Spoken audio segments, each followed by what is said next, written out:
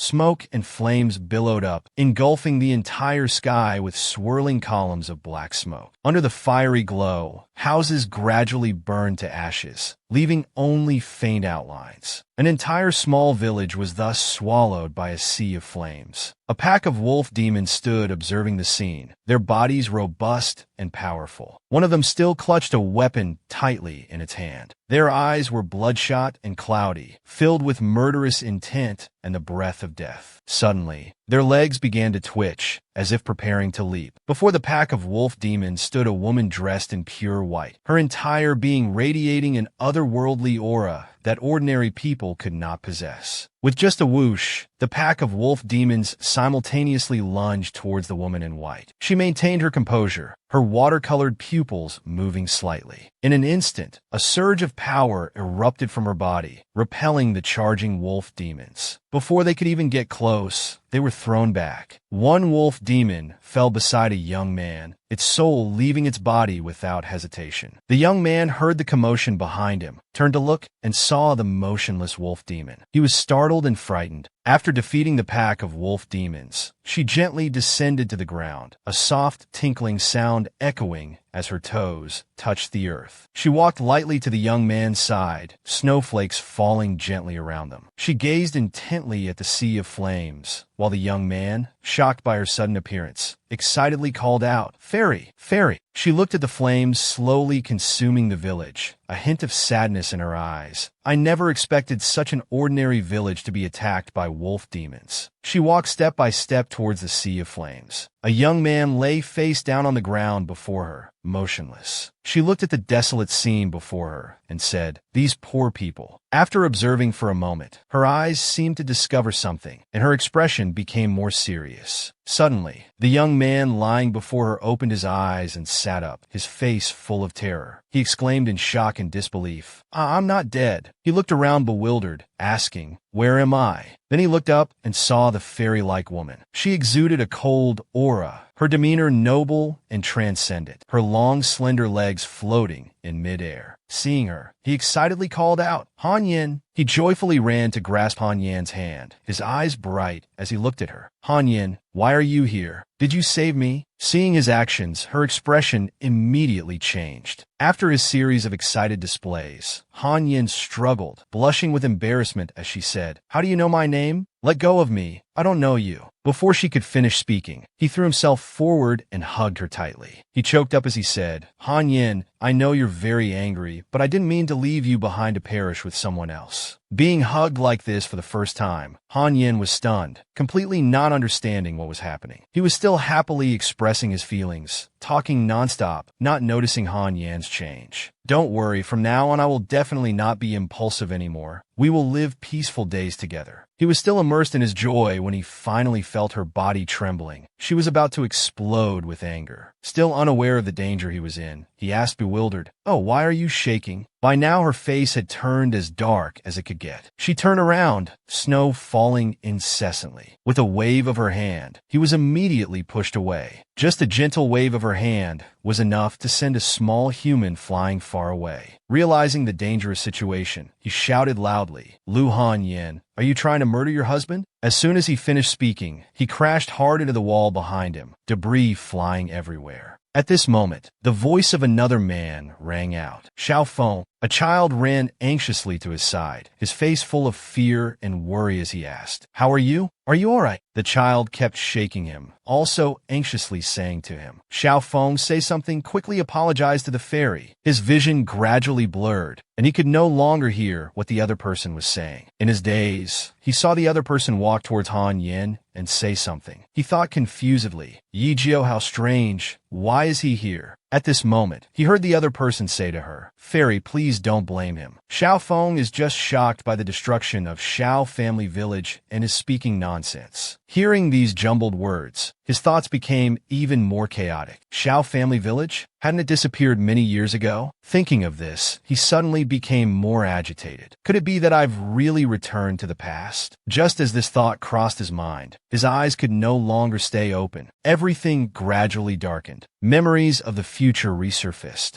A young man was standing there. Behind him was Han Yin. She stood behind him, softly calling husband, her beautiful face and silver-white hair showing a gentleness never seen before. Suddenly, she threw herself forward, hugging the young man tightly, choking as she said, "Promise me, you must return safely." The man turned around, gently wiping the tears from her face, saying softly, "I promise you, I will never abandon you." The scene shifted to another place, where blood flowed like rivers. A mocking voice rang out. To think that the mighty Seven Kills Demon Lord would come to this. Ha ha. The one called the Seven Kills Demon Lord was now kneeling on the ground, seemingly having fought to exhaustion, his body covered in wounds. He struggled to speak. "I will never be controlled by others again." As he finished speaking, he raised his head, his face bearing several scratches. He gently wiped the blood from the corner of his mouth, then smiled, staring intently at the opposite side. Suddenly, he shouted loudly, "Let's die together." As soon as he finished speaking, a loud explosion rang out, shaking the entire sky. The scene returned to the present, where in the sky, a massive flying ship was slowly advancing forward. Xiao Yifeng, who had been lying motionless on the bed, suddenly sat up, his face panicked as he shouted, "Han Yin!" After a moment with no response, he calmed down, panting, "Haha." Then he looked at his hands, exclaiming in surprise, "It's not a dream. I'm really not dead." Just as he was rejoicing in his deduction, a gentle voice sounded, "You've finally woken up." Hearing this voice, he was startled. A beautiful woman was standing at the door, walking in step by step. When she saw him awake, she covered her mouth and said, "Follow me. The Hall Master wants to see you." Hearing that she wanted to take him to meet their Hall Master, he hurriedly got out of bed and put on his shoes, then asked the woman, "May I ask, Fairy, where is this?" Hearing his question, the woman turned to look at Xiao Yifeng. The woman slowly walked forward, saying as she went, "This is a ship on its way to Wintian sect. Hurry and follow me. The Hall Master has been waiting for you for a long time." He slowly followed behind her, not forgetting to put on an outer robe as he walked. As they left the room, the woman had already gone ahead of him. He panted as he ran after her, saying as he ran, "I'm coming." He followed behind the woman step by step, looking around as he walked, thinking to himself, "It's really true. I've indeed returned to the past. This is when Han Yin saved me years ago." Throughout the entire journey, women were everywhere. After a while, they arrived at a spacious room. The woman in front had already opened the door and entered. Xiao Yifeng followed her in. He looked around, thinking to himself, although she later became my wife, at this moment she still doesn't know me. Just as he reached the middle of the room, he suddenly heard the door slam shut behind him. Xiao Yifeng turned to look, alarmed to find that the door had been closed. He exclaimed anxiously, "Hey, why did you close the door?" Just as he was feeling worried and uneasy, a female voice rang out, "Are you Xiao Yifeng?" Hearing someone call his name, he turned his head in bewilderment. Before him was the woman he had just seen when he woke up from the sea of flames, a woman with silver-white hair and a fairy-like aura, staring intently at him. She was the Guanghan Fairy, a great vehicle stage cultivator of Wintian sect. She was sitting upright on the chair in front, silently looking down at him, waiting for Xiao Yifeng's answer. The silver-haired woman, with her graceful figure and exquisite beauty, possessed eyes that could captivate anyone's heart. She was the Guanghan Fairy of Wintian sect, a character as cold as snow. Transcendent and untainted by worldly dust, she was the most outstanding female cultivator in the realm of immortal cultivation. Countless men in the world had fallen for her at first sight. Once, when she was out on a leisure trip, a rotund man blocked her path, wanting to make her acquaintance. Fairy, I am. Those around him, seeing his courage, had eyes full of expectation and admiration, their pupils dilated and hearts racing as they observed. But before he could finish introducing himself, she coldly walked past him. Her face always maintained an indifferent expression. The man, ignored in such a manner, instantly turned to stone. The onlookers, witnessing this scene, had their eyes wide open and jaws dropped, filled with astonishment. She walked on coldly, never looking back. For many years, even her real name was known to very few. The young man thus fell to the ground, tears streaming down his face. Some concerned bystanders approached, poking at his head. But today, that woman was sitting upright in the main seat,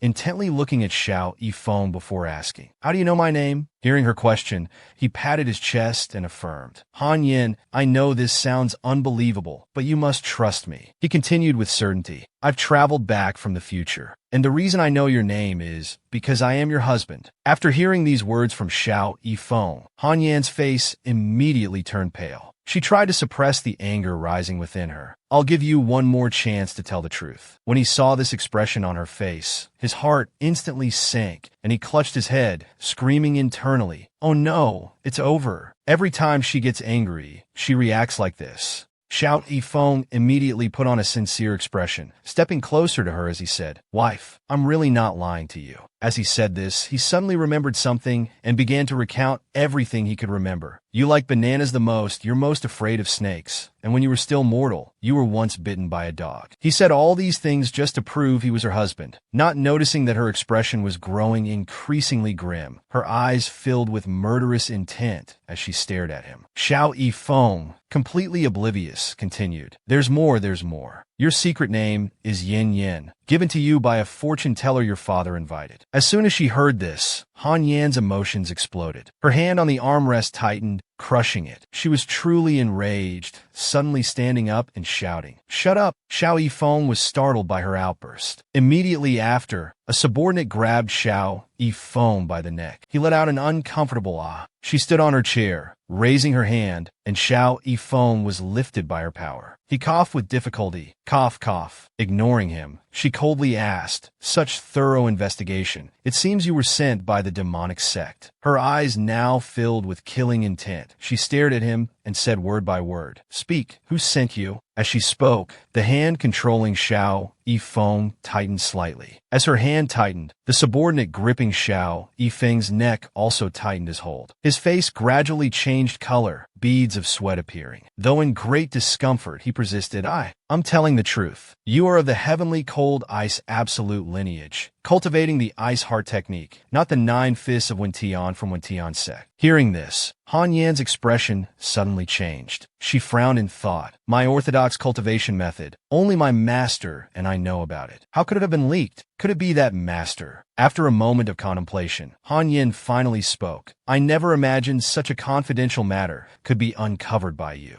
She coldly looked at him and said, "It seems I can only kill you first, then search for information in your head." As she finished speaking, she lightly raised 2 fingers of her other hand, surrounded by sharp, cold energy. Then she pointed directly at him, seeing that she was truly about to attack him. With those sharp, cold energies rushing straight towards him, Xiao Yifeng instinctively used his hands to shield his body, shouting in panic, "You have a red, teardrop-shaped birthmark on your thigh." As soon as Xiao Yifeng finished speaking, Han Yan's fingers, brimming with cold energy, halted right in front of his face. Just a moment later, and he would have truly perished. His face was covered in sweat, his eyes filled with terror as he stared at those 2 fingers. Then, he was released by Han Yan, his whole body going limp as he fell to the ground with a painful cry. "Ouch!" He panted. "Haha, this surely couldn't have been discovered through investigation, right?" His eyes darted around quickly, then suddenly froze. The woman, previously thought to be cold and proud, was now blushing furiously, hugging her legs shyly as she said,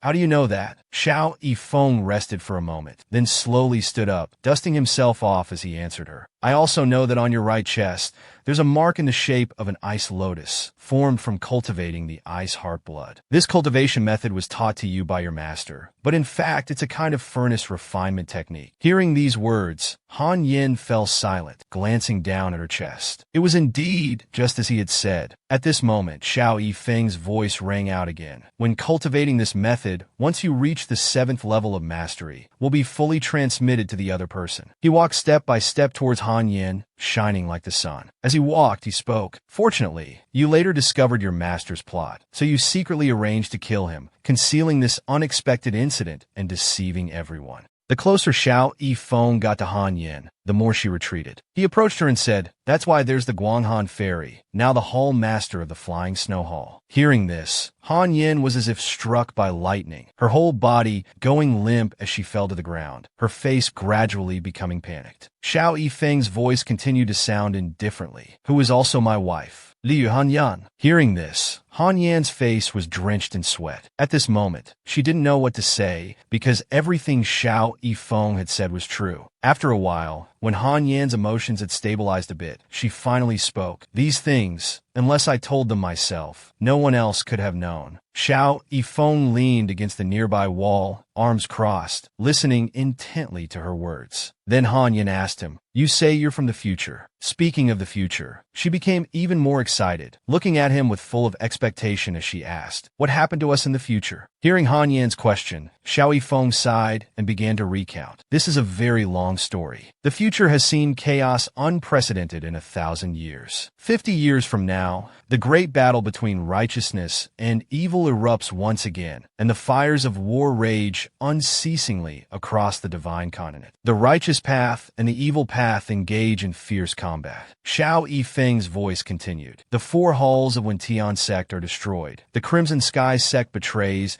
and joins the demonic sect. The Luo Shu Gate is left in name only, and the two great monk masters of the formless temple enter nirvana. The scene before his eyes appeared, surrounded by a sea of blood and raging flames, with corpses strewn everywhere. The scene shifted to another place, where there was no war, very peaceful and romantic, with a couple deeply in love. The young man casually tucked a flower into the girl's hair, his eyes full of love as he looked at her, while the girl shyly nestled into the young man's embrace. Xiao Yifeng's voice rang out again. As for me, I was framed by a traitor of Wentian sect, accused of killing my master and forced to wander the world as a fugitive. Unexpectedly, I met you, and we became cultivation partners. Then we decided to retire from the world of martial arts, no longer concerning ourselves with worldly affairs, but our enemies found us. As he said this, his voice grew somber. The scene from that time reappeared, with him standing in a room, hearing shouts from outside. Xiao Yifeng, come out! He immediately drew his sword and went out. Then, it was unclear what happened. Only a loud explosion was heard echoing throughout the area. Back in the present, Xiao Yifeng placed his hands on Han Yan's, which were resting on her knees, and choked up as he said, "After that, I perished along with my opponents. I thought I would never have the chance to see you again in this life." He continued excitedly, "I never expected to open my eyes and return to the moment when you saved my life all those years ago." Then Xiao Yifeng immediately sat down in front of Han Yan, grasping both her hands. This action left Han Yan flustered. Xiao Yifeng placed her hand on his face, then looked up at her with deep eyes and said, "Han Yan, it's so good to see you again." Hearing his confession, Han Yan could only stare at him in a daze. At this moment, the two handmaidens outside the door had been waiting for a long time without hearing any movement, and they started to gossip. "We're almost at the sect, but that guy still hasn't come out." A handmaiden with a ponytail asked the one beside her, "I wonder what the hall master wanted with him." The other handmaiden replied, "Probably just asking a few questions. Nothing to worry about." The two continued to chat. "You know our hall master's attitude towards men, don't you?" Hearing this, the other responded, "That's true, especially since he's just a mortal." Meanwhile, inside the hall master's room, Xiao Yifeng was sitting in the main seat, intently writing something on paper. She looked at his paper and asked, "Is this the improved cultivation technique you mentioned?" Hearing this, he happily replied, "That's right.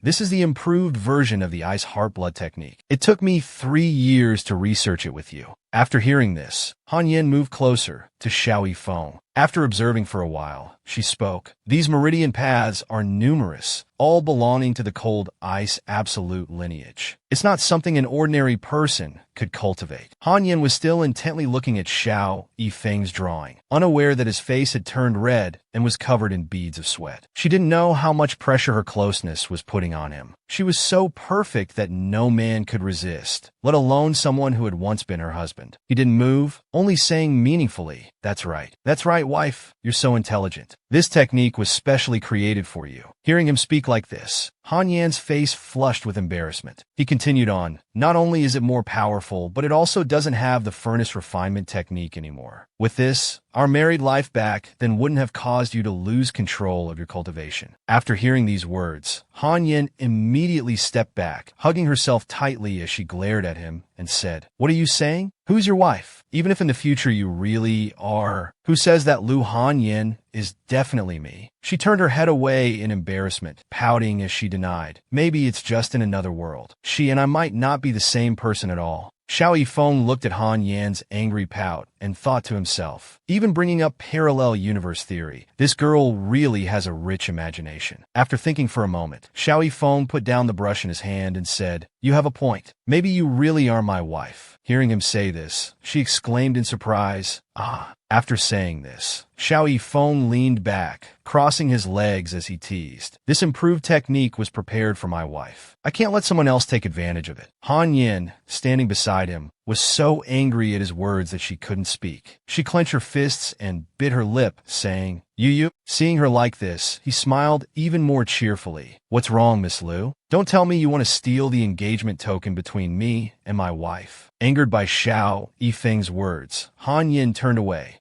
"Who wants it? I'll figure it out myself." When he saw that she was really about to leave, he quickly stood up and handed the technique to Han Yin, saying, "Hey, I was just joking. Actually, I suppose I could give it to you." Xiao Yifeng suddenly changed his mind. Han Yin turned back to look at him, puzzled. He pointed at his face, cheerfully proposing a condition to her. "I'll give you the technique if you accept me as your personal disciple. How about that?" Hearing Xiao Yifeng's words, Han Yin exclaimed excitedly, "How could that be possible? Our flying snow pavilion is all female. How could I let you join as my disciple?" He looked at Han Yin with a regretful expression and said, "Well, then there's nothing more to discuss." Then he stretched, yawning as he said, "All right then." She still didn't understand Xiao Yifeng's intention, standing there with clenched fists, looking at him full of expectation. Xiao Yifeng calmly stood up, stepped away from the chair he had been sitting on, and slowly walked forward, saying, "Then I won't trouble the esteemed hall master any further." He then walked right past Han Yin. "I'll take my leave. From now on, we'll have no further relationship." As Han Yin heard these words, she suddenly felt a sense of loss. She bit her teeth in frustration and called out, "Stop!" When Xiao Yifeng heard Han Yan's words, his eyes suddenly lit up. He stopped in his tracks, secretly flashing a victorious smile. "The entire sect is female, so accepting you must come with conditions," Han Yin said. "I can allow you to become my disciple." She looked at him and continued, "But you must not do anything to harm the righteous path, or I will absolutely not forgive you."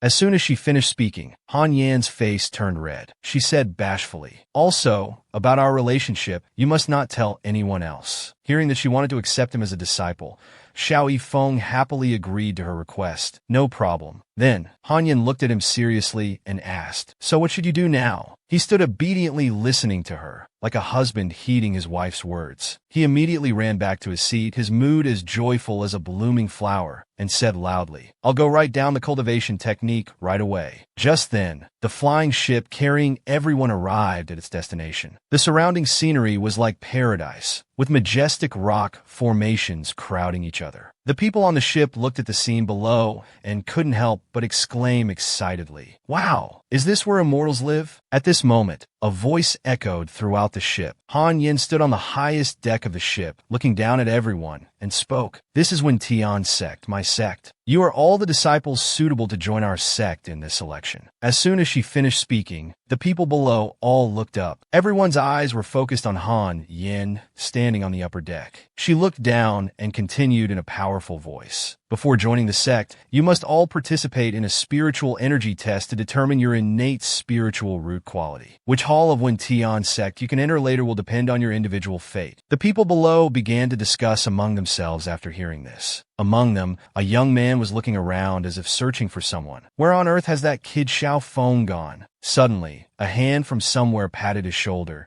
and a familiar voice rang out. "Hey, what are you looking for?" Xiao Yifeng's action and words startled him. After calming down, he pointed straight at Xiao Yifeng and said resentfully, "Where did you go? I've been looking for you all over the place." Xiao Yifeng laughed and replied, "I just went to apologize to the fairy." As he leaned in to whisper in his ear, Xiao Yifeng saw his mysterious expression and listened silently. "Xiao Feng, I just overheard something," he worriedly whispered in Xiao Yifeng's ear. "Except for the two of us who boarded midway, all the mortals here are disciples selected by the immortals this time, with very high cultivation aptitude." Hearing him speak at length, Xiao Yifeng stood calmly listening, showing no reaction. His voice grew more worried. "If our spiritual roots aren't good enough, we'll be sent away, right?" Suddenly, A hand patted his shoulder reassuringly. "What's there to be afraid of?" Xiao Yifeng put his arm around his shoulder, smiling smugly. "In this immortal cultivation business, besides innate talent, it's also about fate. And your fate is very good." He was stunned upon hearing this, then happily said, "You're right, I'll do my best." After comforting his friend, Xiao Yifeng also said casually, "Ha, of course you have good fate, kid." Hearing him say this, the other person smiled even more cheerfully. Suddenly, memories from his past life flashed in Xiao Yifeng's mind. He saw himself placing his hand on the testing orb, and immediately after, a strong light emanated from it. This proved how high his aptitude was. Xiao Yifeng thought to himself, "Who would have thought you'd be the one with the strongest aptitude among these disciples? Much stronger than me. But this time, I've prepared in advance." As they disembarked from the flying ship, Xiao Yifeng pulled his hand, smiling as he said, "Come on, let's go take the spiritual energy test." At this moment in the Taiji Hall, many disciples were coming and going, creating a lively atmosphere. Ma Yijiosi and Xiao Yifeng were also among the crowd. He looked at Xiao Yifeng and asked, "Xiao Feng, look around. There are immortals everywhere." He looked ahead and saw several disciples standing solemnly, with a few chairs placed in front of them. He asked curiously, "But why are there empty spaces in front of them?" Hearing his question, Xiao Yifeng calmly replied, "Those are the seats for the 9 hall masters of Wentian sect. Look!" At that moment, beams of different colored light shone down onto those empty chairs. The hall masters appeared, and the disciples below called out in unison. Disciples pay respects to the sect leader and hall masters. The disciples below all clasped their hands and bowed respectfully. Only Xiao Yifeng remained standing straight. Seeing this, Ma Yijiosi whispered a reminder. "Xiao Feng, quickly pay your respects. Don't be so disrespectful." After being reminded, he clasped his hands and bowed his head, but immediately looked up again to observe the scene above. In the center of the hall master's seats sat Han Yin, looking composed and seemingly uninterested in these proceedings, resting her chin on her hand with her head tilted to one side. Observing Han Yin's position, Xiao Yifeng finally responded to him, "I see." Seated beside Han Yin was Guangling Jinren, the sect leader of Wen Tian sect. He looked at the disciples below and said in a loud voice, "You may rise. Welcome to our Wen Tian sect. I am Guangling, the sect leader of Wen Tian sect." The people below murmured upon hearing his renowned name. His voice continued, "You young friends are all geniuses from various places, all qualified to join our sect." Then he spoke in a powerful tone. "But before joining, you need to undergo a spiritual root test, after which the hall masters will choose their disciples. Do you understand?" Hearing the sect leader's question, the disciples below answered in unison, "Understood." The test began. Xiao Yifeng patted Ma Yijiosi's shoulder reassuringly. "Don't be afraid, the rain is very steady." Hearing this, he didn't understand Xiao Yifeng's meaning and looked at him blankly. Just then, a strong wind blew through, startling everyone. At this moment, a voice announced, "The spiritual energy test will now begin." Then, an elder suddenly flew up, his power exciting the disciples below, who watched intently. After that, the test administrator used his power to create a large vortex, with spiritual energy pouring out from around it. The disciples below gaped in amazement at this sight. The administrator then introduced to the disciples below, "This is the spiritual energy testing device, which can categorize your spiritual root quality into 4 types: Jia, Yi, Bing, and Ding." Then, a large scroll appeared before the administrator. Standing on the platform, he looked down and said, "When I call your name, step forward and place both hands on the testing device." The administrator's voice rang out, "Zheng Niu." Hearing this name, a burly figure among the disciples below immediately raised his hand and shouted, "I'm here." He then quickly stepped onto the platform. Seeing his eagerness, the administrator reminded him, "Just place your hands on it." He obediently replied, "Yes." He then honestly placed both hands on the testing device. The device immediately emitted a blue light. Seeing this, the administrator announced loudly, "With spiritual root." After testing the first person, the administrator's voice rang out again. "Next, Zhang Lingheng." Among the disciples below, someone raised their hand and called out loudly. While they were eagerly undergoing the spiritual root test, someone was observing Xiao Yifeng and thinking to themselves, "I wonder what that kid's spiritual root is." Han Yin, sitting above, closely observed Xiao Yifeng, thinking to herself, if it's a grade, it would be easier for me to find a reason to take him as my disciple. Just as she was pondering this, the sect leader's voice rang out. Junior Sister Guanghan. He turned his head, smiling meaningfully. From your look, it seems you've already set your sights on a disciple. Hearing this, she calmly replied, not yet for the moment. At this time, it was my Yi Jioci's turn on the platform. When he placed both hands on the testing device, the words Jia Superior immediately appeared above. Then the excited voice of the administrator rang out. My Yi Jioci, with spiritual root, Jia Superior. Hearing the administrator's announcement, he stood there in surprise. The administrator patted his shoulder, saying joyfully, Junior Brother My Yi, congratulations. But he hadn't yet processed what was happening and dazedly said, Jia Superior. On the other side, after hearing the administrator's announcement, the sect leader laughed and said, not bad. I didn't expect to encounter such good aptitude this time. Then he turned to ask her, Junior Sister Guanghan, I heard this disciple is one of the 2 people you brought in midway. I wonder about the other one. She said nothing in response, only silently observing below. Just then, the administrator's voice rang out again. Next, Xiao Yifeng. Hearing his name, he slowly walked towards the testing device, inwardly sighing, I didn't expect to go through this again. His face showed confidence as he gently placed his hand on the device. The device immediately displayed the characters ding lower. Seeing this, the administrator and the disciples below all tensed up, breaking into a sweat. Xiao Yifeng, observing this scene, inwardly mused, I told you so. The testing device emitted a dazzling light. At this moment, the administrator's face had completely changed, and he could barely speak. Ding lower. In contrast to the administrator's expression, his face remained calm, as if he had anticipated everything. Below the platform, discussions erupted. Is this real or fake? Did I see that right? Ding lower. The disciples below were all shocked. One disciple pointed up and said to the person next to him, weren't we told that all these people were geniuses from various places? How could someone have such poor aptitude? The disciple beside him replied, Ding lower. This aptitude is basically no different from an ordinary person. I've heard they can at most become menial workers. After completing the spiritual root test, he calmly turned to leave. Seeing this, the administrator struggled to say, how about you try again? The testing device might have malfunctioned, but he coldly replied, no need. I know how useless I am. Hearing him say this, the administrator was stunned. As soon as he stepped off the platform, he walked towards my Yi Jioci and said to him, well, great genius, aren't you much more outstanding than me? Hearing this, my Yi Jioci hastily replied, Xiao Feng, I'm sorry I didn't know. He moved closer and patted his shoulder reassuringly. Don't think too much about it. This is your innate talent, so cherish it. Besides, am I someone who needs aptitude? Hearing him say this, my Yi Jioci felt more at ease and responded, I understand. Just then, he suddenly felt something.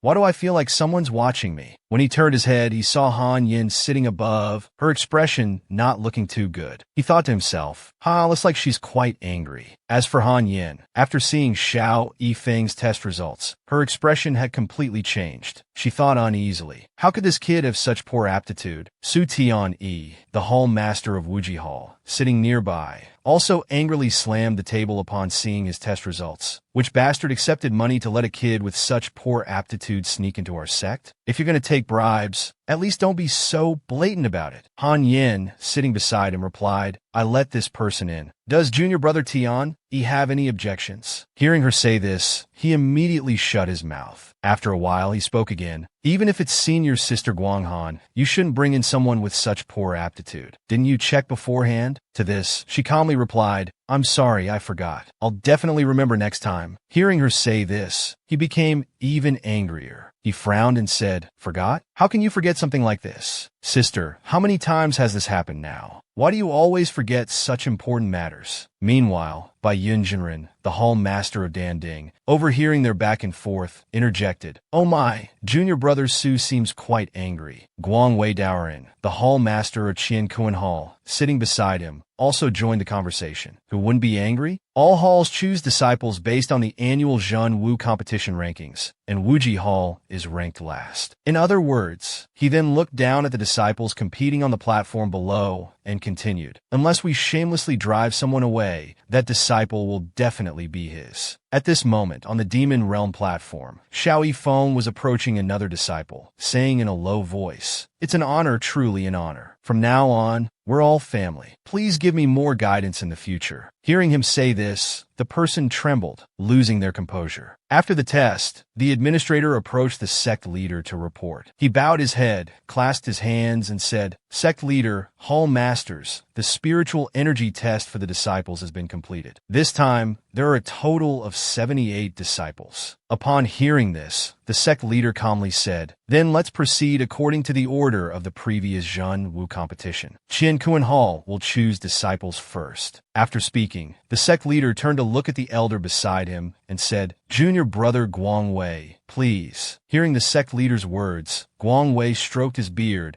and ordered the person standing beside him, "Ming Hai, go ahead, you know how to choose." Hearing the order, that person respectfully clasped his hands and said, "Yes." Then, the elder named Ming Hai immediately flew down to the disciples below. After finishing with that matter, the sect leader turned to his own subordinate and said, "Next is Taiji Hall. Xianyi, I leave the selection of junior brothers and sisters to you." Hearing the order, that person immediately clasped his hands, bowed his head respectfully, and replied, "Yes." Finally, the sect leader turned to Han Yin, smiling as he said, "Then next is Flying Snow Hall, ranked third. Junior sister Guanghan, it's your turn." As soon as she heard the name of her hall, she gave orders to the person below, Ming He, the usual rules. The demoness standing behind her immediately bowed respectfully and replied, "Yes, hall master." Below the platform, Xiao Yifeng was looking around expectantly. His eyes suddenly flashed with excitement as he thought to himself, "Here it comes." He stood in the crowd. Watching senior sister Ming, he approached step by step, his eyes full of anticipation. Just as he thought senior sister Ming he would choose him, she walked right past him, not even sparing him a glance. She went straight to the group behind him, pointing at a green-haired woman and saying, "You come with me." Hearing that she had been chosen, that demoness happily replied, "Yes." As for him, ignored by Ming he stood there dazed, not understanding what was happening. He glanced around and thought to himself, could it be? Before he could finish his thought, Ming He's voice rang out again. "Zhu Jie, step out of line and follow me." As soon as she finished speaking, a young man joyfully ran out. "Coming, coming." Ming He's voice continued, "Lu Run, follow me." After she spoke, a burly young man stepped forward and said, "Yes." Ming He continued to choose. Kwang Wen, come out. Dong Xin, come out. Kwang Wen and Dong Xin, hearing their names, joyfully clapped their hands in celebration. Finally, she led everyone to follow her. "All of you, follow me." After a round of disciple selection, now only Xiao Yifeng remained below the platform. He stood there alone, the wind blowing past him, giving a sense of utter desolation. Around him, all the disciples had been led away by the hall masters. The expectant look on his face had disappeared, replaced by confusion and bewilderment. He stared intently ahead, thinking to himself, just like in my previous life. Could it be that she wants to go back on her word? As soon as he thought this, he denied his own thoughts. No, she's not that kind of person. At this moment, on the main seat, the sect leader turned with an awkward expression and said, "Junior Brother Su, it's finally your turn. However, with only one person left, there's no need to choose anymore, right?" The person called Junior Brother Su, upon hearing the sect leader's words, immediately began to fume. He angrily clenched his fists and shouted, "I won't choose, you all did this on purpose." Just as he was fuming, Han Yin, sitting beside him, spoke up to interrupt him. "Junior Brother Su, if you really don't want to choose, then let him come under my tutelage." Suddenly hearing her say she wanted to accept Xiao Yifeng, his face went blank, looking at her in confusion. After speaking to him, she stood up and left, saying as she walked, "Since I let him in, I should take responsibility for him." When Tian's sect keeps its word. The sect leader, sitting in the main seat now, had a completely changed expression. He looked at Han Yin and asked in surprise, "Junior Sister Guanghan, are you saying you want to accept him in a Guanghan hall? But doesn't your hall only accept female disciples?" Hearing this, Han Yin calmly replied, "Senior Brother Sect Leader, Arwen Tian's sect is at the forefront of the righteous path. We not only need to subdue people with martial arts, but, more importantly, with trust. She continued with certainty. What's wrong with a low spiritual root? Over the years in the cultivation world,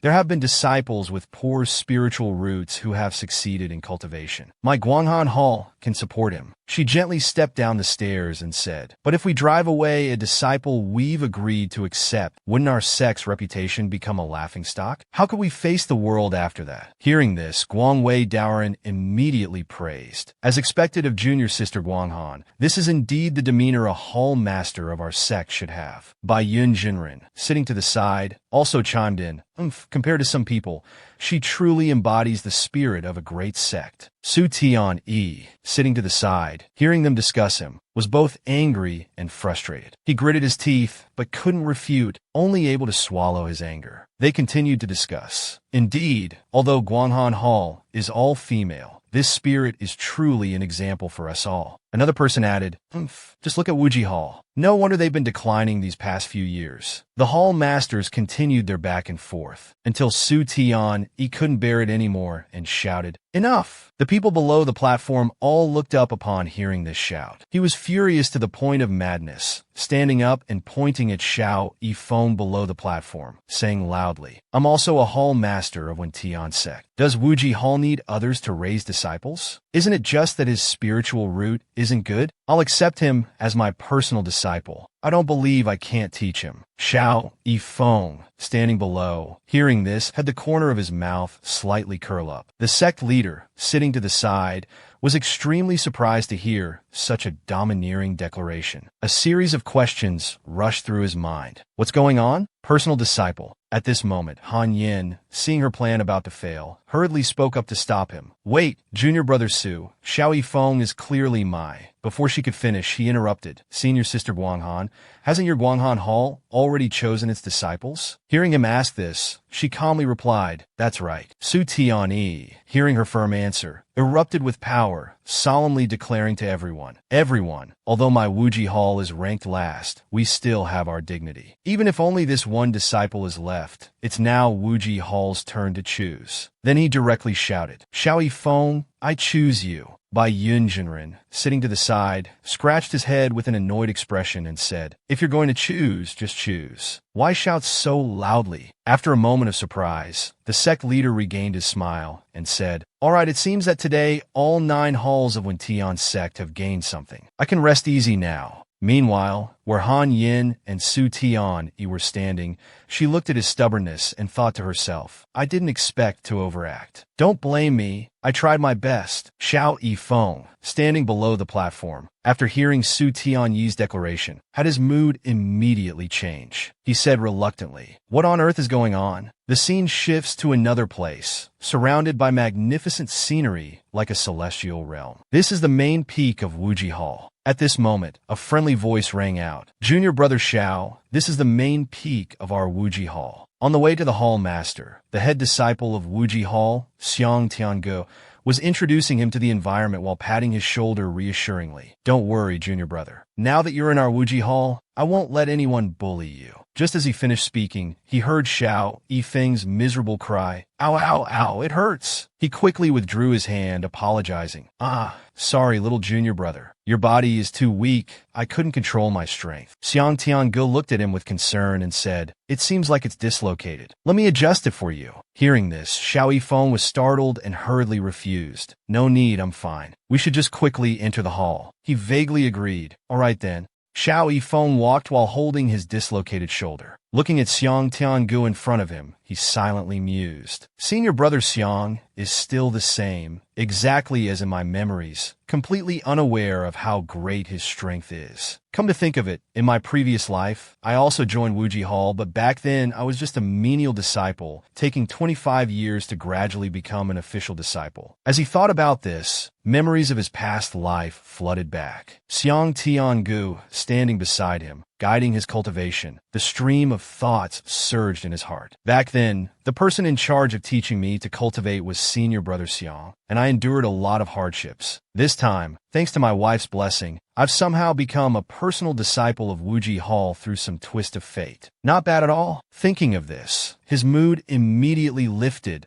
the corners of his mouth curling up, full of expectations for the future. At this moment, in a spacious room, a young woman with pink hair at the shoulders, Su Miaoqing, daughter of Su Tianyi, was happily saying to her father, "Father, did you really find me a little junior brother? When will he arrive?" Hearing about the junior brother, Su Tianyi sighed and said, "At that time, I was just caught up in the moment and spoke without thinking." Hearing her father say this, the young woman pouted, "That won't do. You've already said it in front of so many people that you want to accept him as a disciple." Just then, a woman's voice rang out, "I think accepting a disciple is a good idea." A green-haired woman carrying a teacup entered. She was Lin Ziyun, Su Tianyi's wife. As soon as she entered, she said, "Didn't you say so, husband?" Although this child's spiritual root is poor, his mind is very mature. She continued, "If it really doesn't work out, I'll help you teach him." Hearing his wife's words, Su Tianyi seemed to understand and said, "My lady is right." In the spacious room where Su Tianyi's family of 3 was staying, suddenly a voice came from outside. "Master, mistress, junior brother Xiao has arrived." Speak of the devil. Su Tianyi didn't hesitate anymore and immediately ordered, "Come in." Outside the door were Xiang Tiangu and Xiao Yifeng. Before letting Xiao Yifeng enter the room, senior brother Xiang reminded him, "Junior brother Xiao, just do as I told you." Seeing senior brother Xiang being so considerate, he smiled and replied, "Thank you, senior brother." Then he reached out to push the door, which opened slightly due to his force. He then opened the door completely and stepped in, raising his head. 3 people were already standing in the room waiting for him. As soon as he reached the middle of the room, he clasped his hands respectfully and said, "Disciple Xiao Yifeng pays respects to master, mistress, and greets senior sister." In Wentian sect, disciples are usually divided into menial disciples, outer disciples, and inner disciples. In the main hall of Wuji Hall, the menial disciples were busy carrying water. Among them, menial disciples hardly have the opportunity to receive orthodox teachings and can only continuously labor to exchange for the chance to become official disciples. Outer disciples, on the other hand, have truly stepped into the door of cultivation. Although they cannot learn the truly supreme and exquisite cultivation methods, if they work hard, they can still hold their heads high one day. These disciples were being guided in cultivating the Tai, He Primal Chi. In contrast to menial and outer disciples, inner disciples are extremely few. They enjoy the best resources of the sect, with the sole goal of becoming the future pillars of the sect. And Xiao Yifeng was now an inner disciple of Wuji Hall. At this moment, he was sitting in his cultivation room, his face full of excitement as he said, "I never expected to actually become an inner disciple of Wuji Hall in such a haphazard way and even have my own room. I wonder what my wife did back then." As he said this, he became troubled again. "It's just that with my aptitude, even with the experience of my past life's mental methods, cultivation is still very slow. I need to think of another way." Suddenly, there was a knock on the door outside. He looked puzzled at the closed door. Who could be coming at this hour? Though saying this, he quickly got off the bed and went to the door. Coming. Xiao Yifeng opened the door and found no one in front of him, but instead a huge white tiger growling at him. Because of his memories from his past life, he didn't show any expression, his face bearing a look of boredom,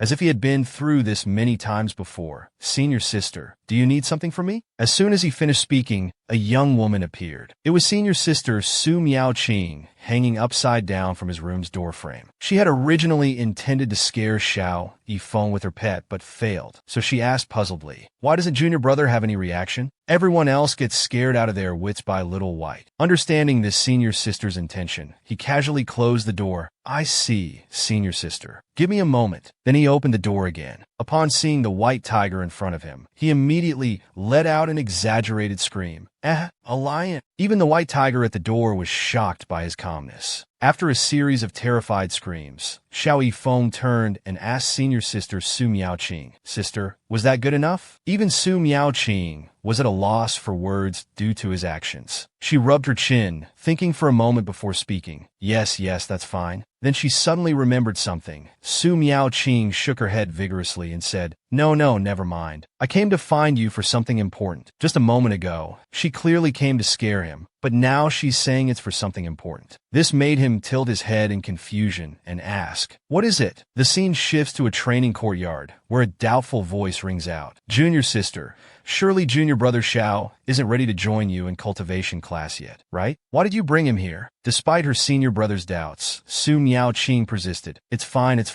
Just teach the two of us. Don't worry. Yes, senior sister. If there's anything he doesn't understand, I'll teach him, right, little junior brother? Xiao Yifeng, sitting to the side, played along. It's no problem, senior brother. Just go ahead and teach. Having successfully executed her plan, Su Miao-Ching secretly rejoiced. Before this, everyone thought I was the youngest and always made me study. Now I finally have a junior brother who's even less capable than me. She turned her head to look at Xiao Yifeng sitting beside her, thinking to herself, Little junior brother, I'm sorry, but senior sister needs you to share some of the heat. Seeing the two of them so insistent, the senior brother reluctantly agreed. All right then, today I'll teach the most basic things. Although junior brother's aptitude isn't high, you must believe that diligence can make up for lack of talent. Sitting below, he obediently replied, Yes, senior brother. After reminding the two, the senior brother said, Then let's start with the division of realms. Our cultivation realms are divided into 9 major stages. Qi condensation, foundation establishment, golden core, nascent soul, soul formation, fusion, void crossing, great vehicle, and tribulation crossing. The senior brother continued in detail. The mental cultivation method of our One Tian sect is the 9 scrolls of heaven questioning, each scroll corresponding to one of the major realms. Today, I want to teach. Su Miao-Ching, hearing that the senior brother wanted to teach the most basic things, which were content she had already learned, raised her hand to yawn, then muttered to herself, It's all stuff I've learned before. This time I can finally be lazy. No sooner said than done. Su Miao-Ching's eyes soon became drowsy, and she thought to herself, I'll take a short nap. With little junior brother's aptitude, he's sure to learn very slowly. She had just dozed off when she was awakened by the senior brother. Su junior sister, suddenly woken up like this, looked around groggily. It's like being caught doing something bad. Ha! Seeing that Su Miao-Ching was still not fully awake, the senior brother said, Next, we'll test the sword techniques I taught you yesterday. Having just taken a short nap, only to be woken up for a test, she asked blankly, But weren't you going to teach those things to little junior brother? Hearing this, the senior brother understood and pointed towards Xiao Yifeng. Over there, he was practicing sword techniques. The senior brother's voice rang out again. He's already finished learning, and today's lesson is also complete. At this moment, she suddenly had a revelation and immediately asked, How long have I been asleep? The senior brother calmly replied, Just half an hour. Although junior brother's aptitude isn't good, his comprehension is extremely high. The things I taught him, he basically remembers with just one look. Look at him, and then look at yourself. Being scolded by the senior brother like this, her eyes looked at him with even more shock. Su Miao-Ching stared blankly at Xiao Yifeng, thinking to herself, How is it possible in just half an hour? At this moment, several questions rushed through her mind. Could he be the legendary study genius? You said we'd be novices together, but you secretly became excellent. So in the end, I'm the only real novice. If this continues, won't he start learning with the other senior brothers and sisters? This won't do. If that happens, won't the senior sister status I worked so hard for completely disappear? After finishing sword practice, he noticed her poor mood and came over to inquire. Senior sister, what's wrong? After pondering her scheme for a while, she finally stood up and said to junior brother Xiao Yifeng, Let's go find the 2 senior brothers to learn about talismans and formations. He was startled by her sudden action, not yet understanding what was happening, unsure of what trick she was up to this time. After speaking to Xiao Yifeng, Su Miao-Ching quickly ran ahead, even calling for the white tiger. Let's go, little white. Xiao Yifeng chased after her from behind, calling out, Wait up! Before the senior brother had finished teaching much, Su Miao-Ching had already led the person away. He looked at the backs of the two with expectation. It seems junior sister's competitive spirit has been stimulated. That's good too.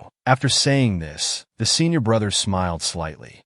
Su Miao-Ching led Xiao Yifeng to where the 2 senior brothers were teaching formations and talismans. Upon arrival, both of them obediently sat down to listen. The so-called talisman and formation techniques are essentially of the same origin, involving spiritual energy operating in special ways to produce effects superior to normal methods. The two senior brothers demonstrated and explained to Xiao Yifeng and Su Miaoqing. Today we'll start with the most basic 8 trigrams formation. The two senior brothers on the podium continued to lecture, while Xiao Yifeng and Su Miaoqing listened attentively opposite them. The Qian trigram represents heaven, indicating the cyclical operation of the heavenly way. The gentleman should follow the will of heaven. Su Miaoqing, sitting below and hearing knowledge she had already learned, was so bored she wanted to sleep. She repeatedly slapped her face hard to stay awake. No, can't sleep. I'm the senior sister. After lecturing for a while, the two senior brothers spoke up. Today, Miaoqing has worked very hard, but junior brother Xiao seems to have many questions. Praised by the two senior brothers, Su Miaoqing smiled smugly. It's normal that junior brother doesn't understand such profound knowledge right now. Then she looked towards Xiao Yifeng and said, "Do you have any questions?" Before she could finish her sentence, he had already stood up, supporting himself with his hands. He stood straight, clasped his hands, and looked at the two senior brothers, saying, "I do indeed have a few questions I'd like to discuss with senior brothers." Standing on the podium, the two senior brothers were quite surprised to hear him say this. "Oh, discuss? Go ahead." With the senior brother's approval, he began. Just now, senior brother said the Qian trigram represents heaven, symbolizing 6 yang lines, but I believe it also implies losing everything. Suddenly, a burst of laughter erupted from the room of the two senior brothers. Ha ha! The two senior brothers walked over to Xiao Yifeng, happily patting his shoulder and saying, "We didn't expect such a young junior brother to have such talent in formations." "You're right, that's the content of the next lesson. We just thought it was too early to mention these things now." Then the two senior brothers led Xiao Yifeng away. Before leaving, the two senior brothers turned to look at Su Miaoqing and said, "Oh, Miaoqing, if you have any questions about formations in the future, you can ask your junior brother." Hearing the senior brother say this, she immediately turned to stone. After the first lesson with the two senior brothers ended, Su Miaoqing and Xiao Yifeng returned. On the way, she excitedly ran up behind him and asked, "How could you understand what those old men were saying?" Hearing her question, he only gave a perfunctory answer. "Well, actually there were parts one didn't understand, so I just discussed a bit with them." He looked at her with a smile, thinking to himself, "After all, I was once a demon lord. This kind of elementary lesson is too useless for me. If I don't speed things up, who knows how long it'll take before I can use anything." Seeing his casual response, she cursed inwardly. Damn it, I've been tricked by him again. A junior brother should have the awareness of a junior brother. Looks like I can only use that method. Who knows what this girl is plotting now? After thinking for a moment, she spoke up, "Junior brother, now follow me to the next study location." Then she led him to a very large room, meticulously decorated all around. As they walked through the room, she introduced him. "This is 4th senior sister's place. She's in charge of the practical combat class." Hearing these 2 words, he exclaimed in surprise, "Practical combat?" Su Miaoqing explained, "That's right, but don't worry. 4th senior sister has a very gentle temperament and loves animals like her own life. She's a really good person." Having executed her plan, she smiled to herself. "This time I can definitely regain face. After all, here it's not about comprehension, but actual cultivation level." A moment later, they arrived at Juyu San's place, the 4th disciple, 4th senior sister of Wuji Hall. The senior sister was leisurely reading a book, and although she knew someone had arrived, she didn't take her eyes off the book, only saying coldly, "Sorry, I'm busy. Next time for sure." Before the senior sister could finish her sentence, Su Miaoqing's voice was heard. "The only problem is that she doesn't care much about worldly affairs." Hearing this, Xiao Yifeng smoothly said, "Then let's not bother 4th senior sister anymore." After saying this, he felt very lucky, thinking to himself, "You've got to be kidding. A novice like me, who hasn't even reached the Qi condensation stage, having to engage in practical combat with 4th senior sister at the nascent soul stage? Isn't that just asking for an early death?" Then he quickly stepped away, hoping that 4th senior sister wouldn't call him back. But Su Miaoqing still wouldn't give up. Seeing him walk away so quickly, she chased after him, shouting, "Wait, junior brother Xiao, don't go." Running too fast, Su Miaoqing's feet tangled, and she fell forward. He had just turned around when she fell straight into his arms. Unable to support her, they both fell backward, crashing into a bookshelf. Xiao Yifeng only managed to cry out, "Ouch!" The collision made a very loud noise. The bookshelf collapsed, and the neatly arranged books on top scattered all over the ground. When the dust cleared, the scene before their eyes was Su Miao-ching lying on top of him. She looked at him, coughing worriedly as she asked, "Junior brother, are you all right?" He hurriedly replied, I'm fine. Before the two could get up and dust themselves off, a figure appeared behind them. That figure was emanating a murderous aura that reached the heavens. Xiao Yifeng, lying underneath, could feel the bone-chilling killing intent, and his expression immediately changed. Fourth senior sister, carrying a sky full of murderous aura, approached them step by step, saying in a cold tone, "You two want to learn practical combat, don't you?" Hearing this tone, both his and Su Miao-ching's faces turned to horror. Su Miao-ching turned her head, stammering, "Actually, we don't have to learn." Seeing fourth senior sister's expression change, he quickly agreed with Su Miao-ching. Right. We'll leave first." As soon as he finished speaking, the door was slammed shut by someone. Fourth senior sister used a palm strike to forcefully close the door. Then she glanced at them, saying softly, "It's fine." Though her tone was gentle, the intimidation increased 100-fold. Fourth senior sister looked at them, a smile spreading across her face as she continued, "After all, your senior sister isn't some evil demon." The scene shifts to Guanghan Hall, where the bright moon is shining, illuminating the top of the tower, creating a scene like a celestial realm. In a large room in Guanghan Hall, Han Yin is bathing. A moment later, the voice of another female disciple is heard. "Hall Master, next is a meeting with by Yun Jinren." But before the disciple could finish, she was interrupted. "Cancel it. I have other matters." The disciple respectfully replied, "Yes." After the disciple left, Han Yin continued to soak in the water, her thoughts wandering. "I wonder how that guy is doing in Wuji Hall." Lin Ziyin was carrying a plate of food to her daughter. As soon as she entered the door, Su Miao-ching's mother called out to her, "Miao-ching, stop playing around and come taste the soup I made for you."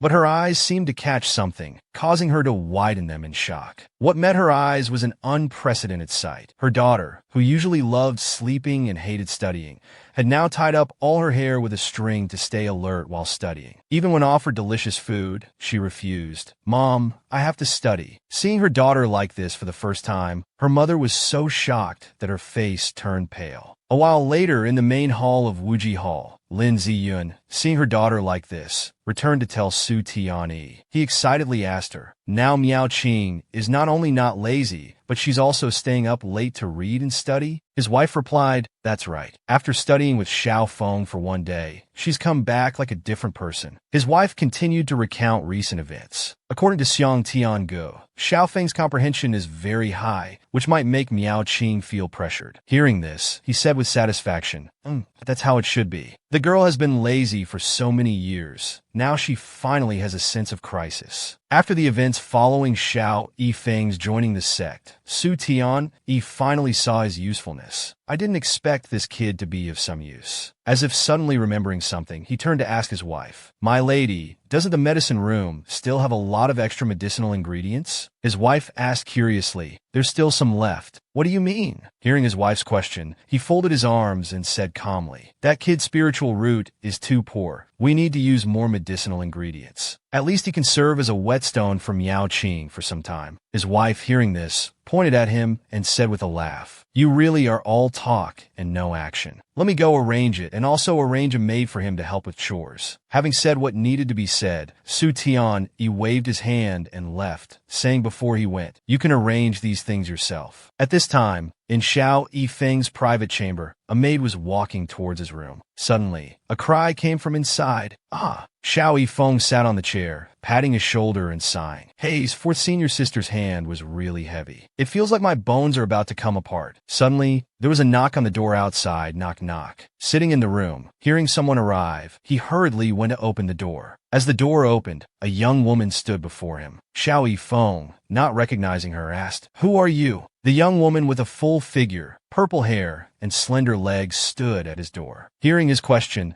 she shyly replied, "Young master, this servant was sent by the mistress to serve you. You can call this servant Xiao Yu." When he heard those words, he asked confusedly, "Serve me for what?" Suddenly, that weak soul became uncontrollably excited, with a nosebleed erupting. Indeed, in his previous life, he had never enjoyed such treatment. Xiao Yifeng's inner self could no longer contain itself, but outwardly, Luckily, he still appeared calm. He scratched his head, blushing as he said, This isn't very good. As soon as he finished speaking, the young woman threw herself into his arms, pressing close to him and making a seductive pose as she said, Oh, so do you think this is ultimately good or not good? She said this while narrowing her eyes. At this moment, he was trying his best to control himself, his face as red as a ripe persimmon, sweating profusely, thinking to himself, This is truly 9 parts strange out of 10. Suddenly, he pushed the young woman away, leaving her stunned on the spot. He immediately said, Of course it's not good. Then, putting on the air of a righteous gentleman, he patted his chest and said solemnly, I am a cultivator, naturally single-minded towards the Tao. Miss, please return. After speaking, he saw the guest out, pushing her outside. I can prepare the medicinal bath myself. You can just do some chores outside. Just like that, the young woman was pushed out by him, only managing to say, Wait. After pushing her out, he immediately closed the door, saying nothing more. The young woman standing outside turned her head to look at the room, muttering, This guy is really decisive. The corner of her mouth slightly curled up, and a cold voice rang out again. That's all there is to it. It wasn't a waste of my effort to specially come and prepare a medicinal bath for you. As soon as she finished speaking, waves of cold energy emanated from her body, rising into the air. After the cold energy completely left her body, she muttered, What's going on? What happened to me? Wasn't I on my way to the young master's residence? After chasing away that young woman, Xiao Yifeng still went to take his bath as usual. As he walked, he pondered the young woman's earlier behavior. Those eyes just now, I'm sure I've seen them somewhere before. As he said this, he suddenly remembered Han Yan's figure, and his face immediately became panicked.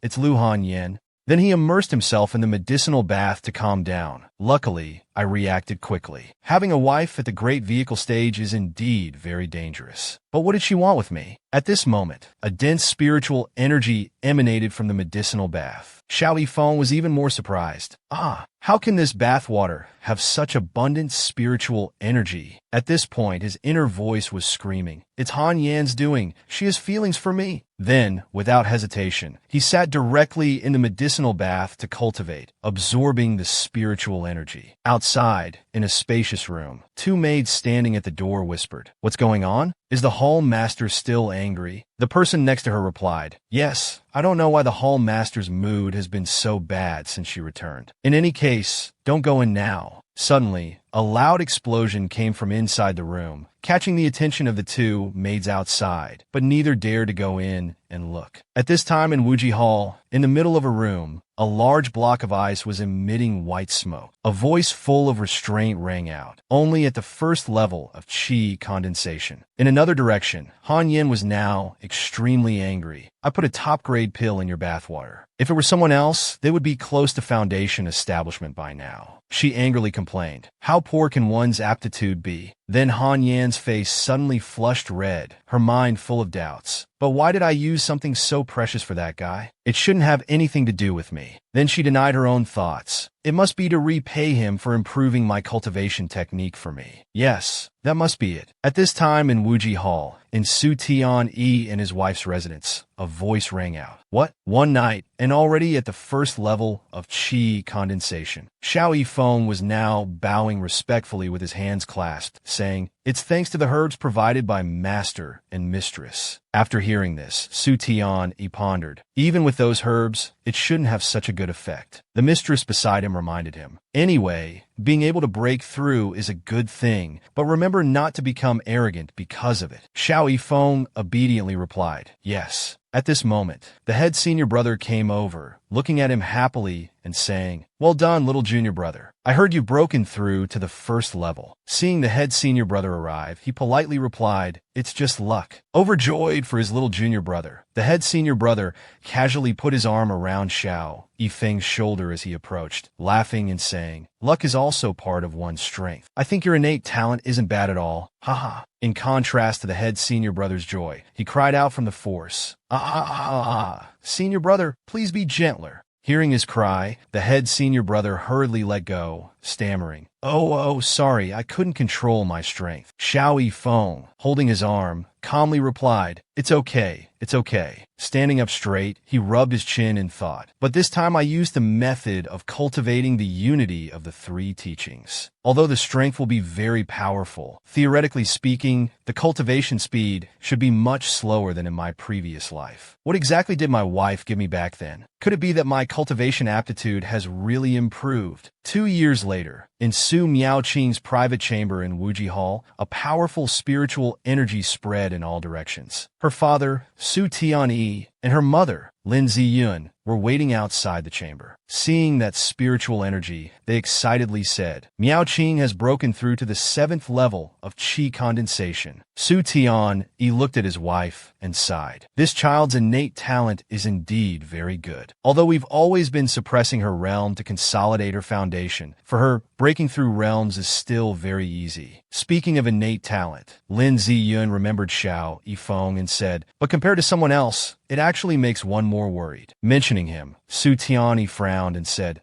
mentioning him makes me angry again. The door to Su Miaoqing's private chamber suddenly opened, and she happily stepped out with her arms raised. As soon as she came out, she looked for Xiao Yifeng. Haha, I've broken through, junior brother. Junior brother, where are you? Xiao Yifeng, at the 4th level of qi condensation, was already waiting outside the door. As soon as he saw her come out, he clasped his hands and said, congratulations on your emergence, senior sister. Su Miaoqing happily ran to his side, observed him for a moment, and then asked, hey, why are you still at the 4th level of qi condensation? He had long anticipated she would ask this and calmly replied, my aptitude is poor, you know. Ha! Su Tianyi, standing behind, heard him speak so casually about his level and became so angry he wanted to rush forward and give him a beating. 2 years. Do you know how I've lived these 2 years? With so many heavenly treasures, even a pig would cultivate faster than him. Seeing him so angry, his wife hurriedly stopped him. Calm down, calm down. Restrained by his wife, Su Tan, he turned to her angrily. No, I must go back first. I'm afraid if I look at that kid any longer, I won't be able to hold back. Hearing this, his wife acquiesced. Then let's go back together. After greeting Su Miaoqing, Xiao Yifeng turned his head to look, but the two were no longer there. Where did master and mistress go? Su Miaoqing, however, wasn't as concerned as he was. Her eyes bright, she said to him, who knows what they're doing? Don't worry about them. Junior brother, let's go have some fun. Hearing about going out, he immediately refused. But I still need to cultivate. But she wouldn't let him escape so easily. Before he could finish his sentence, she had tied him up. Then the two figures disappeared from in front of the hall. Su Miaoqing flew straight up into the sky, with Xiao Yifeng tied up and flying behind her. He called out, hey, senior sister. She dismissed his concerns. Oh, stop cultivating already. Anyway, you cultivate very slowly. Not cultivating for a day or 2 won't matter. She continued excitedly. I'll take you to a really great place. Flying behind her, he felt dizzy. Hearing her words, he reluctantly agreed. All right then, might as well go clear my mind. But inwardly, he couldn't stop worrying. I didn't expect that combining the cultivation methods from my previous life would result in such slow progress. What exactly did my wife give me back then that allowed me to break through in one night? As he was lost in his thoughts, Su Miaoqing's voice rang out. Junior brother, I'm about to speed up. He didn't have time to react, only managing to cry out. A beam of light was seen flashing past the hills. He anxiously shouted, Heavens, slow down a bit. But Su Miaoqing excitedly replied, What are you afraid of? I'm here. Suddenly, Su Miaoqing saw something ahead that caught her attention. What's that? Then she pulled him straight towards the forest ahead, which had attracted her attention. As they landed there, Su Miaoqing covered her mouth in shock and asked, Is that? While Xiao Yifeng, after landing, held his mouth and dry heaved. Before them was the corpse of a giant demonic beast. It had been killed, its body drenched in blood, dying a miserable death. Discovering that before them was a slain demonic beast, Xiao Yifeng and Su Miaoqing immediately stepped forward to examine it. After observing for a while, he pointed to a wound on the beast's body and said, Look at this bite mark. It's the fatal wound. She looked at the beast and said, This is a demonic beast that our Wuji Hall raises here. Who would dare to attack our beasts? Then she immediately took out a green jade bead, threw it forcefully, and commanded, "Little White, it's up to you now." From that jade bead, a green spiritual light emanated, and a white tiger stepped out from within. Su Miaoqing stood with her arms crossed and ordered it, "Go and sniff out where the culprit is." Hearing the command, it approached the demonic beast corpse and began sniffing around. He looked at her and shared his thoughts. "Senior sister, this foam orchid beast is at least at the 5th level of qi condensation. It's very likely that the culprit is an even stronger demonic beast." She crossed her arms confidently and said, "Don't be afraid. This is the back mountain. My father has already dealt with all the powerful demonic beasts. I can handle any that remain." After a while of sniffing, the little white tiger finally discovered some clues. It roared once at Su Miaoqing and then ran towards the deep forest. Hearing its call and seeing it run off, Su Miaoqing understood. She grabbed his hand and followed behind. "Quick, let's chase after it." Little White seems to have discovered something. As they gave chase, Su Miaoqing said to him in surprise, "Little White has returned to its original form." At this moment, Little White in front of them had transformed into a powerful white tiger. It stopped there and didn't run any further, looking straight ahead and growling. A moment later, she and he also caught up to that spot. She panted and said, "What did Little White discover?" He immediately exclaimed, "That's..." In front of the two of them appeared many demonic beasts, but they had all been killed, lying scattered on the ground. Miaoqing, seeing this scene, was utterly shocked. Her eyes widened in horror as she said, "What on earth is this?" While the two were focused on the demonic beasts in front of them, something behind them, covered in scales with a long tail, was slowly approaching Xiao Yifeng and Su Miaoqing. But Xiao Yifeng's sharp eyes quickly caught sight of it, and he cried out in alarm, "Watch out!" Just as the scaly tail attacked the two, Xiao Yifeng quickly embraced Su Miaoqing and jumped away to dodge. As soon as they leapt from their original spot, the tail struck hard at the position where they had just been standing. The two fell heavily to one side, with Miaoqing sitting on his lap, coughing. Seeing this, he anxiously asked, "Senior sister, are you all right?" Hearing him, she replied, "Cough, cough, I'm fine." Although Xiao Yifeng and Su Miaoqing managed to dodge the tail, the white tiger wasn't so lucky. It was struck and sent flying. Not even the large trees could stop its trajectory. The trees that the white tiger crashed into were all broken. Seeing her pet being hit so brutally, Su Miaoqing's eyes widened in panic, and she cried out emotionally, "Little White!" Little White crashed into a large tree and finally fell to the ground, lying motionless. She quickly took out the green jade bead from earlier, pointing it towards where Little White lay and commanded, "Little White, return." As soon as she finished speaking, a force sucked Little White into that green jade bead. Then Xiao Yifeng, with a terrified expression, pointed above their heads. Miaoqing, standing beside him, heard him and also looked up. Her expression immediately changed. On the tall tree above their heads appeared a giant python. It opened its mouth wide, gathering power, intending to attack Xiao Yifeng and Su Miaoqing below. Seeing it about to attack them, Miaoqing immediately channeled her energy to summon a sword in her hand and said, "You want to die?" Then she unleashed the Phantom Shadow sword technique. In an instant, the sword in her hand split into many swords rotating around her. Having gathered enough power, the giant python directly spewed its force towards the two. Seeing it launch its attack, Miaoqing also ordered her swords to counterattack. Hearing her command, those swords quickly rushed upward. The two forces collided in midair, creating a massive explosion. The explosion created a thick smoke. As the smoke cleared, Xiao Yifeng and Miaoqing were already a bit unsteady. He discovered in shock and said, "Not good. This smoke is poisonous." As soon as he finished speaking, Miaoqing's entire body went limp and she fell, saying wearily, "Xiao Feng, this isn't good." Seeing Miaoqing like this, he panicked and said, "Senior sister, you can't fall asleep." Just as the two were in trouble, the giant python approached step by step, looking at them and making hissing sounds. Seeing the python had come very close, Xiao Yifeng hurriedly shouted, "Senior sister, attack." Hearing him, her eyes became sharp as she said, "Afraid you won't make it?" Though she was affected by the poison, her reason remained. Then Miaoqing leapt high and unleashed her cultivation technique. Immediately, lightning appeared around the python, striking its body, while powerful swords thrust straight down. Then she used an incantation to control it. Instantly, the swords carrying lightning directly surrounded the python. It also sensed the danger and cried out in pain. Then those swords turned into ropes, tightly binding the python's body. It struggled desperately, causing dust to fly everywhere. The python was directly bound by her until it couldn't move, lying still on the ground. After subduing the python, she landed and walked towards Xiao Yifeng. At this moment, she looked very tired due to the snake venom, but still tried to express her gratitude to Xiao Yifeng. "Junior brother, thanks to you." As soon as she finished speaking, her steps began to falter, unable to stand steady. Seeing this, he immediately ran to support her, saying softly, "Senior sister, be careful." She tried to stand straight and said to him, "It's nothing, just carelessly got poisoned by the snake earlier." She continued worriedly, "We should quickly return and report this to our parents." Just as the two were preparing to leave, they suddenly felt an unusual pressure. He,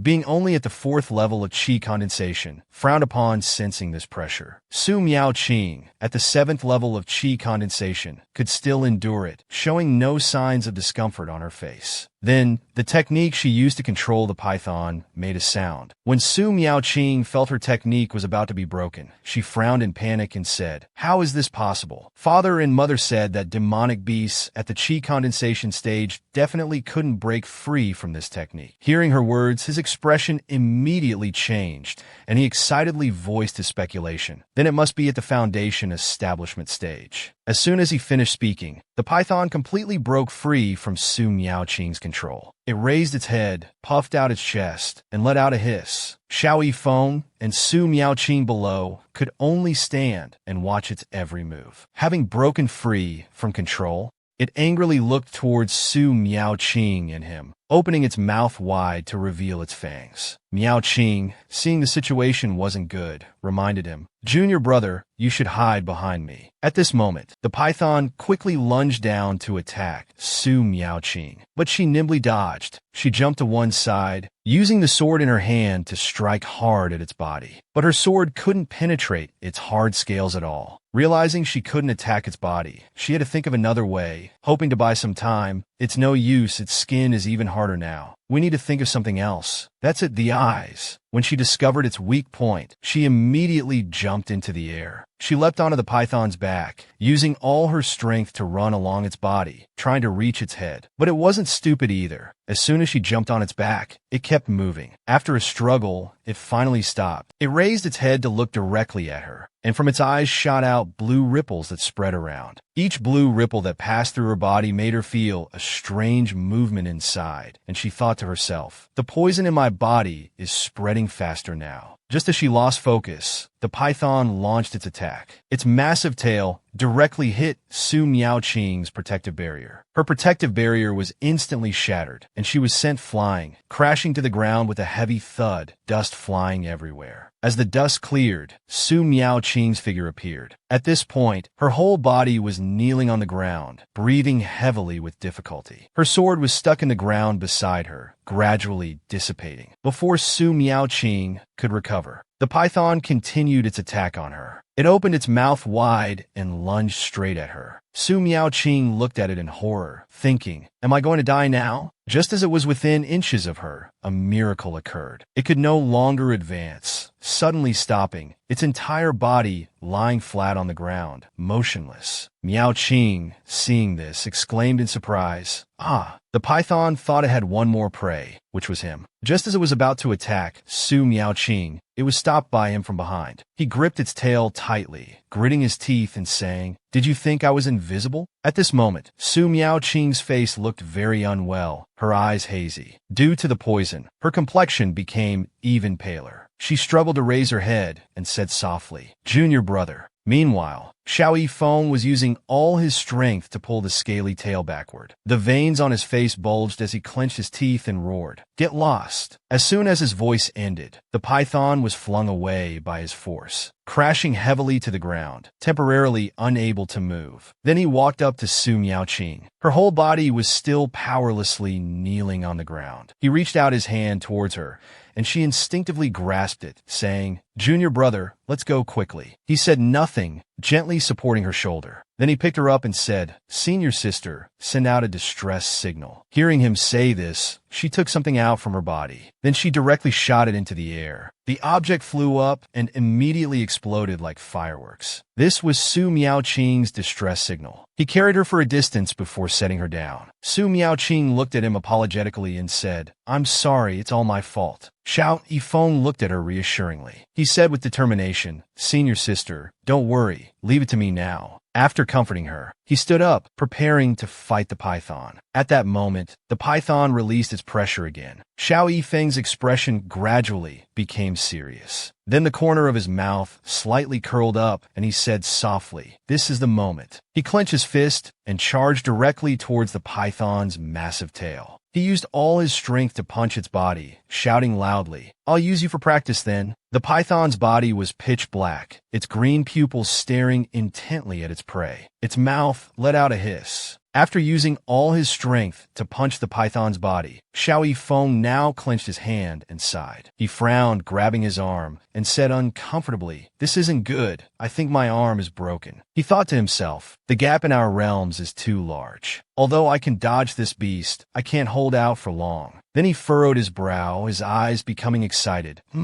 Just as Xiao Yifeng was lost in thought, the python had gathered its strength, preparing to attack the two of them. He cried out in excitement, "This is bad." Then he moved his feet, using all his strength to rush forward. When he charged to the underside of the python's neck, he directly kicked its chin hard, causing its mouth to snap shut immediately. The energy ball it had just gathered to attack them was swallowed back down. Blood spurted from its mouth. At this moment, he finally breathed a sigh of relief. That was close. If it had used that move again, I don't know how we could have dodged it. But this demonic beast wasn't willing to admit defeat. It immediately used its tail to attack him. Its tail raised directly towards Xiao Yifeng, then struck hard at the position where he was standing, making a loud noise. Its power caused rocks and soil to fly everywhere. As the dust gradually cleared, a deep pit created by its tail appeared before their eyes. The python also approached to inspect, wanting to see if his corpse was underneath. But reality is always cruel. The python didn't see him lying below, but instead saw him clinging tightly to its body. It discovered him clinging to it and quickly started moving. Nothing could stand in its way. The unfortunate trees that blocked its path were all smashed in half. No matter how ferociously the python moved, Xiao Yifeng always clung tightly to its body without letting go. After sweeping through the trees in the forest, the python went on to crash into huge boulders. But nothing could withstand its power. Even the largest rocks were shattered by its strength, flying in all directions. And he still clung on tightly without letting go. Although he was just holding on tight, the python's rampage through everything also made things quite difficult for him. He cursed inwardly, "Cough, cough, you beast." Because it had caused him such great harm, he wouldn't let it off easily either. He raised 2 fingers, smiling slightly as he said, "Try this." Then he chanted an incantation, directly striking those 2 fingers into the snake's body. In an instant, a force concentrated at his fingertips and seeped into the python's body. It roared in pain. Then it fell, creating a massive tremor, which also caused him to be thrown off. After rolling around for a while, he finally crashed into a large tree and stopped. Xiao Yifeng struggled to support himself as he sat up, his body covered in bloody wounds, with some blood also flowing from his mouth. He gritted his teeth, enduring the pain, and said regretfully,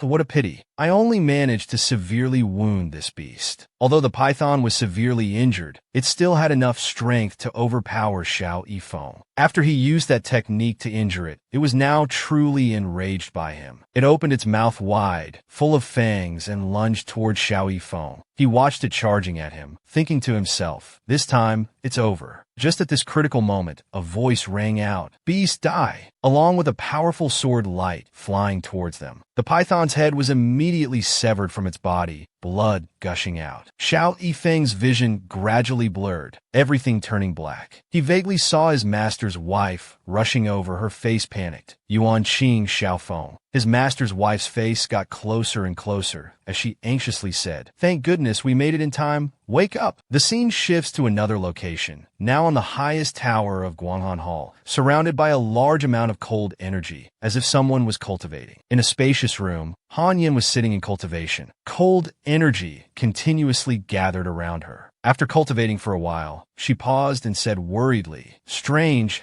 I should be at a crucial moment in cultivating the ice-hard blood. Why do I suddenly feel anxious?" The hidden danger should have disappeared. After a moment, she rested her chin on her hand, thinking, maybe I should go see how that guy is doing. It's been years since we met. I wonder how much he's progressed in these years. No sooner said than done. After cultivating for many days, she left the room to meet Xiao Yifeng. She told herself, I'm just going to take a look. I don't know him anything anymore. At this moment, a streak of red light flashed past Han Yan's Guanghan Hall. As soon as Han Yan stepped out, she noticed a figure quickly passing by. She looked at that figure and thought to herself, oh, that's Taoist Guangsheng. Recognizing the person before her, she immediately called out, Senior Brother Guang, please wait. Hearing the familiar voice, the person paused for a moment and turned to look. Han Yin quickly flew to Senior Brother Guang's side and asked, judging by your direction, are you heading to Wuji Hall? What's happened? Senior Brother Guang, surprised to see her, replied to her question. Do you remember the disciple that Junior Brother E accepted a few years ago? Just now, Junior Brother E sent me a message saying that disciple has been severely injured and is in critical condition, asking me to come help. What do you think? It's just a disciple with ordinary spiritual roots. But before Senior Brother Guang could finish speaking, Han Yin beside him had disappeared, leaving only a streak of cold energy rapidly breaking through the air as it flew away. Seeing this, Senior Brother Guang was shocked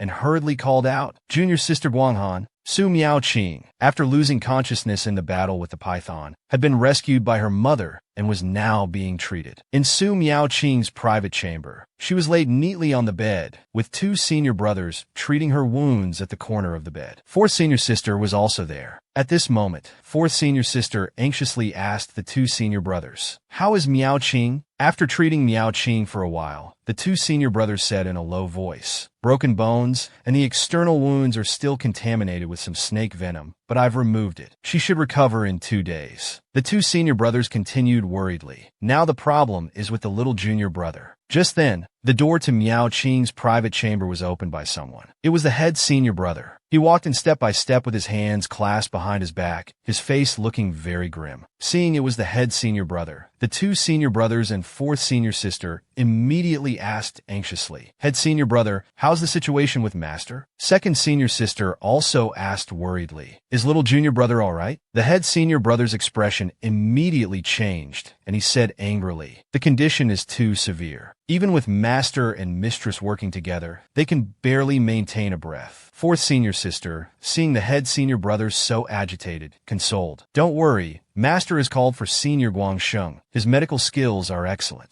At this moment, the head senior brother's anger erupted. He turned towards the door and said, I want to go to the back mountain. Just then, a talisman flew from behind, directly sticking to the door, slamming it shut, just as the head senior brother was about to step out of the room. Seeing this, the head senior brother uncomfortably turned his head to look. At this moment, second senior brother's voice rang out. The back mountain is so vast. What can you find there alone? Fourth senior sister beside him also spoke up. That's right, senior brother, please calm down a bit. As soon as fourth senior sister finished speaking, the head senior brother angrily shouted, Are we just going to wait here and do nothing? At this moment, second senior brother's voice cut across the head senior brother's words. Wait for the great expert to arrive. Then, two powerful auras appeared in the courtyard. A beautiful figure appeared. It was Han Yin, the hall master of Guanghan Hall. Following behind her was Master Guangsheng, who looked exhausted, his steps unsteady and covered in sweat. He looked at Han Yin's back and sighed,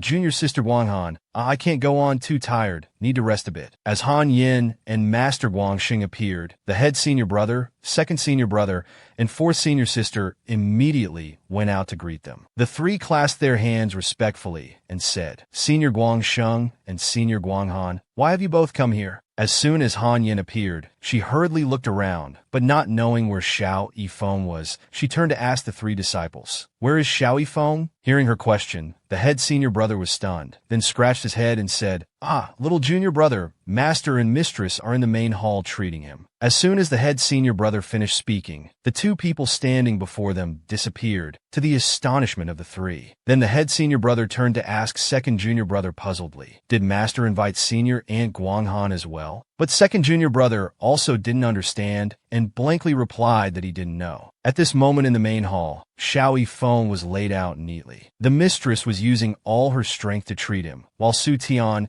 stood beside observing, worriedly saying to his wife, "My lady, let me take over. You should rest a bit." But the mistress still didn't give up, continuing to pour all her effort into treating Xiao Yifeng. "I still have a bit of strength left, but Xiao Feng's heart meridian is getting weaker and weaker. When will Guangxing arrive?" Just as Su Tian and his wife were worrying, a voice suddenly came from behind. "We're here." Hearing this voice, both husband and wife turned to look. Su Tian said joyfully, "Finally, you've arrived." But when he saw that Han Yin had also come, he was stunned. "Senior sister Guanghan, why are you?" At the door, Guangxing walked in front, his head covered in sweat, with Han Yin behind him, her face full of worry. When Guangxing and Han Yin came before Su Tian, Han Yin immediately pushed Guangxing forward, ordering, "Quickly, go see how to treat him." Guangxing, angered by this action, complained, "Hey, who orders people around like you do?" Pushed forward, Guangxing went to Xiao Yifeng's side. At this moment,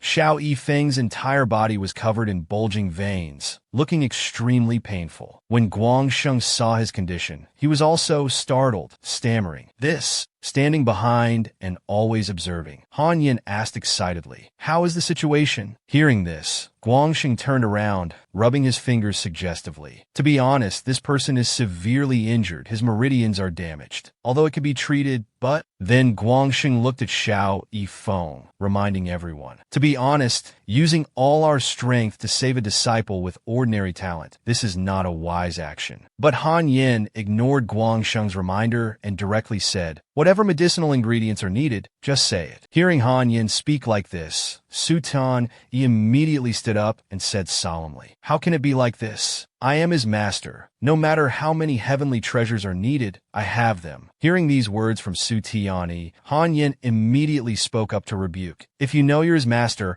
why did you let him get so severely injured?" Su Tian knew he hadn't fulfilled his responsibilities, and being spoken to like this, he could only remain silent. Just as the two were about to fall into a cold war, a voice cut in, "Enough." At this moment, Lin Ziyun, who was treating Xiao Yifeng, turned to the three of them and said decisively, "Treat him first, senior brother Guangxing. Just do your best to save him." Guangxing, in his capacity as a doctor, hearing these words, silently agreed. "Since you all say so, I won't say anything more." He went to Xiao Yifeng's side and said seriously, "Everyone, let's begin." 3 hours later, in the main hall, everyone was working together to treat Xiao Yifeng. After a period of treatment, he was laid out neatly on the bed, his complexion showing some color, no longer as pale as it was initially. Guangxing's voice rang out, "Overall, though it was frightening, it's not dangerous." Standing beside Guangxing, Han Yin also spoke up gratefully. "This time we were really lucky. Thank you, senior brother Guangxing." Hearing these words, he could only smile bitterly. "Haha, it's nothing, it's nothing." His mouth said it was nothing, but in his heart he was cursing. "What do you mean lucky?" "Lucky my foot, who spends money like you do, and always choosing the most expensive things to use. You're truly landlords, indeed rich." All the best medicinal ingredients were used to make the medicine. Then, Guangxing clasped his hands and said to the two, "I have other matters to attend to. I'll take my leave first." Outwardly he was calm, but in his heart he was screaming. To spend so much effort treating a useless disciple, comparing people to people, is truly infuriating. "I can't stay here any longer." Hearing that Guangxing wanted to leave,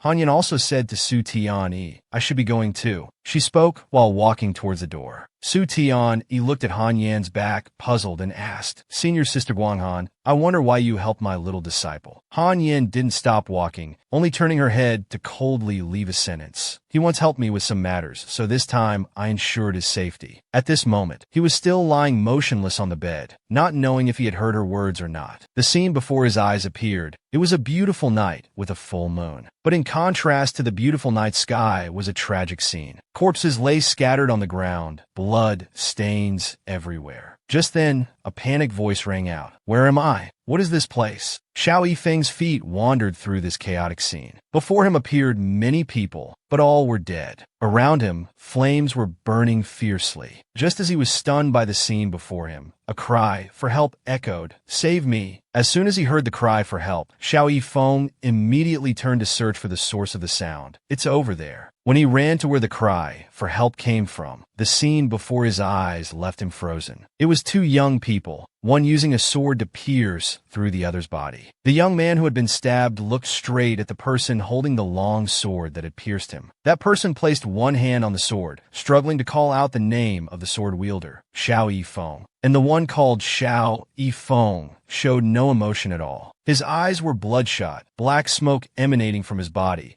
enveloping the Xiao Yifeng of the previous life. His smile gradually became maniacal. Ha ha ha. Then, the Xiao Yifeng of the previous life suddenly pulled out the sword, coldly saying, "Kill." The person he had just stabbed fell to the ground motionless, blood spreading into a large pool. When Xiao Yifeng saw the scene before him, he was filled with horror. He exclaimed in shock, "This is when I lost control in my previous life." He suspected this was a dream. Just as he was doubting, a strange phenomenon suddenly appeared in the sky, accompanied by a voice. "Vicious beast, stop this at once." Power condensed in the air, and that voice rang out again. "Xiao Yifeng, have you gone mad? Killing your fellow disciples, even killing junior brother Su, you're a beast who killed your master." When the Xiao Yifeng of the previous life heard these words, his fierce, Azura-like expression immediately disappeared. He covered his face, muttering, "Killed master. No, I didn't." But the person in the sky gave the Xiao Yifeng of the previous life no chance to explain. A giant sword appeared in the sky, and that person's voice rang out again. "You still dare to stubbornly defend yourself? With such enormous demonic energy in your body, I must kill you today to clear the sect for junior brother Su." As soon as the words were spoken, the giant sword in the sky flew straight towards the Xiao Yifeng of the previous life. He excitedly clutched his head, muttering, "Save me, kill, right?" Then his pupils changed, becoming blood red. With a fierce expression, he shouted loudly, "Kill!" A sword suddenly appeared in his hand, and he gripped it tightly, slashing out demonic energy. His smile gradually lost control. "Haha, so what if it's me?" Then he pointed to the sky and challenged, "Today, all of you must die." The energy in the sky, hearing his challenge, angrily said, "Capture him." As soon as the words were spoken, those streams of energy rushed straight down. He stood below, waiting. The collision between the powerful forces created a massive explosion, shaking the entire area, causing the ground where the collision occurred to crack and split. Having observed from the side all this time, Xiao Yifeng's consciousness, seeing the scene before him, pondered, "In my previous life, I was devoured by a remnant soul of a tribulation crossing stage demonic cultivator, forced to coexist with him." After the massive explosion, a figure flew straight up from the blast, carrying a mocking smile and saying, "Is this all the skill when Tian sect has? Ha ha." With that, the person flew away. Seeing this, the others hurriedly gave chase. After him, "Everyone, don't hold back. It's do or die." His consciousness watched the pursuit team chasing his past self, contemplating after these coincidences. "I was disturbed in my mind by him, falling into a state of madness, and even bearing the crime of killing my master." Memories gradually emerged, forming fragments. "Matt Tianqing, you've entangled with me for half a lifetime." The scene returned to reality. He was lying on the bed and suddenly opened his eyes, shouting, "I will never forgive you." Then he propped himself up, wanting to sit up,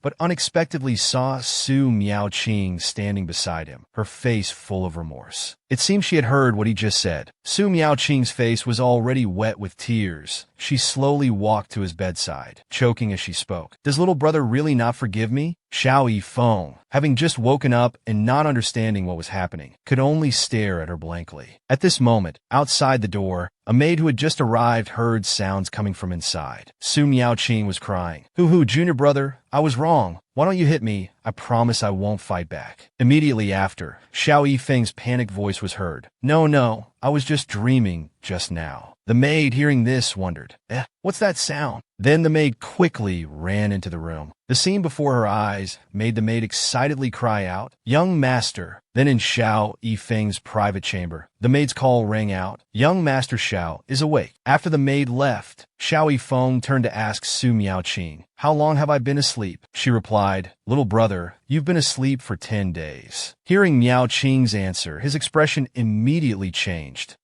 10 days? Just then, a voice came from outside. "Xiao Yifeng is awake? How is his condition?" As soon as the words were spoken, 2 figures appeared. It was Master Su Tian Yi and Mistress Lin Ziyun. Seeing them enter, he excitedly said, "Master, mistress." Then he turned, wanting to get out of bed. When his master saw him wanting to get up to pay respects, he stopped him. "No need to get up. We're just here to check on you." His master's face now looked somewhat haggard, the dark circles under his eyes very clear, surely due to losing sleep and appetite worrying about him. The mistress looked at him gratefully and said, "Xiao Feng, thank you for saving Miaoqing. If it weren't for you, I would have regretted it for life." He heard the tone in the mistress's words and politely said, "Mistress, there's no need for that. I was just fulfilling my duty as a disciple." At this moment, he suddenly remembered the dream he just had. In the dream, I was still being hunted by the sect for the crime of killing my master. I didn't expect to wake up to this scene. Just then, Su Tiani spoke. "My lady, please take Miaoqing outside. I want to talk to Xiao Yifeng." The mistress understood and prepared to take Miaoqing away. But Miaoqing insisted on staying. "Why?" "I want to stay too, father. Don't make things difficult for him." The mistress led her away while explaining, "Be good. Your father just wants to thank Xiao Feng. You know your father is very proud. He won't be comfortable with us here." After the mistress took Miaoqing away, only the 2 of them remained. Xiao Yifeng then spoke up to ask, "Master, what did you want to say?" At this moment, Su Tian Yi's expression became serious. "What relationship do you have with immortal Guanghan?" Xiao Yifeng, having just been treated by everyone, his injuries not yet fully recovered, sat on the bed with a confused expression and asked, "Why is Master asking this?" At this point, his master recounted what had happened while he was unconscious. After learning that he was seriously injured, Immortal Guanghan had specially come to visit and helped a great deal. The master hesitated, then continued, "She said you had once helped her. What does this mean?" Hearing these words, he was very shocked, not expecting that someone as cold as Han Yen would go to such lengths for him. Xiao Yifeng excitedly said, "What? She specially came here?" After a moment, he scratched his head and said to his master, Master, it was actually just a small matter I didn't expect she would remember." He then recounted the details of the situation to his master. "I told you before meeting Senior Guanghan, my village was ravaged by wolf demons. At that time, Immortal Guanghan was disguised as an ordinary person and happened to be surrounded by wolf demons. The scene from that time appeared before his eyes, Xiao Yifeng shouting, 'Be careful,' as he rushed forward to protect Han Yen. Xiao Yifeng appeared like a hero rescuing a beauty, standing in front of her and saying, 'Miss, quickly leave here. I'll handle these beasts.' Although he had reminded her like this, she didn't move at all. He thought she was frightened and urged again, 'Hurry and go. If you don't leave now, it'll be too late.' The weak expression on Han Yan's face disappeared, replaced by coldness and determination. Her resolute gaze looked straight at Xiao Yifeng. 'You've helped me. Now let me help you.' He turned to look at Han Yan in surprise and asked, 'What do you mean, miss? You're not in shock, are you?' Now sitting on the bed, he said with an innocent expression, 'At that time, I didn't know Senior's identity and instead ended up being saved by her.' After hearing his account, his master could only stroke his chin thoughtfully and say, 'So that's how it was. Though immortal, you had the heart to save the world.' Then his master praised, 'You did very well.' Seeing that his master believed his words, Xiao Yifeng laughed and said, 'Ha, master, you're too kind.' Outwardly he said this, but inwardly he sighed with relief that he had the experience of meeting his wife in his past life to explain a little. After hearing his account, his master pointed at him and said, 'This time she has helped a great deal. In the future, if you meet her again, you must express your gratitude.' Hearing this, he patted his chest and assured, 'Master, Rest assured, I will engrave this kindness in my heart. Hearing him speak so firmly, his master said with satisfaction, "That's good then. You rest and recover. I won't disturb you anymore." Seeing his master about to leave, Xiao Yifeng clasped his hands and said, "I respectfully see master off." Before his master left the room, he added, "Oh right, about Miao Qing's matter, thank you." Xiao Yifeng, seeing Su Tianyi's grateful attitude, curled his lip and said, "What an old, stubborn man." Then he turned and sat up straight on the bed, rubbing his chin thoughtfully. "This time I owe Lu Hanyin such a big favor. It seems I need to quickly improve my combat strength. Although being dependent is comfortable, I must become stronger myself." Suddenly, Xiao Yifeng noticed a change in his body. My cultivation has reached the 5th level of qi condensation. Feeling his cultivation increase by 1 level, he excitedly said, "Just right, the 5th level of qi condensation is the threshold for using the dance of rain technique. I can finally go to that place." In the night forest, white mist swirled, moonlight shone down from above, creating a dreamy landscape. At this moment in the deep forest, a black shadow nimbly flitted past large tree trunks, moving forward. A moment later, the shadow arrived before a towering cliff face and stopped. Looking closely, the shadow was none other than Xiao Yifeng. He stood at the edge of the cliff looking down and said, "This should be the place." He looked down once more, secretly breathing a sigh of relief. Then he gathered strength in his feet and suddenly leaped up. Xiao Yifeng jumped straight off the cliff, his body like an arrow shooting downwards. After falling for a while, a cave appeared in the surroundings. Xiao Yifeng said joyfully, "This is the place." Just as he was about to reach the cave,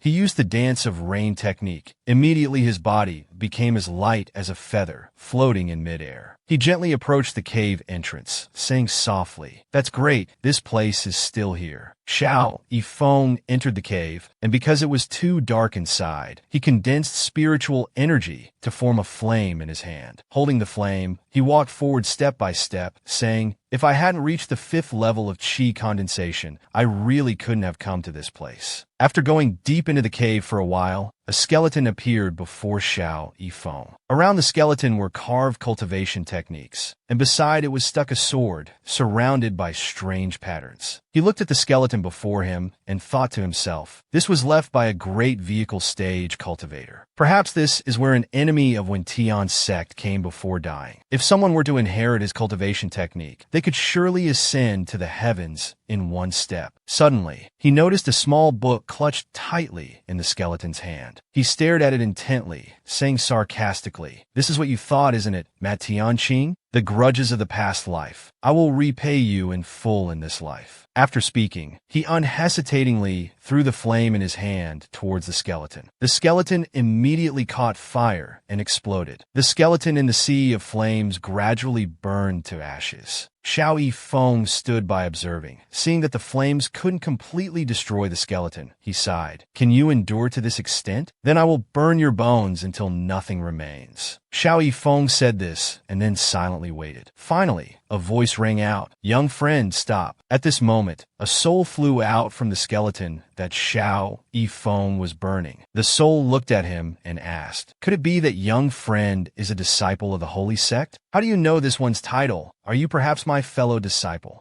Before the soul could finish speaking, a flame flew past, causing him to dodge in panic. He became even more enraged and said, "You young friend." Xiao Yifeng ignored him, focusing on the talisman in his hand, speaking in a mocking tone, "Mat Tianqing, oh Mat Tianqing, look at your current state, truly shameless. After all, you're a tribulation crossing stage cultivator, yet you bow and scrape before a qi condensation stage person, truly knowing no shame." As soon as he finished speaking, his expression changed. He turned to look at that soul, his face revealing killing intent as he said, "Do you want me to release you early?" With that, he waved the talisman in his hand towards the soul. The talisman flew straight at him. Seeing those talismans, he cried out in horror. Soul-breaking talismans, specifically attacking the primordial soul. "You came here targeting me." The talismans kept flying to attack him, but he was also very agile in dodging. Just when he thought he had dodged all the talismans, he was suddenly hit in the chest by one. Full of questions, he opened his mouth to ask, "Fellow Taoist,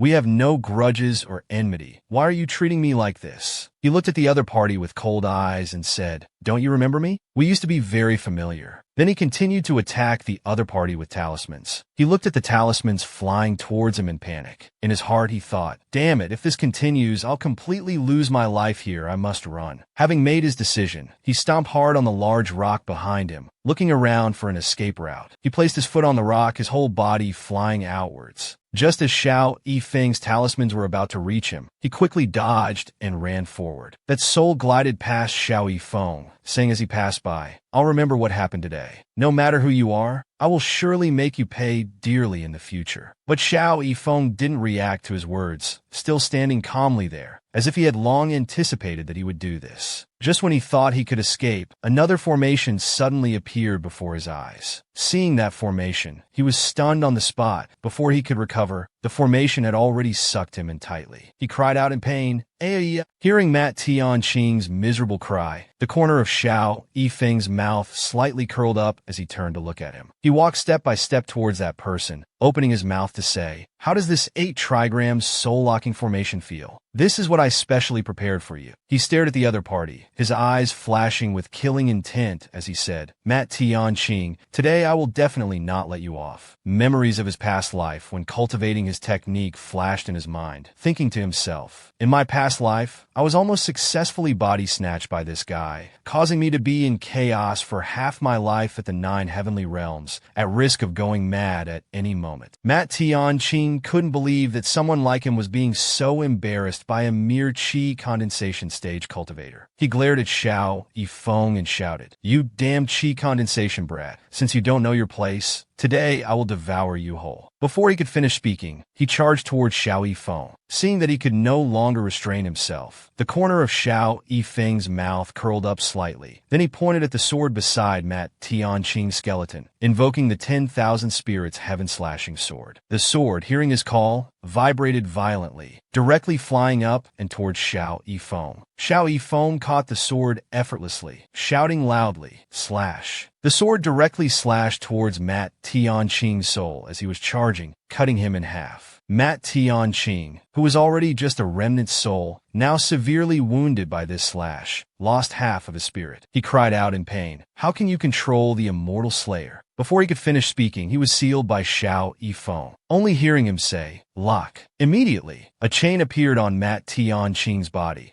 Then countless chains flew from all directions, binding Matt Tianqing tightly. When he saw this move of Xiao Yifeng's, he excitedly said, "The Dao Heart Lock of Wen Tian Sect. You're from Wen Tian Sect?" Hearing this, the corner of Xiao Yifeng's mouth curled up slightly as he replied, You guess." Now his life and death were in Xiao Yifeng's hands. He was unwilling, wanting to perish together with Xiao Yifeng. Then he concentrated all his power, releasing a powerful pressure that even Xiao Yifeng had to raise his hand to block. Having gathered enough power, he shouted, "Hateful, even if this one turns to ashes, I must drag you down with me." At this moment, a needle flew from somewhere at an extremely fast speed, instantly piercing through Matt Tianqing's brow.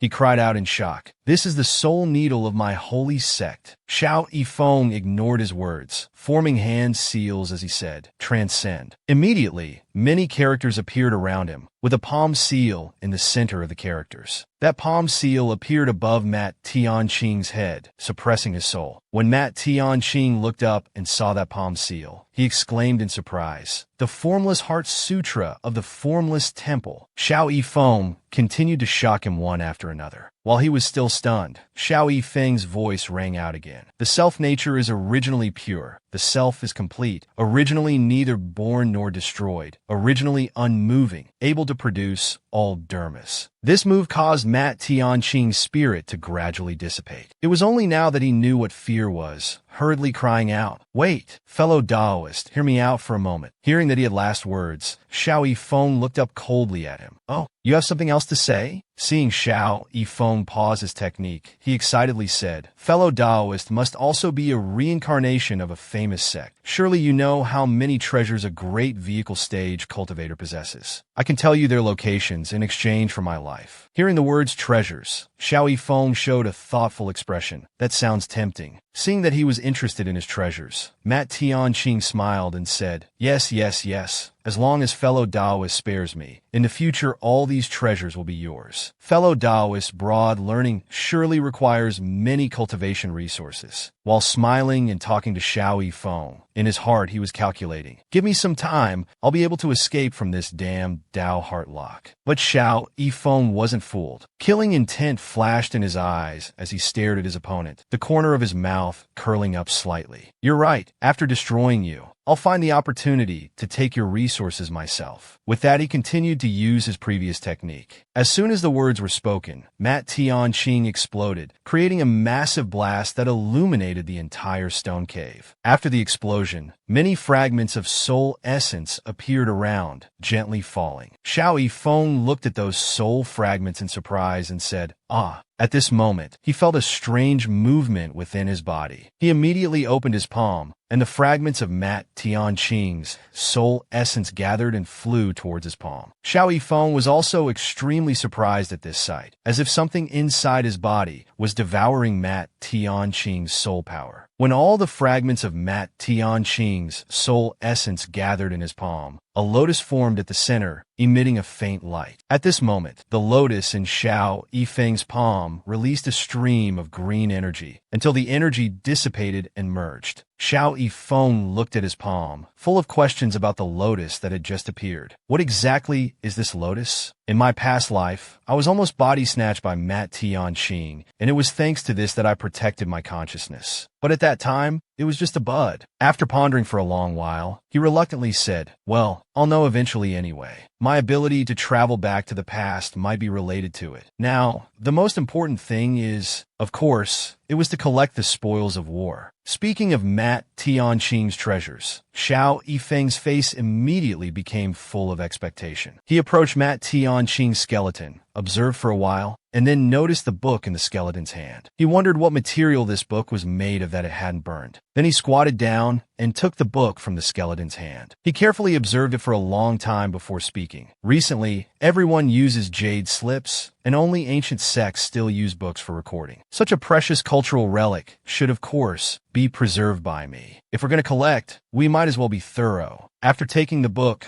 Xiao Yifeng directly removed the cloak from the skeleton. He observed it for a moment and praised, "This is also good stuff. Looks like a top-grade defensive magical treasure. Can't waste it." Suddenly, he saw something, picked it up, and carefully examined it. When he clearly saw the object, his eyes lit up and a satisfied smile appeared. "There's even a storage ring. We've struck it rich." At this moment, the Immortal Slayer sword was floating in midair, surrounded by a blood-colored aura. Xiao Yifeng turned to look at the Immortal Slayer sword, its body emitting a strong blood-colored aura and killing intent. He looked at the sword for a moment, slightly frowning as he said, "Immortal Slayer sword, this sword is not easy to wield." Thinking of the sword's origin, Xiao Yifeng sighed. This Immortal Slayer sword is an inauspicious weapon born from endless death. The power of this sword is very strong. Many people have fought bloody battles over it. But the person who finally obtained it was almost drained of all soul power. Not a drop left. Mat Tianqing's demonic appearance was also caused by this sword. As he finished speaking, the image of Mat Tianqing at that time appeared in his mind, his body so thin that his ribs were visible. Thinking of this, he looked at the Immortal Slayer sword floating in front of him and laughed awkwardly. "Haha, well, how about we meet again another day?" After speaking, he didn't hesitate, stomped his foot once, and quickly rushed towards the entrance, leaving the Immortal Slayer sword behind. The sword's master had just been killed by him, and now, without an owner, it wouldn't let him escape so easily. He had barely rushed out when the Immortal Slayer sword quickly blocked Xiao Yifeng's path. Seeing this, he exclaimed in surprise, "Oh, come on, it can't be like this." Just as Xiao Yifeng stopped, looking puzzled at the Immortal Slayer sword in front of him, a voice came from within the sword. "You smell so good." Xiao Yifeng was also stunned by this statement. Whether it was a miracle or not, the Immortal Slayer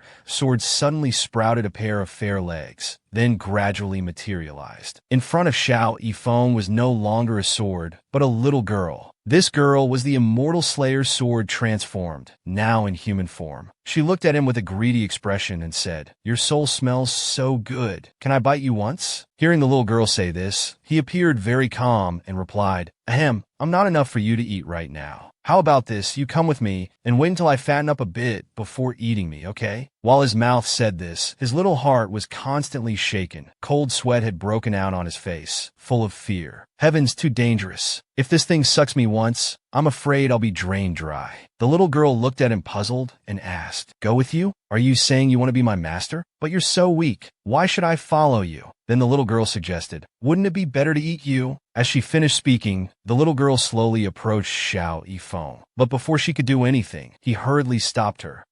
There's certainly a reason for this. Look, at least I'm much more handsome than that dry skeleton over there, right? Hearing him say this, the little girl paused, evaluated him for a moment, and then replied, "That makes sense." As soon as she finished speaking, the little girl yawned widely. "All right then, I'll decide to follow you for now. I'm too sleepy. I'll take a nap first." Before falling asleep, the little girl managed to say, "Remember, next time I wake up, you must let me hee-hee." Then the little girl transformed back to her original form, becoming the Immortal Slayer's sword. The sword fell in front of Xiao Yifeng, who quickly grabbed it. After storing the Immortal Slayer's sword in the storage ring, he finally breathed a sigh of relief. His eyes focused intently on the ring on his hand as he said, "Still had to rely on the handsome man trick." This trip wasn't in vain. Just thinking about the treasures in the storage ring, he couldn't stop marveling. This ring contained hundreds of top-grade spirit stones. Then he skipped and ran towards the cave entrance, happily saying as he ran, "Retreat, retreat.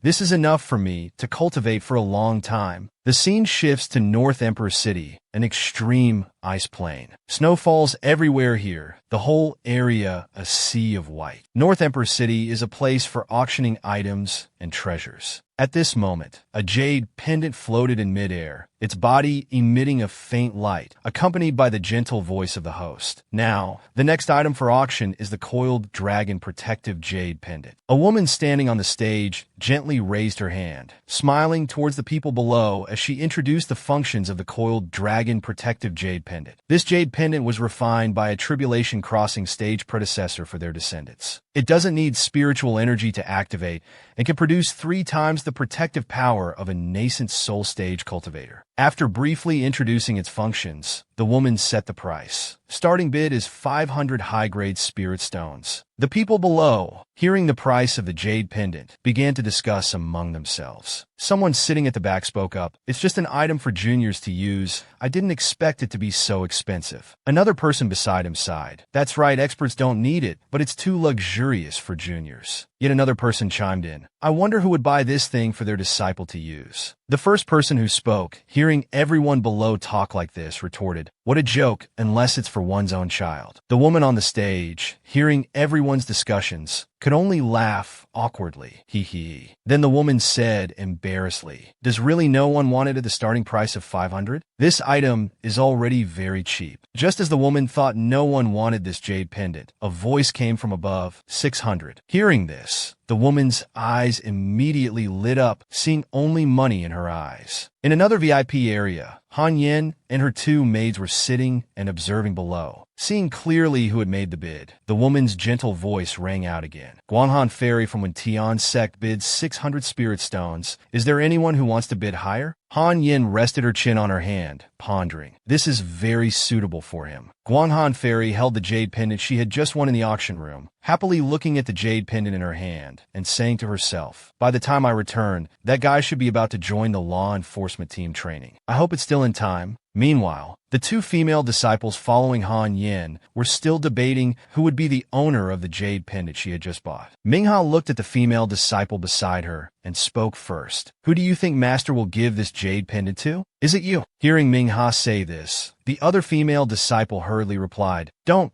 talk nonsense. I thought it was for you." As the 3 were walking and not paying attention, suddenly a voice came from afar. "Esteemed fairies, please stop." Then that person came up to Han Yin and her 2 female disciples. Han Yin, seeing clearly who had arrived, said, "So it's the city lord of North Emperor City. What can I do for you?" The person who arrived was Lin Tianru, the city lord of North Emperor City. He looked at Han Yin with infatuation, his eyes full of tenderness. He opened his mouth and said, "Could it be that Fairy Han is in such a hurry to leave after participating in the auction? We still have many precious treasures that haven't been displayed." If the fairy, he hadn't finished his sentence when she interrupted him. "No need. I have no interest in other treasures. City Lord, please carry on." After saying this, she coldly walked past Lin Tianru. Seeing her and her two female disciples leaving like this, he hurriedly called out, "Wait!" Lin Tianru quickly chased after Han Yin and her two female disciples, taking out a bottle. He held the bottle and said, "The jade pendant the fairy just bought must be intended as a gift for some beloved disciple. I happen to have a bottle of enlightenment dew pills. Why not give?" Before he could finish, two sword auras suddenly appeared. He hadn't finished speaking when he was blocked by Han Yan's two female disciples. They pointed their sword tips directly at Lin Tianru's throat and said, "City Lord, please stop. Don't make things difficult for us." He was shocked by this sudden action. After blocking Lin Tianru, the two female disciples quickly turned and hurried after Han Yin. He looked at the backs of the three and sighed. Even the disciples have such a strong demeanor. At this moment, a hand suddenly slapped Lin Tianru's shoulder hard, and a voice rang out. "What are you looking at?" They'd gone far away. Lin Tianru hurriedly turned around, saw who had arrived, and frowned, saying, "Oh, old black devil, you're not participating in the auction. What are you doing here?" The person called Old Black Devil patted his shoulder, wearing a mocking expression as he said, "Huh,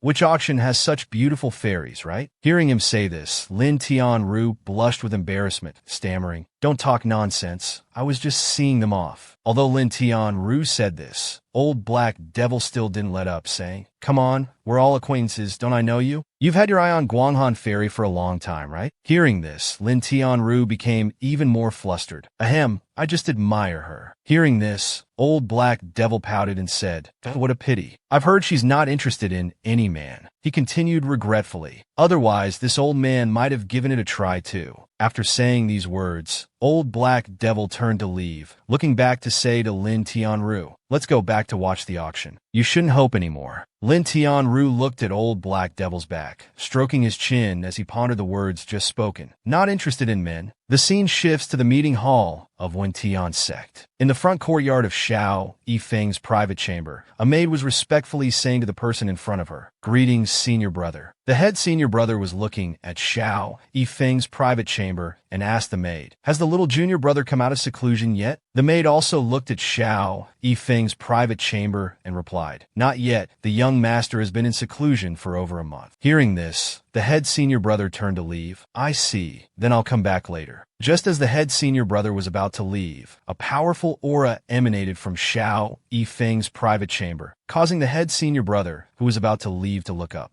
Seeing that aura, the head senior brother smiled and said, "Looks like he's come out of seclusion." At this moment, the main door suddenly opened, and Xiao Yifeng's voice came through. "Head senior brother, please come in." Hearing his invitation, the head senior brother entered the room without hesitation. As soon as the head senior brother stepped through the door, a sword aura shot straight at him. Seeing this, the head senior brother excitedly said, "Welcome." He clenched his fists and suddenly struck out a palm towards the front. The head senior brother's fist directly hit the incoming sword aura. The collision of the two moves created a powerful force, with the head senior brother's move completely blocking Xiao Yifeng's sword aura. Having received that move, the head senior brother smiled and looked at the figure inside, saying, "Not bad, little junior brother. It seems you've adapted to the strength of the 7th level of Qi condensation." Xiao Yifeng stepped out lightly, looking at the head senior brother and saying, "Head senior brother is formidable, breaking my sword aura with one punch." The head senior brother leaned against the door frame, folding his arms and saying happily, "The force just now was very good, proving that you little guy haven't been lazy at all during this time. I can rest assured about the law enforcement team training now." Hearing this, Xiao Yifeng was stunned, repeating the head senior brother's words. "Law enforcement team training?" Seeing his confusion, the head senior brother hurriedly explained, "Well, it's our sect's rule that disciples who reach the 7th level of Qi condensation must participate in the law enforcement team training for practice." At this point, the head senior brother took out something and continued, "It's just that you broke through to the 7th level of Qi condensation and then went into seclusion, so I haven't had the chance to tell you." After saying this, the head senior brother took out a token and continued, "This is your token. It was delivered a month ago. Then, the head senior brother directly threw the token to him, while carefully instructing. Remember, the law enforcement team training is very complex. You must be especially careful in your actions. If you have any difficulties, report to me through the secret technique. He quickly caught the token, looked at it in his hand, and said gratefully, "Thank you, senior brother." Xiao Yifeng looked at the head senior brother standing at the door, seeing that he still had no intention of leaving, and asked, "Does senior brother have anything else?" The head senior brother awkwardly turned his head to look elsewhere and said, "Well, recently Miao Qing has been busy breaking through to Foundation establishment. Master and Mistress hope she can break through soon, so she doesn't have time to see you off. Little junior brother, don't mind." Hearing the head senior brother say this, he calmly replied, "Senior brother, rest assured, I understand." Hearing him say this, the head senior brother also breathed a sigh of relief and clasped his hands, saying, "Then I'm at ease. I have to return to report. Farewell." After the head senior brother left, only a strong beam of light was seen quickly flying away from his private chamber. Xiao Yifeng then turned his head and said, "He's gone, come out." As soon as he finished speaking, a figure appeared. Su Miaoqing was hanging upside down in front of his room door, looking at him puzzled and asking, "Even the head senior brother didn't discover me. How did you know I was here?" Xiao Yifeng calmly walked to the table in the middle of the room, casually picked up an apple from the table, and threw it towards Su Miaoqing, saying, "Does Sister Miao really think I didn't notice?" Seeing him throw the apple, Su Miaoqing nimbly flipped down to the ground, quickly catching the apple. She took a big bite of the apple, curiously asking him, "What do you mean?" Xiao Yifeng gently picked up another apple from the table, explaining, "What he said before leaving was hinting at me. He knew you were here, but pretended not to notice. This proves that your appearance here has been approved by Master and Mistress." He took a big bite of the apple, continuing, "In other words, if you say you want to participate in training with me, or something, then it must be false." At this point, he glanced at Su Miaoqing and asked, "Am I right?" Su Miaoqing was made to feel itchy all over by Xiao Yifeng's series of analyses, blankly answering, "A single sentence can be analyzed into so many things. Are you all so complicated?" Hearing her say this, he also fell silent. "Does sister think everyone is as simple as you? So, senior sister, did you really come to see me off?" Su Miaoqing chewed the apple in her mouth, resentfully complaining to him, "Initially, I wanted to see if there was a chance to participate in training with you, but my parents are very strict, so I can only do some official business." Then, Su Miaoqing's palm emitted light. Those rays of light dispersed and flew out from her hand. She also explained, "This is what my parents gave you." Immediately, a small disturbance appeared in front of Xiao Yifeng. Space was torn. The light flying out from Su Miaoqing's hand directly flew into that rift and took out different treasures from inside. The first treasure was a sword. When this sword appeared, Su Miaoqing's voice also rang out. "This is the top-grade fire attribute spiritual weapon my father gave you, extremely powerful in damage, and can also be used as a flying magical tool." The second treasure taken out was 3 flags with bird patterns. Su Miaoqing also said, "This is the fire crow formation my mother gave you. As long as there's spiritual energy,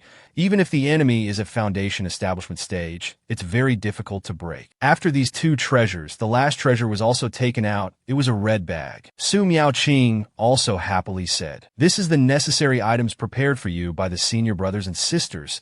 It has everything inside. When you have time later, you can open it and see." Xiao Yifeng held the red bag in his hand, hesitantly saying, "These things are too precious. Did they say anything else?" Seeing him ask this, Su Miaoqing immediately raised one finger and began to instruct. "My parents said first, don't cause trouble outside. Take good care of yourself." He nodded repeatedly upon hearing this.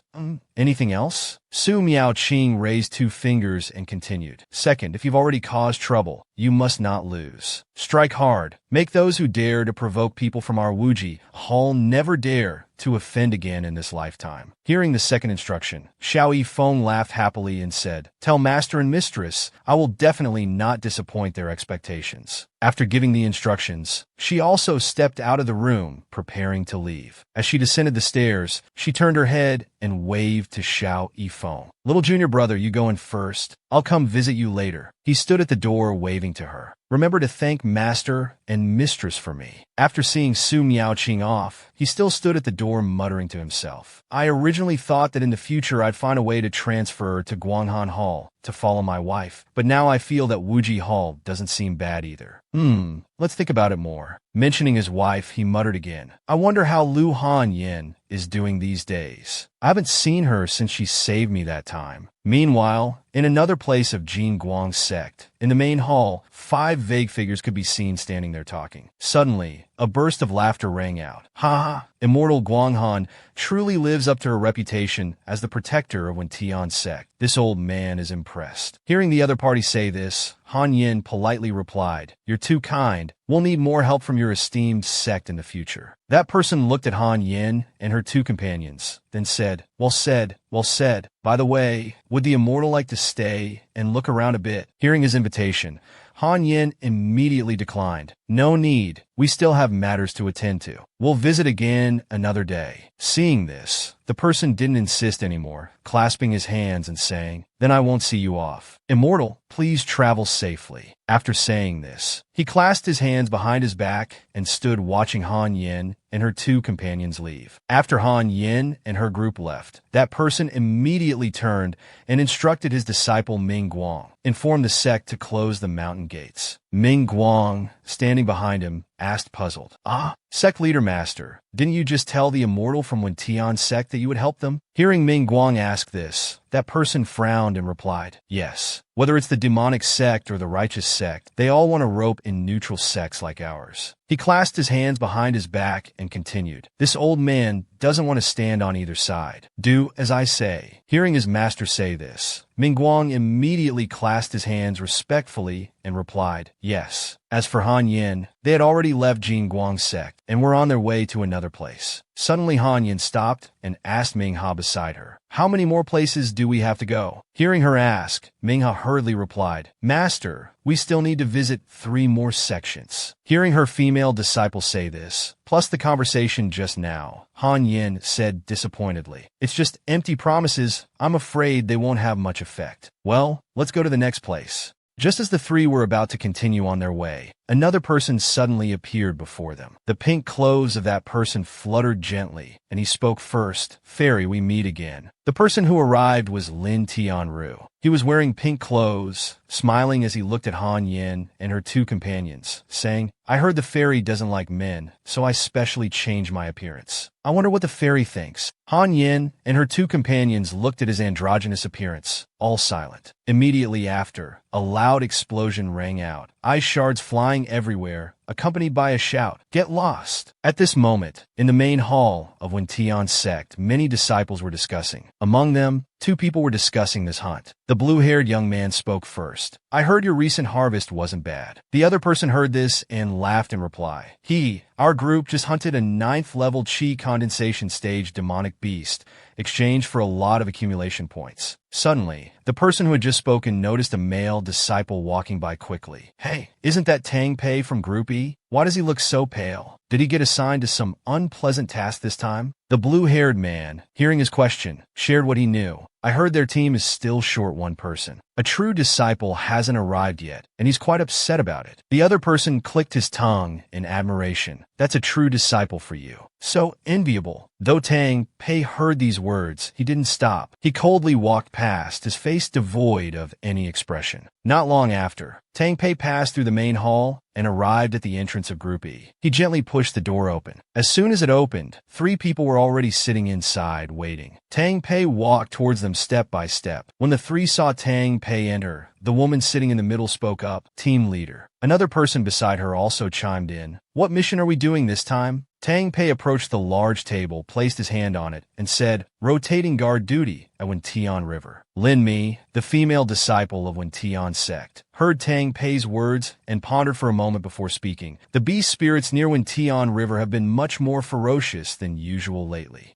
Tian's sect disciple Zhou Ming also added, That's because it's the time when our sect collects the core crystals of the jade-eyed wandering fish. Those beast spirits obviously know this too. So every time the season comes around, they become especially vigilant. The remaining person was Tian's sect disciple Li Lifang. He angrily slammed the table and cursed, That coward still hasn't shown up. How are we supposed to patrol Tian River with just the 5 of us? Just as the atmosphere grew tense, a figure suddenly appeared outside the door and spoke, I apologize for being late. The newcomer was Xiao Yifeng. He He took out the senior disciple token given to him and said, "This is Groupie High, correct? I'm Xiao Yifeng, here to join the law enforcement training team." Upon hearing his name, Tang Pei immediately turned and confronted him. "So you're Xiao Yifeng, the one who's a month late. I need an explanation." Xiao Yifeng heard this and clasped his hands in explanation. "I had just broken through to the 7th layer of Qi refinement. When I received the summons, I was in seclusion, so I was delayed for some time." Li Fong glanced at him sideways and mocked. "What a good act. Do you think you're in the foundation establishment stage? It's just Qi refinement. Who goes into seclusion for a whole month?" Zhou Ming chimed in, pointing to the ground. "If you didn't dare to come, just say so. Do you really think everyone else is a fool?" Wu Qiong Hall is indeed full of cowards. As soon as he finished speaking, a powerful hand struck out. The hand aimed straight for Li Fong's face, and he hurriedly raised his arms to block instinctively. Even so, he was still sent flying backwards by Xiao Yifeng's strike, crashing heavily into the wall at the far end of the room. Before he could react, Xiao Yifeng immediately leaped forward, his fist clenched tightly as he charged straight towards Li Fong. Seeing Xiao Yifeng rushing towards him at extreme speed, he cried out in terror, "What are you trying to do?" The incident happened so quickly that Lin Mi and Zhou Ming only now noticed the scene before them, simultaneously turning their heads to look at Xiao Yifeng and Li Fong. Just as the fist was about to make contact with Li Fong's face, it suddenly stopped. He was so frightened by this action that his pupils dilated, his face filled with terror, and cold sweat had already begun to form on his forehead.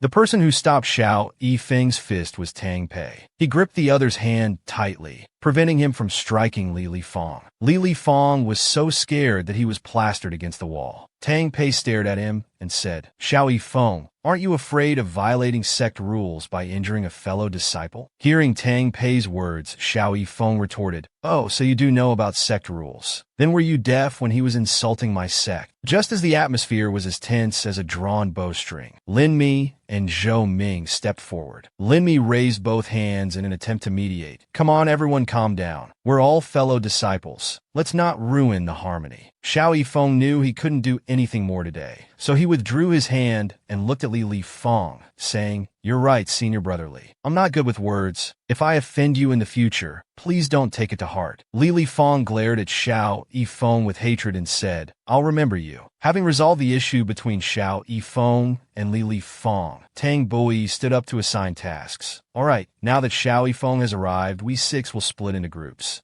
Tian River has a total of 4 branches that need patrolling, so we'll naturally divide into 4 groups." Tang Bui looked at Lin Mi and Zhu Ming and said, "Zhu Ming, Lin Mi, you two are one group." Tang Bui continued grouping. He looked at Li Fong and said, "Li Fong, you and Ling Cc are one group." Finally, Tang Bui turned to look at him and said, "Xiao Yifeng, I see your strength seems not bad, so you and I will each be a group on our own. Do you have any problems with that?" Hearing this, he calmly replied, "I'm fine with it." Just as everything seemed decided, Ling Cc suddenly shouted, "Ah, I object." She was also a personal disciple of Wen Tian's sect. Ling Cc looked at everyone and stammered, "I want to be in the same group as senior brother Xiao." Seeing the person in his group wanting to join Xiao Yifeng's team, Li Fong hurriedly said, "Junior sister, just now, I was only suddenly pressured and didn't have time to use my techniques." Hearing this, Ling Cc hesitantly said, "I know, senior brotherly doesn't look handsome and isn't good at close combat, but as long as he's fully prepared, he's still very strong." This statement from Ling Cc made Li Fong choke on his water, pointing at her speechlessly. Seeing Ling Cc say this, Tang Bui also agreed. "All right, if junior sister wants it that way, then you could be in a group with Xiao Yifeng." Hearing this, Ling Cc's face showed joy, while Li Fong looked dejected, tears welling up in his eyes. With the grouping done, Tang Bui spoke up, "Then everyone, let's set out." Everyone responded in unison, "Yes." At this moment, the door was pushed open, and 6 figures strode out imposingly. On the vast water surface, strong sword auras flashed by one after another. At this time on the water surface, Ling Cc and Xiao Yifeng were controlling flying swords. He stood in front, arms folded, asking Ling Cc behind him, "Junior sister Ling, Why did you want to be in the same group as me? Hearing this, Ling Cc hurriedly replied, Senior brother Li is really too ugly. I want to look at someone more handsome. Hearing Ling Cc say this, Xiao Yifeng thought to himself, this junior sister really has a sweet mouth. Being praised as handsome by a woman, he was secretly rejoicing in his heart. But good things often don't last. And at this moment Ling Cc continued, although I've heard that you're the personal disciple with the worst aptitude in recent years.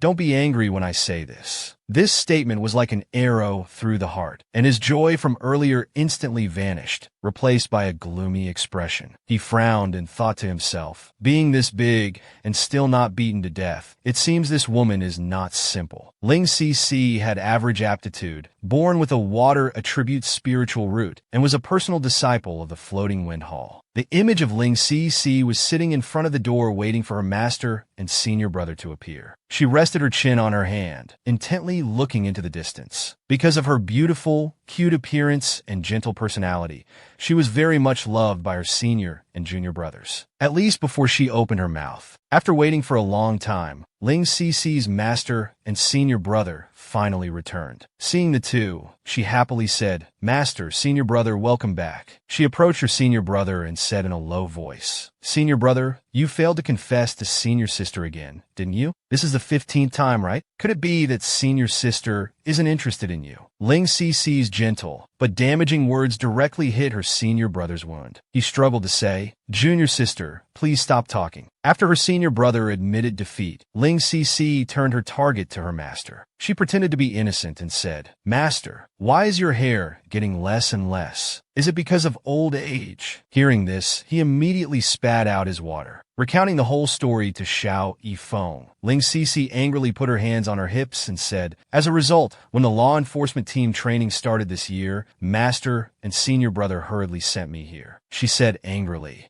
There's not a bit of reluctance at all. Hearing her say this, Xiao Yifeng also showed sympathy. This, ahem, is indeed too much. It's just speaking frankly a bit. How could they treat you like this? Hearing his sympathy, Ling Cc happily continued. That's right, although Master said I should fix my habit of losing control a bit when I see demonic beasts. But what's the big deal about that? Xiao Yifeng curiously asked. Lose control? What does that mean? Just as he was waiting for Ling Cc's answer, a sound came from afar. A demonic beast appeared. Xiao Yifeng's attention was also drawn by the sound, and he turned his head to look. At this moment, a huge demonic beast appeared before him, grinning at him. Seeing that demonic beast, Xiao Yifeng said, It's just a low-level demonic beast. It was only now that he noticed Ling Cc behind him. Turning his head to look, he found her trembling all over. He called out in confusion, Junior sister Cc? As soon as he finished speaking, Ling Cc shouted loudly, There's a demonic beast. Her shout raised huge waves of water around them. Xiao Yifeng covered his ears and sighed, Heavens!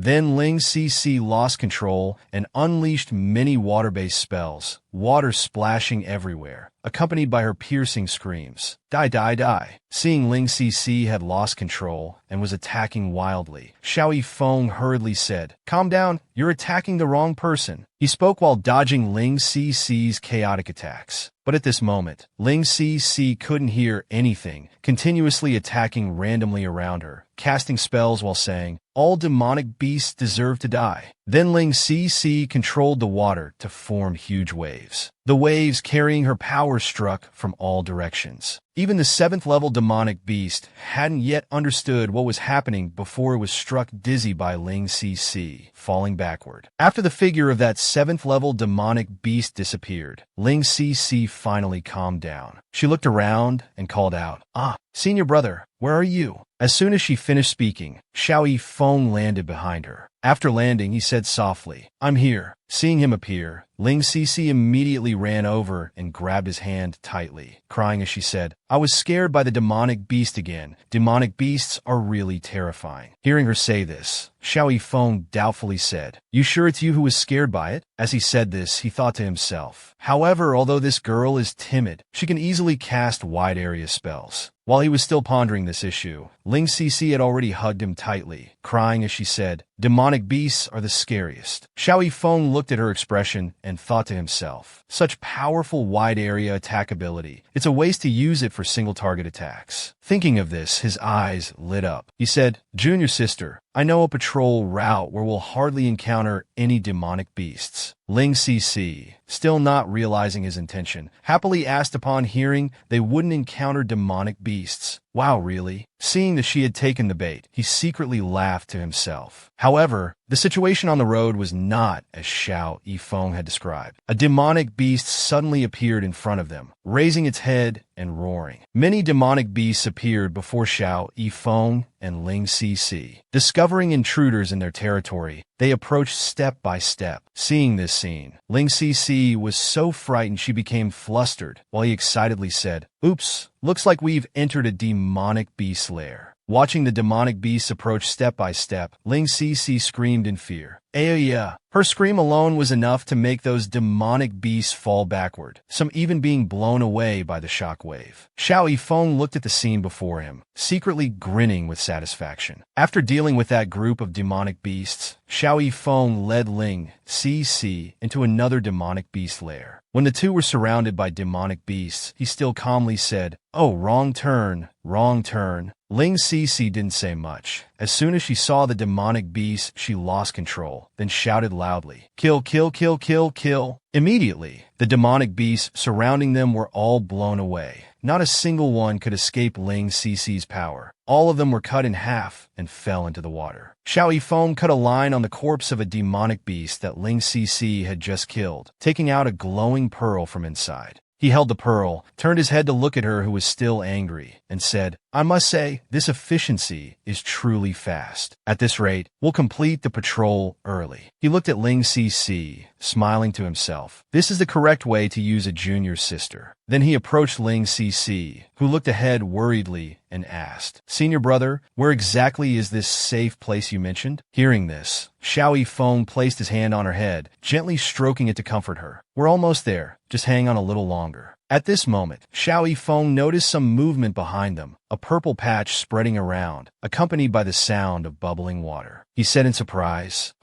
Are there still fish that slip through the net?" Suddenly, he discovered something unusual under the water. That purple color was slowly drifting towards the two of them. He exclaimed excitedly, "This isn't good." Xiao Yifeng immediately grabbed Ling Cc's hand and quickly ran away. Dodge. Just as the two escaped the danger zone, a surge of power shot straight up into the sky from the deep water. Yifeng and Ling Cc stared at the scene before them in amazement, their eyes wide with shock. What is that?" The crocodile monster revealed its true form, its body huge and enormous. It's the heavenly net crocodile, the overlord of Wintian River, and it's at Foundation establishment stage. Yifeng recognized its cultivation level at a glance. Ling Cc was terrified. It's reached Foundation establishment? What should we do now? Not daring to tangle with it, the two prepared to slip away quietly. "Let's retreat. We can't risk our lives against this one." Obviously, the crocodile monster couldn't let go of the juicy meat that had come to its mouth. It pounced to attack the two. A series of water columns rose up, swirling to surround the two. Xiao Yifeng pushed Ling Cc away. "Don't worry about me, you go first." Ling Cc called out in panic, "Senior brother!" Along with a huge sound, the crocodile monster opened its mouth wide and spewed out purple light rings towards Xiao Yifeng. Yifeng quickly pulled out from his hand a magical treasure to control demonic energy. Xiao Yifeng temporarily escaped from the monster. Good thing the senior brothers and sisters gave enough treasures. Take out a bunch of talismans to blow up this water dragon scroll. Who knew the crocodile would control CC instead? A large water vortex rose up, swirling, wrapping around Ling C's entire body. The crocodile monster beside opened its mouth, waiting. Yifeng sighed. "This is troublesome." A streak of golden light flashed by. Yifeng turned back to rescue. Unexpectedly, the crocodile monster opened its mouth wide, swallowing the entire water vortex that was surrounding both of them. The two were finally successfully swallowed into the stomach of the heavenly net crocodile. Ling Cc and Yifeng were now inside the crocodile's belly. The crocodile monster was now satisfied with its full stomach. Contentedly, it slowly sank to the bottom of the sea. Ling Cc gradually regained consciousness. She dazedly discovered that her surroundings were pitch black. "You're awake, junior sister." Yifeng was sitting in meditation beside her. "As you can see, we're currently in the crocodile's stomach,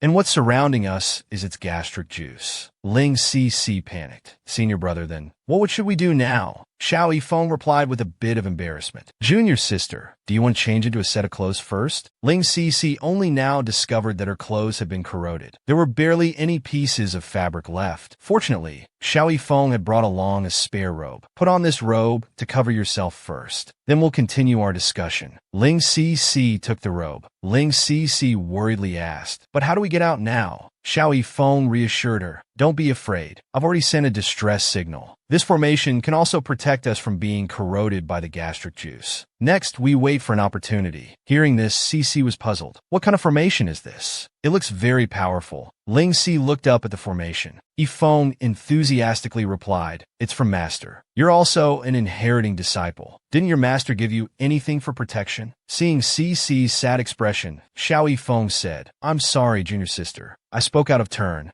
At this moment, two figures appeared on the surface of the sea. It was Zhu Ming and Lin Mi searching. The distress signal just now came from this location. Lin Mi had determined the coordinates and told Zhu Ming. Zhu Ming also sensed the spiritual energy. There's very strong spiritual energy fluctuation here. A big battle must have taken place just now. Zhu Ming reminded, we should be careful. It's best not to startle the snake in the grass. Unexpectedly, Lin Mi beside him had already prepared to unleash a big move. Zhu Ming broke out in a cold sweat. Heavens! Senior sister, wait! A raging sea of fire slowly took shape from the void. The next moment, it crashed down onto the water surface with a rumble. The crocodile monster cursed angrily, its fire chi blazing. Immediately after, it surfaced. Yifeng and Ling Si inside the monster's belly felt a strong vibration, estimating that reinforcements had arrived outside to rescue them. Yifeng calmly said, don't panic, it seems someone outside has frightened this little brat. Ling Cici rejoiced. Someone's here. Is it senior brother and senior sister? Yifeng continued to reply calmly. Probably, but isn't this commotion a bit too big? Yifeng said to Ling Cici. Junior sister Ling, come closer quickly. This monster seems to have been angered. Ling Cici huddled close to Yifeng.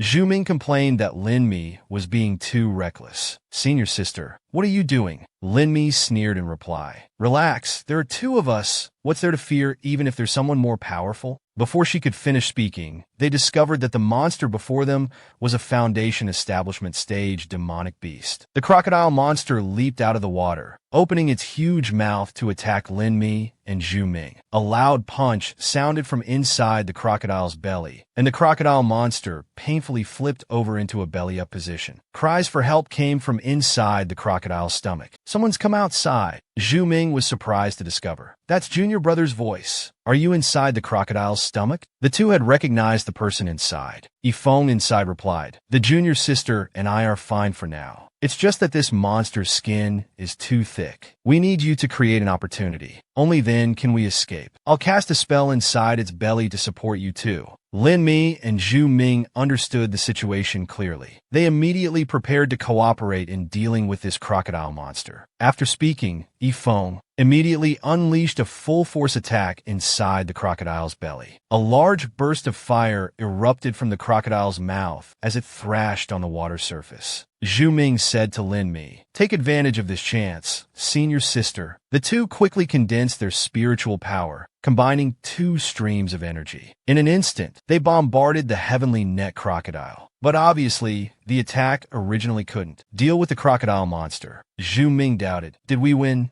Immediately, the monster rose up, swinging its tail towards the two. But it was blocked by two immortal swords. It turned out to be the team leader, and Li Fong, who had heard the commotion and rushed over. The team leader inquired about the situation. How did you end up fighting this demonic beast? Zhu Ming explained. Team leader, junior brother Xiao, and junior sister Ling have been swallowed by the heavenly net crocodile. They're inside its stomach now, and they need us to attack it from the outside so they can escape. Li Fong angrily scolded. What a mess. This beast is at Foundation Establishment stage. That useless Xiao Yifeng. He can't even protect a weak woman. The team leader immediately cut him off and ordered, quickly form the formation. Li Fong continued to object. Team leader, do you really believe what they're saying? The team leader insisted. There's no time to call for reinforcements now. We have to at least try. Don't forget junior sister Ling, CC is in there. Li Li Fong gritted his teeth. It's all because of that bastard Xiao Yifeng. The three people followed the team leader's command and flew to their positions in 4 directions. Lin Mi, take the lesser Yin position. Zhu Ming, you take the lesser Yang position. Li Li Fong, you're in charge of greater Yin. Finally, the team leader shouted to Xiao Yifeng, listen carefully, do you have any way to escape the encirclement? Now's the best time. Meanwhile, Xiao Yifeng sensed that the 4 of them were setting up the 4 symbols formation. He rejoiced inwardly. Turning to Ling Cici, he said, Junior sister, I need your help with something. Yifeng held Ling Cici's hand and said, come on, I need to borrow your spiritual energy for a moment. Ling Cici didn't understand. I have a water attribute spiritual root. But senior brother, you use fire-based magic? Xiao Yifeng said excitedly. That's exactly what I need. What they're casting is the killing formation of the 4 symbols formation, and you and I have opposing attributes, which normally don't mix. But when they meet, they'll create a force with immense destructive power. The heavenly net crocodile's huge body was bombarded, causing it to be torn apart. At this moment, the demonic beast lay motionless under the water. The surroundings gradually returned to silence. Tang Bui, Zhu Ming, Lin Mi, and Li Li Fong, the 4 of them hovered in midair,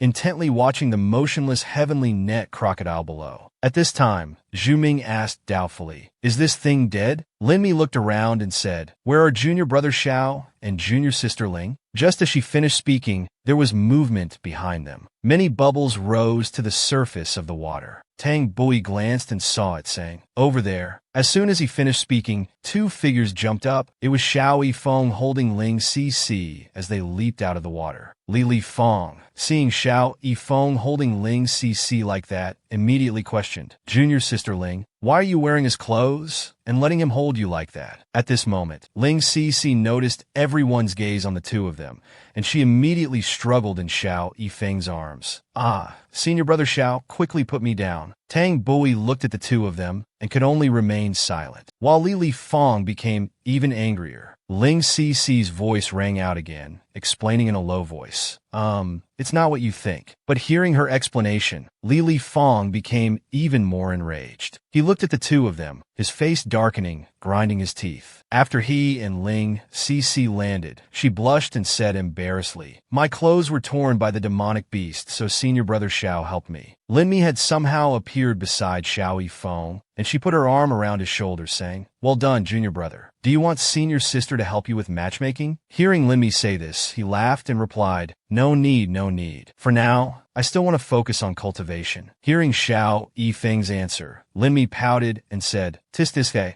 I didn't expect you to be such a wooden block. Ling Cici, standing beside them and listening to their conversation, her face turning red as if about to steam, said, senior sister. Ever since Xiao Yifeng appeared, Ling Cici had stopped paying attention to Li Li Fong. He frowned angrily and said, it was just one demonic beast. If I had arrived earlier, I could have dealt with it too. After saying this, he flew to the front of the demonic beast, his anger making him lose all reason. He directly kicked the body of the heavenly net crocodile hard, cursing, it's all because of you. After being kicked by Li Li Fong, the heavenly net crocodile suddenly opened its eyes, its blood-red pupils staring intently at the one who had kicked it. After venting all his anger on the heavenly net crocodile, he was still oblivious to the situation. Suddenly, Zhu Ming above shouted at him, be careful, this demonic beast isn't dead yet. At that moment, the heavenly net crocodile's body began to swell, its already enormous form now looking even larger. Tang Bui looked at the heavenly net crocodile, his expression becoming serious as he said, this is bad, it's going to self-destruct. Everyone, come here and set up a defensive formation. As he finished speaking, he immediately formed hand seals. Lin Mi behind him also mimicked his gesture, stammering, at such a close distance, even with a defensive formation. Just as everyone was unsure what to do, suddenly a figure flashed by. Lin Mi was startled by this figure. Xiao Yifeng quickly rushed forward, his eyes full of killing intent, resolutely looking ahead. From behind came Lin Mi's voice, Junior brother Xiao. At that moment, he took out a token, which now burst into flames, fire blazing around the token in his hand. He directly charged towards the heavenly net crocodile. He immediately used the token in his hand to fiercely strike from the top of the heavenly net crocodile's head straight down to its chin. Immediately after, the heavenly net crocodile exploded, flesh flying in all directions, dust and smoke everywhere. As the dust gradually cleared, 5 figures appeared. Zhu Ming asked doubtfully, "Is this really the power of a Foundation establishment stage demonic beast?" Ling Cc beside him also said, "It doesn't seem that scary." At this moment, Lin Mi excitedly said, "Xiao Yifeng." He detonated the token magical weapon issued by the sect, causing the demonic beast's self-destruction to fail. At this moment, at the explosion site, Xiao Yifeng was still calmly observing the remains of the heavenly net crocodile. A soft voice rang out. "This decisiveness is truly terrifying." The more Li Li Fong looked at him, the angrier he became, his face turning pale, grinding his teeth as he said, "Bastard." Then he pointed directly at Xiao Yifeng and shouted, "Xiao Yifeng, you destroyed the sect's magical weapon, disobeyed orders. I must report this to the elders." Lin Mi beside him, hearing Li Li Fong's words, mockingly said, "How shameless." But he remained unfazed by these threats, turning his head slightly to provoke. "Do as you wish." Seeing that he was not only unafraid but dared to provoke him, Li Li Fong was so angry he could barely speak, only able to point at him and stammer. "You!" Tang Bui beside them, seeing the situation becoming increasingly tense, immediately spoke up to intervene. "Enough." Tang Bui said sternly to everyone, "A Foundation establishment stage demonic beast appearing in Wintian River is very unusual. We must report this to the sect immediately." Lin Mi heard this and agreed. "Yes." At this moment, Xiao Yifeng suddenly spat out a mouthful of fresh blood. Seeing this, Ling Cc immediately ran to his side and asked with concern, "Senior brother, what's wrong?" He saw her worried expression and said softly, "It's nothing, just a slight injury from earlier." Seeing him injured, Li Li Fong laughed smugly. "So this is all you're capable of? That's what you get for being overconfident. Serves you right." He ignored Li Li Fong's words and prepared to leave. He turned his head and said to those behind him, "Let's go. Don't waste time." No one noticed that his tightly clenched, wounded hand was glowing, emitting a faint light. In front of the main gate of the law enforcement hall, 4 figures stood before the door. Ling Cc worriedly said, "Why haven't they come out yet?" She turned to ask Lin Mi beside her, "Senior sister Lin, the sect elders won't really make things difficult for senior brother Xiao, will they? Should I explain a bit?" Before she could finish, Lin Mi interrupted, "Don't worry, the sect elders aren't fools." Li Li Fong, standing nearby and overhearing the conversation between the two, sneered, "Destroying the sect's token, selfish behavior, disobeying orders, nearly causing a disaster. He's violated at least several sect rules. How could the elders easily let him off?" Seeing him speak like this, Lin Mi immediately retorted, "Do you think the elders are as petty as you?" He was very angry at her words but could only endure it. Just as the two were arguing, Zhu Ming spoke up, "They're coming out." The door of the law enforcement hall opened. Xiao Yifeng and Tang Bui walked out from inside. Seeing this, Zhu Ming and Lin Mi immediately ran towards them, Zhu Ming asking, "How did it go?" Lin Mi also asked worriedly, "Did the elders give you a hard time?" At this moment, Tang Bui looked at Xiao Yifeng beside him and said admiringly, "Junior brother Xiao is very much appreciated by the elders. Not only was he not punished, but he was also praised. Truly worthy of being a personal disciple." Hearing Tang Bui speak so directly, he smiled and said, "Not at all. It's just that the elders are wise and didn't listen to one-sided statements." Li Li Fong, standing outside and hearing their words, became even angrier. At this point, Lin Mi looked at him and said, "That's great then. This time we were lucky to have you. Want to go have a few drinks with us? Junior sister Ling will be there too." Hearing her senior sister mention her, Ling Cc immediately blushed and stammered, "Ah." After hearing this, Xiao Yifeng declined. He summoned his flying magical artifact, jumped on it and said to Lin Mi, "We'll go next time, I have urgent matters to attend to." "Sorry, senior sister." As soon as he finished speaking, he quickly flew away, leaving only a flash of light. Lin Mi, looking at his hurried appearance, said dissatisfied, "This kid really doesn't understand romance. Don't you agree, junior sister?" Hearing her senior sister ask like this, Ling Cc replied sadly, "Perhaps he has other matters to attend to." After leaving everyone, he landed in a stone cave. Xiao Yifeng clutched his chest and spat out a mouthful of blood, saying with difficulty, "Immortal Slayer, if you had acted to kill someone just now, it would have caused a disaster." From his hand, and, clutching his chest, a dense blood energy suddenly poured out, along with a calm voice that rang out, I was just hungry.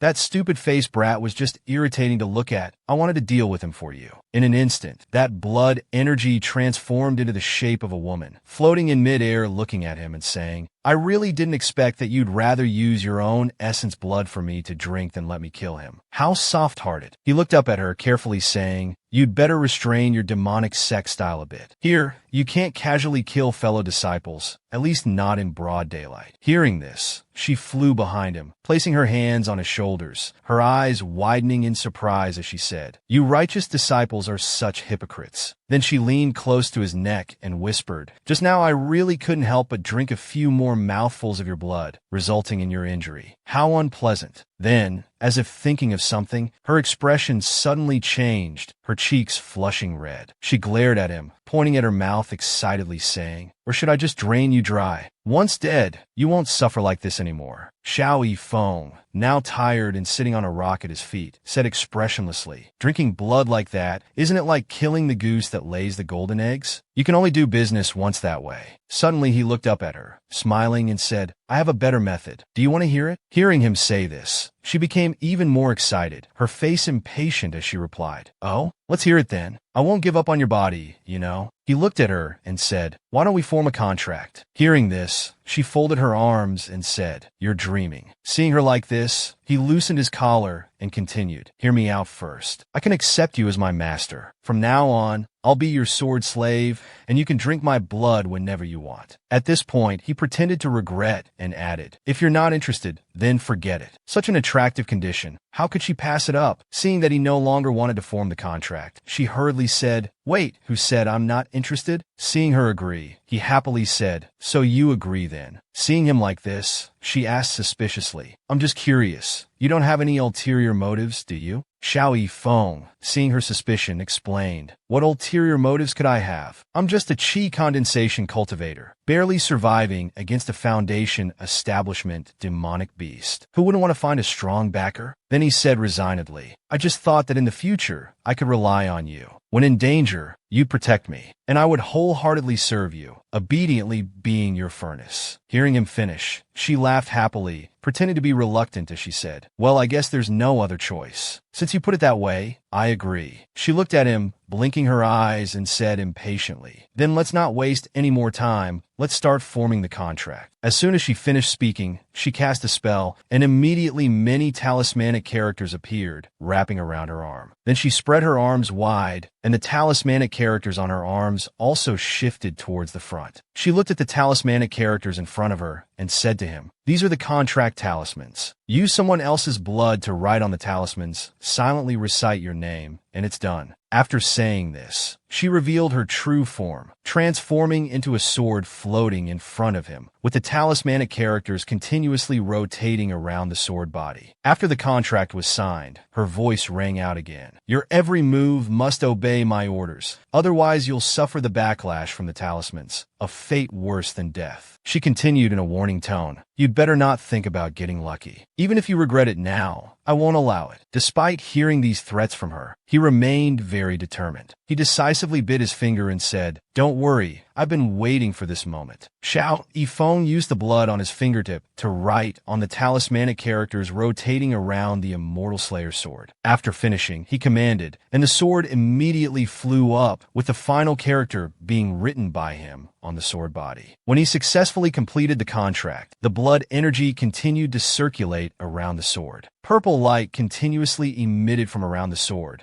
and at the same time, a voice was heard. This time it's a bit too much. At this moment, she looked at him with greedy eyes and said, This little guy, I don't know how, but the spiritual energy in his body is unbelievably abundant. She stared intently at the spiritual energy surrounding him, thinking joyfully to herself. Moreover, he doesn't seem to know what cultivation is, neither Tao, nor demonic, nor Buddhist. His spiritual energy is of the purest flavor. After observing him for a while, she was now completely immersed in his aura. She excitedly covered her face, drooling, her eyes wide with desire as she looked at him and said, "A guy like this is now mine from now on, hee." Just as she was gazing at him infatuatedly, he had already completed the contract signing. As soon as her voice finished, the sword obediently fell into his hand. Immediately, his spiritual energy appeared around the sword, surrounding and permeating into it. At this moment, she finally reacted, feeling that something was wrong, and asked Xiao Yifeng in panic, "Wait, what talisman did you draw?" He raised the sword in his hand and said to her, "This is the Master Recognition Talisman. You told me about it yourself." At this point, she finally realized and launched an attack towards Xiao Yifeng.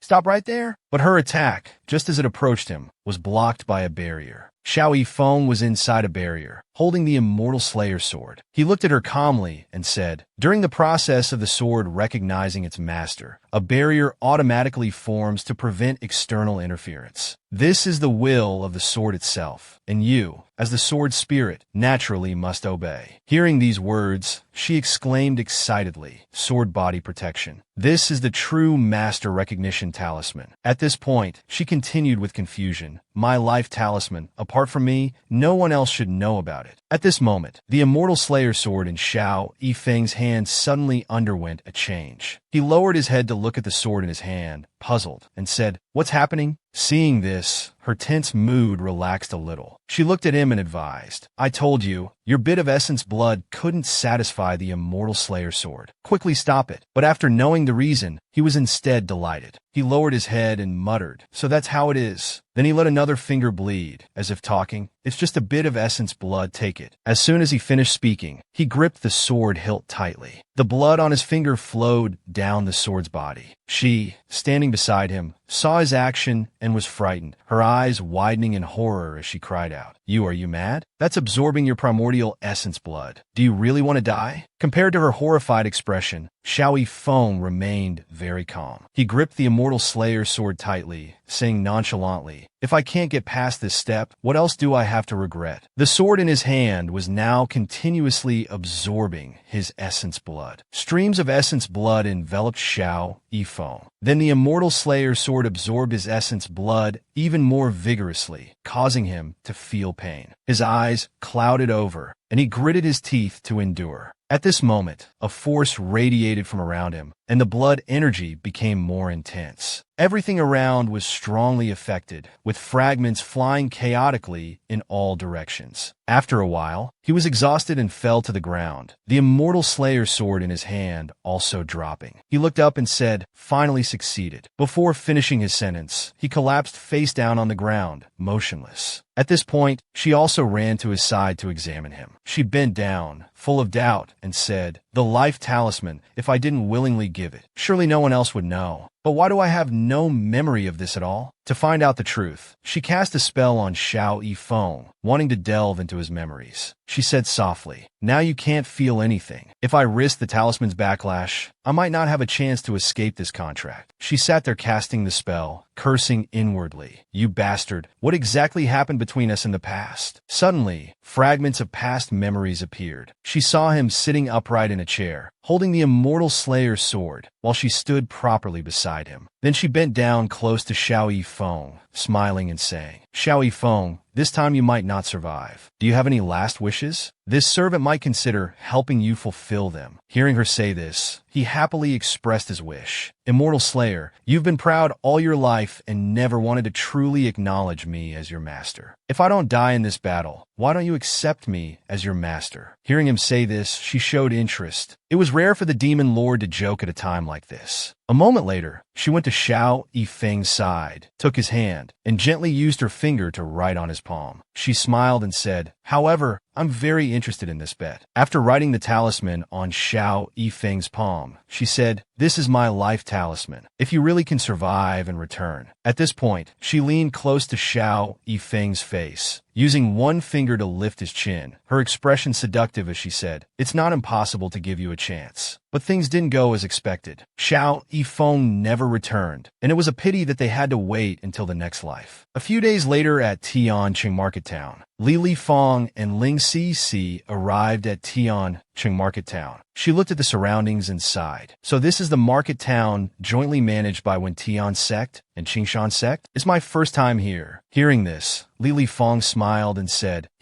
I'm very familiar with this place. Junior sister, if you're interested, I can show you around. Ling Cici ignored him and directly ran to Xiao Yifeng, looking at him and saying, Senior brother Xiao, shall we go for a walk around here later? He turned his head to look at her once, coldly replying, not interested. Li Fong, seeing her being so intimate with him, immediately darkened his expression, his hands clenched tightly, full of anger. Everyone followed behind Tang Bui as he led the team forward. After observing the surroundings for a moment, he explained this mission to those behind him. This mission is to patrol the market town together with Qingshan sect. Everyone must remember to act carefully. Don't embarrass our sect. Just as Tang Bui finished his instructions, a voice was heard. Oh, Team Leader Tang. A person appeared before everyone, with 2 small mustaches and a mole under his mouth. He clasped his hands behind his back and looked at them, saying, Is everyone here? Recognizing the newcomer, Tang Bui stepped forward and said, Manager Li, these are the disciples on rotation duty from our sect this time. We've troubled you. Hearing Tang Bui say this, he laughed heartily. Look at what you're saying. How could I not trust the disciples of your esteemed sect? Ha ha! Lin Mi, standing beside Zhu Ming, quietly reminded everyone be careful. Although Qingshan sect is a small sect, they've always been our allies, so try not to damage this relationship. After the greetings, Manager Li clapped his hands and said to everyone, Then next, please follow my arrangements. I certainly won't mistreat you. Manager Li looked at Zhu Ming, who was intently nibbling on a cake, and said, Team Leader Tang, you and this one go patrol North Street. Hearing Manager Li's arrangement, Tang Bui set off. He turned his head and said to Zhu Ming, follow me. Zhu Ming, still nibbling on his cake, heard this and responded with a yes. And as soon as he finished speaking, the two flew off. After Tang Bui and Zhu Ming left, Manager Li continued his work. He looked at Ling Cici and Lin Mi and said, You 2 ladies go to East Street. There are all noble people there, so it's just right that there won't be conflicts with you 2. Ling Cici, seeing that she wasn't paired with Xiao Yifeng, hesitantly said, But before she could finish, Lin Mi forcefully pulled her away. Lin Mi firmly said, Don't worry, no need to worry about him. This time I'll take good care of you. After they left, Manager Li pointed to the left and said to Xiao Yifeng, You please go to South Street. He looked at the other party and asked, Why do I have to go alone? Hearing this, the other party reluctantly said, Look, the market town has 4 streets, but there are 6 of you, so someone will have to go alone. Xiao Yifeng couldn't argue and had to accept. He turned to leave, saying to the other party, All right, South Street, right? I got it. After he left, Li Fong grinned widely. He said with satisfaction, Thank you, second uncle. In the future, I'll definitely speak well of you in front of Master. Manager Li was very pleased hearing these words. Haha, your business is my business. Don't worry, South Street is the most chaotic. Even 10 people couldn't manage it. I deliberately arranged for people to cause trouble. He definitely won't be able to complete your rotation duty. After saying this, Manager Li put his arm around Li Fong's shoulder and said happily, Come with second uncle to West Street for a drink. There are some very beautiful girls there. Li Fong, hearing about beautiful women, smiled even more happily. Thank you, second uncle. The 2 left in high spirits, not noticing someone observing them from afar. Xiao Yifeng was hiding by a wall, silently listening to their entire conversation. Knowing the truth, he chuckled softly. So that's how it is. At the foot of the wall, a small figure also appeared, a mouse quietly standing there, secretly observing the surroundings. At this moment on South Street of Tianqing Market Town, the place was in utter chaos. The street was bustling with people coming and going, never-ending. At this time, Xiao Yifeng had also arrived at South Street of Tianqing Market Town. He gently landed on a rooftop and spoke, Everyone. He raised his token and continued, I am a duty disciple of Tian sect, responsible for maintaining order here. Below, a muscular man looked up and shouted, Damn it, another one, and it's a little chi condensation brat. Others who saw him began to chatter. A blue-haired man mocked, How long did the last guy last? Seems he ran back, crying to his master. A nearby woman also chimed in, Wonder how long this one can hold out. In a hidden corner of the street, 3 masked individuals were discussing. The leader reminded the other 2 to remember clearly. Manager Li has made it clear. Later, no matter what he says, we brothers must loudly object and disrupt him. The other two nodded in agreement. Yes, don't worry. At this moment, Xiao Yifeng continued speaking in a clear, resonant voice. Now I'll announce my management rules. He loudly declared the rules to those below. First, from today onwards, the taxes on South Street will be reduced compared to the original amount due. No one is allowed to collect extra. Those below were stunned upon hearing this, all wondering in their minds what was happening. He raised two fingers and continued. Second, the street I'm responsible for will have free trade. Goods bought and sold need not be inspected. No questions asked about their origin. Whether you have contraband or genuine goods in your hands, sell as you wish. Anyone who dares mention the word order in front of me won't live peacefully. Those below were shocked upon hearing this decision, standing dumbfounded with wide eyes. He raised his third finger, looking firmly at the crowd below, and said, Third, I have only one prohibition, something that everyone must not do, which is, no one is allowed to interfere with others' business and profit-making, or else death without mercy. After speaking, he stood tall above, looking down at the stunned crowd below. Having made his announcement, he looked at the people below expectantly, folding his arms and saying, Now, whoever objects can step forward. Those below, hearing Xiao Yifeng's decision, were extremely excited, continuously shouting, Good! At this moment, those sent by Manager Lee to cause trouble looked at each other and asked, Are we still going to object? The leader, hearing this superfluous question, immediately slapped the questioner hard and said, Object my ass. You want to die? Xiao Yifeng stood there waiting for a while, seeing no one come forward to object. He then ordered those below. Then I declare, South Street of Tian, Cheng Market Town begins trading. The next day in the shadows, a young man was hugging something to his chest. The object was tightly wrapped in black cloth. He held it close, muttering as he walked, Damn it,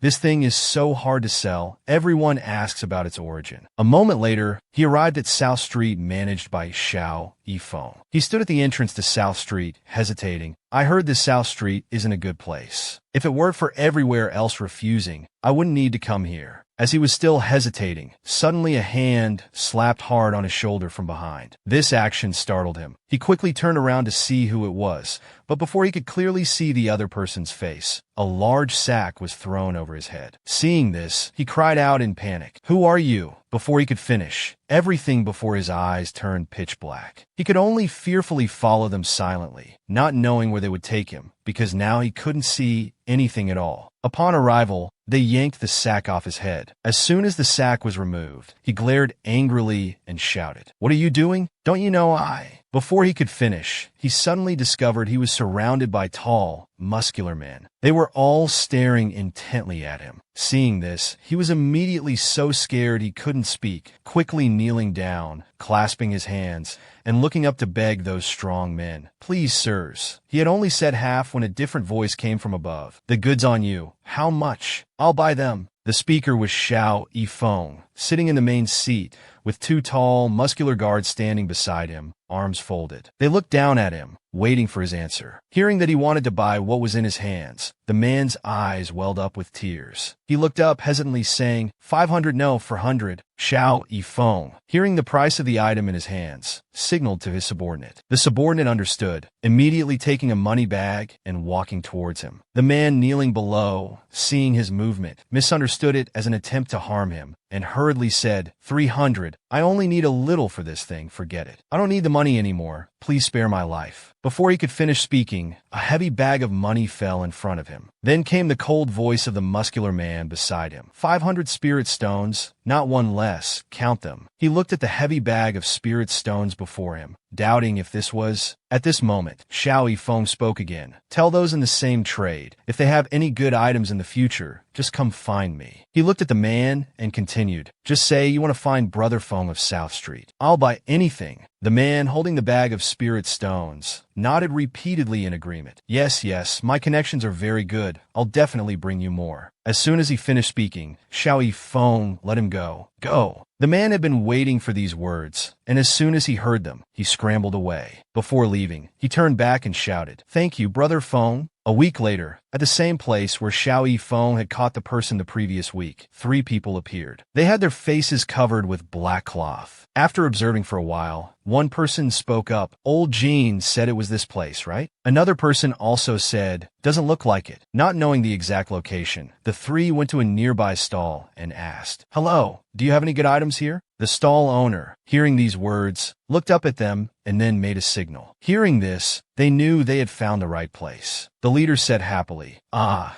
that's right. We're here to find Brother Fong of South Street." The stall owner, knowing they were here to find him, took out a talisman and held it in his hand, turning his head back to say, "There are a few lads here to open the door." As soon as the stall owner finished speaking, the door opened slightly. Then, the door swung wide open, emitting a strange light from inside. The three people were stunned by this sight, until the stall owner reminded them, "Go in." The three looked at the glowing room and exclaimed in amazement, "Wow." A month later, at the West City Flower Tower, Manager Lee was sitting in a chair, enjoying himself. A woman stood behind him, massaging his shoulders. Suddenly, a subordinate's voice reported, "The disciples from North Street and East Street of Wintian sect have completed the challenge." Manager Lee, sitting nearby, heard this and asked the subordinate, "Tung, how's the situation on South Street?" The subordinate heard this and respectfully bowed, answering, "It's in complete chaos. It's as if no one is managing it. Recently, we received reports that someone there is selling items of unknown origin." Hearing these reports, Manager Lee laughed and said to Li Fong beside him, "Huh, did you hear that, nephew? That little brat definitely won't pass the challenge this time." Li Fong heard this and also laughed in response. "Thank you, second uncle. Let's see what he can do this time." At this point, Manager Lee stood up and said, "Get up." Then, Manager Lee led Li Fong outside. As they walked, he said, "Come, let's call all your fellow disciples and go see how miserable that little brat looks." Li Fong, following behind, heard this and agreed, "Yes." A moment later, many hurried footsteps were heard moving forward. At the South Street Market, Tang Bui and Manager Lee, along with a group of people, were walking on the street. The surroundings were chaotic and disorderly. Seeing this scene, Tang Bui angrily shouted, "It's even more chaotic than a mortal's vegetable market. I can't stand it anymore." Tang Bui angrily yelled, "Where's the person in charge here?" He looked at the crowded masses ahead and shouted, "Xiao Yifeng, come out!" As soon as he finished speaking, Xiao Yifeng appeared in the middle of the crowd. There were several muscular men following him. He looked at them and said, "I thought it was someone else. Turns out it's Manager Lee and Team Leader Tang." As soon as Xiao Yifeng's people appeared, all the passers-by dispersed. Now only he and his guards behind him remained, along with Tang Bui and Manager Lee's group. He looked at them and asked, "What brings everyone to my South Street?" Li Fong, seeing so many people with Xiao Yifeng, angrily shouted, You, how dare you bring so many people?" Xiao Yifeng, seeing him so agitated, calmly said, I'm discussing with these bosses about reorganizing this place. Of course they came along. Is there a problem?" At this moment, Manager Lee cleared his throat and said, "We've heard the management of South Street Market is not following regulations, not only failing to pay taxes on time, but also using some unauthorized rules for goods circulation." Manager Lee pointed at him and questioned, "Xiao Yifeng, you're the supervisor here. Why haven't you dealt with this?" Ling Cc, standing behind Tang Bui and the others, watched him intently, her heart full of worry. No matter what they said, Xiao Yifeng remained very calm. He nonchalantly replied to Manager Lee, "I don't understand what you're talking about." At this point, he deliberately asked those behind him, "Everyone, have you made any unauthorized transactions?" Hearing him ask like this, those behind him immediately understood and vehemently denied. "No, we're very obedient. Yes, we follow the rules. We're very good." After those behind spoke like this, he shrugged, raised both hands and said calmly, "You see, there's no problem. Manager Lee, be careful. I'll sue you for slandering me." Manager Lee, angered by Xiao Yifeng's words, clenched his fists and said, "You dare to associate with these complicated characters. Aren't you afraid of disgracing your sect?" Suddenly, a voice came from the crowded masses. "What's it to you?" Manager Lee immediately turned towards the direction of the voice, challenging, "Who's talking behind my back? If you have the guts, step out." As soon as he finished speaking, a sword suddenly flew towards Manager Lee. Seeing this, his expression changed, and just as the sword was about to reach him, he quickly created a defensive barrier, blocking the sword's attack. The power of the sword was not ordinary. Although Manager Lee had a defense, he was still pushed back several steps. Fortunately, Tang Bui was behind to support him, stopping his retreat. Then Tang Bui asked with concern, "Manager Lee, are you all right?" This made him even angrier, and he shouted loudly, "Who dares to provoke my Qingshan sect? Get out here!" As soon as he finished speaking, a red-haired woman stepped out from the crowd. The newcomer was Su Miaoqing. She stepped out and looked at him with a smile, saying, "It was me who provoked you, so what?" Xiao Yifeng, seeing her, was also very surprised, thinking to himself, "Why is Su Miaoqing here?" At this moment, Manager Li looked at Su Miaoqing cautiously and said, "Who are you? Why are you deliberately hurting people?" She waved her hand, controlling the treasure sword spinning around her, and calmly replied, "Haha, I'm just a passerby who saw you bullying this senior brother, so I decided to step in and help the weak." The blue-haired man behind Xiao Yifeng, hearing Su Miaoqing say this, praised, "This young lady has a good eye." But the woman beside him glared. Manager Li, hearing her speak like this, angrily said, "Woman who came out of nowhere, today I must teach you a lesson." As he finished speaking, he charged forward, his hand bursting with fire attribute spiritual energy, striking hard towards Su Miaoqing. But she stood still, not moving at all. When his fist came close, a defensive layer immediately appeared on her body, protecting her inside. Tang Bui, seeing Su Miaoqing's strength, frowned in contemplation. After Manager Li finished his attack, Su Miaoqing called her treasure sword back to her hand, smiling contemptuously and saying, "Is that all the strength you have?" At this moment, Manager Li finally noticed the spiritual energy on Su Miaoqing's body and exclaimed in horror, "Not good, it's top-grade spiritual energy." Now it was too late to be afraid. Su Miaoqing, without saying another word, immediately unleashed her cultivation technique, summoning a fire phoenix. The fire phoenix soared into the sky, its power awe-inspiring. Xiao Yifeng stood beside, his face pale and sweat breaking out on his forehead. He frowned and thought to himself, "This is bad. This girl is going too far." Before he could finish his thought, Su Miaoqing's fire phoenix dove straight down. At this moment, Manager Li's face had turned ashen with fear, and he said in panic, "This time it's over." Just then, the fire phoenix flew right up to Manager Li's face, and he instinctively raised his hands to shield himself. But what he expected didn't happen. Manager Li carefully opened his eyes to look, thinking to himself, I'm not dead." It turned out that an elder from Qing Shan's sect had appeared just in time, standing in front of Manager Li to block the attack for him. He saw the figure in front of him and said in shock, Elder." After neutralizing Su Miaoqing's technique, the Qing Shan sect elder stepped forward and said sternly, "Young lady, you're so young yet your actions are so vicious." When Manager Li saw the sect elder come to his rescue, he immediately became smug. Standing behind the elder, he pointed forward and tattled, "Elder, she suddenly attacked people. You must teach her a lesson." The elder, seeing him talk too much, turned his head and glared, saying, "Useless, you can't even handle a woman. Go back and reflect on yourself." Manager Li heard this and could only agree obediently. Then the elder turned to look at Miaoqing, threatening, "Woman, you've injured my sect member. I advise you to obediently come back to our sect for punishment. Otherwise," before he could finish his sentence, Yifeng stepped towards Miaoqing and said, "Otherwise, what do you want to do to my sect's disciple?" Hearing this, the elder glanced towards the source of the sound. He saw Yifeng walking step by step towards that woman, affectionately calling, "Senior sister, why are you here?" Miaoqing folded her arms and said proudly, "Didn't I just break through to Foundation establishment? So I came to see how you were doing. Who knew someone would be bullying you?"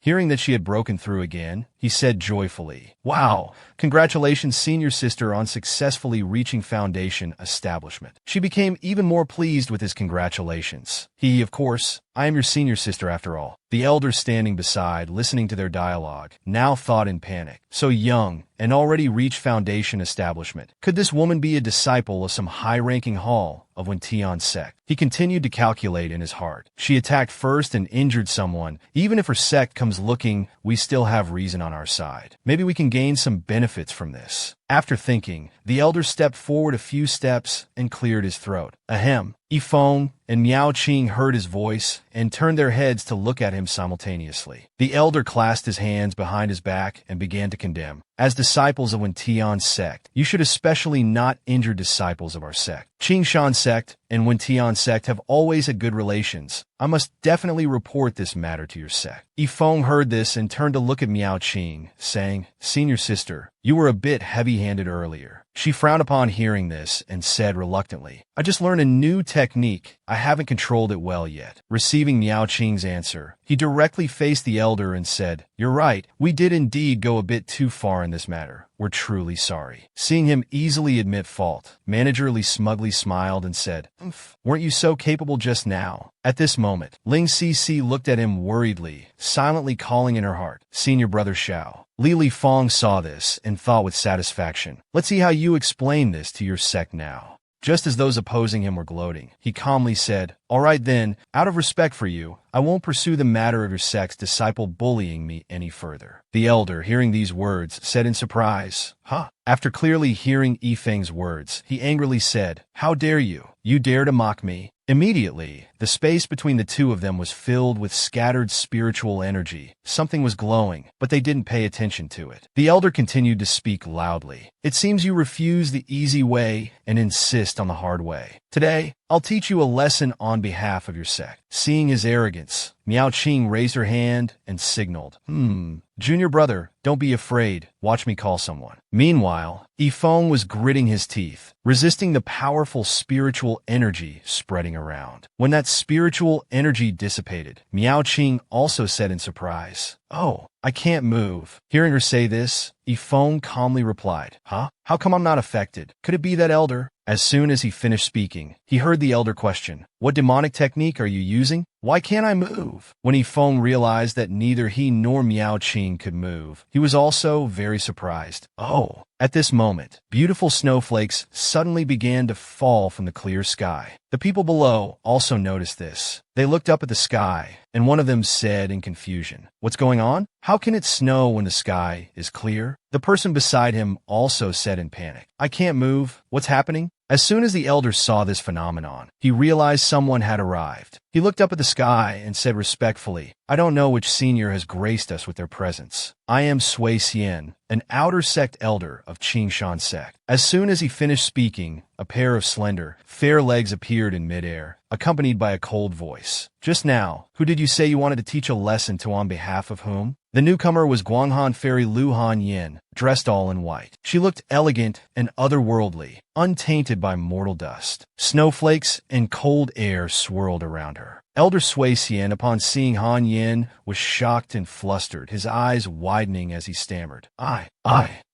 Senior Guanghan. Han Yin lightly landed beside them, still speaking coldly. Recently, I've needed some special ingredients, so I asked Yifeng to keep an eye out for me. She walked to Yifeng's side, glancing at Elder Sui Xian, and asked, I wonder what rules he has violated. Tell me. At this moment, he realized he couldn't proceed with his original intentions and laughed it off, saying, Haha, Senior is joking. Young Master Xiao hasn't violated any rules at all. Hearing him say this, Han Yin didn't pay any more attention to him and directly turned to look at Yifeng, coldly saying, Give me your hand. Yifeng, seeing her suddenly say this, pointed at himself in confusion and stammered, Although he didn't know what she wanted to do, he still obediently held out his hand. As soon as he held out his hand, she placed a jade pendant in it. He looked at the glowing jade pendant in his hand and said in surprise, This is... Han Yin didn't answer him, only coldly glanced at Elder Sui Xian and said, Since he hasn't violated any rules, you should know how to handle this. After speaking, she disappeared before everyone's puzzled eyes. Yifeng looked at the glowing jade pendant in his hand and sighed, Haze this person. After Han Yin left, everyone regained their ability to move. Miao Qing turned to look at him, covering her mouth with her hand, and said meaningfully, Junior brother, Guanghan Fairy. Afraid that Miao Qing might misunderstand, he explained, Don't think too much. I just helped her before, that's all. After saying this, he turned his head to glance at Elder Sui Xian and coldly said, That's right, that Qingshan sect elder. As soon as he opened his mouth, he was shocked by the scene before him. Elder Sui Xian was now swinging his fist, punching hard at Manager Li, who was kneeling on the ground. Elder Sui Xian grabbed Manager Li's collar, his eyes pitch black, his fist raised high ready to strike down. Manager Li felt wronged and cried, Elder, I don't know anything. No matter what he said, Elder Sui Xian's fist still came down heavily. This punch directly sent him flying, even breaking the table behind him as he crashed into it.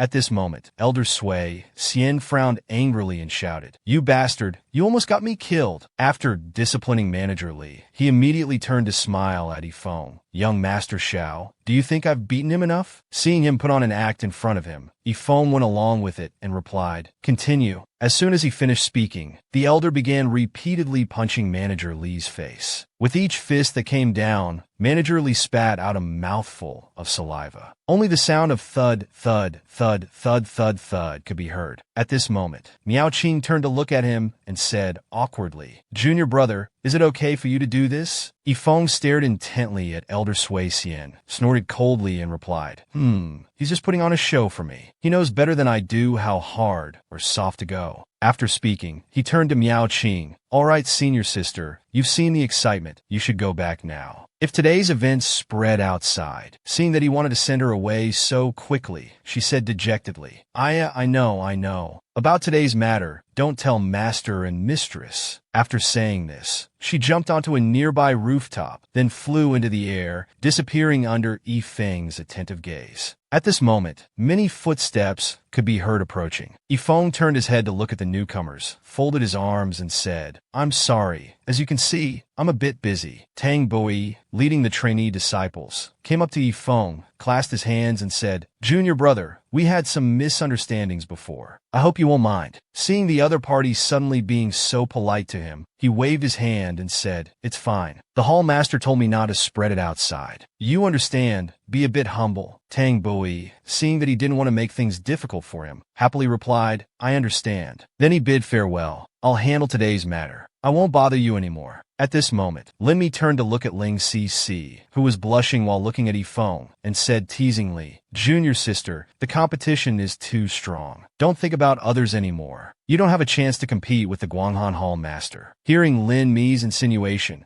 she turned to look at Lin Mi and stammered, I didn't mean that." Seeing that she didn't dare to admit it, Lin Mi leaned down to look at her and teased, "Oh, then why were you staring at him just now?" Ling Cc, hearing this, could only remain silent, unable to refute. Li Fong, seeing Yifeng and the others chatting and laughing, turned pale with anger. He frowned and muttered to himself, "Xiao Yifeng, don't think that working for the hall master means you can always be safe." He gritted his teeth and mumbled, "Wait until the trial is over. I'll definitely make you lose face." Because of Lu Hanyan's participation, the subsequent trials went very smoothly. Below, the disciples were attentively learning. Suddenly, a young man was flying in the air. But behind that young man came a call, "Hey, disciple flying in front." The young man, hearing someone call him, turned his head to look. Facing the young man were Yifeng and several other disciples participating in the trial. He sat upright on his flying sword, holding the latest megaphone. They all looked down at the young man below and shouted loudly, "Speeding, find 20 spirit stones." The task assigned to Yifeng now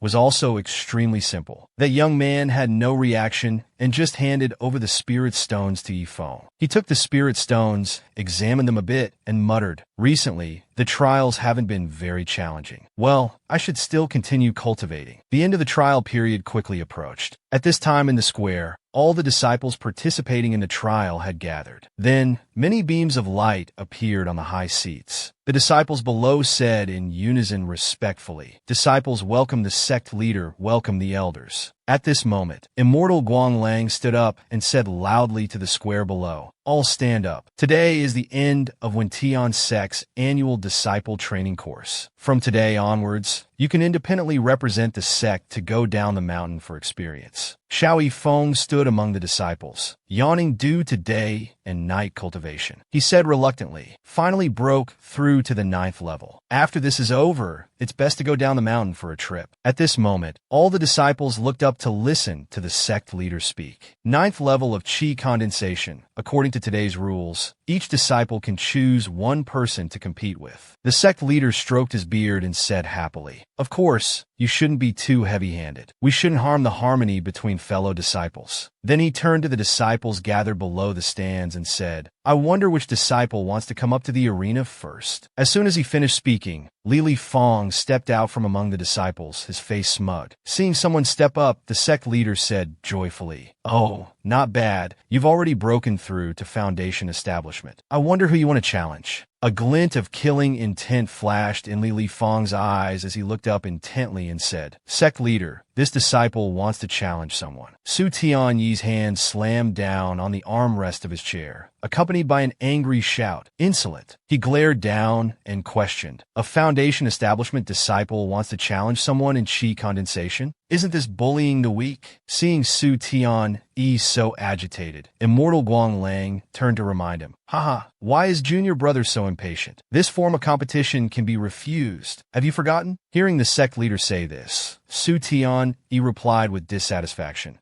You just want to see our hall make a fool of itself. While Su Tian-yi was still irritated, he suddenly heard Yifeng's voice ring out. I agree. Hearing his decision, Su Tian-yi was stunned. The sect leader was also dumbfounded, his eyes wide with surprise. Then the sect leader stroked his beard and asked seriously, Are you sure? Yifeng stood among the disciples, clasped his hands, and replied with determination in his eyes. The world is vast. How can we always only meet opponents of the same realm? I happen to want to experience the difference between Foundation establishment and chi condensation. How can I pass up such an opportunity for competition? I must thank senior brother Li for giving me this chance. Seeing him speak like this, Su Tian-yi angrily pointed down and scolded. What kind of reasoning is this, you brat? Hearing his words, the sect leader closed his eyes helplessly and said, Youth doesn't know its own limits. As soon as he finished speaking, Han Yin covered her mouth and chuckled softly. I actually have high hopes for him. Then Han Yin took out a glowing pearl and said, This top-grade treasure, I bet Xiao Yifeng will win. She looked at the sect leader challengingly. Do you dare to bet? The sect leader looked at the treasure in Han Yan's hand, hesitated for a moment, then agreed. He laughed heartily and said, I sold pearl. That's a good item. Haha.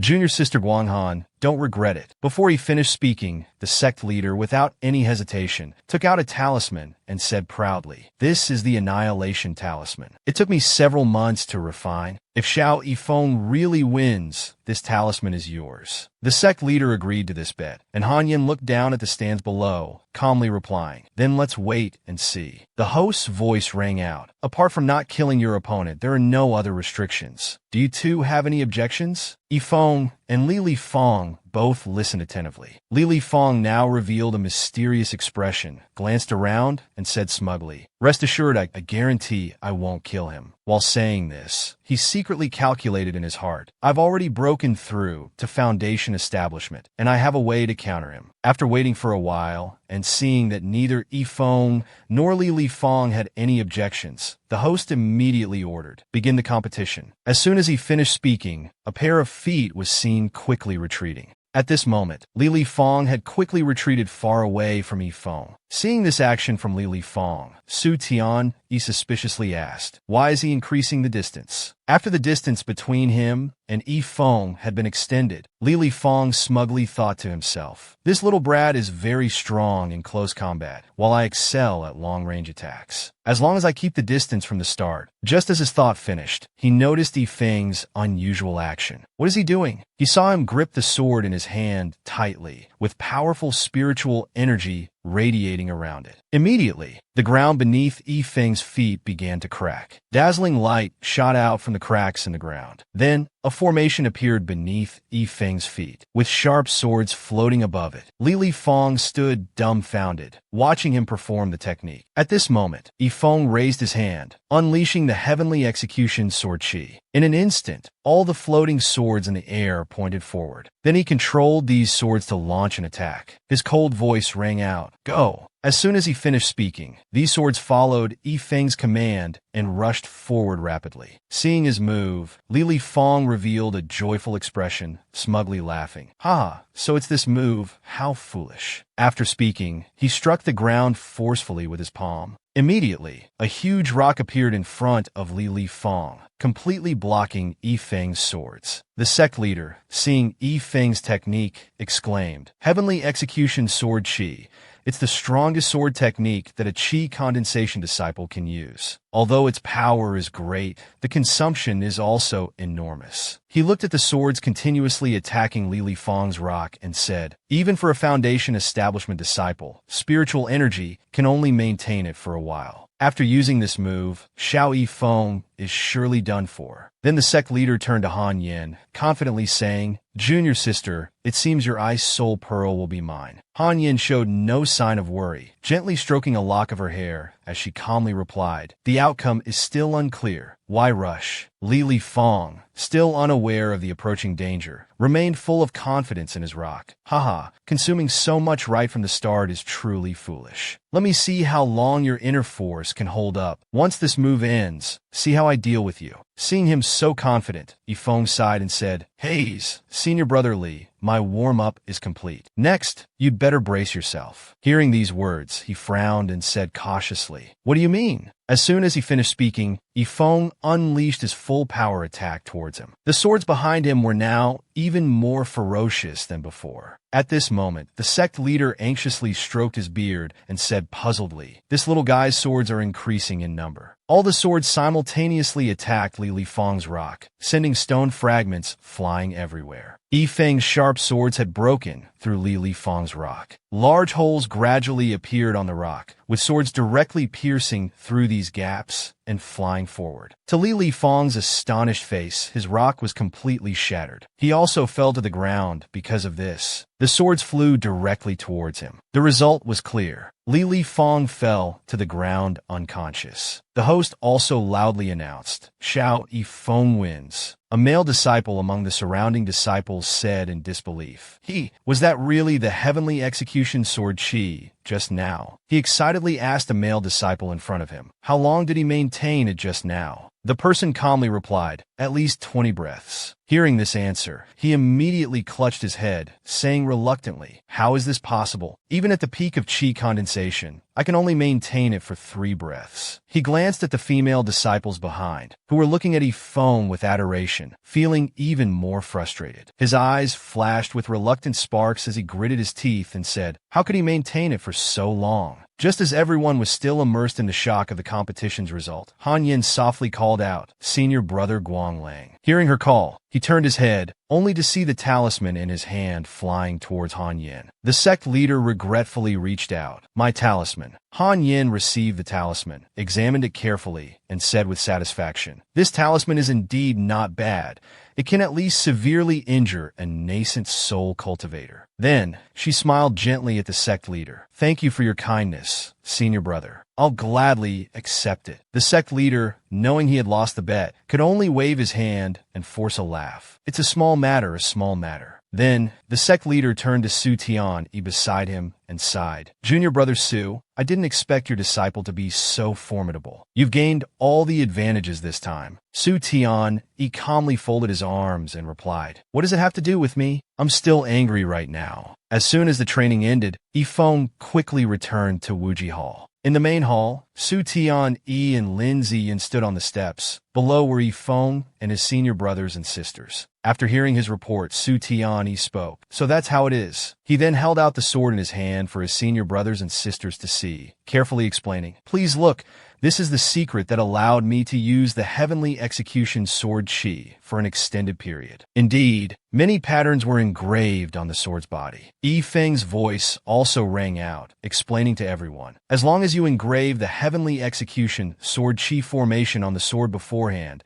and infuse it with spiritual energy, it can be activated when needed. Second senior brother, learning of this different use of the heavenly execution sword Qi, excitedly said, So from the beginning, you were actually using a sword formation that had stored spiritual energy beforehand. Fourth senior sister was also amazed at his handling, sighing, But this method is very difficult for others to use. It requires an extremely strong ability to sense and control formations, which isn't something that can be achieved just with high cultivation. At this moment, the mistress looked towards Yifeng and Miao Qing, smiling as she said, I didn't expect Xiao Feng to have such high talent in this field. Miao Qing, hearing her mother suddenly call her, responded with a dazed sound. As soon as she finished, her mother compared her to Yifeng, Look at your junior brother. His cultivation is clearly not as high as yours, but he knows how to use his brain. Look at yourself. You don't even know how to learn from him. Miao Qing, being spoken to like this in front of many people, helplessly covered her face. Why is it like this? As soon as she finished speaking, he stepped forward a few steps, clasped his hands respectfully, and said, "Master, I have one more request. I hope Master can grant it." Su Tian-yi smiled after hearing this and replied, "Go ahead and speak. You've performed excellently this time. As long as it's not an excessive request, I'll agree." Hearing this, he seriously stated his request. "I want to go down the mountain to gain experience on my own for a while." Miao Qing, hearing him say he wanted to go down the mountain for experience, immediately ran forward, worriedly saying, "Ah, are you not happy in Wuji Hall?" Su Tian-yi was also very worried. He gently advised, "That's right, your cultivation is still too low now. You'll encounter many dangers outside. How about changing to a different request?" Yifeng still persisted with his request, respectfully continuing, "Everyone has been very good to me, but jade must be carved to become a tool. I hope to experience more challenges. Only then can I truly grow. Please, Master, grant my request." A while later, Yifeng stepped out of the main hall alone. As he walked out, he looked up at the sky, thinking to himself, "Finally achieved my goal. Though I feel guilty towards everyone, there are some plans that can only be completed when alone." Just then, a voice came from the void. Xiao Yifeng. Hearing someone call his name, he widened his eyes in surprise. He looked around repeatedly, full of doubt. "That's not Lu Hanyan's voice. Why would Lu Hanyan come here? Did I miss here?" At this moment, something on his chest suddenly began to glow. He looked down at his chest, muttering, "What's this?" Suddenly, the jade pendant Han Yin had given him flew up from his chest, hovering in midair, leaving Yifeng staring in astonishment. He stared at the floating jade pendant and said, "This is the jade pendant Lu Han Yin gave me." At that moment, the jade pendant suddenly transformed. Cold air spread around it. Then, the jade pendant turned into a puppet surrounded by glittering light. It looked coldly at Yifeng, while he was utterly astonished. Just as the two were observing each other, Lu Hanyan's voice came from the puppet. "Xiao Yifeng, come to Guanghan Hall immediately." Han Yan's puppet put its hands on its hips, looking down angrily. Yifeng approached the puppet, using 2 fingers to lift its sleeve and examine it closely. "What is this?" The puppet was very dissatisfied with his action, its other hand waving up and down incessantly. It struggled violently, but he still wouldn't let go, so it angrily shouted, "Xiao Yifeng, you're insolent." Seeing it struggle so fiercely, Yifeng grasped it tightly in his hand to observe. After a while, he stroked his chin and said, "It seems to be made by Lu Hanyan." Hearing this, it coldly replied, "Come to Guanghan Hall, and you'll understand." At this moment in Guanghan Hall, sunlight shone on the towering peak of the hall, the sky clear blue. In the main hall, a pair of black shoes blocked someone else. A cold voice rang out, "Halt, visitor." Yifeng stood before a female disciple of Guanghan Hall, clasping his hands respectfully and saying, "Senior sister, I've come to pay respects to the hall master of Guanghan Hall. May I ask if you could announce my arrival?" The female disciple didn't beat around the bush, directly asking the key point. "Do you have any token to see the hall master?" Hearing that he needed a token to see her, he awkwardly said, "Well, I don't have one." Seeing that he wanted to meet the hall master without a token, the female disciple became impolite. She directly ordered him to leave. "Junior brother, our hall master isn't someone you can see just because you want to. If you don't have a token, please return." Hearing this, Yifeng immediately turned to leave. He looked back at the female disciple and said, "I'm sorry for the trouble then." But in his heart, he was full of doubt. "Didn't she summon me?" Just as Yifeng was about to leave the main hall, someone hurriedly ran to the door. That person quickly spoke up to stop him. "Wait a moment." The newcomer was a woman in red, her face covered in sweat, her voice urgent. "Junior brother, I'm sorry, I'm late." At this moment, the woman in red turned to the woman beside her and reminded, "Junior sister, he's master's guest." After explaining to the disciple guarding the door, the woman in red walked up to Yifeng and said gently, "Junior brother Xiao, quickly follow me to see master." The female disciple looked at Yifeng and the woman in red, her heart full of doubt. "I didn't expect a personal disciple to come personally to receive him. Who is this person?" Then, the woman in red led Yifeng into another spacious room. He curiously followed behind the woman asking, "Senior sister, what business does the hall master have with me?" Hearing this, the woman in red turned to look at him and said friendly, "Just call me Chu Mo. I'm not sure about the specifics, Master just said you would come and told me to receive you. Leading him to a room, Chuimo bowed and said to him, "Please enter, I won't go in." Seeing this, he nodded and replied, "Thank you for your trouble." As he pushed the door open and entered, he saw that Han Yin had been waiting for a long time. He stepped in gently, saying softly, "Han Yin, what business do you have with me?" Seeing him arrive, she turned her head to look at him and asked, "You want to go down the mountain for training?" Hearing this, he was stunned. "How do you know?" As soon as he finished speaking, his eyes widened in surprise, as if he had remembered something. Then, he looked at the puppet in his hand and said puzzledly, "Is it this? What exactly is this thing?" Han Yin knew what he was talking about. She didn't turn around, frowning as she explained, "Your cultivation is too low. When you encounter danger, I might not be by your side. With it, perhaps it can help you a little." He was holding up the puppet to examine it closely, and hearing this, he calmly replied, "Oh, I see. It's a protective charm." As soon as Yifeng finished speaking, the puppet in his hand violently protested, angrily waving its arms and legs, furiously scolding, "Xiao Yifeng, you're insolent." Since it had transformed, he had been constantly scolded by it. By now his face had turned pale, full of confusion about life. At this moment, Han Yin finally poked her head out from behind, her face slightly reddened, her voice stammering. I'm not very good at puppet control techniques, so I put a part of my soul into it." She stammered on, "So it will be influenced by me." After hearing this, Yifeng looked again at the puppet in his hand. It was indeed influenced by Han Yin, its arms crossed over its chest, cheeks puffed out in anger as it glared at him. After understanding more about this puppet, he treasured it even more. He immediately said happily, So that's how it is. Thank you, wife." Seeing him keep calling her wife, Han Yin also became angry. She immediately switched to a serious expression and said, "Who's your wife? I've told you, I'm not the person in your memories." Then, Han Yin folded her arms, tilting her head in confusion as she asked, "But I'm really curious. Why did another version of me take a liking to you? I hear you've been quite popular lately. If you feel this thing is monitoring you, just throw it away." Seeing that she seemed to be jealous, Yifeng held the puppet even tighter. His face slightly reddened, his voice full of affection. "Throw it away? How could I throw away something my wife gave me?" Han Yin didn't say anything more, directly turning around and coldly saying, "Anyway, if you have nothing else, go down the mountain. I have no more business with you." As soon as she finished speaking, Yifeng pounced forward and hugged her tightly, saying softly, "Don't worry, I won't let you down." Han Yin was also stunned by his sudden action. Suddenly,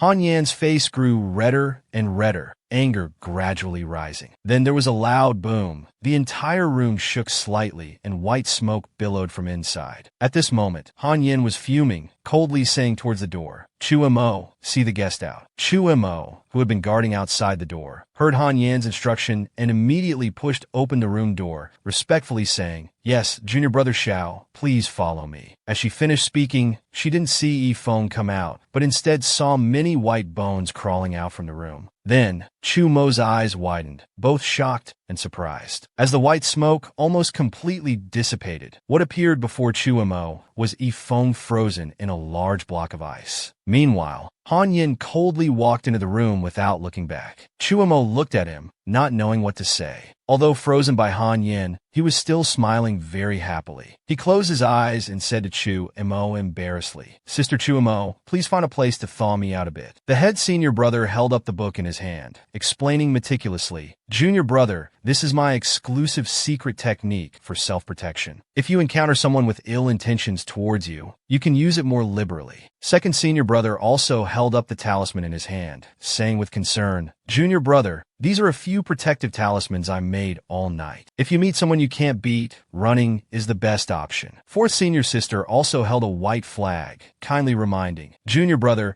this is the 5 elements flag. It has a certain defensive capability against various types of magic. Most importantly, if you can't win, you can surrender. As long as you're alive, everything is possible." Yifeng, seeing his senior brothers and sisters so wholeheartedly concerned about him, said emotionally, "Senior brothers and sisters, I'm just going down the mountain for training, not going alone to fight the demon lord." The head senior brother, seeing him treat going down the mountain for training as a joke, became even more worried. "We're concerned about you. Remember, Don't risk your life when you encounter danger. Preserving your life is the most important thing. After hearing this, Yifeng didn't delay any further, immediately clasping his hands respectfully to his senior brothers and sisters. I'll remember your teachings, senior brothers and sisters. I bid you farewell. After speaking, Yifeng immediately controlled his sword to fly away from Wuji Hall. The head senior brother watched his figure disappear, sighing, Junior brother must be rushing down the mountain to train because of the upcoming true martial assembly. He's really ambitious. As soon as the head senior brother finished speaking, fourth senior sister turned to ask second senior brother, I just remembered, why didn't little junior sister come? Isn't she very close to junior brother Xiao? Hearing mention of this girl,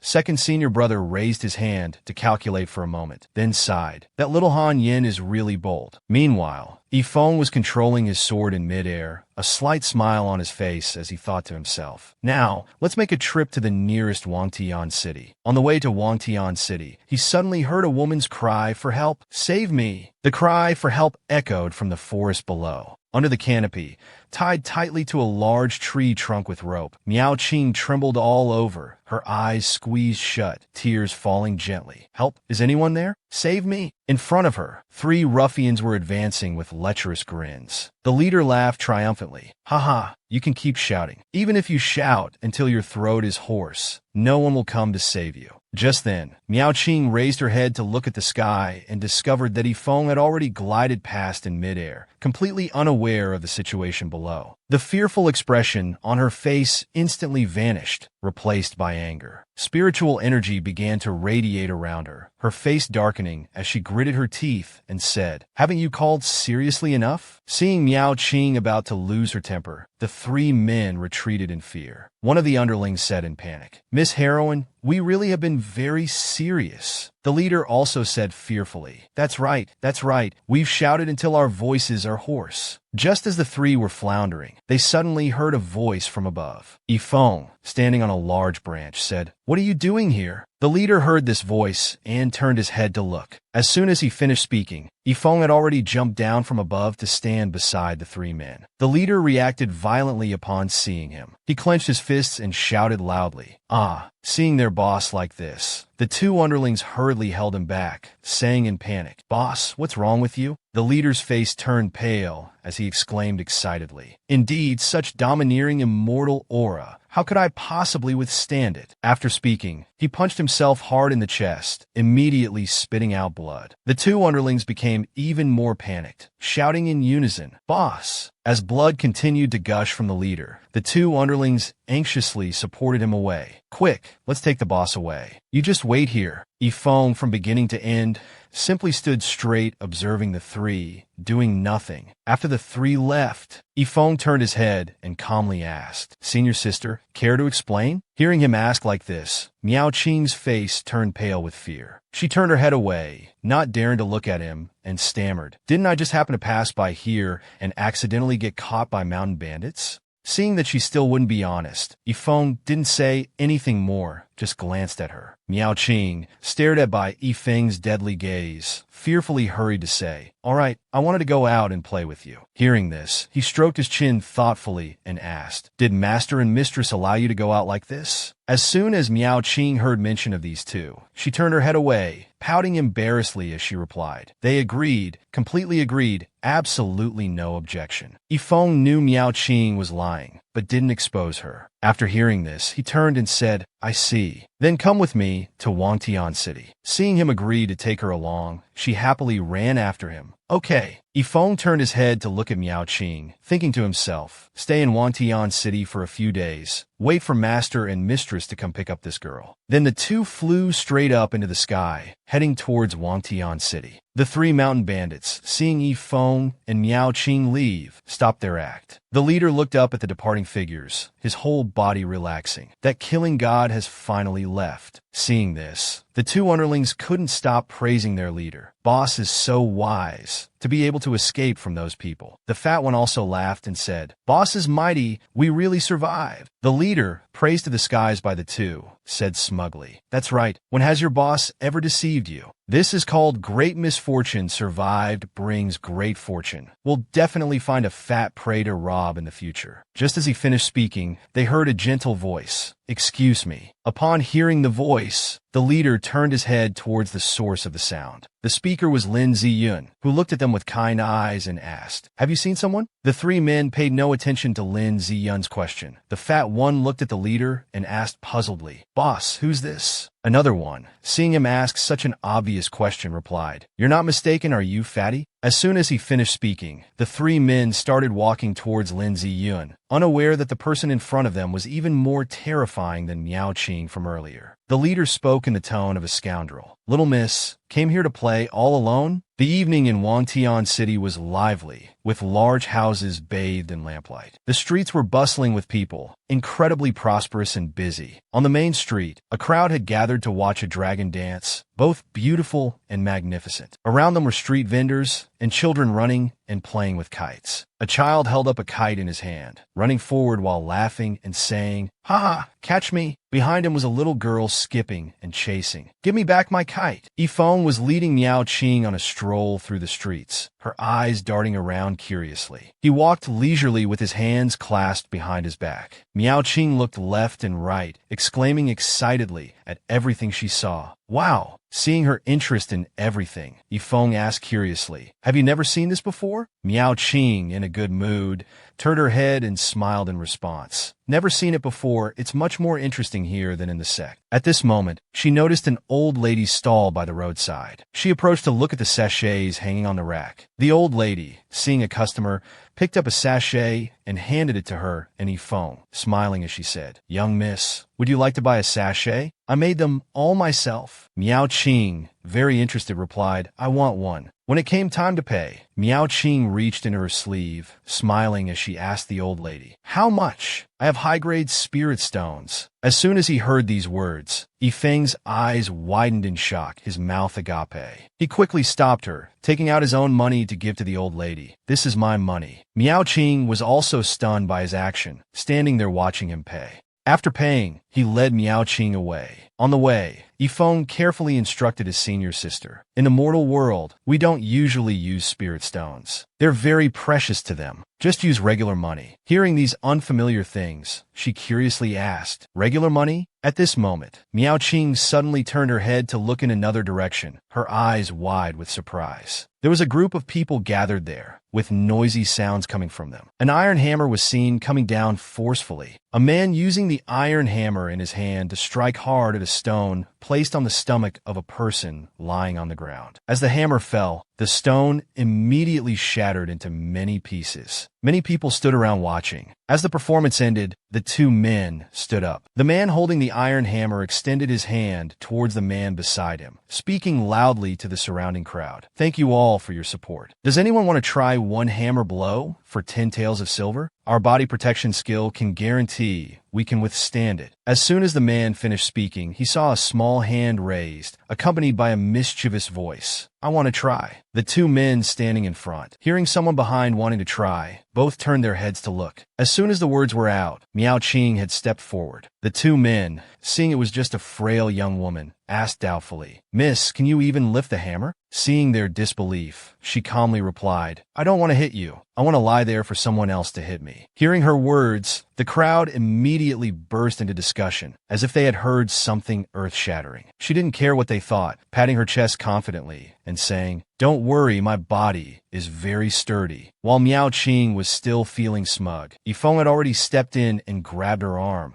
smiling as he explained to the surrounding crowd, Sorry, my little sister's mind isn't quite right." After speaking, he pulled Miao Qing out of the crowd. Being dragged away like this, she complained resentfully, "I really could have withstood it." It wasn't until he brought her to a bridge that he finally let go of her and explained, "Senior sister, you're an immortal cultivator. If you participate in mortal activities, you'll scare them." Miao Qing leaned against the bridge railing, hearing him say this, and laughed happily.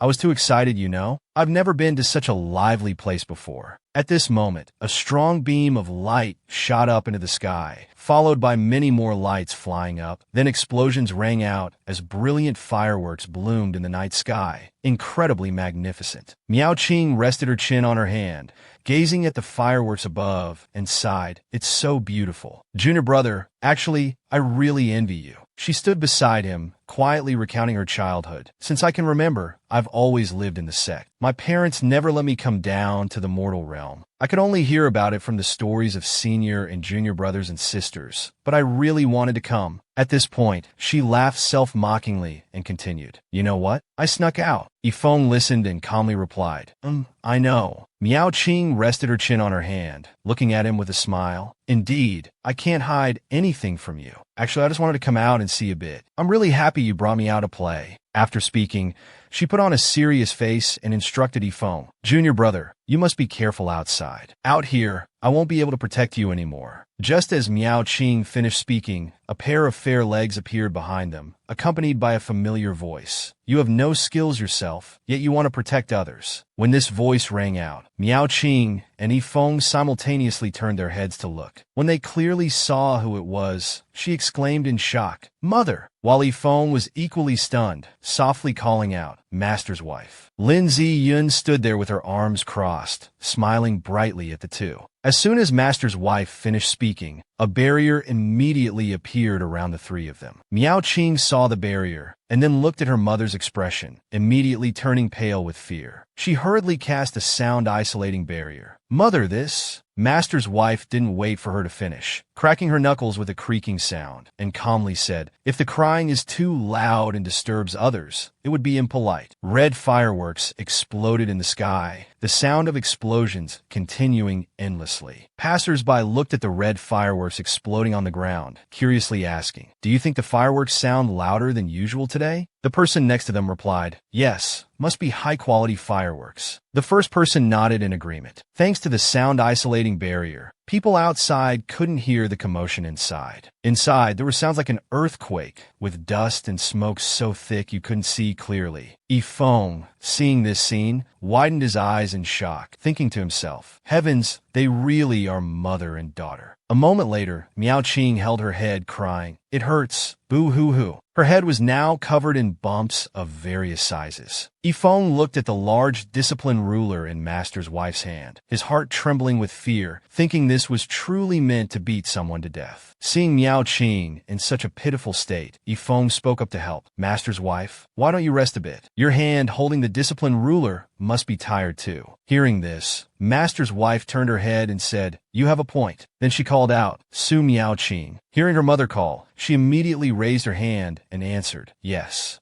Master's wife then sternly asked, "Do you know your mistake?" Miao Qing, hearing this, could only bow her head and reply, "I know." Master's wife's face darkened as she coldly said, "Do you know the consequences?" Miao Qing nodded repeatedly. I know. According to the rules, I should face the wall in meditation for a year." Hearing this, Master's wife let out a cold snort, dark energy emanating from her back. It's much more serious than that." Miao Qing, seeing her mother's expression, froze and stammered, Then how many years?" Master's wife tapped the discipline ruler, which emitted spiritual energy, and coldly said, "Listen carefully. This time your punishment is to follow Xiao Yifeng down the mountain for training. You can't return until he does." Miao Qing, upon hearing this, was stunned into silence, not understanding what her mother meant. Seeing her not respond, Master's wife glanced at her and asked, "Do you have any objections?" Miao Qing couldn't argue. She could only bow her head and reply, "I understand." Having dealt with Miao Qing, Master's wife turned to look at Yifeng and said, "Xiao Feng, are you willing to take care of Miao Qing?" Hearing this, he clasped his hands respectfully and replied, "Please rest assured, Master's wife, I will take good care of senior sister." Hearing him say this, Master's wife smiled with satisfaction. "With your word, I can rest easy." After speaking, Master's wife leapt onto a nearby rooftop, disappearing into the night. Seeing her leave, Miao Qing cheerfully called out, "Mother, have a safe journey," while he silently watched her go. Afterward, she excitedly threw herself into his arms, hugging him tightly and saying, "This is great. Junior brother, I can go play with you now." But she hadn't been hugging him for long when some force from Yifeng's body pushed her away, making her step back. Miao Qing was very surprised at being suddenly pushed away. A small glowing wooden puppet appeared in front of her, its face cold as ice and full of anger. Miao Qing exclaimed in surprise, "What's this?" Seeing his puppet angry, Yifeng hurriedly explained to it, don't misunderstand. This is my senior sister. You know that. Seeing it still not calming down, he clasped his hands and bowed. Oh, don't be angry anymore. We're nothing like that. Miao Qing, seeing him being so careful with the puppet in front of him, bent down to observe it closely. Seeing Yifeng's honest confession, the puppet stopped fussing and directly flew back to his chest. Then they continued on their way. She slowly followed behind him, asking suspiciously, "Junior brother, that was—" Yifeng, seeing her confusion, could only scratch his head and laugh awkwardly. "Ha ha ha, it's just a magical treasure. Let's go, let's go. We should find it, and first, we need to rest." Meanwhile, in the air, in a place where no one noticed, two dark figures were quietly observing Yifeng and Miao Qing, the two senior brothers who had been concealing their auras and following them. Now one of them spoke up. "Master's wife, how will you explain this decision to Master?" Master's wife, with her hands clasped behind her back, calmly replied, "It's all right, Tiandi, just let me handle it. We've indeed been overprotecting Miao Qing before. Letting her go out to see the outside world is also good." Master's wife said with a bit of guilt, "In order to protect her, I've always prevented her from contacting the outside world. On the contrary, it will make her dissatisfied. This is also a good opportunity." Master's wife continued worriedly. "It's just that their cultivation levels are indeed not high. You understand my meaning, right?" The second senior brother immediately understood and clasped his hands respectfully. "Rest assured, Master's wife, we will secretly protect them." Hearing this, Master's wife felt somewhat relieved, but still reminded the two senior brothers, "Remember not to let them discover you." The senior brother smiled confidently and replied, "You can rest easy. I do have this bit of skill." After speaking, the two turned into two beams of light and disappeared in the sky. After Master's wife and the two senior brothers left, Yifeng smiled slightly. Miao Qing saw him looking around and curiously asked, "Junior brother, what are you looking at?" He calmly replied as he walked, "Nothing, just two birds flying by." Another morning, at an inn, Yifeng stood outside the room door calling loudly, "Senior sister, wake up." Miao Qing was still rolling around in bed. Hearing his call, she lazily replied, "Let me sleep a bit more. It's rare to have a rest without needing to cultivate." As soon as she finished speaking, a familiar voice came from outside the door. "Su Miao Qing, it seems I should take you back." Miao Qing was still yawning when she heard Master's wife's voice and immediately became alert. She opened her eyes wide in shock. "Mother!" As soon as she finished speaking, Miao Qing used her fastest speed to run outside, not even having time to put on her shoes. Running out without clearly seeing who it was, she hurriedly explained, "Mother, I was cultivating all night last night." After speaking, Miao Qing came to her senses and looked around. "Huh? Where's Mother?" Yifeng stood beside her, holding the sound transmission talisman from the two senior brothers, looking at Miao Qing's tense expression and smiling as he said, "This is the sound transmission talisman from the two senior brothers. They said it would have a miraculous effect, and indeed it's very useful." Seeing him use this method to wake her up, Miao Qing angrily walked towards him and questioned, "Junior brother, you scared me half to death." Seeing her so angry, he smiled and replied, "This was the only way to wake senior sister up. Let's go." Hearing this, Miao Qing asked puzzledly, "But where are we going next?" Yifeng summoned his flying sword and answered, "Didn't the innkeeper already tell us? Head southwest." Hearing this, she remembered when they first entered the inn, the innkeeper who received them had said, "I heard that demons have appeared in the southwest. No guests have come from that direction in years." Miao Qing recalled and excitedly said, "That's great.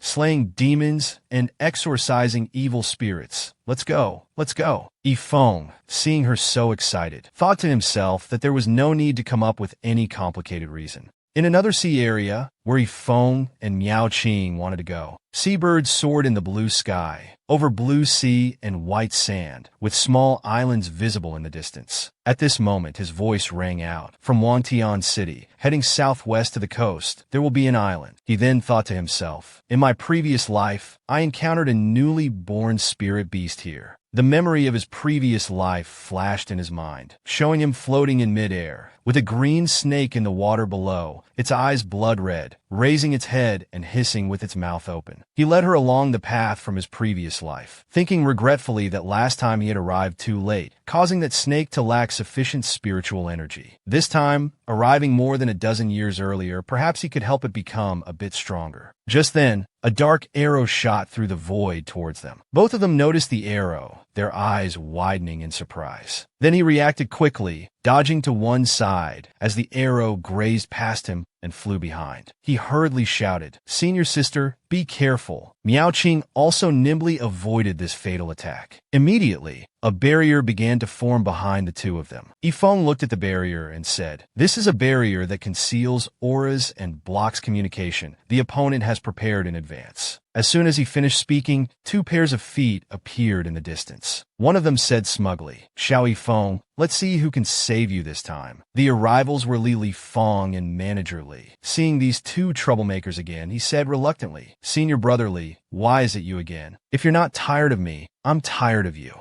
Miao Qing looked at the two with contempt and said, "Just two defeated opponents. What problem could they pose in stopping us?" As soon as she finished speaking, another voice rang out. "If the two of them aren't enough, how about adding this old one?" As this voice sounded, Miao Qing's eyes widened in shock as she looked at the newcomer. The arrival was an old man with white hair, his face pale, his whole body emanating dark spiritual energy. As soon as Miao Qing saw him, she cried out in panic, "Late Foundation Establishment Stage." Manager Li and Li Fong immediately approached the old man. Then, Manager Li said obsequiously to the old man, "Ha, Your Eminence, we didn't lie to you. There really is a top-quality woman here." The old man appraised Miao Qing opposite him, carefully observing her from top to bottom, silently evaluating. Indeed, a top-quality specimen. "You've done well this time." Seeing the old man satisfied with Miao Qing, Manager Li carefully continued, "Then about dealing with them to help my nephew." Hearing this, the old man revealed a sinister smile, a flash of killing intent in his eyes as he replied,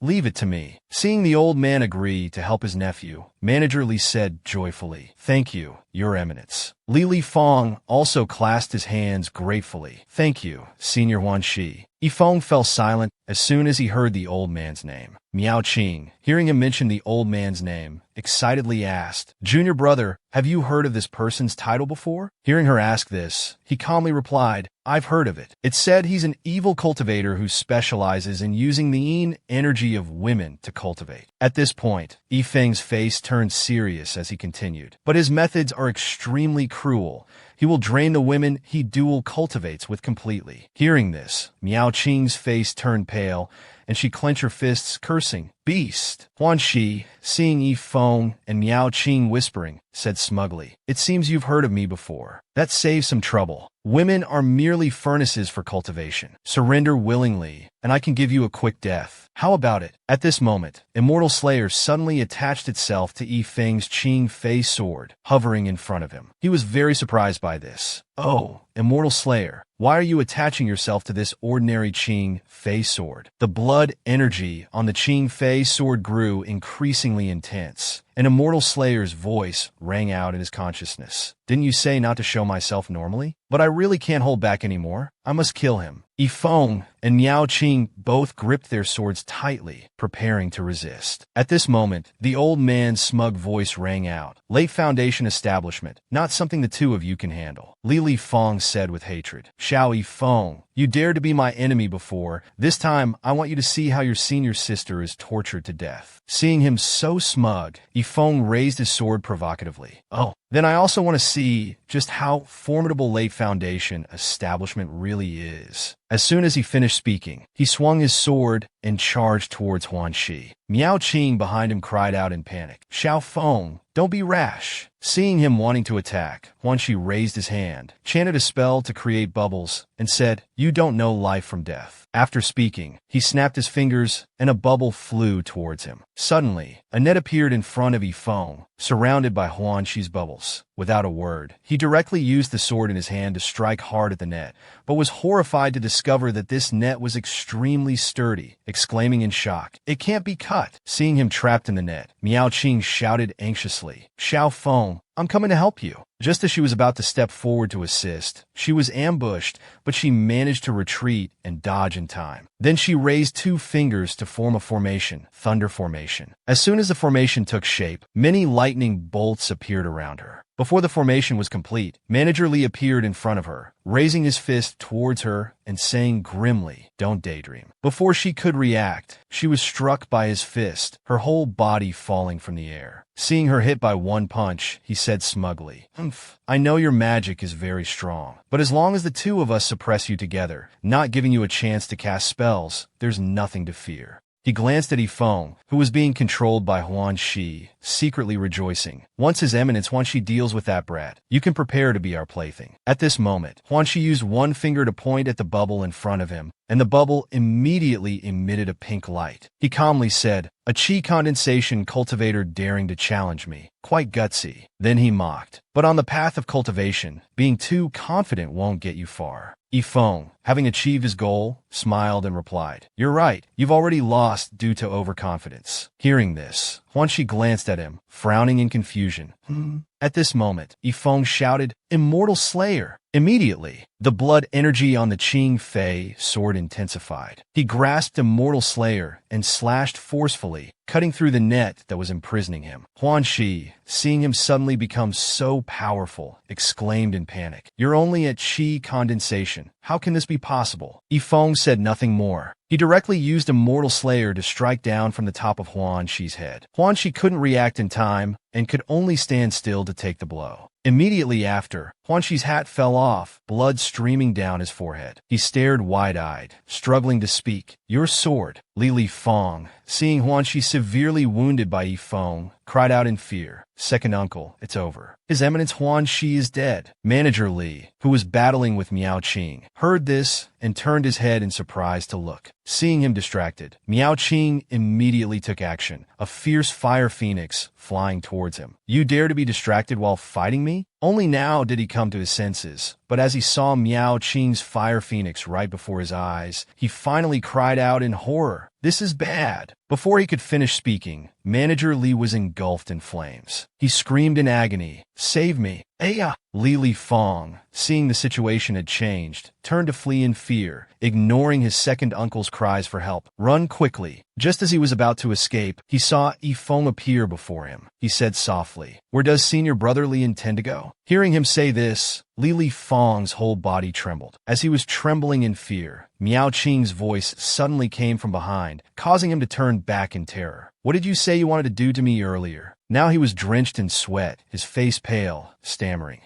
What do you want to do?" "The sect rules say we can't kill fellow disciples. Surely you wouldn't dare to violate them." As soon as he finished speaking, his eyes widened. His pupils contracted as he struggled to turn his head to look behind him. Miao Qing had, at some point, thrust her sword through his heart. Fresh blood gushed out. She looked at Li Feng with disgust and said, "Scum." Li Feng lay on the ground, lifeless, his eyes rolled back, covered in blood. Yifeng, seeing her act so decisively, tilted his head to look at her teasingly. "I thought senior sister couldn't bring herself to do it." Hearing him say this, she calmly replied, "What I hate most are those who betray their fellow disciples." After speaking, she turned her head to look at him and asked, "Junior brother, how did you kill that one?" He gently stroked the flying sword in his hand and calmly replied, "Just luck. He didn't use a protective spell and came close to me, allowing me to ambush him successfully." Hearing him say this, she worriedly reminded him, "Next time, absolutely do not take such risks. You won't always be so lucky." Then Yifeng and Miao Qing flew into the air. Their voices could be heard. He quickly replied, "Yes.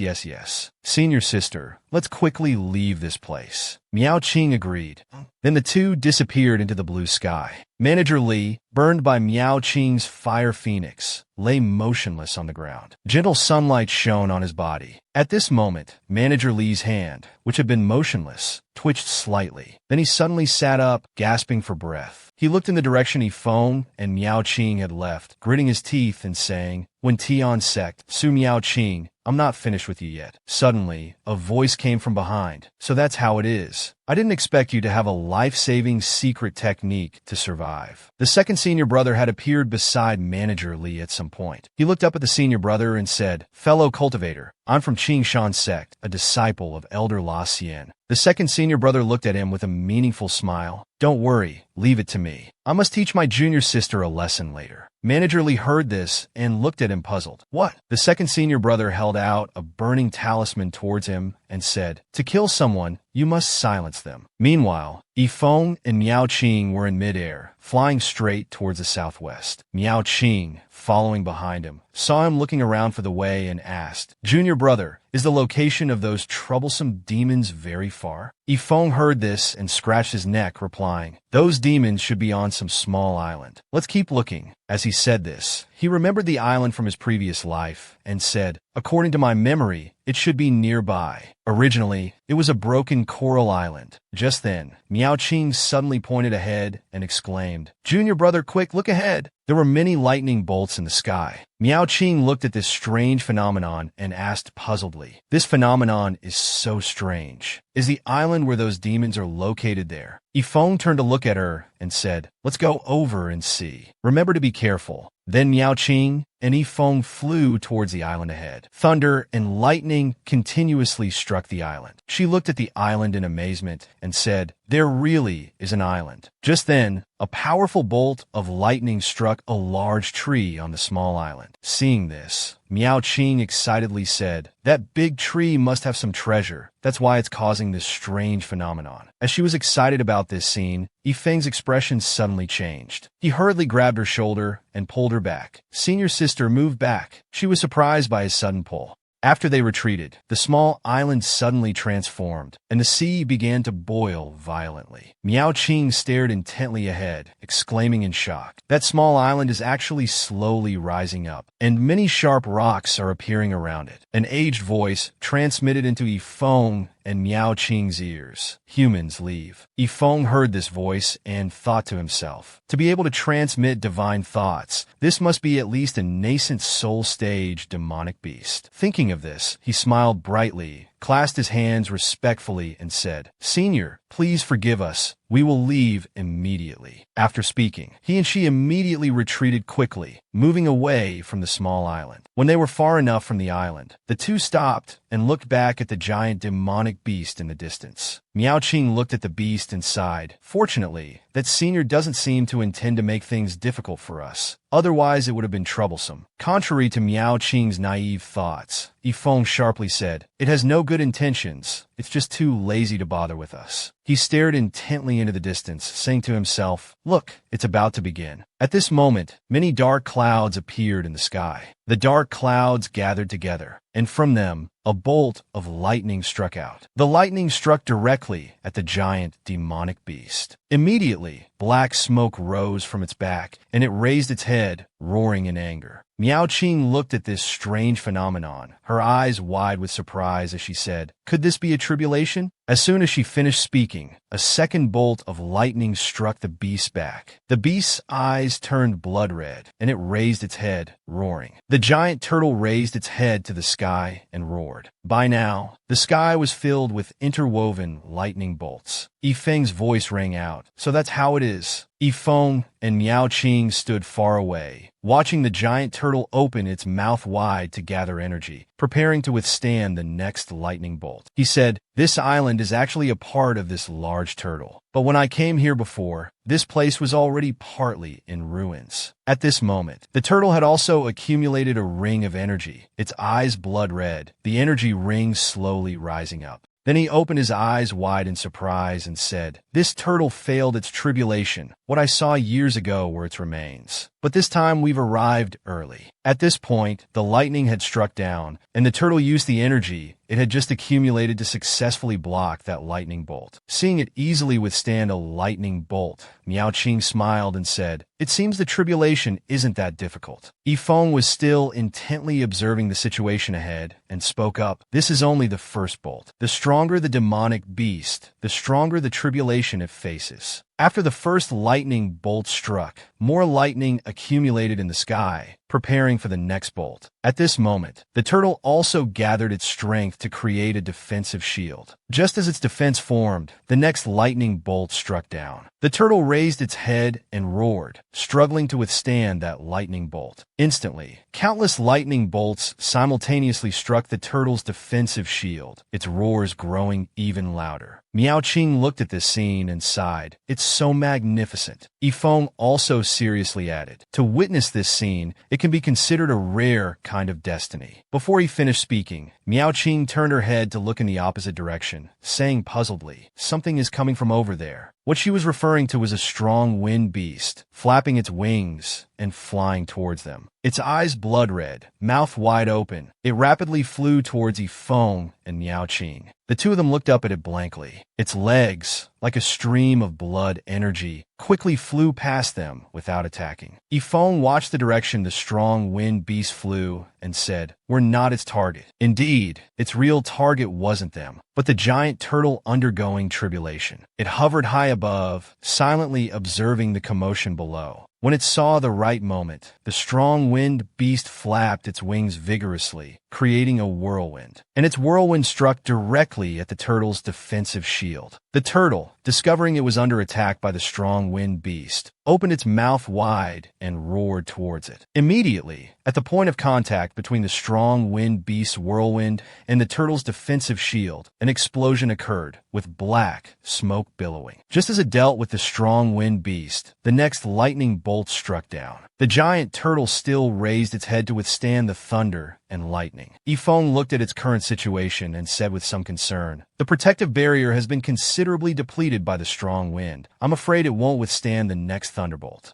The strong wind beast hadn't left yet, still waiting in place for an opportunity. When the next thunderbolt struck, it immediately launched its next wave of attack. It created another whirlwind, diving straight towards the giant turtle below. The giant turtle had to use all its strength to resist this heavenly tribulation, its protective barrier violently shaken. Due to the weakened protective layer, in an instant, the heavenly tribulation punched a hole through it. Then, the heavenly tribulation forcefully pierced directly through the giant turtle's body. It could only raise its head and let out a painful cry. Struck by that thunderbolt, the giant turtle lowered its head and sank into the water, its entire body gradually losing vitality. In the blink of an eye, its body completely sank to the bottom, leaving only the small island floating on the water surface. The strong wind beast now targeted the ancient tree on its back. The strong wind beast charged straight towards the ancient tree. Just as it was about to reach the ancient tree, a green snake suddenly appeared behind it, seemingly out of nowhere. It opened its mouth wide and lunged at the strong wind beast, biting firmly onto one of its wings. Two sharp fangs sank deep into the flesh, fresh blood flowing, leaving a striking bloody mark on those wings. Miaoqing, seeing another demonic beast suddenly appear, exclaimed in surprise with wide eyes, "A snake!" It seems to have grown from the giant turtle's body. Seeing the green snake appear, he seemed to understand something and said, "So they are one entity. Could it be my spirit beast from before?" At this point, he hurriedly reminded Miaoqing, "Senior sister, set up a defensive formation." As soon as he finished speaking, Yifeng formed hand seals to set up a defense. Hearing him say this, she hurriedly followed suit, then asked, "Aren't we already very far away?" Yifeng looked at the two demonic beasts struggling with each other and said, "When these two demonic beasts are entangled, the heavenly tribulation hasn't ended, so the tribulation will consider both these demonic beasts as targets simultaneously." As he finished speaking, his and her defensive formations were also set up. He then said with a gloomy expression, "The power of the heavenly tribulation will increase exponentially." The power of this thunderbolt was indeed very strong, directly transforming into a white dragon, its mouth holding energy ready to strike down at the small island below. The strong wind beast raised its head and roared at the sky. No matter how violently it struggled, the green snake refused to let go. The more it struggled, the tighter the green snake bit its wing. At this moment, the green snake's eyes emitted a red light, exerting even more force to clamp down on the strong wind beast's wing. Just then, the thunderbolt also struck down. The green snake still bit tightly onto the strong wind beast's wing without letting go,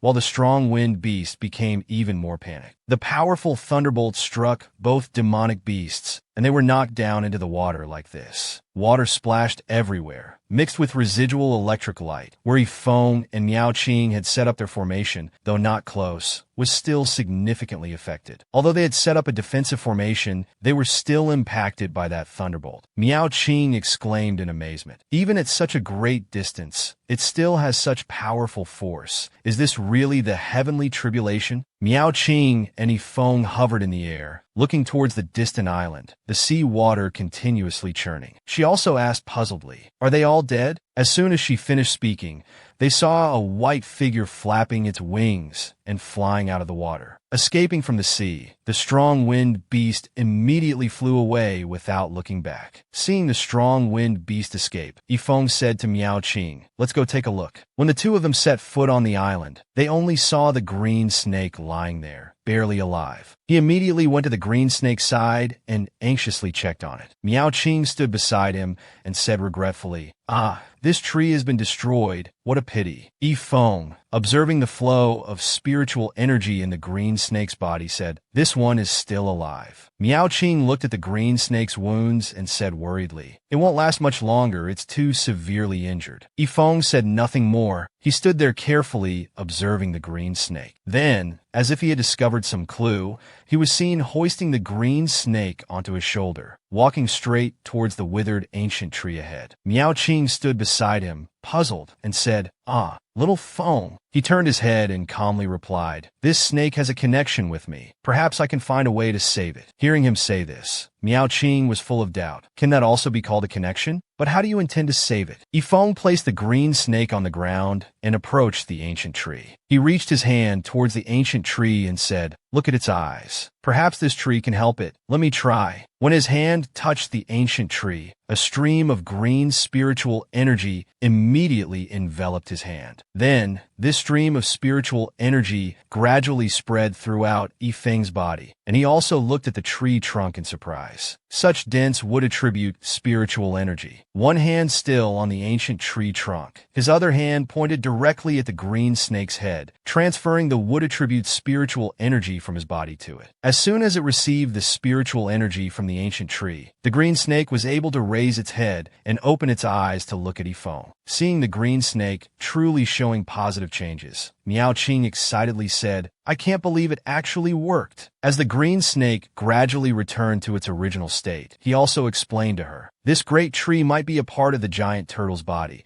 containing enormous spiritual energy. Even though it's been destroyed, it's enough for it to recover quite a bit." Having recovered more than half, the green snake raised its head to look at the sky. At this moment, the sky had gathered many dark clouds, gradually obscuring the sun. Miao Qing also cried out in panic, "Little Feng, the sky." He looked at the strange phenomenon in the sky and replied, "I see it. We need to leave here immediately. The heavenly tribulation isn't over yet." As soon as he finished speaking, the two of them immediately flew away from the island. Yifeng and Miao Qing stood at a place far from the island, observing the green snake situation. He looked at the lightning bolts continuously striking the island and said, "The 4-9 heavenly tribulation has already descended 3 times. There's still the final one left." At this moment, the strong wind beast that had fled in panic earlier returned to the island where the green snake was undergoing tribulation. Seeing it return, Yifeng hurriedly said, "It's that one again." Seeing him like this, Miao Qing could only say reluctantly, "Little Feng, this is a battle between nascent soul-stage demonic beasts. We can't help." Just then, Han Yan's puppet emerged from his chest, looking angrily towards the front. Seeing it want to take action, Yifeng tapped its head and said, "No need." Han Yan's puppet, seeing him prevent it like this, fumed with frustration and cried out, "Let me kill it! Kill it!" Seeing it's so stubborn, Yifeng could only reluctantly press its head back into his robe and say, "I know you're very strong. Just calm down first." Seeing him talking to that puppet again, Miao Qing curiously asked, "Little Feng, what exactly is this?" Seeing her pay more attention to this puppet, he laughed awkwardly and replied, "Haha, it's just a small toy." At this moment, the strong wind beast had also quickly flown towards Yifeng and Miao Qing. She excitedly said, "It's coming." He hesitated no longer and directly raised his head to the sky, shouting loudly, "Second senior brother, if you don't act now, senior sister will be in danger." As soon as he finished speaking, an 8 trigrams formation appeared in midair. The strong wind beast was flying too fast to break in time and finally crashed into the formation set up by second senior brother. Second senior brother hovered in midair, one hand controlling the formation, the other behind his back. Little junior brother indeed has good eyesight. Second senior brother stood behind the formation, facing the giant strong wind beast, looking at it gently and saying, "Fellow Taoist, could you please leave?" After hearing this, it stared intently at second senior brother, seemingly expressing its unwillingness. Just when they thought it wouldn't leave, unexpectedly, it decisively flew away without looking back. Seeing second senior brother drive away, the troublemaking strong wind beast, Yifeng excitedly shouted, "Second senior brother is so impressive." Hearing this, second senior brother grimly replied, "If it hadn't been severely injured by the heavenly tribulation, I wouldn't have been able to scare it away." Then second senior brother turned his head and asked the key question, "Little junior brother, how did you know I was nearby?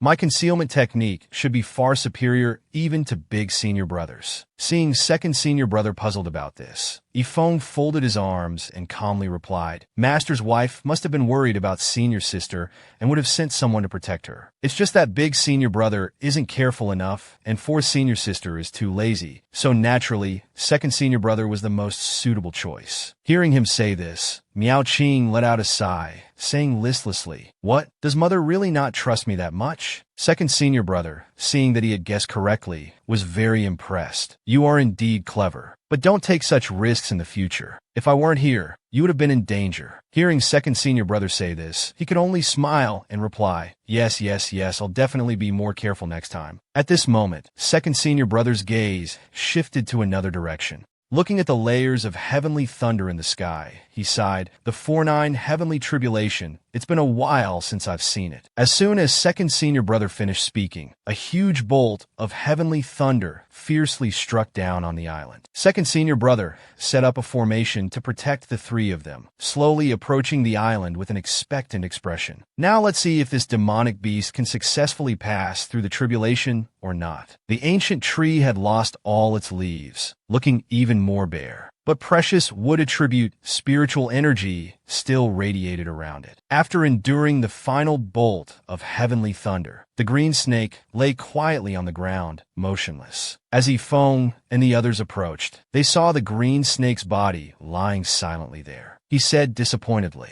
"How could this be? It failed the tribulation." Just then, Miao Qing exclaimed in surprise, "Little Feng, look at its head." A tiny white snake emerged from the eye of the dead green snake. When he saw that small white snake, he immediately said in amazement, "This is shedding and rebirth." It actually used this method to overcome the heavenly tribulation. After speaking, Yifeng sat down. That white snake seemed very docile as it coiled around his leg and crawled up. He also gently poked its head, finding it very interesting. It successfully passed the tribulation, but it looks very weak. Seeing him look down on it like this, it fiercely bit the finger he had placed on its head. Two tiny teeth directly pierced the flesh, causing that spot to bleed. Suddenly bitten, he was startled and frightened. Then he cried out loudly, "Aya!" He kept waving his hand, but the small snake didn't move at all, still biting tightly without letting go. Seeing the small snake bite Yifeng, Miao Qing cried out in horror, "Ah, how can this snake bite people like that?" Second senior brother just smiled and said, "This is what's called destruction before establishment." Because its original body was destroyed during the tribulation, it relied on shedding and rebirth to avoid the final heavenly tribulation. Although it needs to cultivate again from the foundation establishment stage, its future is already very bright. After a struggle, the small snake finally crawled into Yifeng's chest. At this moment, he touched his chest and only then, still startled,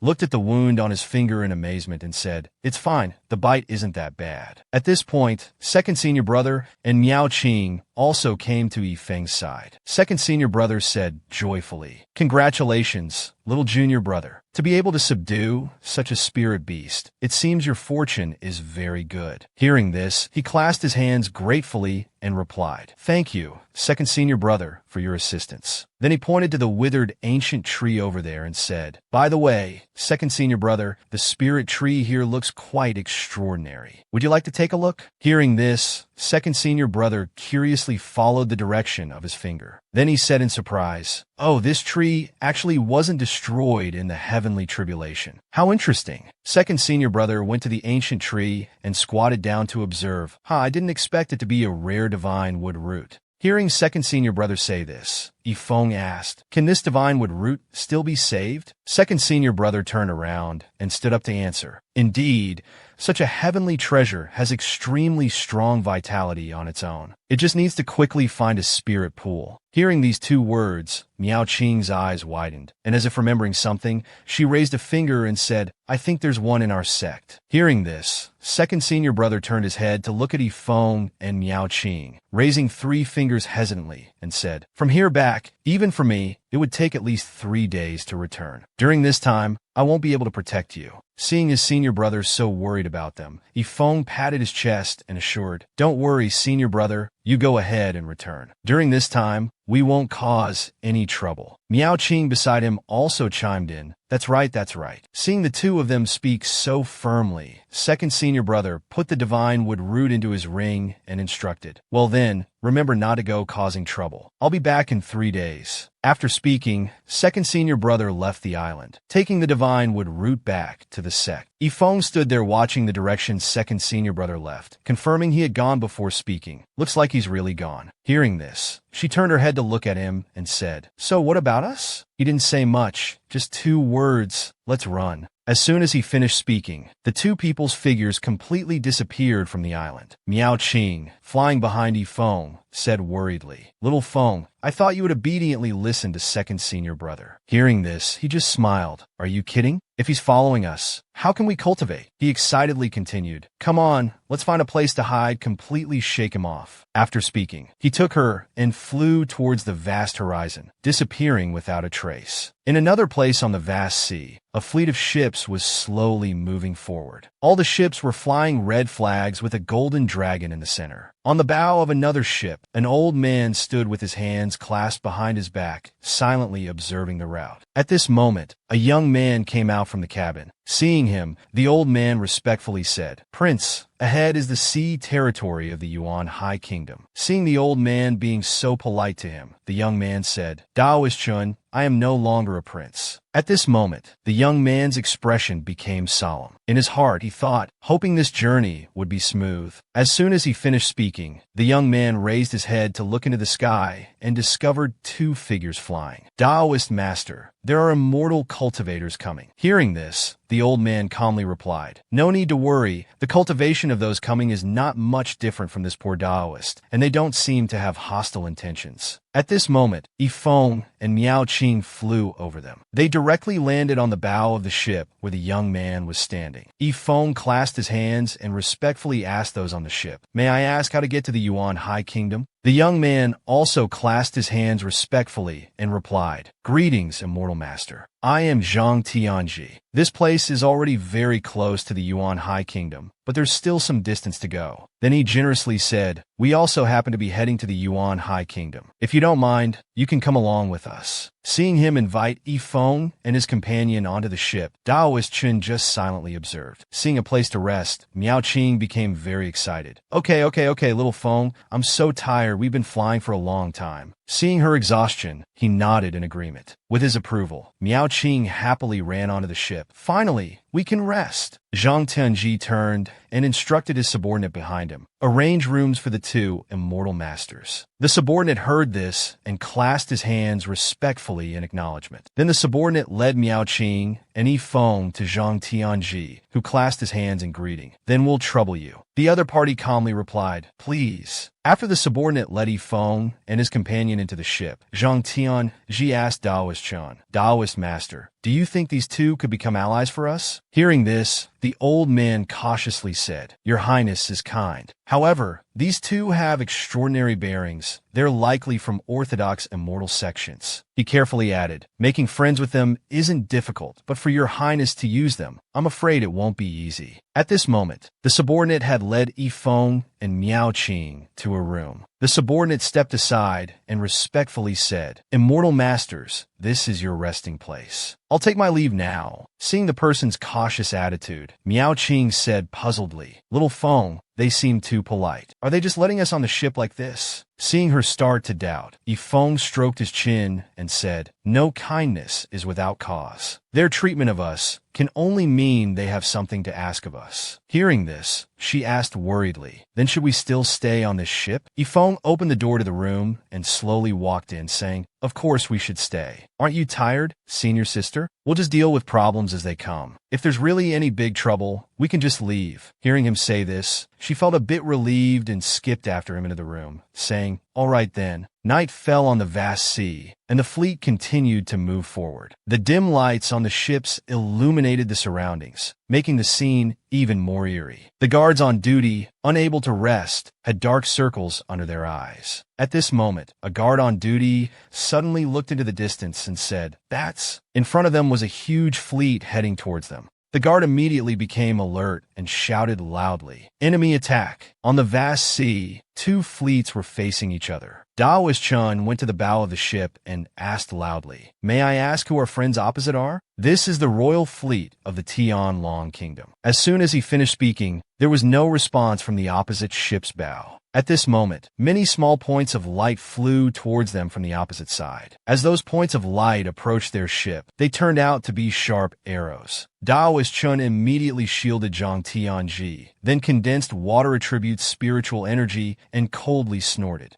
Instantly, a huge water vortex appeared at the bow of their ship, swallowing all the incoming arrows. At this moment, Daoist Chun angrily shouted, how dare you! Attacking the royal fleet of the Tianlong Kingdom. Only then did the enemy respond. Prince Tianji, your fate is sealed. Quickly hand over Princess Yugo, and we might spare your lives. Hearing these words, Zhang Tenji angrily gritted his teeth and said, treacherous rebels. Then he pointed forward and ordered his soldiers, guards, hear my command. All troops attack. All troops attack. The guards received the order and immediately took action. Soldiers drew their bows and aimed at their targets. The enemy was not to be outdone as points of fire shot from their side. Viewed from above, one could see the two fleets engaging in battle. Flaming arrows shot from ship to ship, resembling fireworks. Zhang Tianji's side had Daoist Chen's barrier for protection, so arrows couldn't get close to him. While the battle raged outside, Yifeng and Miao Qing were leisurely sitting by the window, enjoying tea. She rested her chin on her hand, looking out with a puzzled expression. Junior brother, what do you think is really going on? He picked up the teacup on the table and said coldly, just keep observing. This battle caused significant casualties on both sides. Soldiers fell sprawling on the ships, their fates uncertain. Fires raged everywhere on the vessels. At this moment, a subordinate ran panic-stricken to Zhang Tianji and reported, the dragon merchant ship is on fire. The enemy ships outnumber ours. We're at a disadvantage. Hearing this, he angrily clenched his fist. How can this be? At this point, Daoist Chen stepped forward and said, leave it to this poor Daoist. Seeing him come forward, Zhang Tenji respectfully said, then I'll trouble you, Daoist master. As soon as he finished speaking, Daoist Chun leaped into the air. He hovered in mid-air, suddenly waving his hand downward. Many talismans fell from his body, flying straight to the enemy ships and exploding, creating a thick black smoke. The soldiers below, seeing Daoist Chen take action, excitedly drew their bows and shouted, the immortal master has made his move. Just as Daoist Chen was distracted, something gradually appeared from the depths of the sea. Then, a stream of water attribute, spiritual energy, shot directly up from the water, aiming straight at Daoist Chen. He reacted in time, quickly dodging, but was still wounded in the shoulder. His face darkened as he clutched his injured shoulder tightly, shouting, Senior brother Jin Chung, I never thought you'd become the Empress's hunting dog. As soon as he finished speaking, he heard a familiar voice. Junior brother, the Tianlong Kingdom has changed hands. Why still cling to the past? Hearing this, his face immediately became panic-stricken. Jin Chung and two other Foundation establishment cultivators emerged from the water. He looked at Daoist Chun with contempt. Look at yourself. After so many years, not a bit of progress. Your cultivation hasn't increased, but decreased, and you're following a useless person. When he saw the two people accompanying him, Daoist Chen exclaimed in shock, 3 Foundation establishment cultivators. At this moment, another voice rang out. How about letting me handle this? As soon as he heard this voice, Zhang Tianji was thunderstruck. He turned his head in panic to look behind him, discovering Yugo coming out with a maid. He stammered, Yugo, why are you out here? Didn't I tell you to rest well? Yugo wore a veil covering her face, her eyes full of sadness. Even if I marry into the Yuan High Kingdom, they might not help us. She continued gloomily. If we hand me over, at least everyone can survive. Before she could finish speaking, Zhang Tianji interrupted her. Don't say such things. Then he said sternly, you know what kind of person the Empress is. Even if I die here today, I won't let you fall into their hands. Seeing Zhang Tianji would rather die than hand over Yugo, Jin Cheng unleashed his killing move. If that's the case, then burn all these ships. As he spoke, he waved his hand forward, and immediately a large fire appeared before him. The flames gradually spread to Zhang Tianji's ship. In this critical moment, a fire phoenix suddenly appeared on the bow of Zhang Tianji's ship.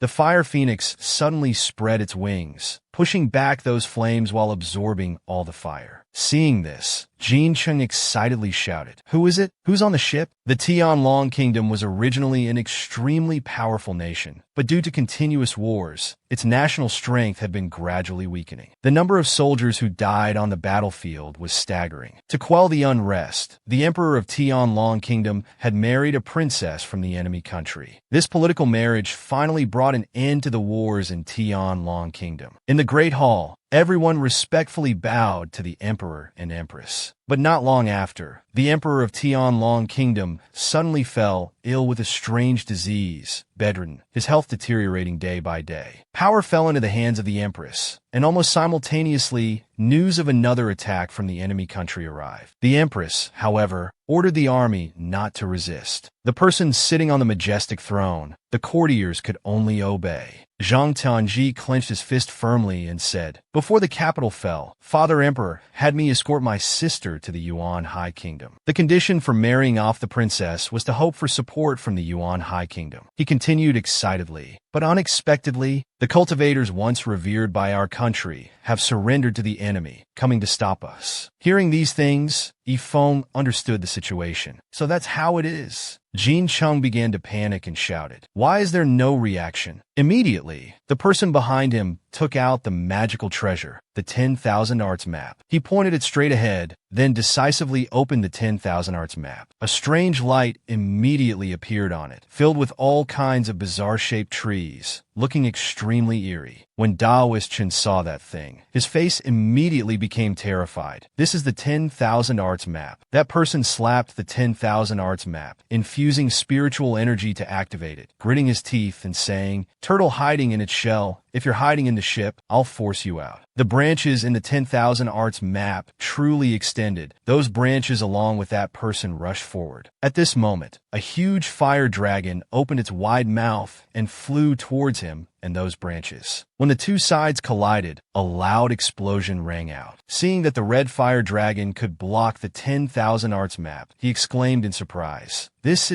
At this moment, Yifeng appeared before the two, holding his flying sword, and coldly said, Gentlemen, this ship is useless to me. Perhaps we can meet another day. Those two didn't listen to what he said at all, only staring intently at the flying sword in his hand, a top-grade immortal sword. The person who had just used the 10,000 Arts map cautiously reminded the other. This person seems to be a disciple of a major sect. We must be careful. But Jin Cheng scoffed.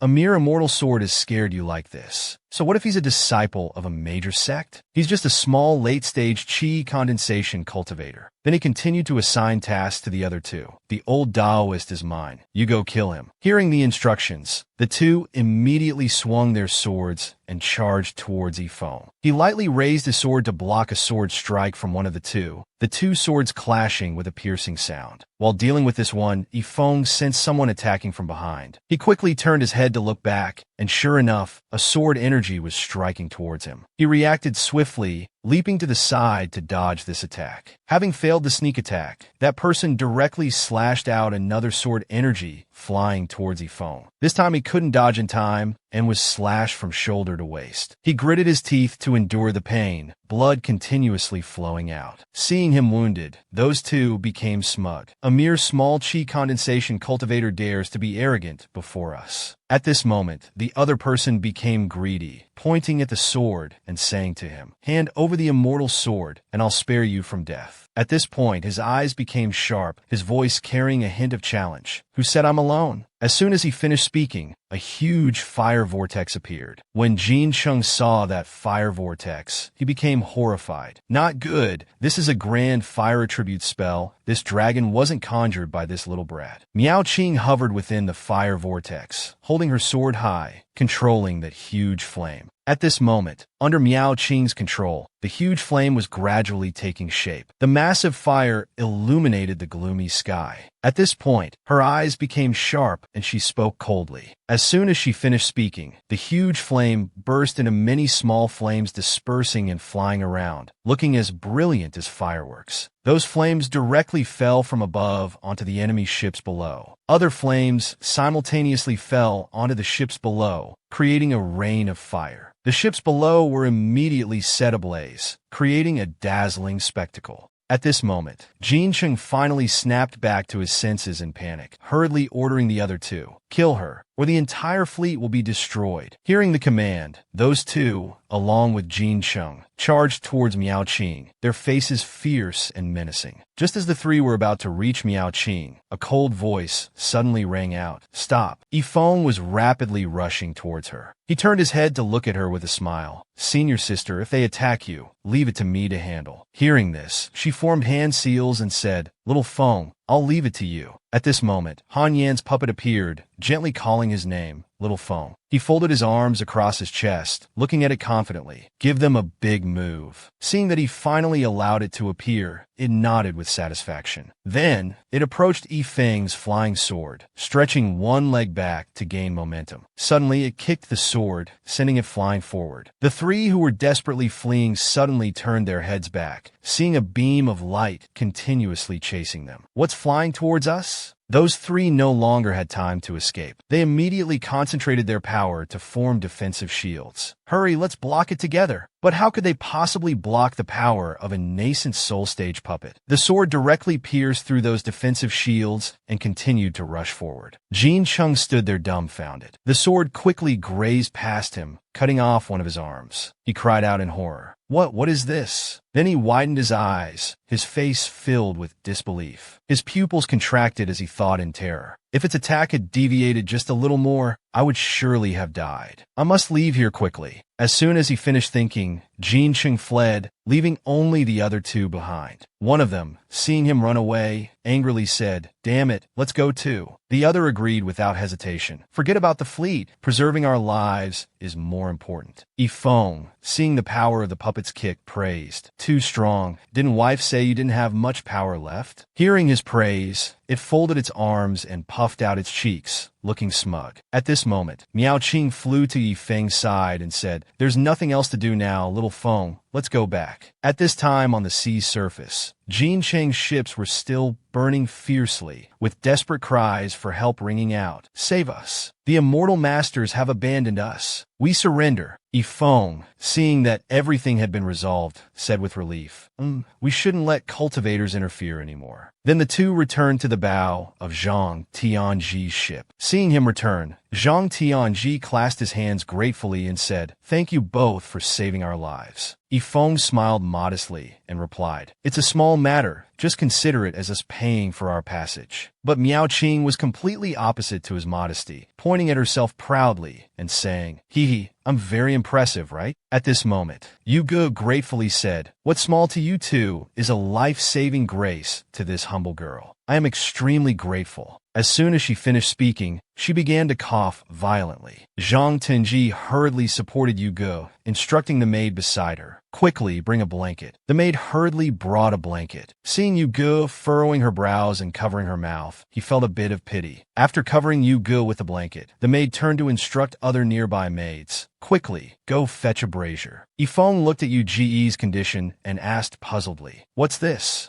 Daoist Chun beside him immediately answered, "Princess Yu Ge suffers from a strange illness. Every month, there's a period where her entire body becomes ice cold and she's in extreme pain. This poor Taoist doesn't know the cause. Hearing these symptoms, he seemed to ponder something and said, "Ice cold body," wanting to verify if his thoughts were correct. He stepped to Yu Ji's side and directly said, "May I ask the princess to extend her hand for me to examine?" Yu Ge cooperated, extending her hand with difficulty and saying. As soon as his hand touched Yu Ji's pulse, cold energy emanated from it. Seeing him concentrate on taking her pulse, Taoist Chun anxiously asked, "Does the immortal master know about this illness?" He suddenly opened his eyes wide, his gaze sharp as he said, "Congenital frost pulse." Outwardly, he remained calm, but inwardly, he was extremely shocked, not expecting her constitution to be identical to his wife's. After taking her pulse, Yu Ge was helped back to her original place by the maid. He looked at her for a moment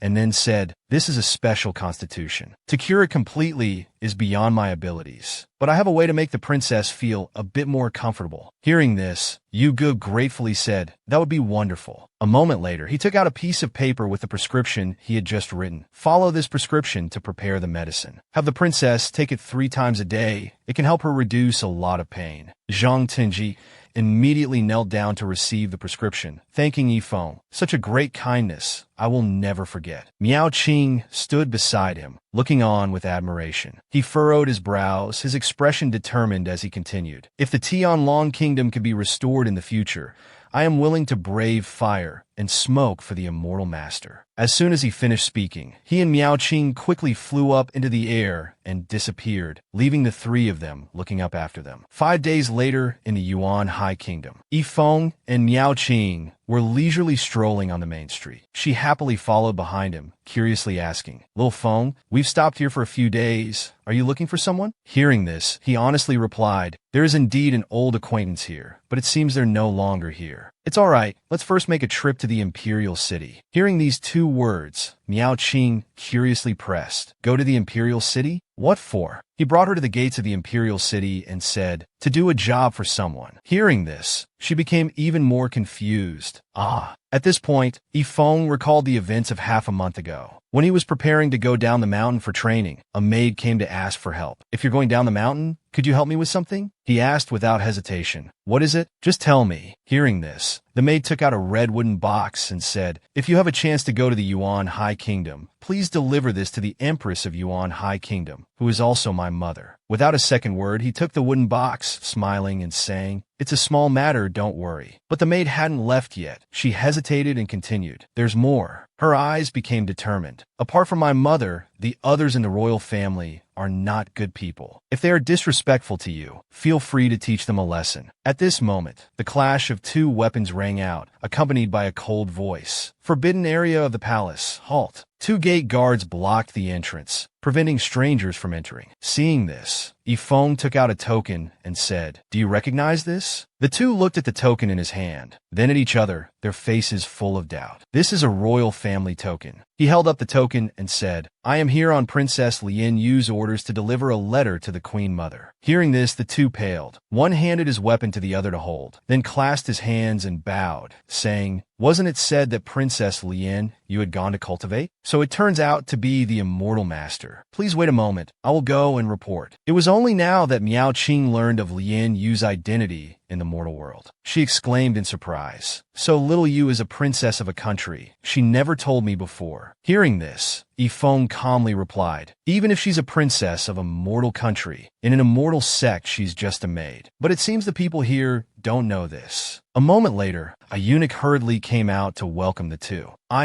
Immortal masters, this old servant is late." He looked at the 2 with a smile, pointing behind him and saying, "His Majesty and the Empress are waiting inside. Please follow this old servant." Seeing his attitude, Miao Qing said with satisfaction, "They're quite polite indeed." Then the 2 followed the eunuch into the imperial city. Along the way, other eunuchs stood with hands clasped, bowing in greeting. Miao Qing observed the eunuchs along the way carefully, pondering as she said, "Little Feng, I feel that the men here all lack yang energy. Why is that?" Hearing this, he coughed lightly and replied, "Men who serve the royal family in the mortal world are all like this." Hearing his explanation, Miao Qing became even more puzzled. Why? Is it because the emperor absorbs the yang energy of men? Yifeng heard her say this and replied, Not exactly. The eunuch leading the way in front heard them talking like this, his face turning pale. A while later, the two finally arrived at the main hall. The eunuch went in and announced loudly, "Immortal masters to see your majesties." Yifeng and Miao Qing then followed him inside. Zhang Tianji and Yu Ge were sitting in chairs nearby. Seeing Yifeng and Miao Qing, he exclaimed in surprise, "Benefactor Xiao, Immortal Lady Su." Hearing someone call out, Miao Qing instinctively turned her head to look. Then she said to him in surprise, "Little Feng, look, it's the two from the Tian Long Kingdom." He glanced in the direction she indicated, thinking to himself how strange it was that after several days, they were only now meeting the emperor. With this thought, he didn't dwell on it further. Approaching the emperor, he clasped his hands in greeting. "Disciple of Wen Tian's sect pays respects to your majesty." The emperor didn't listen to what he said at all, his eyes fixed downward. "Ah, a beauty." He was looking at Miao Qing standing below. She was completely unaware, still calmly looking upward. The emperor stared until he was drooling, causing the woman in his arms to wipe his mouth for him. "Does your majesty like her that much?" He continued staring at Miao Qing and replied, "Who wouldn't like such a beauty? If only she could be brought into my harem." Seeing him trying to make advances on an innocent woman again, the empress reminded him, "Your majesty, these are disciples of an immortal sect. We must treat them with courtesy." Before she could finish her sentence, the emperor angrily shouted, "Silence! Who gave you permission to speak here? Even immortals have emotions and desires. What's wrong with me saying so?" Being scolded like this in front of everyone, she could only remain silent. "I was out of line." After showing his ferocity to his wife, he immediately turned to Yifeng with a smile and asked, "The immortal master must find this amusing. May I ask what relationship you two have with Yue?" He coldly replied with just two words, "Friends." Hearing this, the emperor pointed at the ceiling and laughed mockingly. "Friends? Huh? Friends? Yue is just a servant of Wen Tian's sect. To be friends with her, you two must be outer disciples, right?" Yifeng looked at him with utter disgust. "Whatever we are, we are." He said nothing more, directly handing the wooden box from Lien Yu to the eunuch from earlier, saying, "Princess Lien, you asked me to deliver this to the empress. If there's nothing else, we'll take our leave." The eunuch respectfully bowed his head and accepted the wooden box, then presented it to the empress. She gratefully said with joy, "Thank you both. Please leave here as soon as possible." Seeing the empress wanting Yifeng and Miao Qing to withdraw, the emperor immediately turned to scold her. "What nonsense are you spouting? How can the immortal masters be in such a hurry? You're being too meddlesome." The empress, being scolded harshly, could only bow her head in silence. Then, he looked at Miao Qing with infatuation.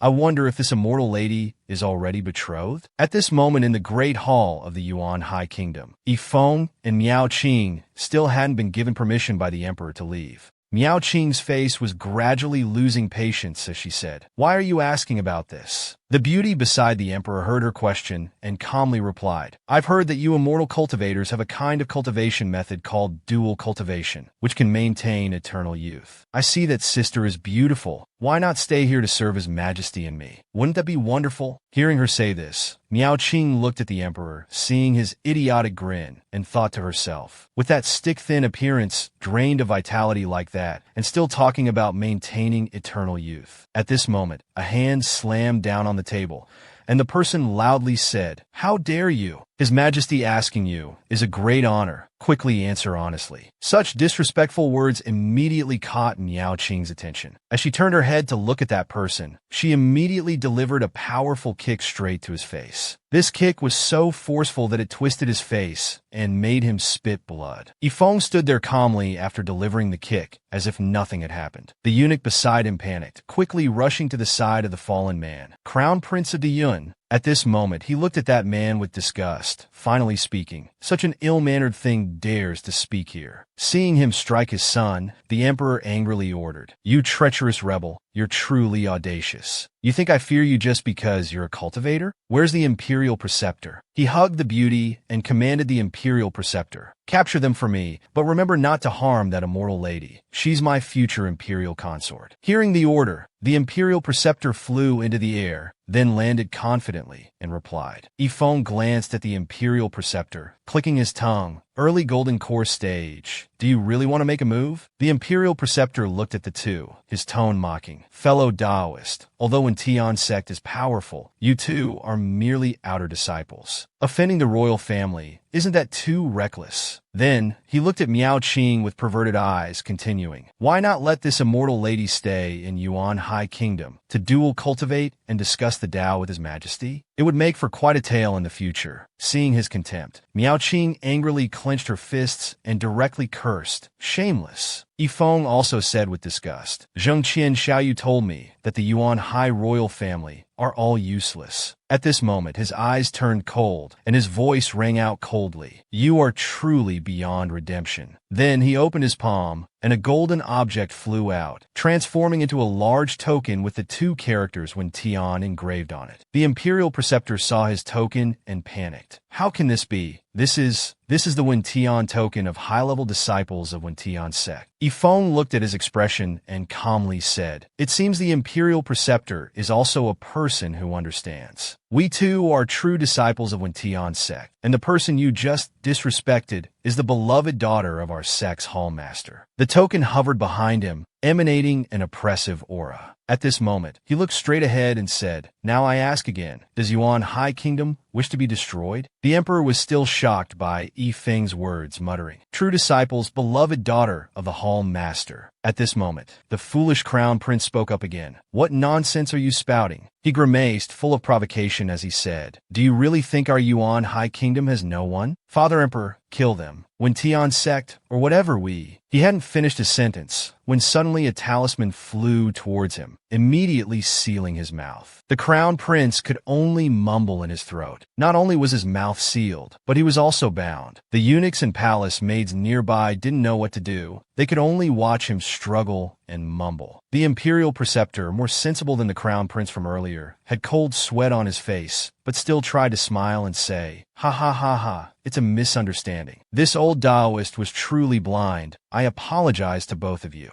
Seeing the Imperial Preceptor change his attitude so quickly, the Emperor forced a laugh and tried to excuse himself. I was just joking earlier. Just joking. Haha. Absolutely no intention of troubling the two immortal masters. Yifeng wasn't surprised to see them change their attitudes so quickly, but he wasn't an easy person to talk to. He looked at the woman sitting beside the Emperor and continued to question. Oh, then what about the one beside your Majesty, who tried every way to provoke Wen Tian sect? Shouldn't you give me an explanation as well? Hearing this, she immediately pretended to be pitiful and innocent, pulling the Emperor's sleeve and saying, I was only thinking of your Majesty. But the Emperor, afraid of being implicated by her, immediately turned on her, violently shaking off her hand and coldly saying, Ah, immortal master, I was bewitched by this woman. I will immediately hand her over to the immortal master for punishment. Seeing his violent reaction, she was stunned for a moment, then glared at the Emperor, gritting her teeth and saying, Humph, truly a useless emperor. If I had known earlier, I should have drained you dry.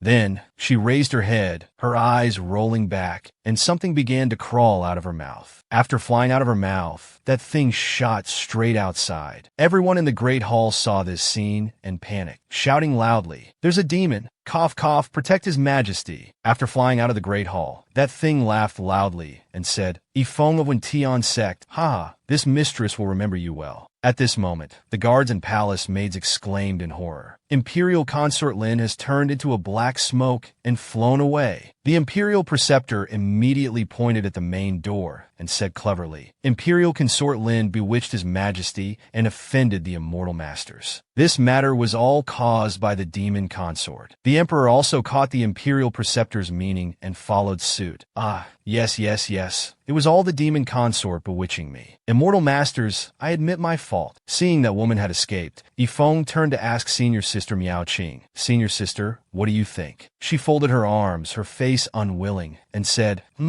There's no smoke without fire. As soon as she finished speaking, Miao Qing leaped up, landing in front of the Emperor and swung her hand. Seeing her sudden action, he trembled with fear. Miao Qing slapped the Emperor's face hard, knocking him off his chair and onto his back on the ground. Seeing Miao Qing dare to strike the Empress's face was shocked. The Imperial Preceptor was even more agitated, his eyes wide and mouth agape agape, unable to speak. Then, the imperial preceptor hurriedly ran to the emperor's side. At this moment, Yifeng spoke without any reverence. "Imperial preceptor, your sovereign used his face to strike my senior sister's hand, but we won't quibble over this offense. What do you think?" The imperial preceptor knew he was in the wrong and could only force a laugh and say, of course, in the future we still wish to have many interactions with your esteemed sect. Haha. Seeing he had nothing more to say, Yifeng called to Miao Qing, "Senior sister, let's go." Having vented her anger by hitting the emperor, her mood was much better. Hearing him call, she replied, "All right." Then, she skipped to his side. As they reached the door, Yifeng curiously asked, "Senior sister, how did it feel to slap his face?" Hearing his question, Miao Qing calmly replied, "Satisfying, but that dog emperor's face is just skin and bones. It hurt my hand to hit it." At this moment, on the streets of Yuan High Kingdom, mortals were bustling about. A street vendor mumbled, and a voice rang out. "Xiao Tian, have you ever heard of this person?" Not knowing what the street vendor said, Yifeng stroked his chin, his face pensive. "Strange, we really can't find him." Seeing him lead her all over the streets just to find that person, Miao Qing curiously asked, "Little Feng, who exactly is this Xiao Tian you want to find?"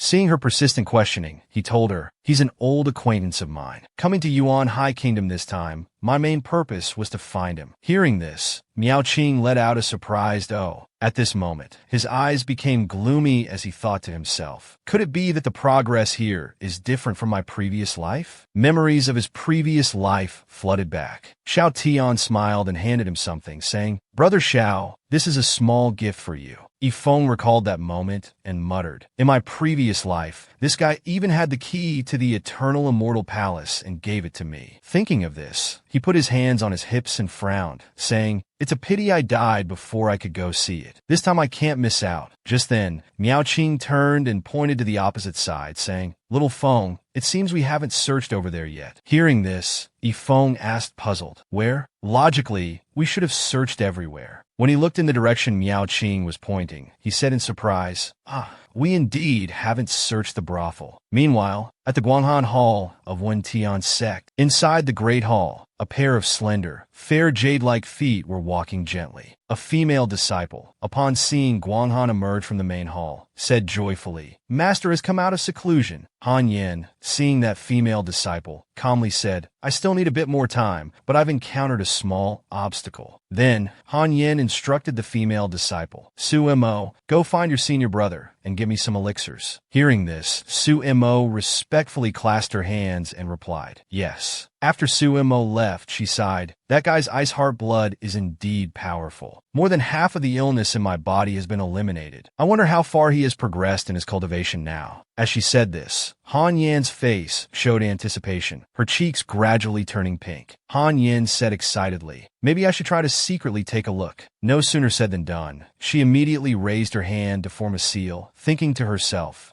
I'm just concerned about his safety, definitely not peaking. After all, his cultivation isn't that high." Meanwhile, at Yifeng's location, he was continuously trying to dissuade Miao Qing, "Senior sister, that place isn't suitable for you to go." Hearing this, Miao Qing replied dissatisfied, "What's the big deal? Who says women can't go to brothels?" At this moment, the puppet that Han Yin had given him crawled up to Yifeng's chest from his body, observing the surroundings. Everything the puppet saw appeared directly in front of Han Yin. Before her eyes were three beautiful, long-legged women soliciting customers. "Sir, come in and take a look." Han Yin, seeing the scene before her, became angry, her face darkening as she gritted her teeth. So there's this kind of reasoning. At this moment, outside the Guanghan Hall of Wen Tian's sect, the sky was clear, sunlight shining on the towering shrine, creating a mesmerizing and magnificent scene. Inside the hall, Su Mo, after obtaining the elixir from her senior brother, quickly brought it to Han Yin. "Master, the elixir you needed." She hadn't finished her sentence when she froze at the door of Han Yan's room. She saw the sign in seclusion, "Do not disturb," hanging in front of the door, her face full of confusion. Didn't she say she encountered an obstacle? Why is she in seclusion again? Suemo put her hands on her hips and said resignedly, "Well, I guess I'll just wait then." At this time, on a street in the capital of Yuan High Kingdom, Yifeng and Miao Qing were still arguing about going to the brothel. She looked at him suspiciously and said, "Why won't you take me?" He could only scratch his head helplessly and reply, "It's not that I won't take you, it's that women aren't allowed in there." Hearing him say this, Miao Qing became even more puzzled. Is there really such a rule? As they were talking, they didn't notice that Yifeng's puppet had somehow made its way onto Miao Qing's shoulder. The puppet gently caressed the back of Miao Qing's neck, up to no good. Then, Miao Qing suddenly felt dizzy, her eyes hazy, like an insomniac suddenly overcome with extreme drowsiness. Next, Miao Qing's eyes suddenly widened. At this point, everyone should understand what had happened. She followed behind Yifeng, coldly saying, "So you mean as long as someone receives me, there's no problem, right?" Yifeng was very surprised to hear her say this suddenly, letting out an ah, and could only stand there helplessly looking at Miao Qing. As she passed by him, she casually said, "Let's go." As soon as they arrived at the entrance of the brothel, a woman standing there greeted them. "Sir, please stop. May I ask if you have a noble soldier card?" Hearing these words, he repeated puzzledly, "Noble soldier card?" At this moment, another young man embracing a girl entered the brothel, and upon seeing him, mockingly said, "If you don't even have a noble soldier card and you want to enter the Qing Yuan, this isn't a place for just any riffraff to enter." Seeing him look down on him like this, Yifeng took out the sword he used for flying and said to the woman in front of him, "Can I enter with this?" The woman saw the sword in his hand and immediately respectfully replied, "So you're an immortal. Please come in." Just as he stepped in, Miao Qing also followed but was stopped by that woman. "Wait, this young lady." Miao Qing looked at that woman and said in a cold tone, "My preferences are special. I was born not liking men. Is that not allowed?" Hearing these words, that woman broke out in a cold sweat, stammering, "Oh, of course it's allowed. Please come in." That woman watched the backs of the two as they entered and sighed. As expected of immortals, their thinking is truly open-minded. Yifeng, noticing the strange expression on that woman's face, asked Miao Qing beside him puzzledly, "What did you say? Why is that girl looking at us so strangely?" She didn't look at him, only calmly replying, "Nothing," just casually responding to a few questions. Yifeng narrowed his eyes and thought, "Is it my imagination? Why do I feel senior sister is very strange?" After walking a bit further, another woman came out to receive the two distinguished guests. "Please come in and rest in a private room." That woman led the way while smiling and saying, "I'm Shao Qing, responsible for serving you and this sister." The two followed the maid into a private room. Yifeng then asked, "Besides us, are there any other distinguished guests today?" Hearing this, Shao Qing calmly said, "Well, the identity of distinguished guests isn't something I can casually inquire about. Anyway, all the distinguished guests who came today are here for Sister Wu Ru, so they must all be people of high status." Yifeng, hearing this familiar name, repeated in surprise, "Wait, who did you say? Wu Ru?" As soon as he finished speaking, Miao Qing glared at him and asked, "You know her?" He was stunned by her expression, stammering, "Ah." He looked at Miao Qing in front of him and thought to himself, "This isn't right, this dangerous aura. Since when did senior sister give me such a strong feeling of oppression?" At this moment, a flash of realization struck him. Wait, could it be? Thinking of this, his pupils contracted in fear, cold sweat breaking out on his forehead. Just then, the maid covered her mouth and laughed. Sister Wu Ru is the most famous beauty in our capital. Today is her first time receiving guests. Sir must also be here for her, right? Seeing her say this, which was like adding fuel to the fire, Yifeng hurriedly defended himself. "No, I'm not. Don't talk nonsense." Before he could finish, Miao Qing's cold voice rang out, "We are indeed here for her." Yifeng, hearing these words, broke out in a cold sweat, only daring to glance at her furtively. At this moment, Miao Qing's eyes flashed with killing intent as she continued, "Anyway, I want to see for myself what kind of woman could make my junior brother so interested." Memories of his previous life flashed back. Yifeng and Shao Tian were evading pursuit from forces claiming to be righteous. Those people chased closely behind, shouting loudly, "Don't let them escape." Recalling that time, he thought to himself, "In my previous life, I had a bosom friend named Shao Tian. We lived and died together, sharing hardships. Unfortunately, not long after, Shao Tian was gravely injured and near death.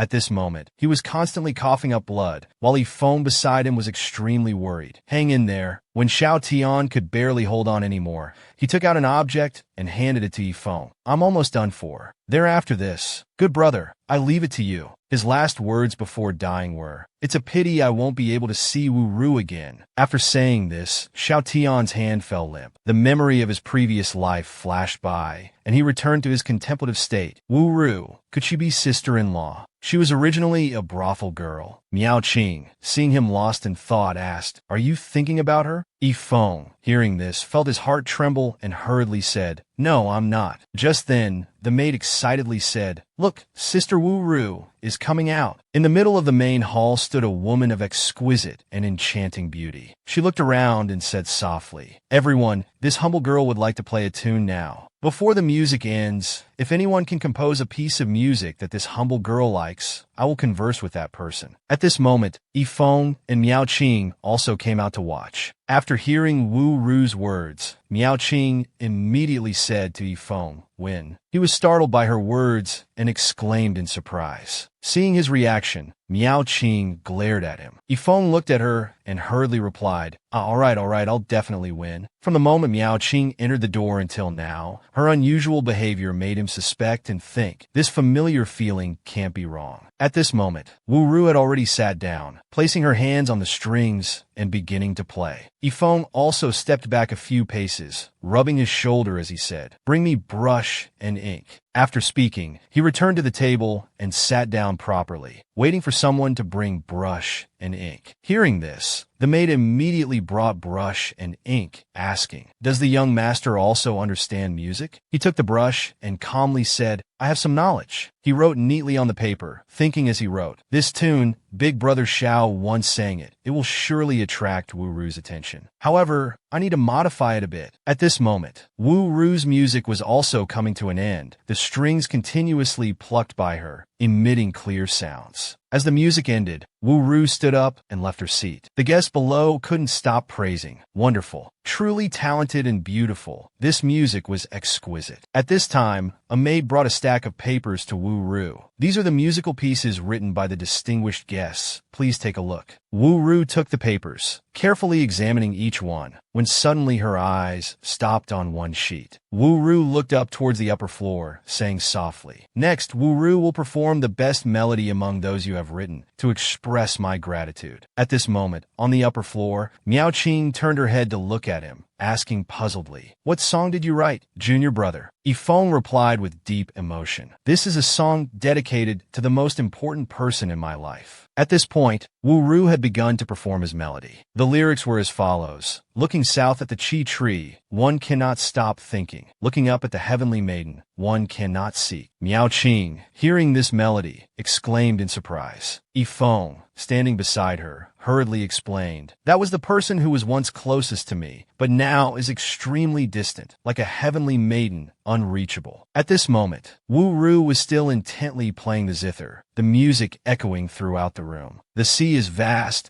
and cannot be forever remembered. The river is long and cannot be forgotten. Before his eyes appeared an illusory image of Han Yin. She gently turned her head to look back. Feng's voice, full of deep emotion, rang out again. I went out to train precisely for the day when I could tell her, ah, finally I am worthy of you. At this point, Wu Ru had also finished his melody. She gently placed her hand on the strings, caressing them. Her eyes full of emotion, she said, a melody like this is hard to find in the mortal world. The person who could compose such a tune must also be a rare, deeply sentimental individual. Then she stood up, looking towards the upper floor, and said, I invite the distinguished guest number 2 to come to the inner chamber to talk with this humble girl. The maid serving Yifeng and Miao Qing, hearing these words, was overjoyed. The maid excitedly said, young master, it's your melody. He paid no attention to the maid, turning to speak to Miao Qing beside him. Let's go, senior sister. Let's go and see. At this moment, her face had slightly reddened. She looked at him and softly replied, ah. Miao Qing hadn't finished speaking when she was interrupted by another voice. Stop. Who gave you permission to go? A young master appeared before them, with his guards behind him. He blocked their way, arrogantly saying, who says your melody is good just because it's good? Based on what? I think it's extremely unpleasant to hear. I think you clearly wrote it for dogs to hear. Don't you all agree? The subordinates behind him immediately chimed in. That's right, only dogs would listen to this kind of dog shit music. Another one flattered him even more. Of course, the young master's melody is the best. Miao Qing, seeing their attitude, found it extremely offensive. She glanced at them with disdain. Many men had gathered in front of Yifeng and Miao Qing's room. Wu Ru, seeing the situation was not good, came to mediate. Gentlemen, please be quiet. Those people, seeing Wu Ru defend him, angrily questioned her. Quiet my ass. I came here today for you. How can you go with someone else? Those people turned to look at Wu Ru, their faces displeased. One of them raised his finger and said loudly, That's right, call that little bastard out here to kowtow to us. The man in red beside him chimed in. What kind of crap did he write? At this moment, Yifeng's voice came from inside the room. What if I don't come out? The leader, hearing this, became angry. He frowned and said loudly, Telling you to come out is giving you a chance to beg for forgiveness. If you want to die, don't blame me. Then he led several people in aggressively. Brothers, let's go in and reason with him. As soon as they entered the room, many strange sounds could be heard from inside. Immediately after, a strong light emanated from the room. The maid who had been following Wu Ru was terrified, her voice full of fear. That young master won't be beaten to death, will he? As soon as she finished speaking, his voice was heard from inside the room. Miss Wu Ru, can you come in and talk now? Hearing his voice, the maid exclaimed in surprise. Huh? He's still alive? Hearing him call her, Wu Ru stepped into the room without hesitation. I'll go and see. The maid beside her said worriedly, Senior Sister Wu Ru, be careful. As soon as she entered the room, she apologetically said, Young master, this humble girl. Before she could finish, her eyes widened in shock, and she was left speechless. Before her eyes were Yifeng and Miao Qing, perfectly unharmed, standing beside a huge block of ice. Wu Ru, looking at this scene, stammered, This. Yifeng, seeing her expression, calmly said, It's all right, Miss Wu Ru. I want to ask you something. Do you know Xiao Tian? Hearing this name, Wu Ru shook her head and replied, Xiao Tian, this humble girl doesn't know this person. Yifeng, not expecting her to answer like this, said in disbelief after hearing her response, Even you don't know about this. That's not right. You should be the person most likely to know him. Wu Ru, seeing him so agitated, thought for a moment and then continued. During this time, there was also a person named Zhang Tiji who often came to see this humble girl. Hearing this name, both Yifeng and the frozen man behind were endlessly surprised. Yifeng asked puzzledly, Zhang Tianji? Why would Brother Zhang come here? Wu Ru, seeing that he knew Tianji, excitedly said, Do you two know each other? After speaking, Wu Ru showed a melancholic expression and continued, We met for a few days and had some good feelings. He had promised to come for a matchmaking today. Have you seen him? Hearing this, he honestly replied, We do know each other. He was in the imperial palace before, but where he is now, I really don't know. As he said this, he turned his head to look at the frozen leader with a meaningful expression. Yifeng smiled warmly, grabbed his head, and said with a smile, Your eyes seem to know something. Will you tell us yourselves? Or do you want me to continue torturing you? Miao Qing also waved her hand towards that person, and immediately 2 streams of cold air flew out from her hand, instantly creating many sharp ice spikes opposite them. That person cried out in fear. Wait, I'll talk. That little brat from Tianlong Kingdom has been captured by the elders who sent us. Yifeng, hearing this, asked further, Which sect are you disciples of? He could only answer truthfully out of fear. We are outer disciples of the Chan Mian Pavilion. Hearing these 2 words, he suddenly remembered something and said in surprise, Chan Mian Pavilion. So that's it. In his thoughts, the image of the Chan Mian Pavilion appeared. He thought to himself, Chan Mian Pavilion, a famous evil cultivation sect. They use women as leaders, mainly cultivating charm techniques, and men are their furnaces. He looked at that person and asked, If you are inheritors of the Chan Mian Pavilion, you must have cultivated the yang supplementing yin technique. Your blood essence should have been drained long ago. How do you still have the strength to wander in brothels? That person, seeing him understand their sect so well, asked in surprise, How do you know? As soon as he finished speaking, the ice spike in front of him pierced straight into his neck, leaving a small wound. Blood slowly trickled down. He excitedly said, I'll talk. Though his face was swollen, he still managed to say, I was following the elder's orders to bring Miss Wu Ru back to our sect. The elder said Miss Wu Ru has a talent for cultivating charm techniques, very suitable to be a disciple of our sect. He paid no attention and continued to ask, So where is Zhang Tianji now? Hearing his tone, that person fearfully cried and confessed everything. This I really don't know. I only know that an elder will make a move against the crown prince today. I truly only know these things. Please spare me, you two. Yifeng, hearing this, agreed. He turned and said, it's better not to cause any deaths. Hearing him say this, Miao Qing let that person go, no longer threatening him. After interrogating that person, Yifeng turned to Wu Ru and said, thank you, Miss Wu Ru. Please go out first. I will come to find you another day. Wu Ru knew it was no longer appropriate for her to stay, so she bowed her head and said, yes, this humble girl will take her leave. As Wu Ru left, he immediately fell to his knees. He knelt before Miao Qing, hugging her waist and crying, wife, I was wrong. Miao Qing was also startled by his sudden action, her cheeks flushing red as she stammered, I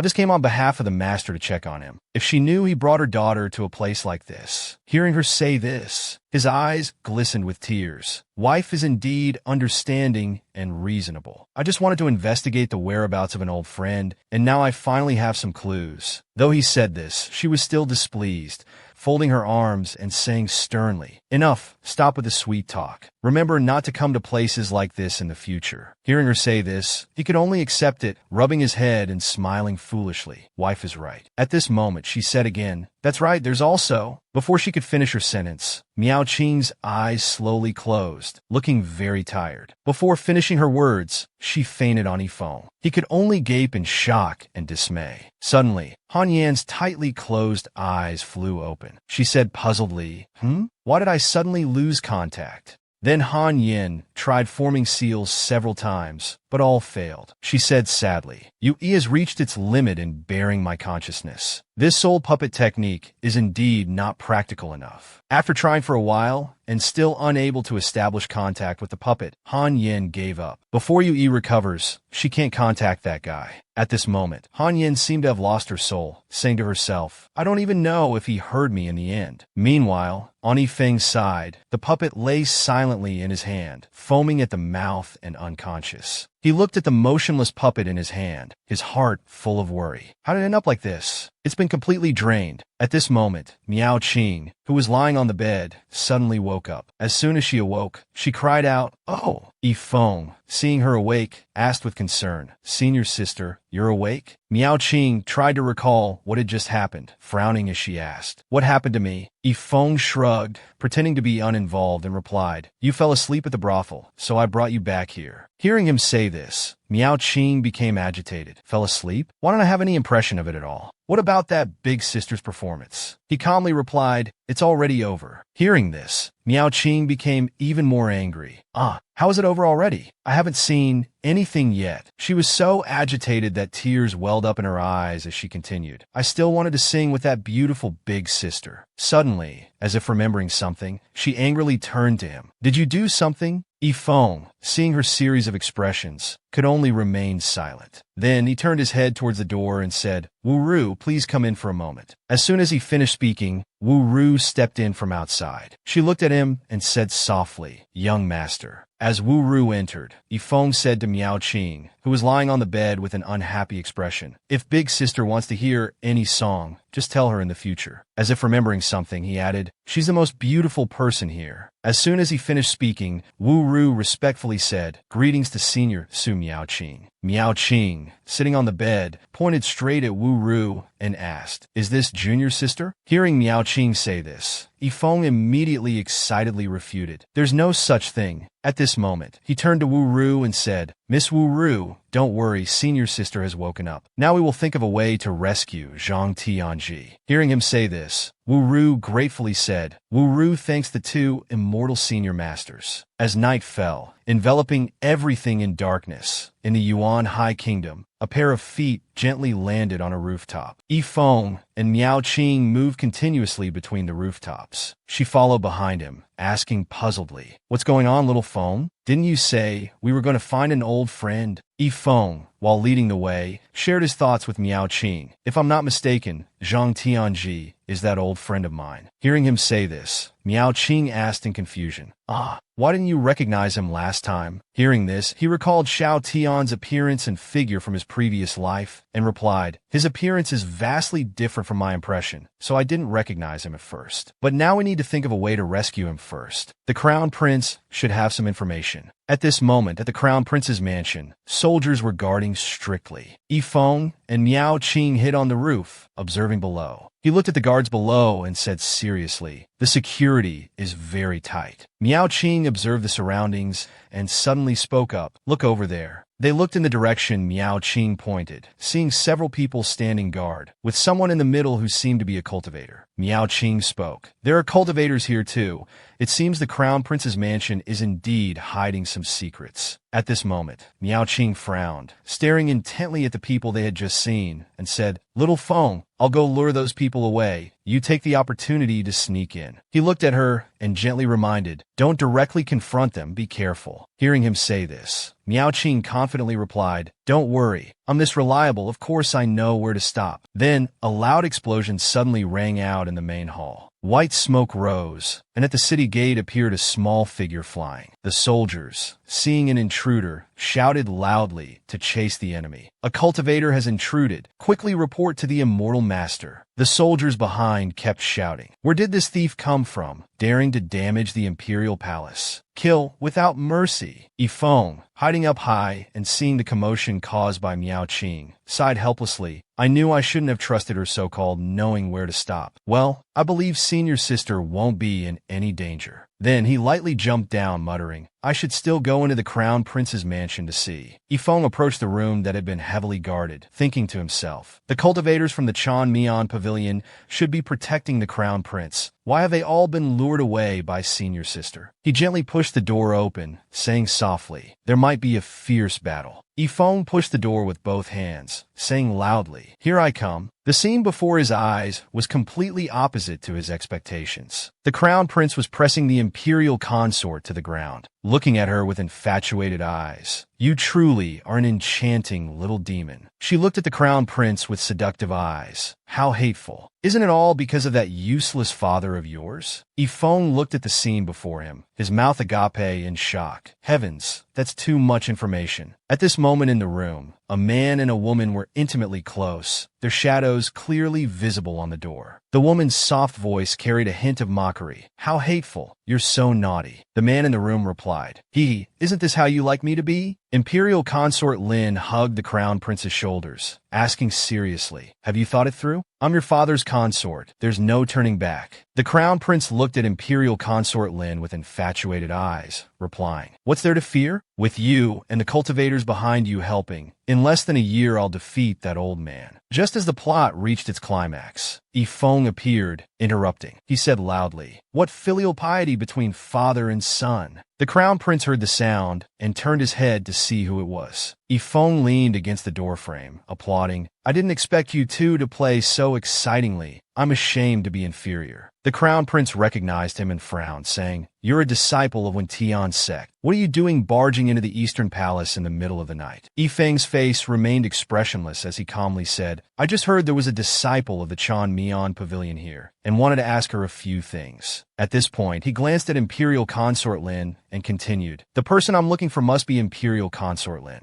Imperial Consort Lin, now sitting on the ground with disheveled clothes, hearing that Yifeng was looking for her, threw him a mocking wink. "What, want to play with Big Sister?" Yifeng didn't waste words with her, directly asking, "I have no interest in people like you. I just want to know where the brother and sister from Tianlong Kingdom are now." Imperial Consort Lin kept winking at him, saying, They can go wherever they want. How would I know?" Seeing that she didn't want to reveal the whereabouts of the siblings, Yifeng prepared to use a new tactic. He lightly shook a blue jade bead in his hand. "Very well, if that's how it is." He took out the blue sphere, which reflected the intimate images of her and the Crown Prince from earlier. He looked at the sphere in his hand, saying, "I suppose there's no problem if I show these images to the Emperor of Yuan High Kingdom?" The Crown Prince, upon seeing the reflected images, panicked and tried to stop him. "Wait, I'll talk.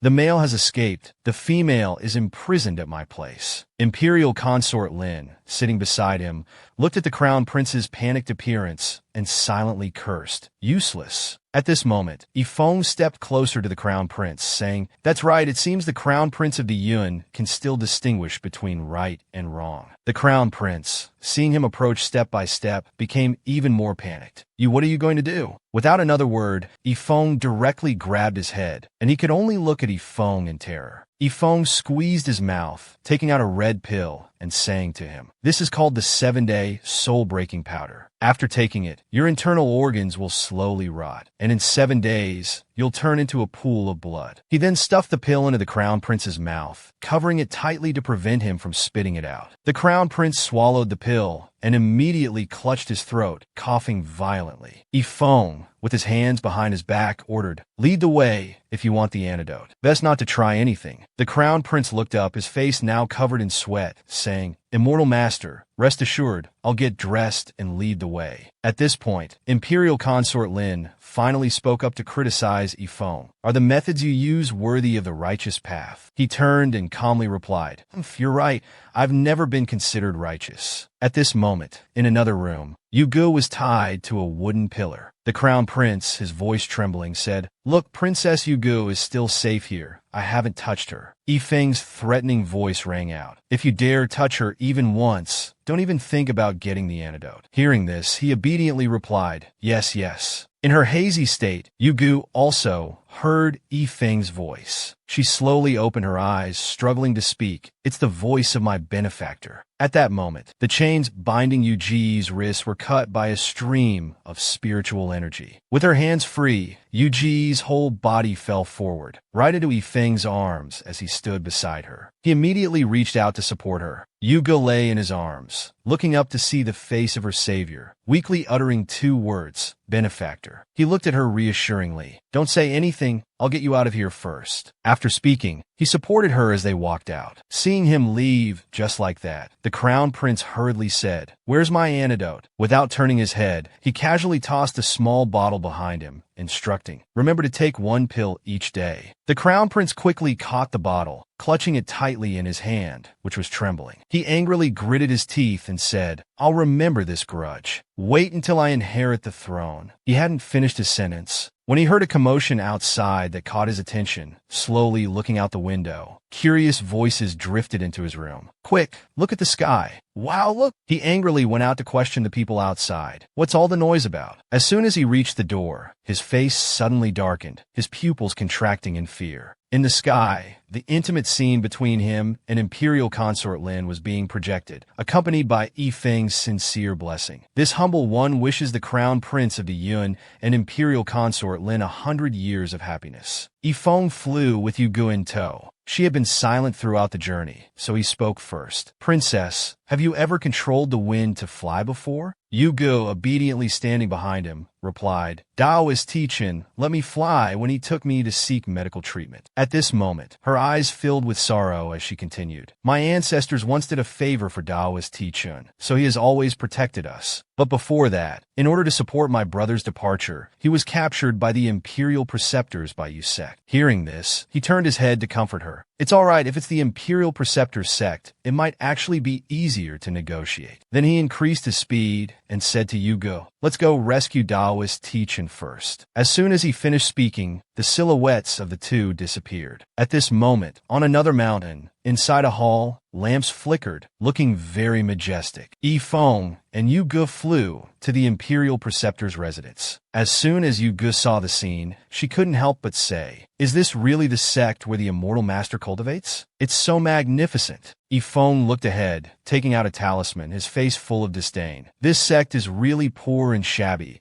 Must be some 18th-rate backwater small sect." Yuge, standing beside him, heard this and looked at him puzzledly. "Huh?" Then he directly threw the talisman in his hand forward. As soon as the talisman made contact with the rock in front, it caused a loud explosion. When the explosion rang out, drawing attention, many beams of light immediately flew out from the mountain gate, accompanied by a cold voice. "Which little thief dares to destroy my sect's gate?" Several figures immediately appeared before him and Yuge. They looked at the two and said, "You little brat, you've got guts. Hurry up and surrender." At this moment, Yuge fearfully hid behind him and said softly, "Benefactor." He looked at those people and shouted loudly, "Disciple of the Imperial Preceptor, Xiao Yifeng of the ancient Wentian sect has come to pay a visit. Don't you even want to meet?" As soon as he finished speaking, the Imperial Preceptor appeared. The disciples behind, seeing the Imperial Preceptor appear, respectfully called out, "Master." The Imperial Preceptor impatiently said, "Young Master Xiao, I was polite before out of respect for the ancient Wentian sect. Don't you think I'm really afraid of you?" At this moment, Yuge hugged his arm and asked worriedly, "Benefactor, can you beat him?" Hearing this, he calmly replied, "Are you kidding? I certainly can't fight an entire sect alone." Yuge, hearing this, became even more confused as to why he dared to bring her here. She looked at him and asked softly, "Then you?" He knew what she was worried about and replied, "Remember, many times rescuing people doesn't require fighting." After speaking, he threw something towards the Imperial Preceptor. "Imperial Preceptor,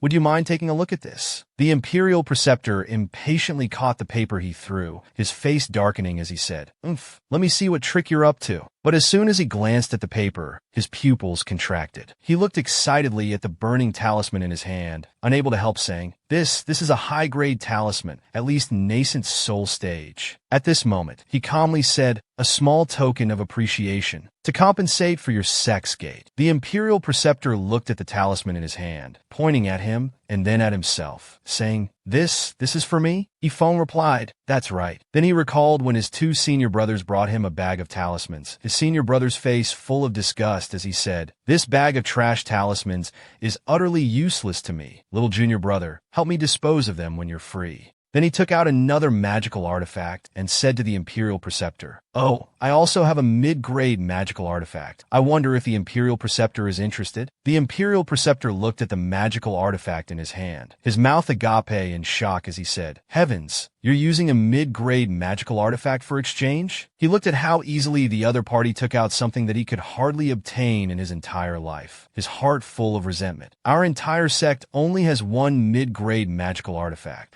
and it's an ancestral heirloom that we don't dare to use. Yet this guy just takes one out for exchange." At this moment, he recalled when his senior brother brought a pile of weapons to him and said, "Little junior brother, these are all discarded items that other sects gave us before. No one in our sect cares about them. Why don't you go out and find some people you like and give them away?" Thinking of this, he said to the Imperial Preceptor, "That's right, I feel we have a good connection. Why don't we form an—" Before he could finish his sentence, the Imperial Preceptor already showed a hesitant expression and said, "Ahem, this." The Imperial Preceptor hadn't finished thinking when a disciple behind him pointed at Yifeng and scolded, "How dare you? You think we'll value these discarded items?" As soon as he finished speaking, he was kicked in the face, blood flowing from his nose and mouth. After kicking that person, the Imperial Preceptor clapped his hands and coldly said, "Do you understand now? What have I taught you before? Is this how we treat guests?" The disciples behind the Imperial Preceptor looked at each other, not knowing what to do. At this moment, a disciple raised his hand and said with a smile, Right, I remember now. The sect gate was accidentally broken by the disciples earlier.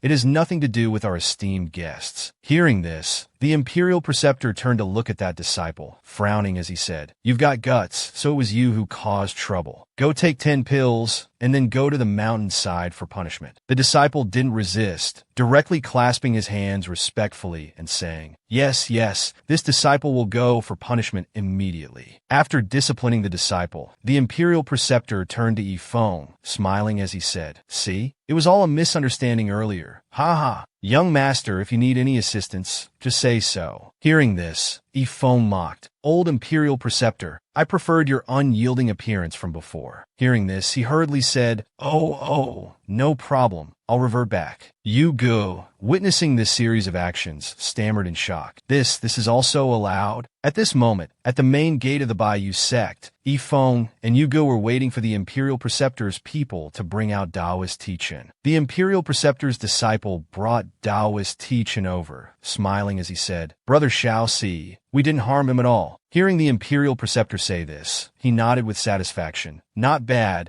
This person plus the medicinal herbs and mid-grade magical artifact I mentioned earlier are all yours. The Imperial Preceptor heard this and said happily, Good, good. At this moment, Yugo had already gone to Daoist Ti-Chen's side to support him. The old Daoist clasped his hands and said self-reproachfully, Princess, this old Daoist has failed the late Emperor, unable to protect you too well. Seeing Daoist Ti-Chen blame himself like this, Yuga said, What are you saying, Daoist? You've protected us for so many years. You're already exhausted. At this point, Yifeng turned to look at the two and said, The Daoist is already exhausted, and with Princess Yugu as well, I'm afraid it's not suitable to control a sword for flying. The old Daoist heard this and said hesitantly, This poor Daoist is ashamed. At this moment, he placed his hand on his chest and said softly, Little Ice, come out to work. As soon as he finished speaking, a white dragon flew up into the sky. Then he looked at her in Daoist Ti-Chun and said, Princess and Daoist, please rest on the spirit beast's back. It will be more convenient this way. At this moment, Little Ice also descended. Daoist Ti-Chun looked up at Little Ice and said in surprise, This is a high-grade spirit beast, at least at the peak of Foundation establishment. Yifeng and the other two sat on Little Ice's back, and it carried everyone away. Before leaving, he said, Thank you, Imperial Preceptor, for this time. I bid you farewell. The Imperial Preceptor and his disciples could only look up and watch them leave. That disciple covered his mouth in amazement, saying admiringly, Master, is this what a great sect is like? Does everyone have such powerful spirit beasts? As soon as he heard the disciple's words, the Imperial Preceptor turned his head angrily to look at him. Nonsense. This old man has also met disciples from great sects before. Are you saying our sect is poor? Seeing the Imperial Preceptor so agitated,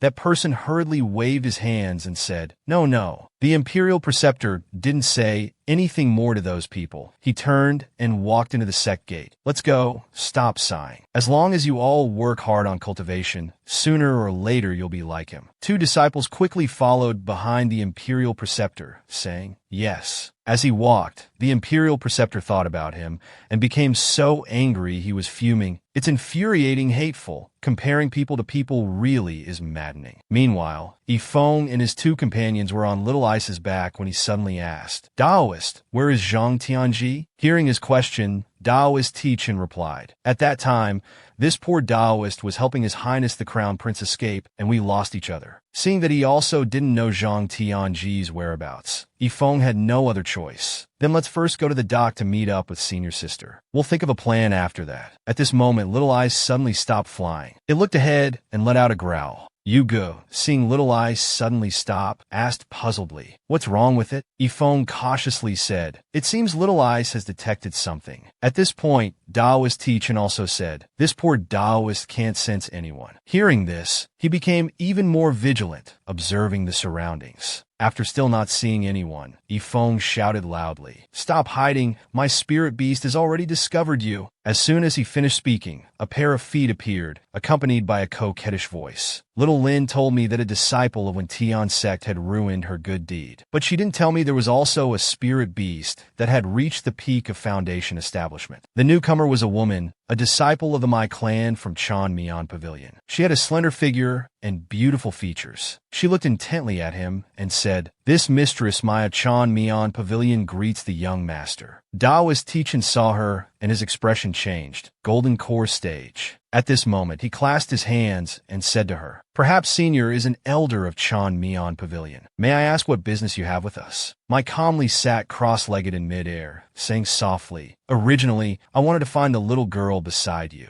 Then she waved her hand with great interest and said, But now this mistress likes the young master even more. I wonder if you'd be willing to come back to Chan Mian Pavilion with me? Knowing Mai's intentions, he calmly replied, This junior finds Wen Tian's sect quite good, and currently has no intention of changing sections. As soon as he finished speaking, two more pairs of slender legs appeared in midair. The person in front immediately spoke up to criticize. Little me, I told you, you're not his type. The person behind continued. On the contrary, I think bringing him back to our sect to slowly educate him. He naturally won't leave us. Two more beauties appeared, Lan and Ju of Chan Mian Pavilion. The woman named Lan bowed and said, Chan Mian Pavilion's Lan greets the young master. The other one also bowed and said, Ju greets the young master. She was also Ju of Chanmian Pavilion. He looked at the three women in front of him and said in surprise, I didn't expect 3 golden core stage cultivators. This formation is indeed not small. At this moment, Ju confidently said, Young master, don't resist anymore. Your strength is far inferior to ours. At this point, Yifeng's expression darkened. He softly called, Little Ice. Little Ice immediately roared towards the front. The roar of Little Ice made my immediately retreat. She still calmly said, Young master is really impatient. Before she finished speaking, his voice rang out, Immortal Slayer. A sword quickly flew towards Mai. The Immortal Slayer's sword flew in an instant, cutting her in half. Fresh blood splattered everywhere. Immediately after, he ordered Little Ice, quickly retreat. Little Ice swiftly carried the 3 people away. At this moment, Mai's body, which had been cut in half, was gradually closing up. Beside her, Ju and Lan were looking at her with strange eyes. Lan mocked, Oh, who's been defeated here? Ju also chimed in, defeated by a chi condensation stage brat. How embarrassing. After Mai's body closed up, her face unhappy, she said, If you have time to mock me, why not go chase after them? Ju's expression changed, and she said seriously, Don't worry, he won't escape. At this moment, in the deep blue sky, a white dragon was fleeing from the pursuit of Chanmian Pavilion's forces. Yifeng stood on Little Ice's back, looking at the pursuing figures below, worrying. Although Little Ice's speed is very fast, it's still a major realm lower. There's no way to shake off those enchantresses. At this moment,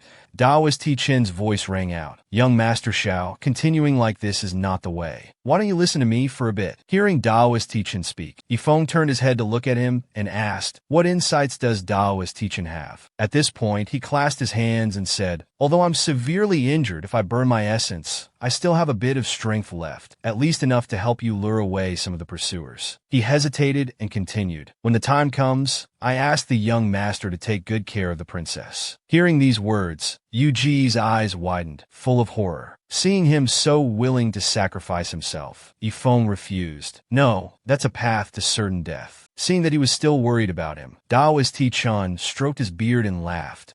So what? Although this poor Daoist title is avoiding dust, I've spent my entire life rolling in the mortal world. It's nothing more than returning to the dust. At this moment, he turned his head to look at the 3 enchantresses closely pursuing behind, and said sternly, If the young master says anything more, this old Daoist will charge over and self-detonate, at least giving the princess a chance for survival. Seeing the Daoist's determination, he had no choice but to give in. Then, he took out his magical artifact and said, This is the high-grade magical artifact I've been using. I'll give it to you, Daoist. The Daoist took his magical artifact and sighed. A high-grade magical artifact, in the hands of us wandering cultivators, is enough to cause a devastating battle. Using it once is not in vain. After speaking, the Daoist flew off Little Ice's back. Now only he and Princess Yugu remained on Little Ice's back. When Mai and Ju saw someone leave the white dragon, Mai said to Lan in surprise, They've split up. Lan replied, I'll go after him. Then, she changed direction to pursue Daoist Ti-Chen, while Mai continued chasing Little Ice. Lan chased after the Daoist, puzzled, saying, Burning his essence? Could it be the last roar of a dying tiger? As she was speaking, a force struck directly at her. She reacted quickly and dodged. Then, she glared ahead full of killing intent and said, You want to die? After she dodged his attack, the Daoist accelerated. Lan also went all out in pursuit, her voice full of killing intent. Useless Daoist, today I'll definitely flay you alive. You're certainly going to die today. The Daoist, flying and spitting blood, sneered. I, Ti-Chun, have been dull-witted all my life, receiving great kindness from the Tian Long Kingdom since childhood. Entered the Heavenly Gate at 15, reached Chi Condensation at 25. As he spoke, he casually threw the magical artifact towards Lan. The artifact fell into her hands, and he raised his hand to chant a spell, causing the artifact to explode immediately. Smoke and fire billowed around Lan, but she didn't retreat, charging straight up into the sky. The Daoist's voice still echoed. Foundation establishment at 50, only to realize this life had no fate with the golden core. But so what? Then he placed his hand on his brow and shouted loudly, "Life essence, burn it all!" Instantly, his life essence was almost completely burned. He spread his arms wide and laughed loudly. Ha ha ha! I roam freely in the mortal world, laughing at life. Ha! At this moment, Yu Ge said with a sad expression, "Taoist Tichun, he was the best cultivator I've ever met. I've long regarded him as family." Yifeng also said softly, "Taoist Tichun was right. I was indeed a bit nagging." Hearing him say this, Yu Ge looked at him puzzledly. Benefactor. At this point, Little Ice had brought the two to a mountain. He then descended to the ground, calmly saying, "If chi condensation can't handle it, then let's try foundation establishment." After speaking, he released the flag in his hand, surrounded by red objects. At this moment, his voice rang out, "Fire Crow formation, activate!" Immediately, the red around the flag spread out, with faint phoenixes seen flying and dancing around the flag. The flag instantly formed a solid white barrier protecting the two people inside. At this moment, Yifeng took out some medicinal herbs and reminded Yu Ge, "Yu Ge, stay here and don't go anywhere." Seeing his serious expression, she obediently replied, After preparing all the medicinal herbs, he set them on fire and said, "Now I need to break through to the next realm." With the Fire Crow Grand Formation, they won't be able to break in for a short while. At this point, the medicinal herbs had been burned into energy by him, swirling and wrapping around them. Then he inhaled all the energy into his body in one breath and sat cross-legged, preparing to increase his realm. The energy he had swallowed was now surging within his body. When Mai and Ju caught up, they only saw a defensive barrier ahead, with no sign of people. The two looked at the formation before them, and Ju exclaimed in surprise, "Such a powerful formation." Mai calmly replied, "Fortunately, the one who set up the formation is weak. We can forcibly break it, it just needs some time." Just as she finished speaking, a voice came from behind. "Is just one grand formation enough to trouble the two sisters so much?" Before the words were finished, a loud noise came from behind. Hearing the sound, they turned their heads to look, and another person from Chan Mian Pavilion appeared behind them, bringing the bound Zhang Tianji and Wu Ru. Turning to see them fall, she stood smugly with her arms crossed. "Looks like I've arrived just in time." At this moment, Mai turned to look at them, a smile appearing on her face. "You've finally arrived, and you've even caught that little brat." She looked at Wu Ru beside her and said with a smile, "Do you remember that child who was very suitable to be taken as a disciple? These two happen to be hiding here together. It's like killing two birds with one stone." After speaking, she stared at the formation in front of her and shouted, "Those inside, listen up, quickly remove the formation, or else." Then, she used magic to lift Zhang Tianji up as a threat. The Crown Prince of Tianlong Kingdom is about to lose his life. Controlled by her, Zhang Tianji shouted loudly, "Benefactor, take Yu Ge away from here, don't worry about me." Before he could finish, she used magic to seal his mouth, preventing him from saying anything more. He could only helplessly make muffled sounds. Then, she grabbed Zhang Tianji's head and said coldly, still daring to be stubborn, "It seems I need to teach you a lesson." After speaking, she began to drain Zhang Tianji's yang energy. His whole body trembled, his eyes rolled back, and he struggled to make muffled sounds. Finally, unable to bear it any longer, Zhang Tianji fainted on the spot. She then looked towards the formation and reminded him, "Little brat from ancient Wentian sect, if you still don't remove the grand formation, this crown prince will lose his life." Yu Ge, witnessing her brother being tortured like this inside the formation, felt her heart breaking. She could only stand there watching her brother suffer, softly calling, "Brother." Suddenly, a huge fire phoenix appeared from behind Zhang Tianji and the others, rushing towards them. The fire phoenix flew between Zhang Tianji and that enchantress, causing her to unexpectedly release Zhang Tianji. Seeing the fire phoenix, she exclaimed in surprise, "Heavenly fire!" At this moment, Miao Qing appeared above the enchantress. She looked down at the enchantress with contempt and said, "A Golden Core senior bullying ordinary people. How shameless." The enchantress, attracted by this voice, looked up at Miao Qing. Then, she called to Ju and Mai, "Let's work together to subdue her." As soon as she finished speaking, the three of them charged towards Miao Qing. Miao Qing showed no sign of panic. She took out a talisman and looked at them with a cold smile.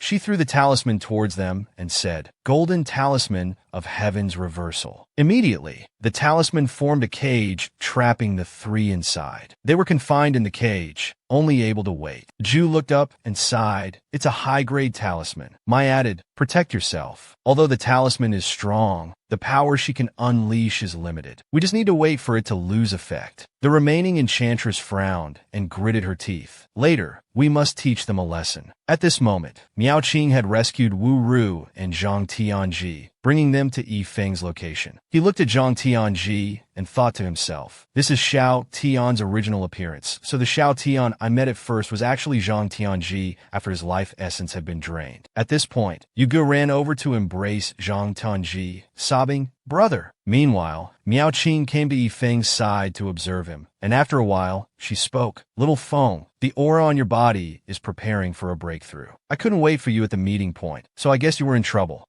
Although his eyes were closed, he still replied to her. Facing three golden core stage cultivators, haven't I already been cornered? At this moment, Miao Qing reassured him, "I'll protect you next." Then, Miao Qing stood up and walked towards Yugu and Zhang Tianji, asking, "Why exactly did those three enchantresses capture you?" Zhang Tianji coughed and replied, "Cough, cough, that enchantress told me to hand over the golden immortal pendant, but I have no idea what that is." Yugu also honestly answered, "I've never heard of it either, but father did give me a jade pendant before I left." She took out the object and continued, "He once instructed me that this was my dowry, and I shouldn't show it to anyone." Yifeng sensed the object Yugu had taken out and thought to himself, "So the key to the immortal palace that I've been searching for has been with Yugu all along. No wonder I couldn't find it." At this moment, the three enchantresses had forcibly broken the formation that imprisoned them. The cage immediately exploded, with smoke and fire everywhere. As soon as the three enchantresses escaped from the cage, Ju angrily clenched her fists and said, "I've had enough. We must kill them immediately." Mai also said furiously, "Use full force to destroy their formation." Then, the three enchantresses exerted all their strength to attack his formation, creating an enormous shock. Miao Qing stood inside the formation, looking up helplessly, and said, "We can't keep waiting like this. I'll go out to restrain them." At this moment, Yifeng called for Little Ice, who immediately appeared before him. He quickly said to it, "You go help too. Remember to just buy time. Once I break through to the next realm, I'll have a way to deal with them." Hearing him say this, Little Ice raised its head, preparing to set off. The three enchantresses exerted all their strength to attack Yifeng's defensive formation, and finally, where they attacked, a large explosion occurred on the formation. As the smoke from the explosion cleared, cracks could be seen appearing on the formation. At this moment, Xiao Zhu excitedly shouted, "We're about to break through the formation." Mai also spoke up, "Just a bit more effort." Before she could finish speaking, a fire phoenix flew out from the crack, stunning the three enchantresses. Miao Qing stood before them, and seeing that she came out alone, Xiao Zhu mocked, "A little foundation establishment girl dares to challenge the three of us?" Miao Qing didn't waste words with them, directly throwing the talisman in her hand forcefully forward. Seeing this, the three enchantresses hurriedly dodged Miao Qing's talisman. Mai, while dodging, reminded the other two to be careful. Xiao Zhu puzzledly said, "How many high-grade talismans does this person have?" Suddenly, a panicked voice rang out, "Xiao Zhu, be careful behind you." Hearing this, Xiao Zhu cautiously turned her head to look behind, but it was already too late. Little Ice breathed out frost from behind her, and she only had time to say, "Not good." Before she could finish speaking, Xiao Zhu had been frozen into a block of ice by Little Ice. Xiao Zhu's eyes inside the ice block moved slightly, and immediately cracks appeared on the surface of the ice block and gradually spread. With a boom, Xiao Zhu actually broke out of the ice. The ice block was shattered and scattered by her. At this moment, with a sharp look in her eyes carrying a hint of a smile, she said, "Umph, umph, quite a powerful spirit beast." Then, she took out her weapon and directly confronted Little Ice. "It seems I need to play seriously with you, beast, for a bit." On the other side, Miao Qing was single-handedly dealing with the two remaining enchantresses. She gripped her talismans tightly and mocked, "You two sisters bullying the weak, how shameless." Hearing this, Ju crossed her arms and mocked, "Well, if you've got the skills, little girl, don't use magical treasures. My sister will fight you one-on-one." Mai glanced at Miao Qing and said, "Don't hold back. This girl may have many magical treasures, but her actual strength is limited." At this moment, changes began to occur around Yifeng. Energy from the surroundings continuously gathered towards him. Then in the sky, thick dark clouds formed, with thunder rumbling. Yifeng looked up at the sky and smiled bitterly. "It's just foundation establishment.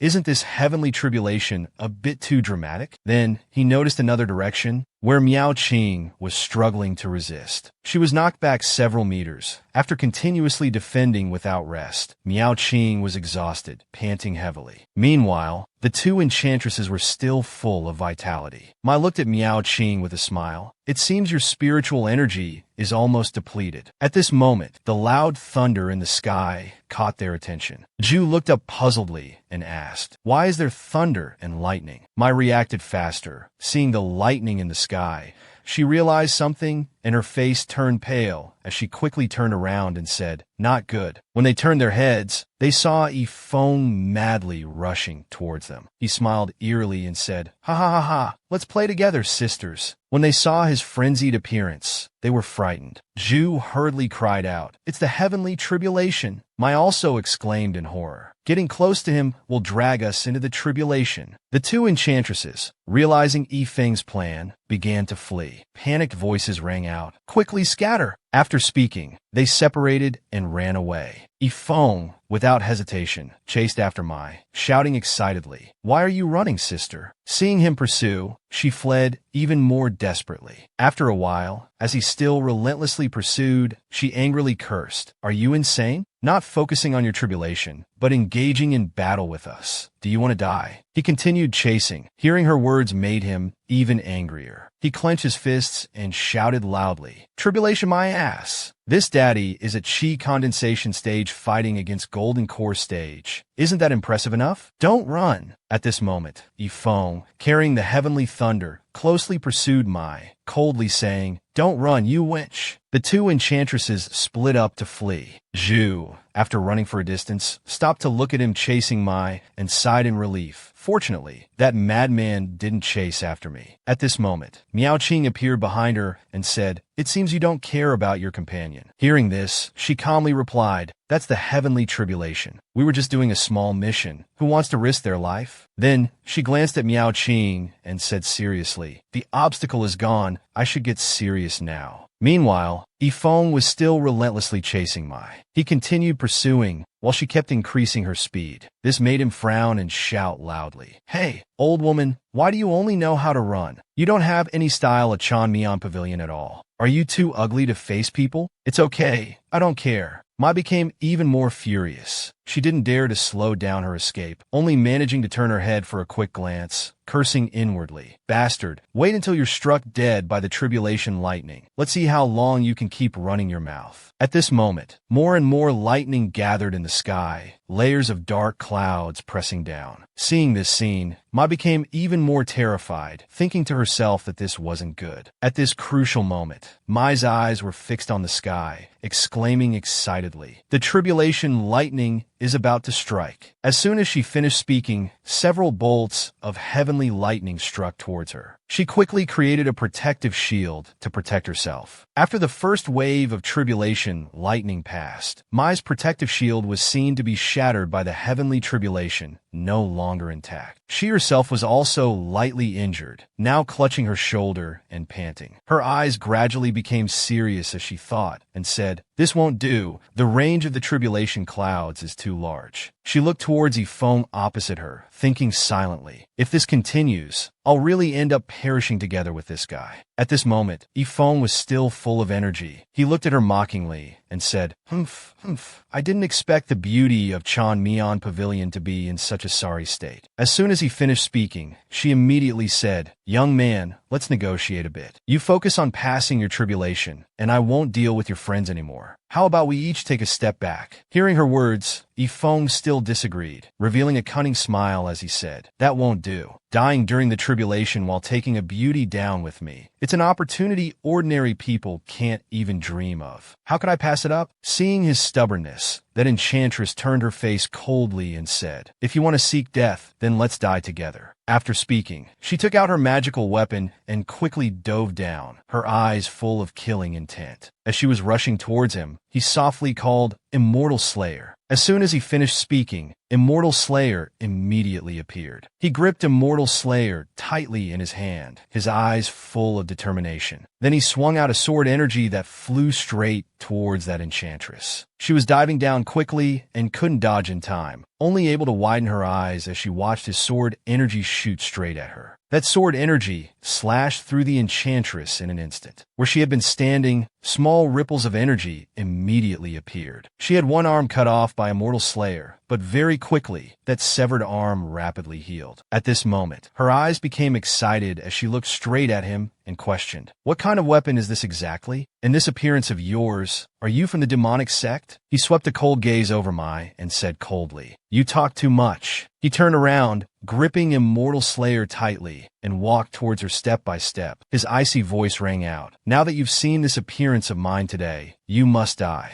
Seeing this, she broke out in a cold sweat but still tried to appear calm as she said, "Don't be like that. Actually, Chan Mian Pavilion and the demonic sect, if you trace back to the roots, can be considered as one family. We don't need to fight to the death." At this moment, thunder rumbled in the sky again. She pointed to the sky and said softly, "The next wave of tribulation lightning is about to arrive. We'd better join forces to resist the tribulation, otherwise we'll both die." Hearing this, he looked up and agreed, "All right then." Seeing that he was no longer attacking her, she thought to herself, "Just keep stalling for time. As long as I can expose this kid's demonic sect identity later, when Tion's sect naturally won't let him off." At this moment, he also clasped his hands tightly and chanted incantations. But in his heart, he was thinking of something else. As long as I set up the formation, I can withstand this wave of tribulation lightning. At that moment, Yifeng's figure suddenly disappeared from his original position. Suddenly, fresh blood sprayed from Mai's body, her eyes wide open and lifeless, full of shock. At this time, he had somehow appeared behind her, with Immortal Slayer in his hand, having pierced through that enchantress's body. Her pupils contracted violently, her trembling voice only able to utter one word, "You!"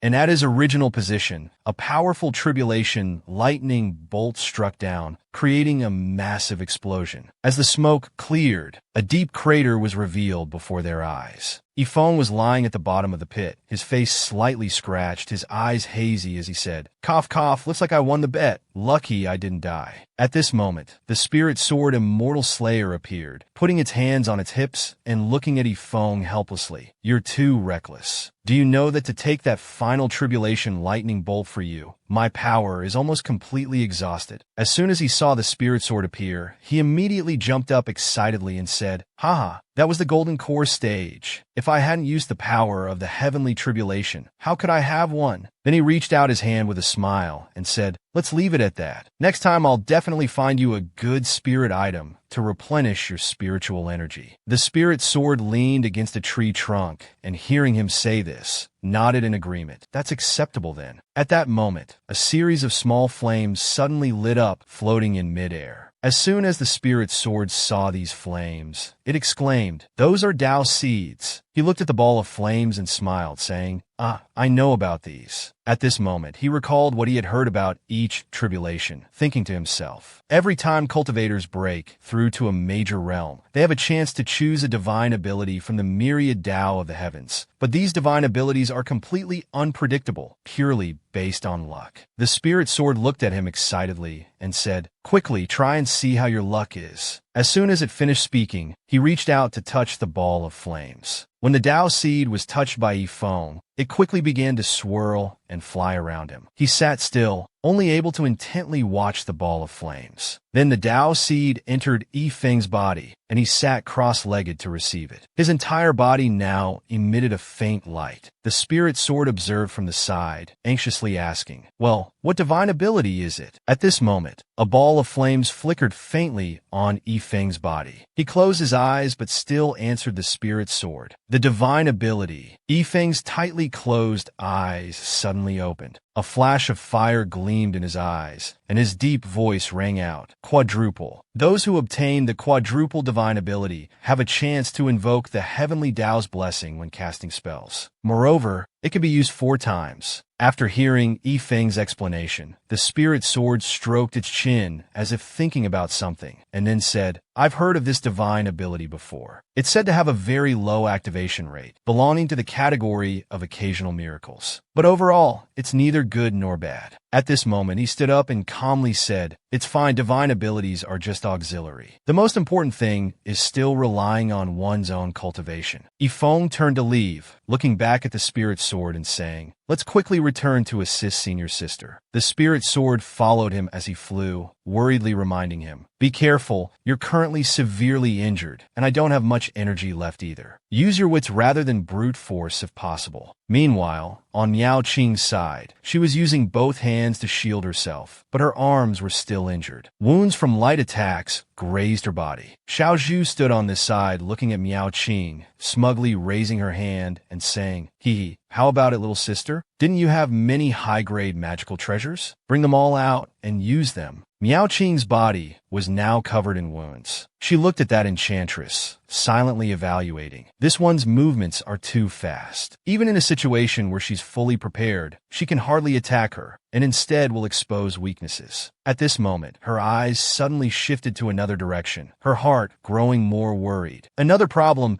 is that Little Feng's spirit beast seems to be unable to hold on any longer. Miao Qing's gaze settled on Little Ice. At this point, it had been completely subdued by Xiao Zhu, its body pierced through by bamboo, only able to roar in agony. At this time, Xiao Zhu approached Little Ice, impatiently saying, A Peak Foundation establishment spirit beast actually made me waste so much time. It seems I'll have to take your core to replenish myself. Just as Xiao Zhu was about to make her move, she suddenly heard a familiar voice. The enchantress Mai is dead. Surrender now. Hearing this, she turned her head in surprise towards the direction of the voice, just in time to see Yifeng charging towards her with his sword. Yifeng's eyes were cold, his voice growing louder. Stop struggling. After speaking, he immediately used the heavenly sword technique, and many sword images appeared around him. The sword images surrounding him grew more and more numerous. Miao Qing and Zhu stared at him without blinking. Yifeng looked at the sword images around him and sighed. Damn, I didn't expect to actually activate the divine ability. Wasn't the probability supposed to be extremely low? Seeing him release so many sword energies, Xiao Zhu immediately created a barrier to protect herself. She stared at him, gritting her teeth and saying, To be able to release so many sword energies, could it be that Mai couldn't even wound him? At this moment, Zhu also flew over to join Xiao Zhu, asking puzzledly, Xiao Zhu, the situation doesn't look good. Should we continue fighting? As soon as she finished speaking, both of them turned their attention back to Yifeng. At this moment, he had raised his treasured sword high and shouted, All heavenly swords, heed my command. Seeing Yifeng prepare to strike, Xiao Zhu excitedly said to Zhu, Retreat. After speaking, the two immediately turned and fled, quickly flying backward. Seeing the two enchantresses turn and flee, Miao Qing immediately called out loudly to Yifeng above, They're running away. At this moment, Yifeng's eyes were already somewhat hazy. Unable to worry too much, he struggled to say, Senior sister, don't chase after them. As soon as he finished speaking, Yifeng fell unconscious, his body plummeting from the sky in free fall. Miao Qing, who was about to chase after the two enchantresses, suddenly saw him falling and cried out in panic, Ah, little Feng! Without thinking twice, she rushed towards Yifeng, reaching out to grab him tightly. She gently laid him on the ground, worriedly asking, Junior brother, you're severely injured. At this moment, Yifeng wiped the blood from the corner of his mouth, coughed a few times, and said, It's nothing. Let's quickly leave this place. He staggered, leaning on Miao Qing, and reminded her, Those enchantresses aren't stupid. They'll quickly realize something is amiss. Knowing what he was worried about, she gently said, I understand, rest a bit, leave the rest to me. At this moment, on the vast sea, a ship was slowly moving forward. Yuga stood on the ship and marveled. So this is the flying magical treasure of immortal cultivators. It's truly wonderful. Zhang Tianji stood beside her, saying sadly, Daoist Teachin once spoke of this kind of magical treasure, but he said he had never ridden one. At this time, Yifeng slowly walked towards everyone and said, The speed of the flying pearl boat may not match that of spirit beasts, but currently Little Ice is severely injured, so we can only temporarily use this magical treasure. At this moment, Yuga turned to look at him and hesitantly asked, Benefactor, Daoist Teachin, Yifeng knew what she wanted to ask and calmly replied, "In my divine sense, the magical treasure I gave him has been destroyed." Hearing him say this, Yuji's face immediately became sorrowful. Perhaps he's still alive. Seeing that she still held on to a last glimmer of hope, Yifeng frankly said, "The magical treasure I gave him, a mere golden core stage cultivator, couldn't possibly destroy it. The only possibility is that he voluntarily self-detonated." Hearing these words, Zhang Tenji angrily clenched his fists, frowning as he said, "If Daoist Tichun is truly gone,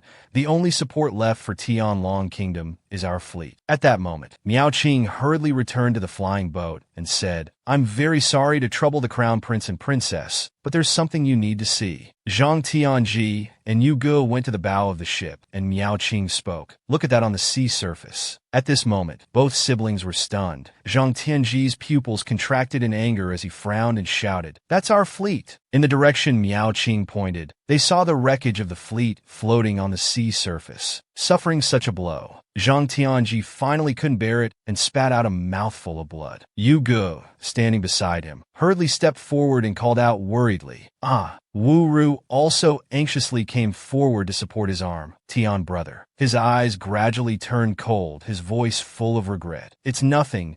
Just thinking about how the last legacy of Tianlong Kingdom has been destroyed like this. This journey to Yuan High Kingdom was truly a mistake." Then he turned his head to look at Wu Ru beside him, placed his hand on hers, his eyes full of deep emotion. "At least I'm fortunate to have met Miss Wu Ru." Miao Qing stood beside them observing, and seeing these actions of Zhang Tianji, she opened her eyes wide in surprise and said, What's going on between you two?" Wu Ru turned her head to look at Miao Qing, shyly replying, "After young Master Xiao left, Tian brother and I met. It was love at first sight." Zhang Tinji also turned to look at Yifeng, stammering, "I heard that before, Benefactor and Wu Ru were also acquainted." He understood the implication in those words and hurriedly explained, "I just happened to help her. Anyway, congratulations on your union." As soon as he finished speaking, he secretly rejoiced in his heart. Thank goodness, this sister-in-law is still just a sister-in-law after all. At this moment, Yu Ge turned to Wu Ru and said, "Miss Wu Ru, my brother is unwell. Please take him to rest." Hearing this, Wu Ru supported Zhang Tiji as they left.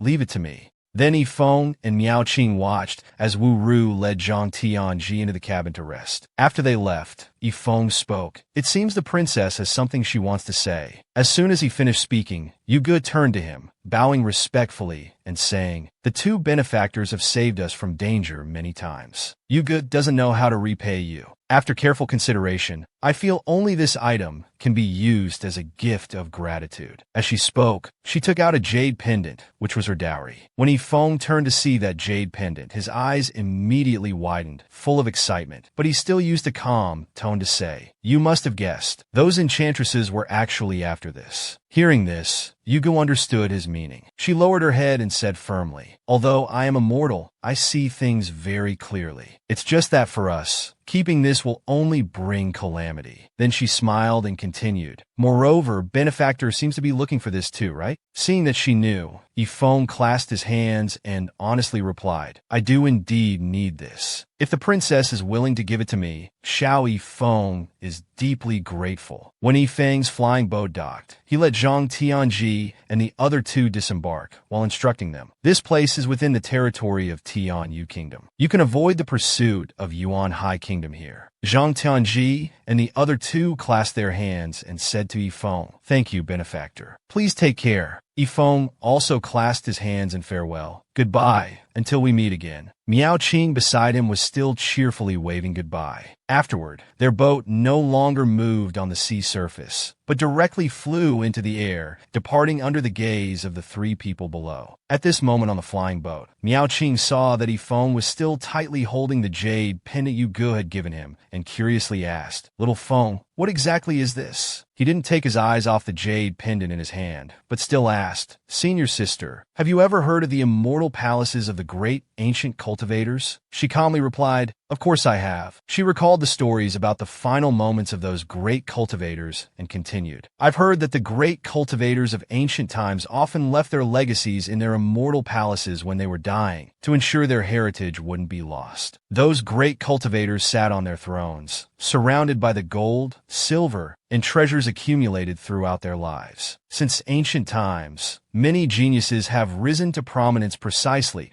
because they found the treasures of the ancients in those immortal palaces. Hearing Miao Qing's words, he became even more certain of his decision. That's right, this jade pendant is the key to one of those immortal palaces of the great cultivators. Seeing that he knew so much, Miao Qing curiously asked, How do you know all this, junior brother? Yifeng was startled by her question and made up an answer. It's written in books. Who told senior sister not to read books usually? Hearing this, Miao Qing thought he knew so much because he read a lot of books and gritted her teeth saying, Really? So there's such knowledge in books. I must read more books in the future. Seeing how easily she was deceived, Yifeng secretly rejoiced in his heart. Anyway, senior sister doesn't usually read books, so making up a few things to fool her is enough. As night fell, the full moon in the sky shone like a bright bun. The darkness was deep and the vast sea surface was calm. In the sky, Yifeng's flying boat was slowly moving. In the hazy night, Yifeng was flying forward at an astonishing speed. While flying, he thanked the treasured sword behind him. Immortal Slayer, thank you. If it weren't for you helping me conceal my aura, I certainly wouldn't have been able to slip past senior sister. Hearing this, Immortal Slayer appeared before him and asked, I'm just curious. Earlier you said you wanted to go into seclusion, and even asked me to help conceal your aura. What exactly do you want to do? Seeing that she didn't understand, he explained, I want to find those two siblings. Do some things that a disciple of Wen Tian's sect shouldn't do. Immortal Slayer heard this and became even more puzzled. You're not having any improper intentions towards those two young ladies, are you? Seeing Immortal Slayer's misunderstanding, he hurriedly explained, How could that be? I just want to find some people to help me gather intelligence in the mortal world, and those two siblings happen to be able to help me. After speaking, he produced a demon mask from somewhere and said, Let me change my appearance first. At this moment, a horse-drawn carriage was speeding along the road. Zhang Tianji sat at the front of the carriage, urging the horse to run faster, then turned back to speak worriedly to those inside. You go, Wu-Ru, hold on a bit longer, we're almost in the city. Inside the carriage, Wu-Ru was giving medicine to Yu-Ge. Yu-Ge was wrapped in a blanket but still shivering. She replied softly, It's all right, with the prescription the young master left. I'm feeling much better already. In the pitch-black night, their carriage continued to accelerate. Suddenly, a voice echoed in the air. Ha!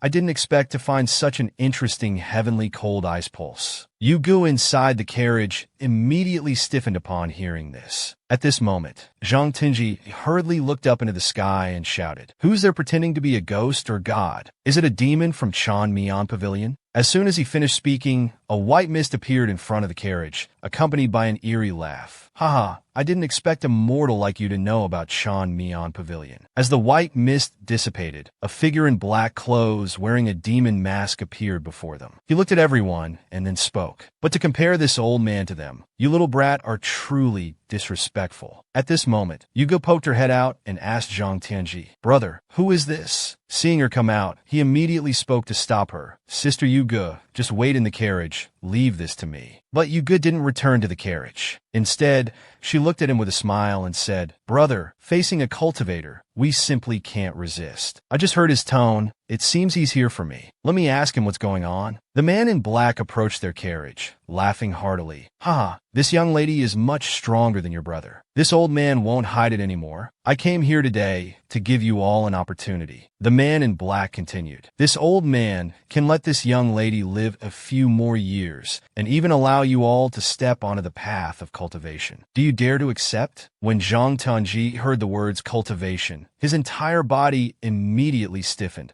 his mouth mumbling and repeating these two words, cultivation. Yu-Ge knew there was no such thing as a free lunch in this world, so she opened her mouth to ask the man in black, What does Senior want us to do? The man in black conjured a cultivation manual and calmly said, Haha, I do indeed need you to help me with some matters. Then he threw the manual in front of Yu-Ge and said, This old man needs you to cultivate this technique. Yu-Ge calmly accepted the manual. The voice of that person rang out again. This technique has significant side effects, but as long as you cultivate it, it can guarantee you'll live safely for at least 100 years. Then the man in black stated his requirement. But during these 100 years, you must obey my orders. Do you agree? At this moment, Zhang Tianji asked with a worried expression, May I ask, what are the significant side effects you mentioned? The man in black calmly replied, I won't hide it from you. This is a furnace cultivation technique. Those who cultivate this technique can only assist others in the future. After she cultivates for 100 years, I can use a secret technique to extract her cultivation. At that time, hearing this, Yuga looked intently at the manual in her hand. The man in black hadn't finished speaking when Yuga interrupted loudly. I agree. Her expression was now full of determination, as if no one could change her decision. At this moment, Zhang Tenji looked at her helplessly, softly calling, Yuga. She turned her head to look at him, showing no negative emotions, only smiling brightly as she said, a person who will soon die, or a person who can live at least 100 more years. I have nothing to hesitate about. Moreover, before that, I can serve the country and help my brother. Knowing he couldn't change her decision, he sighed and said, if that's what my sister thinks, then so be it. At this moment, the man in black took out another manual and handed it to Zhang Tianji, saying, Your Highness the Crown Prince, I also have a cultivation technique for you. Hearing this, he said in surprise, The man in black directly threw the manual to Zhang Tianji, who quickly caught it. The voice of the man in black rang out again. If you can cultivate this demonic technique well, achieving great things and enriching the country won't be difficult for you. The manual in his hand emitted a dark force, with the name of the technique written on the outside, Heaven-Devouring Demonic Art. At this moment, the voice of the man in black sounded again. The techniques I've given you both only have the first 2 levels. To get the later levels, it will depend on your performance. Complete the mission. The man in black flew into the air and said to both of them, Within 3 years, I want you to develop a large force for me. Whether you enrich the country or establish yourself as a king, in short, you must build a force for me. This is my test for you. Hearing this, Zhang Tinyi clenched his fists and said firmly, All right, I agree. I must make those who destroyed my homeland pay the price. Receiving a satisfactory answer, the man in black laughed loudly. Ha ha ha, good. This is exactly the spirit I want. After speaking, the man in black flew high and disappeared. Only his voice could be heard echoing from afar. In 3 years, I will check your results. I hope you won't disappoint me. After leaving Zhang Tianji and the others, Yifeng discarded his black-robed identity and returned to his original appearance. He sighed in relief. Phew, finally done. Immortal Slayer beside him folded its arms and looked at him with contempt, saying, Hey, are you really planning to use that furnace cultivation technique? Yifeng looked at Immortal Slayer's expression and frowned, saying, Of course not. That was just a modified version. I can't make such an easy trade. It's best to find an opportunity to ask Han Yin if she intends to take on disciples. Then he stepped forward, urging Immortal Slayer, Let's go, let's go. Staying out too long will be discovered by Senior Sister. Immortal Slayer watched his retreating figure and shook its head, saying, I really don't know how a brat like you managed to collude with a great vehicle stage expert. At this moment, on Yifeng and Miao Qing's flying boat, Miao Qing's surprised voice rang out, her eyes wide with curiosity as she asked, Lil Feng, what's this? As she spoke, she sat down and looked intently at the object on the table. Yifeng explained softly, This is the plan for our next stage of cultivation. I've listed all the places we can go. If we're lucky, we might even encounter some heavenly treasures. Hearing him speak so simply, Miao Qing turned her head to look elsewhere and said helplessly, You think heavenly treasures are like white radishes? Those things, without extremely good luck, are basically impossible to find. Yifeng's eyes remained very determined as he thought to himself, How will we know if we don't try? These places are all locations with treasures that I heard about in my previous life. Sweeping through them once, I don't believe we won't find anything. He was so certain because he had been reborn once. At this moment, a giant monkey was frantically beating its chest, its ear-piercing roars echoing everywhere. It turned out that Yifeng and Miao Qing had stolen its treasure. It roared, desperately chasing the 2 thieves in front of it. Miao Qing, hugging the treasure, ran while excitedly saying, Wow, this is Earth Origin Gold, truly a heavenly treasure. Yifeng, meanwhile, sped up and reminded her, Run faster, it's about to catch up.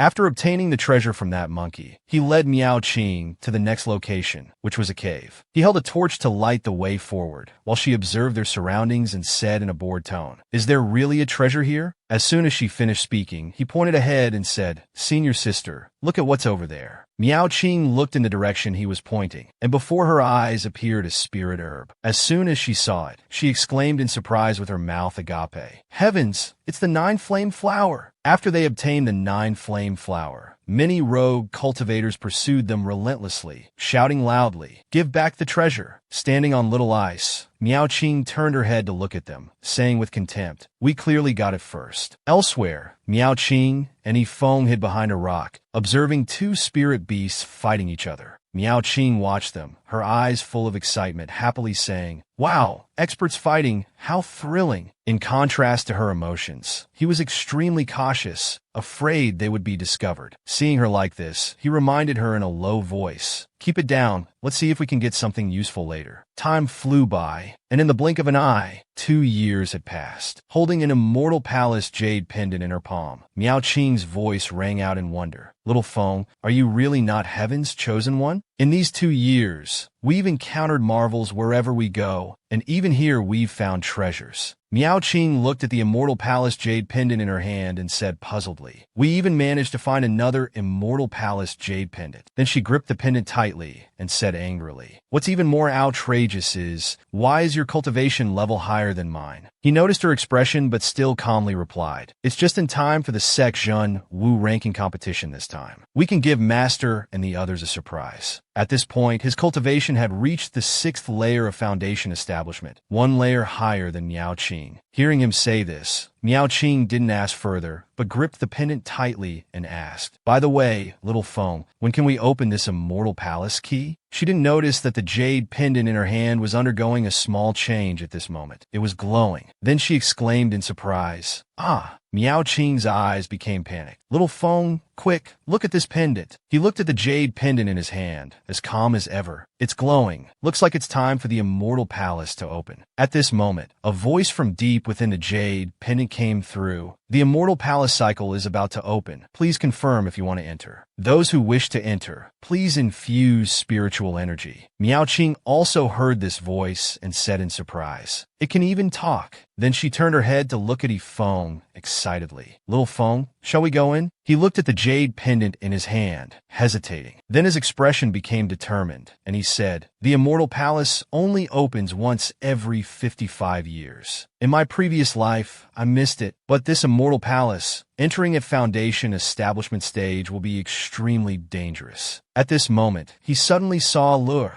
which Han Yin had given him, also poking its head out to look at the jade pendant in his hand. It knew what he was worried about, so it flew out of his body, patting its chest confidently and saying, "Reliable." When Yifeng saw it, all his worries dissipated. He smiled and said, "Oh, that's right, you little one have recovered. Then there's really hope." Having made his decision, Yifeng turned his head to look at Miao Qing and said, "Senior sister, our cultivation levels are extremely dangerous in the Immortal Palace. We'll certainly be the weakest group." Hearing this, Miao Qing asked puzzledly, "Then doesn't that mean—" She hadn't finished her sentence when he continued, "But it's not like there's no way. As long as senior sister agrees to listen to me, after we enter, you must completely follow my lead." Hearing this, she immediately agreed, "I'll definitely listen to junior brother." Receiving Miao Qing's answer, he then infused spiritual energy into the Immortal Palace jade pendant, saying, "Then let's infuse our spiritual energy and go in to see what luck we have." As soon as he finished speaking, she obediently followed suit.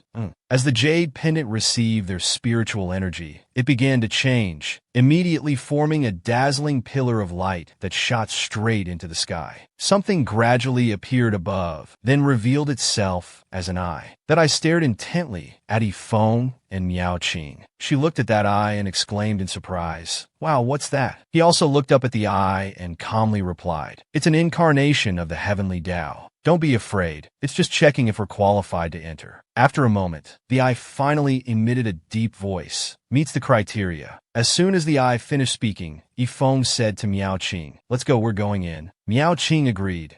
Then the eye disappeared, replaced by a strong beam of light shining down. In the blink of an eye, Miao Qing and Yifeng had stepped into the Immortal Palace. Her feet gently landed on a stone slab. Miao Qing looked around and asked Yifeng puzzledly, "Is this really the Immortal Palace? It's not like what I imagined." As soon as she finished speaking, he put a finger to his lips and signaled, "Sure, someone's coming." Before he could finish his sentence, a door opened in another part of the space, and a figure rushed out from inside. "Ha ha ha ha, this time, I, Wang Laota, will definitely obtain the Immortal Palace's legacy. He sensed the cultivation level of the newcomer and thought worriedly. Golden Core stage, and moreover, an expert among Golden Core cultivators. Just then a voice rang out in the air. Humph, Wang Laota, you're truly delusional. Along with that voice, a figure quickly rushed forward, a muscular young man wearing a long sword. With a thud, he jumped onto the stone slab in front. He confidently said, if you want to take anything from the Immortal Palace, you'll have to get past me. Ba Dao Luyu first. Yifeng stood to the side observing these two, silently evaluating. At least mid-Golden Core stage, and not the trash 8th grade Golden Core like Mylon, Zhu, and Zhu. This is at least 3rd grade or above. Miao Qing standing beside him also sighed helplessly. Even if the people who came here have magical treasures from their parents, I'm afraid they have no hope. At this moment, he suddenly thought of an idea,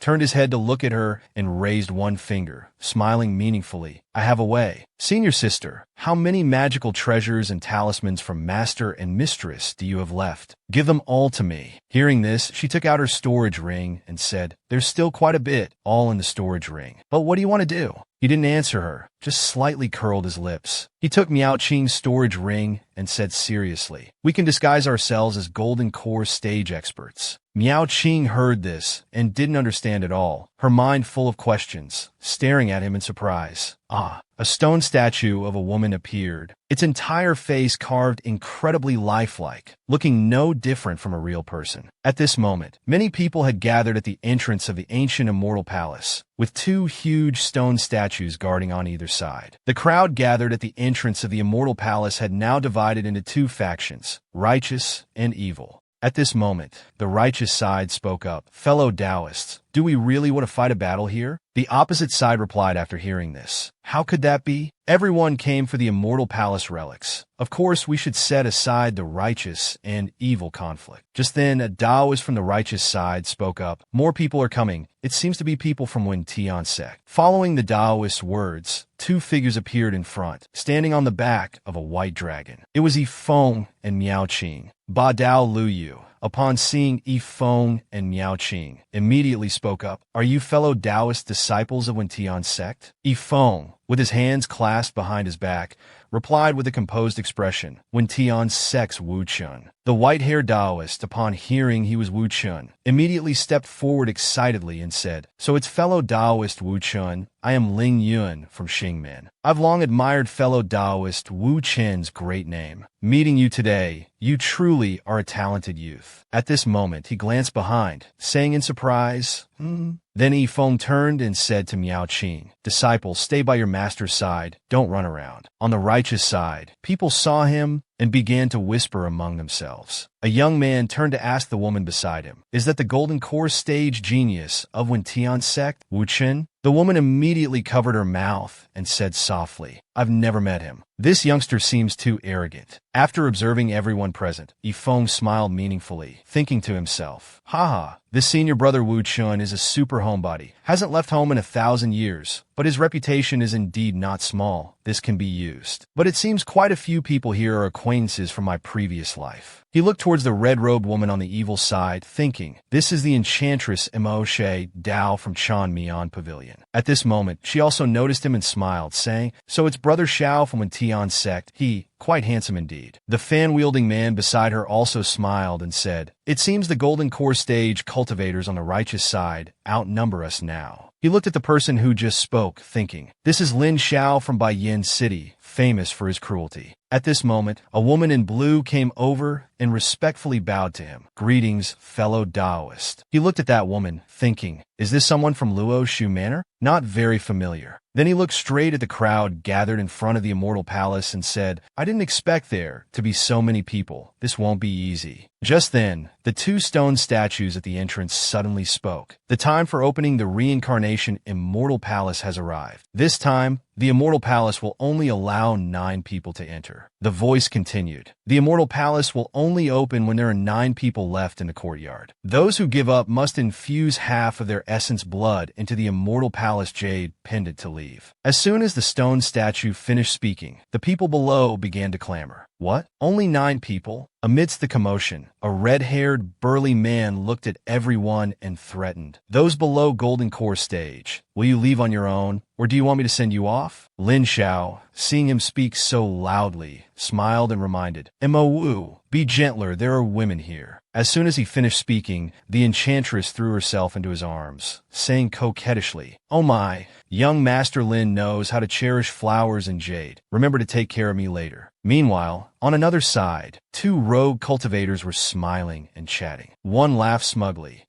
Interesting indeed, both the demonic and righteous factions want to drive away those with lower cultivation than themselves. The other one heard this and laughed in response. I think we rogue cultivators are still the freest. At this moment, a man stood up, his face filled with discontent as he said loudly, On what grounds? That's half of one's essence blood. Do you know how many years this old man has cultivated? He hadn't finished his sentence when his head left his body. The people around could only back away, their faces filled with terror. Mo Wu held the man's head in one hand, blood still dripping, and without turning his head, coldly said, Now you don't need to cultivate anymore. Then he glanced at the people behind him, his tone gentle. Is there anyone else who doesn't want to cultivate? The people behind, seeing this scene, were all frightened, their bodies trembling as they replied, Wait, I'll go on my own. Me too. Then, a woman infused her essence blood into the jade pendant in her hand, and immediately a pillar of light shone down from the sky onto that woman, sucking her up. Following this, people on the surrounding stone slabs continuously left. At this point, only Lin Xiao, Mo Wu, and the enchantress remained on the evil side. Lin Xiao stepped forward and said, Fellow righteous friends, we on this side have already driven away those who don't want to enter. What about you? Hearing this, those with lower cultivation on the righteous side all broke out in a cold sweat. One person stammered, Seniors, you want also? That person hadn't finished speaking when Ba Dao Lu Yu sighed,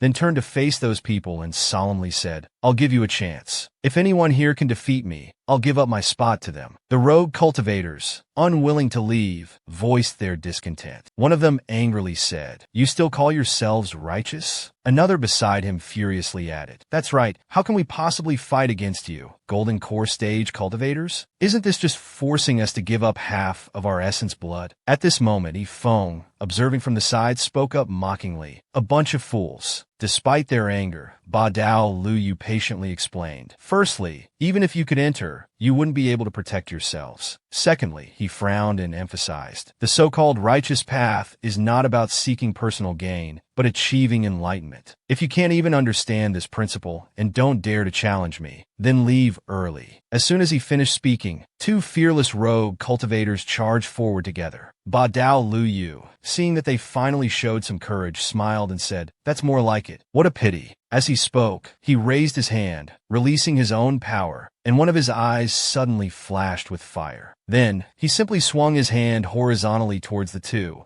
and immediately a stream of power flew straight at them. The two immediately fell backwards, crashing hard onto the ground. Then he clasped his hands behind his back and loudly said, Anyone else want to challenge? The rogue cultivators behind, seeing the fate of those two, were all too frightened to step forward and challenge him anymore. At this moment, the situation became quiet again, with only the two stone statues guarding the entrance visible. Now, only those qualified to enter remained at the entrance. Mo Wu spoke up. Now only Golden Core Stage cultivators are left. But it seems we still have one extra person. He turned to look at Yifeng and said, Fellow Daoist, you yourself are at Golden Core Stage, but do you intend to bring your disciple in as well? He replied without courtesy, I do indeed have this intention. Hearing this, Mo Wu laughed loudly, his tone mocking. Ha ha ha, don't tell me you want to give up your spot for your disciple. Fine then, once we're inside, I'll take very good care of her for you. Yifeng's eyes immediately turned cold, his voice becoming even colder as he spoke. If we just kill someone else, won't there be a spot? I was wondering who to choose, but since you want to die, I'll choose you. Then Yifeng raised one hand to perform the 10,000 swords technique, his body floating in midair, surrounded by swirling sword energy. As he finished speaking, he whispered to the puppet Little Yin, Use the talisman. The puppet immediately appeared behind him, its eyes full of kindness.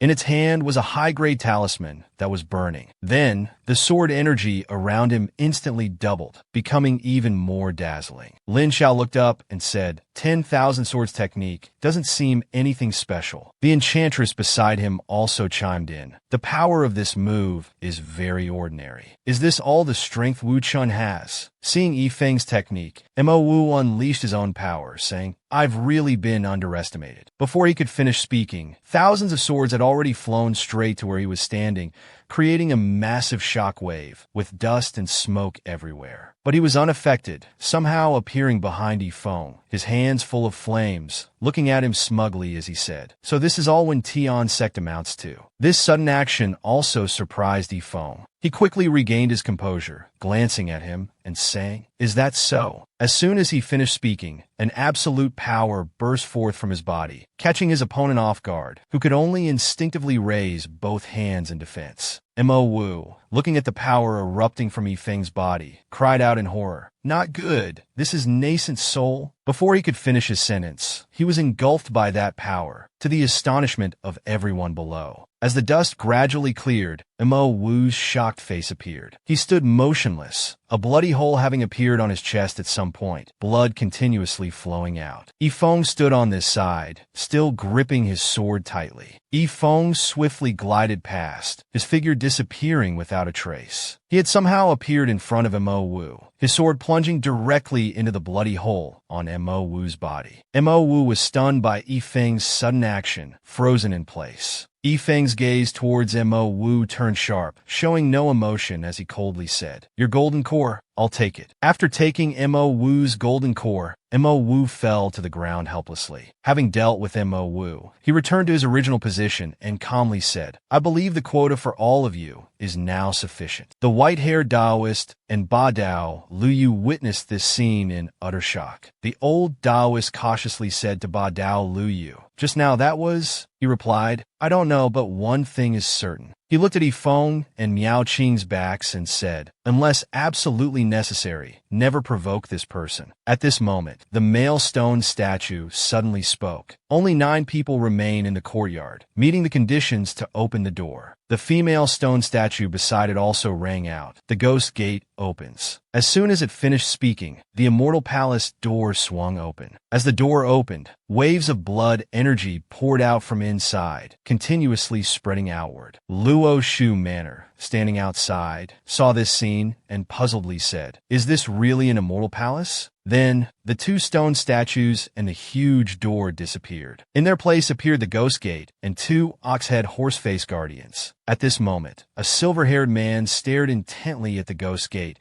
his face excited as he said, What kind of fake gods and ghosts are these? Let me see what tricks this place is up to. After speaking, he rushed into the ghost gate without hesitation. After that person flew in, Ba Dao Lu Yu said to the white-haired Taoist beside him, Let's go in and see too. We've come this far, there's no reason to back down now. We can't let the evil sects take the treasures. After he finished speaking, everyone outside flew into the ghost gate. Only Yifeng and Miao Qing remained outside. When no one else was left, Miao Qing turned to look at Yifeng and asked, Little Feng, how did you deal with that golden core cultivator just now? He just smiled and calmly said, This little one. At this moment, Han Yan's puppet was in front of his chest, his answer implying it was responsible. Miao Qing lowered her head to look at the puppet on Yifeng's chest, seeming to remember something, and said, So it was this magical treasure. You said this was given by the Hall Master of Guanghan. Hearing her say this, he calmly raised the puppet's head and said, That's right, but its spiritual energy is limited. That attack just now consumed a lot. Seeing that every time the Guanghan Hall Master was mentioned, Yifeng's mood seemed to improve, she couldn't help but smile and say, Little guy, you must have some secret with the Guanghan Hall Master, right? Hit right on the mark, he immediately changed the subject. Ahem. Let's enter the Immortal Palace first, senior sister. I roughly know a bit about the situation inside the Immortal Palace. You must remember carefully. He raised one finger, looking at her seriously as he said, After entering the Immortal Palace, the first trial is an illusion. We must remain clear-headed. Hearing this, Miao Qing asked puzzledly, Aren't these things all written in books? Hearing Miao Qing ask this, Yifeng flustered replied, "Ah, this." Seeing him so flustered, Miao Qing stuck out her tongue teasingly. "All right, no need to answer. When you want to tell me in the future, I'll ask again." Hearing her say this, he relaxed and calmly replied, "Okay. Anyway, I will definitely protect senior sister." Then, the two of them walked together to the entrance of the ghost gate. He went first, saying to Miao Qing, "Let's go. Let's see what's inside the immortal palace." After that, the two of them completely disappeared into the ghost gate. As soon as they stepped into the ghost gate, an illusion immediately appeared. In front of them was a burning fire. Yifeng was sitting beside the fire, using the sword in his hand to roast a chicken. Suddenly, he opened his eyes wide, his face full of excitement, his breathing rapid. "Where am I?" Then, he couldn't remember anything. Yifeng held his head, his face worried. "It seems I've forgotten something. What's happening?" At this moment, an enchanting voice rang out. Lady Han Yin was approaching step by step, looking at him with affectionate eyes, her face concerned as she said, "What are you thinking about, my dear?" He turned to look at her, expressing the doubt in his heart. "Wife, I seem to have forgotten some things, but I can't remember what." Han Yin looked at Yifeng gently, her face full of self-blame. "It's all my fault. We just went into seclusion, but you, in order to protect me, continuously battled with enemies who came looking for us, causing your soul to be injured." Han Yin moved closer to Yifeng, embracing him comfortingly. "It doesn't matter if you don't remember the past. I'm here. I'll be by your side forever." Yifeng looked up at Han Yin, his face at ease. "So that's what happened." Then, Han Yin bent down and said, "I'll go get some medicine to treat your wounds. Wait for me a moment." Seeing her care for him like this, he happily replied, "Then I'll trouble you, wife." After Han Yin left, Yifeng still had a puzzled expression. He frowned, thinking to himself, "My soul was injured, so I lost my memory? Something feels off." Just then, a soft voice rang out. "Demon Lord, so you're here." Suddenly hearing a female voice that wasn't his wife's, he turned his head in surprise towards the source of the sound. Before his eyes was a voluptuous woman running towards him, her eyes brimming with tears. "Demon Lord, don't you remember me?" Yifeng, noticing something about her, exclaimed in shock. "Heavens, they're so big. No, that's not right. I'm sorry, I don't remember who you are." As he finished speaking, he raised his hand to signal her to stop. But unexpectedly, she threw herself into his arms, crying, "Boo-hoo-hoo, I'm Shaolin, your 88th lover. Have you forgotten me?" Yifeng, hearing her mention the number, exclaimed in shock, "How many?" Just then a sound attracted attention. A porcelain vase fell to the ground, making a noise neither too loud nor too soft, but enough for people to hear.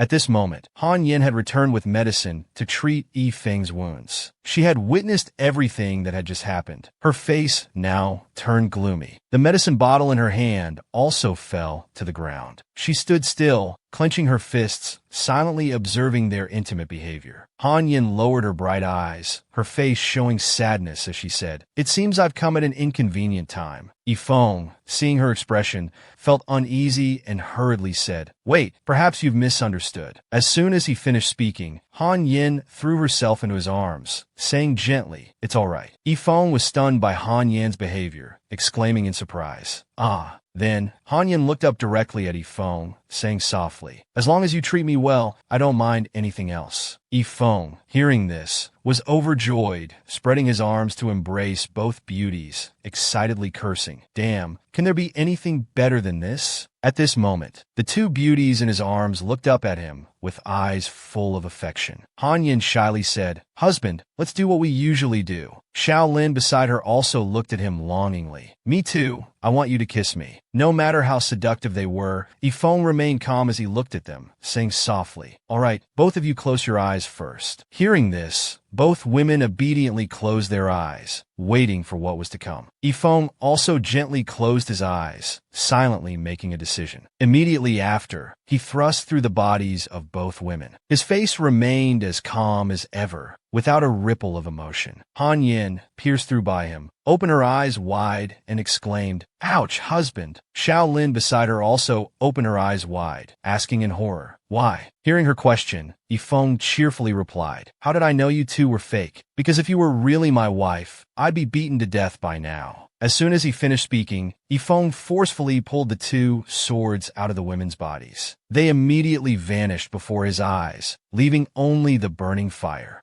At this moment, Xiao Lin's seductive voice rang out again. Hee hee. As expected of the former demon lord. Even with sealed memories, you're still so sharp. Hearing this voice, he cautiously looked around. Suddenly, Xiao Lin's figure emerged from the smoke. She folded her arms and casually walked towards him. Yifeng, seeing her, asked in surprise, "Is it you? So you weren't illusions after all?" She ignored his words, her body floating around him as she calmly said, "Only you know about this, don't you? After all, I'm just a shadow from the deepest part of your inner heart." Then, she flew behind him and whispered in his ear, "That's right, be careful behind you." Hearing this, he swung his sword behind him. The surrounding scenery immediately changed. The tip of his sword just blocked another sword thrusting towards him. The demon woman who was about to sneak attack him just as he woke up was blocked by him. She exclaimed in surprise, "Ah, you woke up so quickly." Seeing that he had awakened, she immediately jumped back, calmly saying, "I was planning to deal with you first. Didn't expect you to wake up so fast." What a pity. Although she had clearly stated her intentions, he still showed no emotion, continuing to look at her coldly. The demon woman, seeing his expressionless face, also stood motionless. Suddenly her eyes moved, shifting her attention to another direction. Then, she immediately jumped back towards another person, raising her short sword towards them. But that person was still in the illusion, not yet awake, and unaware of what was about to happen. The demon woman immediately swung her sword, a blade of sword energy directly slicing through the young man's neck. Then, the young man's head fell to the ground, right next to his body. Having dealt with one troublesome opponent, the demon woman raised her blood-stained short sword, winking at Yifeng. He paid no attention to her,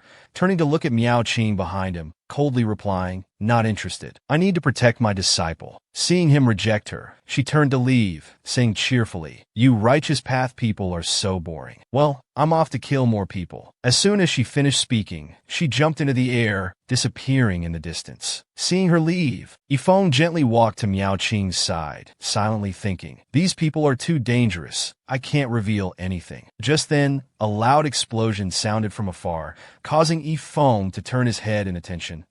Then he saw Lin Xiao flying backwards, his calm voice carrying, "Oh my, Brother Lu's spirit is truly grand." Opposite him, Badao Lu Yu's face was full of anger as he advanced step by step with his sword, questioning, taking advantage while this Lu was not yet awake to play tricks. "You're still too green." At this moment, Yifeng was still guarding Miao Qing, his thoughts unknown as he looked around and muttered, "Now is just the right time when no one is paying attention here." After speaking, he quickly stepped towards the rock in front of him. All his attention was now focused on the largest rock there. Without hesitation, he immediately collected the largest rock, thinking to himself, "Who would have thought the key to passing the secret realm is actually these rocks?" A moment later, the rock had been absorbed into his space, leaving only a few small stones. Suddenly, Miao Qing's tightly closed eyes slowly opened. Seeing her awake, Yifeng stepped in front of her and said softly, "HM, senior sister, you're awake." As soon as Miao Qing saw Yifeng, she pouted and turned her face away, letting out a cold humph. Seeing her wake up with such an attitude towards him, he asked puzzledly, "What's wrong?" Hearing his question, Miao Qing angrily put her hands on her hips and said, "Just now, in the illusion, you bullied me." Yifeng, hearing this reason, could only helplessly scratch his head. That wasn't me." Then he changed the subject. "Senior sister, those old monsters are plotting. Let's take this chance to run."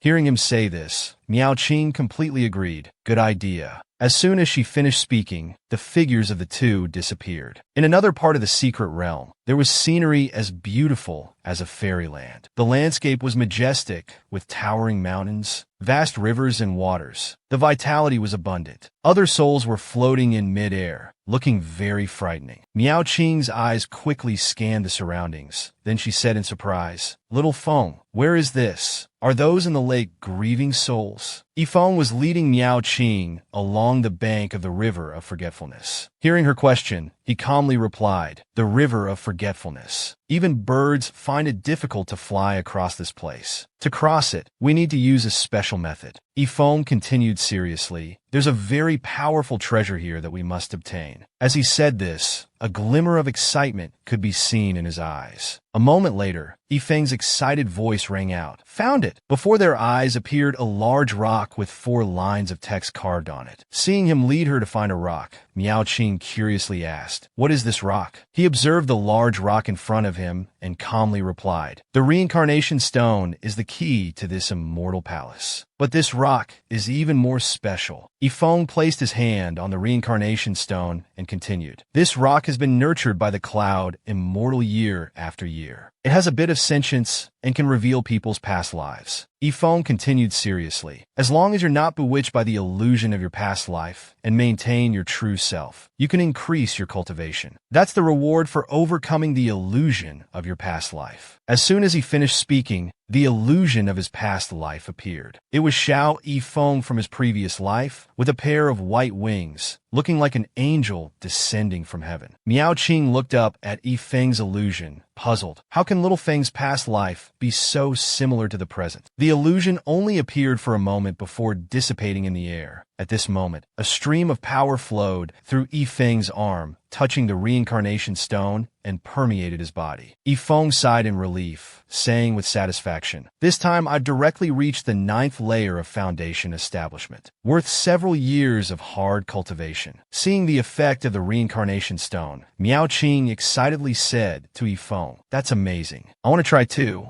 As soon as she finished speaking, Miao Qing couldn't wait any longer and quickly moved past him to go forward. Yifeng could only watch worriedly. Miao Qing saw this expression on his face and turned back to look at him puzzledly. Then, she didn't think much of it and directly placed her hand on the reincarnation stone. Immediately, the illusion of her past life appeared. It was a fire phoenix spreading its wings and flying. Yifeng looked at her illusion, his eyes wide with surprise. Meanwhile, in another place, the mistress was talking with the second senior brother. The mistress closed her eyes and said helplessly, "Tinger has always been mischievous, but I didn't expect Xiao Yifeng to be so foolish too. They've taken the opportunity to run away." The mistress and the 2 senior brothers went to the Heavenly Soul Hall. Standing in front of the hall, the mistress said worriedly, "Fortunately, the soul lamps of those 2 are still intact." After speaking, the mistress stepped forward to open the door of the soul lamp hall. As soon as the door opened, the mistress's eyes widened, and she exclaimed excitedly, "What's going on?" The room was filled with soul lamps. These soul lamps represented the life of a person. At this moment, the 2 senior brothers and the mistress were all excitedly looking at those soul lamps. Among those soul lamps, the ones belonging to Miao Qing and Yifeng only had a faint flame left. The mistress's panicked voice rang out, "Miao Qing and Yifeng's soul lamps are about to go out." At this moment, at Tian Sec's Guanghan Hall, in the spacious courtyard, female disciples were cultivating. Suddenly, one of the female disciples whispered to the person beside her, "Have you heard? I heard something happened at Wuqiong Hall." The other girl chimed in, "That's right, the hall master of Wuqiong Hall seems very worried." As soon as the 2 female disciples finished speaking, they were startled to find Han Yin standing in front of them. She spoke coldly, "What are you talking about?" The female disciple stammered, Master." Han Yin looked at them coldly, questioning, "I remember saying that during class time, private conversations are not allowed." Hearing this, the female disciple fearfully knelt down and admitted her fault. Disciple knows her mistake. Just as the 2 female disciples were feeling uneasy, Han Yin suddenly spoke, "What happened at Wuqiong Hall?" Hearing her ask this, the 2 female disciples looked up, their faces puzzled. Han Yin didn't say much, folding her arms across her chest and issuing an ultimatum. "Tell me everything you know. This time, I won't pursue your mistakes." Hearing this, the 2 female disciples looked at each other. Then one of them straightened up and knelt down, honestly saying, "Master, we heard that the daughter of Wuqiong Hall's hall master has gone missing, along with a disciple named Xiao Yifeng." Upon hearing this, Han Yin immediately turned and walked into the main hall,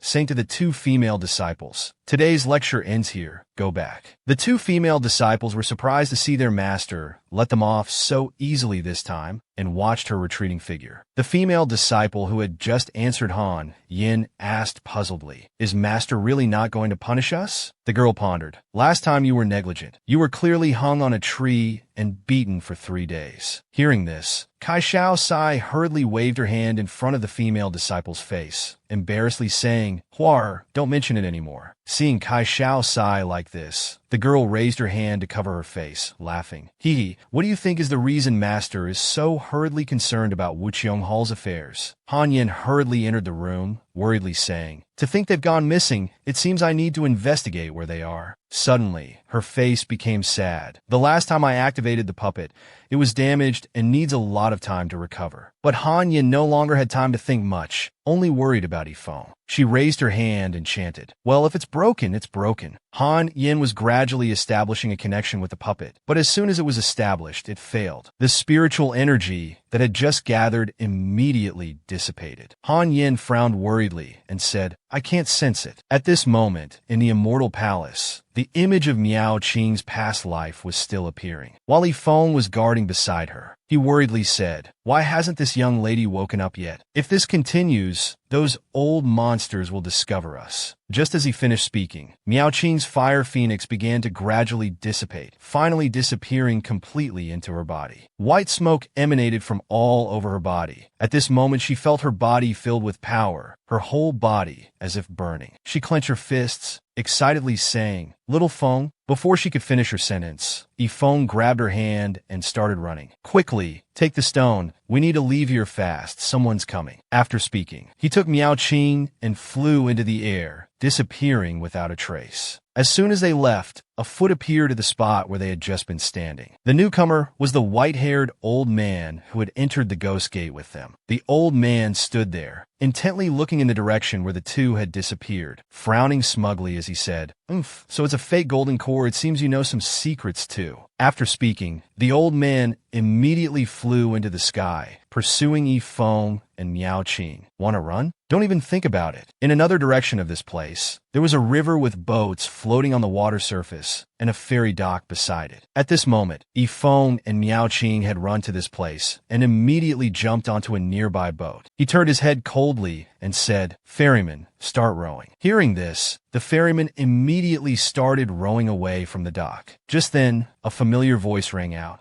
You won't escape. The old man had finally caught up, landing heavily on the ground, causing dust to swirl around him. He arrogantly said, Wu Chun, you're truly audacious, daring to deceive me. Their boat had already left the dock quite far. Yifeng provoked without hesitation. So what if I deceived you? If you have the ability, come and catch us. But the old man was also very clever, immediately understanding the implication behind these words. He said sternly, You can't fly over the river of forgetfulness. Did you think I didn't know that? After speaking, he jumped onto a nearby boat, ordering the ferryman, chase after them. On the surging river of forgetfulness, the ferryman was rowing the boat, carrying Yifeng and Miao Qing towards the opposite shore. At this moment, an object flew straight towards the backs of the two from afar. It was the puppet Han Yin had given him. Sensing danger, it immediately created a barrier to protect them. That object had just arrived, but could only hit the screen created by the puppet. Miao Qing heard the commotion and turned to look, worriedly saying, Little Feng, someone's chasing us from behind. Although she was very worried, he remained calm. Don't worry, he's about to lose us. After speaking, Yifeng handed 2 stones to the ferryman, saying, Ferryman, please increase the speed a bit. This is our fare. The 2 stones in Yifeng's hand were now emitting light. The ferryman saw the stones in his hand and was stunned. 2 reincarnation stones. Understood, you two are honored guests. As soon as he finished speaking, the ferryman increased his speed, and their boat glided across the water surface as if flying. This made Miao Qing exclaim excitedly, Wow, we're speeding up! The old man saw Yifeng's boat moving so fast while his was still slow,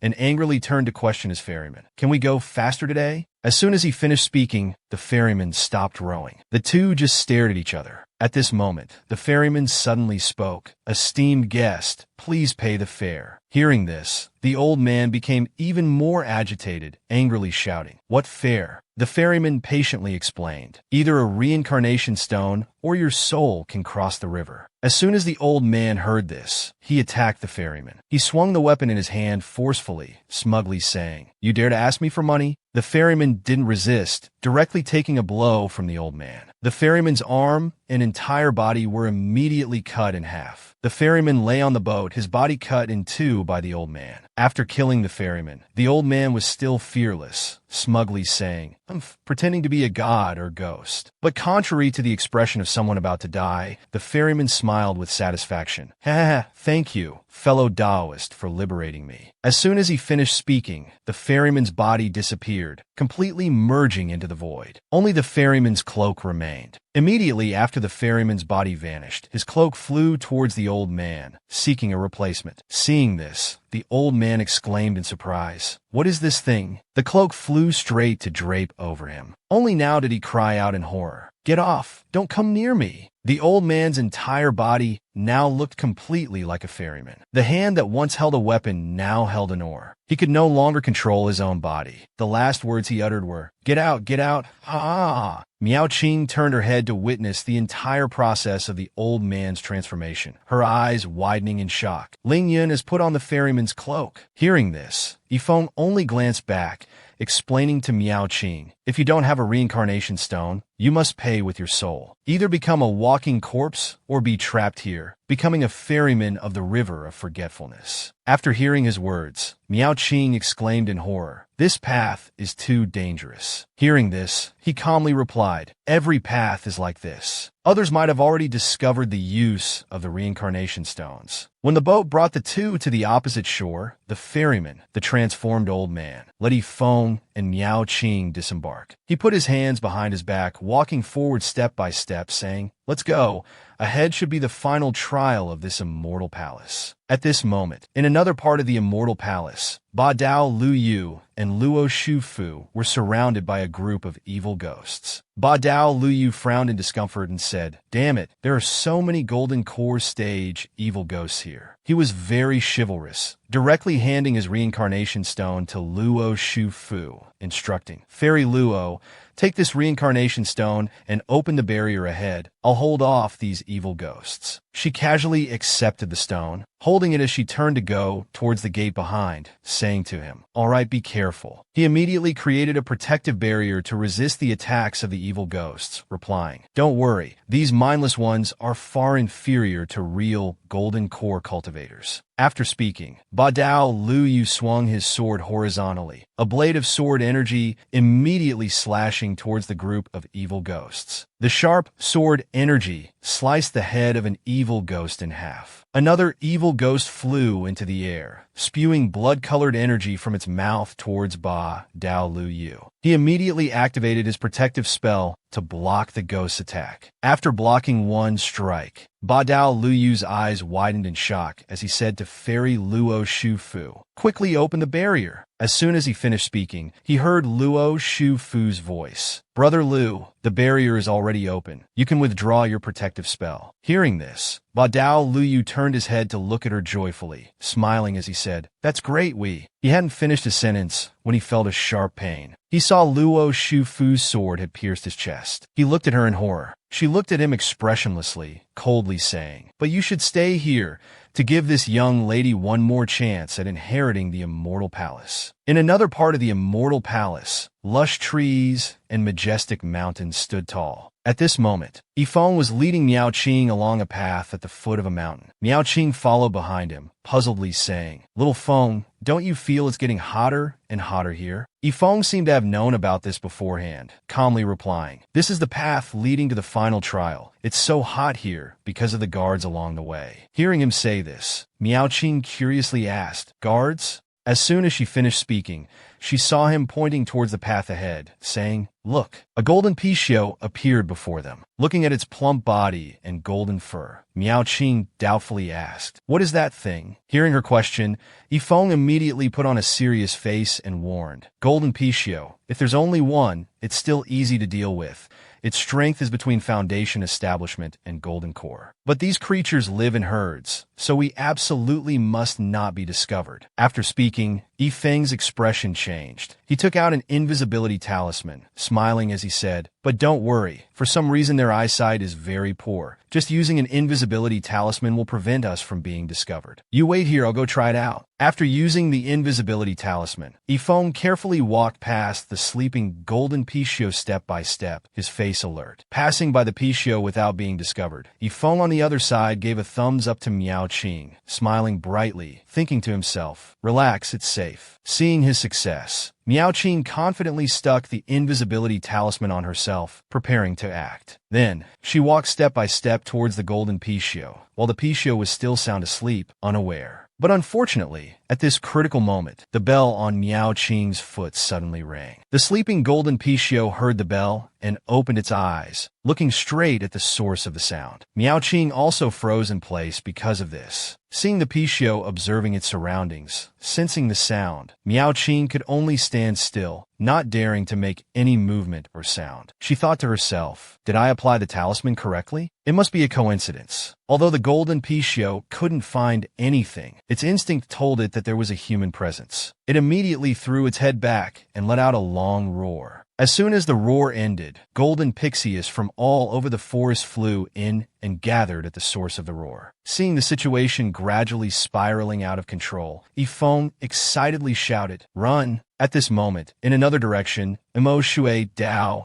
and Lin Xiao were running quickly forward, seemingly trying to escape from something. Imo Shui Dao, while running, turned to blame Lin Xiao. "It's all because you insisted on stealing its reincarnation stone." Seeing her blame him like this, he frowned and said, "Who knew it would pretend to be a pig to eat a tiger? To think it was actually at the peak of Golden Core stage." The two accelerated their run forward, but suddenly a large rock appeared in front, blocking their path. Lin Xiao looked at the rock in front of them, exclaiming in surprise, "We're blocked." Mo Shui Dao looked at the rock, reading the words written on it. "Flying is prohibited in this area." At this moment, a person in blue appeared behind the two. He held a sharp sickle in each hand, staring intently at the two, saying, "Where do you two think you're running off to?" After speaking, he raised the sickle in his hand, slowly licking it, and said in a roguish tone, "You two also have reincarnation stones, don't you? Hand them over, and I'll spare your lives." Lin Xiao looked at him and whispered to Mo Shui Dao, "Should we risk it?" Just then, a great disturbance suddenly occurred around the three of them. Mo Shui Dao let out a surprised "ah," while Lin Xiao asked puzzledly, "What's that?" At this moment, the blue-robed man turned his head to look behind, asking, "What's that?" From behind them, Yifeng and Miao Qing could be seen desperately running towards them, kicking up clouds of dust. Seeing them, he excitedly shouted, "Fellow Taoists, how wonderful, so everyone is here." The blue-robed man saw Yifeng and Miao Qing, and greed arose in his heart, smiling as he said, "Perfect, we can rob their reincarnation stones too." As soon as he finished speaking, many golden pixies appeared in the white smoke behind Yifeng and Miao Qing. They were chasing the two as they ran here. Seeing those golden pixies, the blue-robed man's face immediately turned to horror. He cried out in panic, What are those things?" He hesitated no longer, immediately going to the rock that had blocked their path earlier, striking it forcefully and shattering it to pieces. Then, the five people who were originally opposed to each other now fled together from the pursuing herd of golden pixies. The blue-robed man angrily shouted, "Damn it, why did you provoke these beasts?" Yifeng heard this and replied innocently, "You're asking me? Who should I ask? Anyway, let's run first and figure it out later." The five people ran desperately forward, with a herd of golden pixies relentlessly pursuing behind them. At this moment, the blue-robed man turned his head to glance at them, saying, "Aren't these things supposed to have very poor perception? Why can't we shake them off?" Hearing this, Yifeng pondered for a moment, then said softly, "Strange, these golden chickens seem to have been following us ever since they saw Miao Qing." As if suddenly realizing something, Yifeng's eyes filled with excitement. Golden chickens, good wine, sober. Wait, could it be that at that time? He wanted to verify his thoughts. So he turned to Miao Qing beside him and asked, "Miao Qing, about the inheritance from your past life, try to think carefully if there's anything else besides enhancing your realm?" Hearing this question, she suddenly remembered and replied, "There's another strange technique." Yifeng heard this and excitedly pressed on, "Try using that technique and see what happens." Miao Qing heard this and said seriously, "I understand, but I need a little time." To buy time for Miao Qing, Yifeng turned to the people running behind and said, "Everyone, I have a way to drive away those golden chickens. Please help hold off those monsters for a moment." Hearing this, Mo Shui Dao asked sternly. Are you sure? Lin Xiao beside her also warned. If you're deceiving us, you know the consequences. The blue-robed man raised the weapon in his hand, turning his face to give Yifeng a sly smile. You'd better be telling the truth. After speaking, he shifted his gaze elsewhere, then swung the weapon in his hand, flying straight ahead. His short blade struck directly at the head of a golden Pishio. Lin Xiao and Mo Shui Dao also continuously attacked the oncoming golden Pixius. After a while, Mo Shui Dao anxiously said to Yifeng, Fellow Daoist Wu Chun, if you have a method, hurry and use it. At this moment, he turned and signaled to Miao Qing standing beside him. Miao Qing nodded in agreement.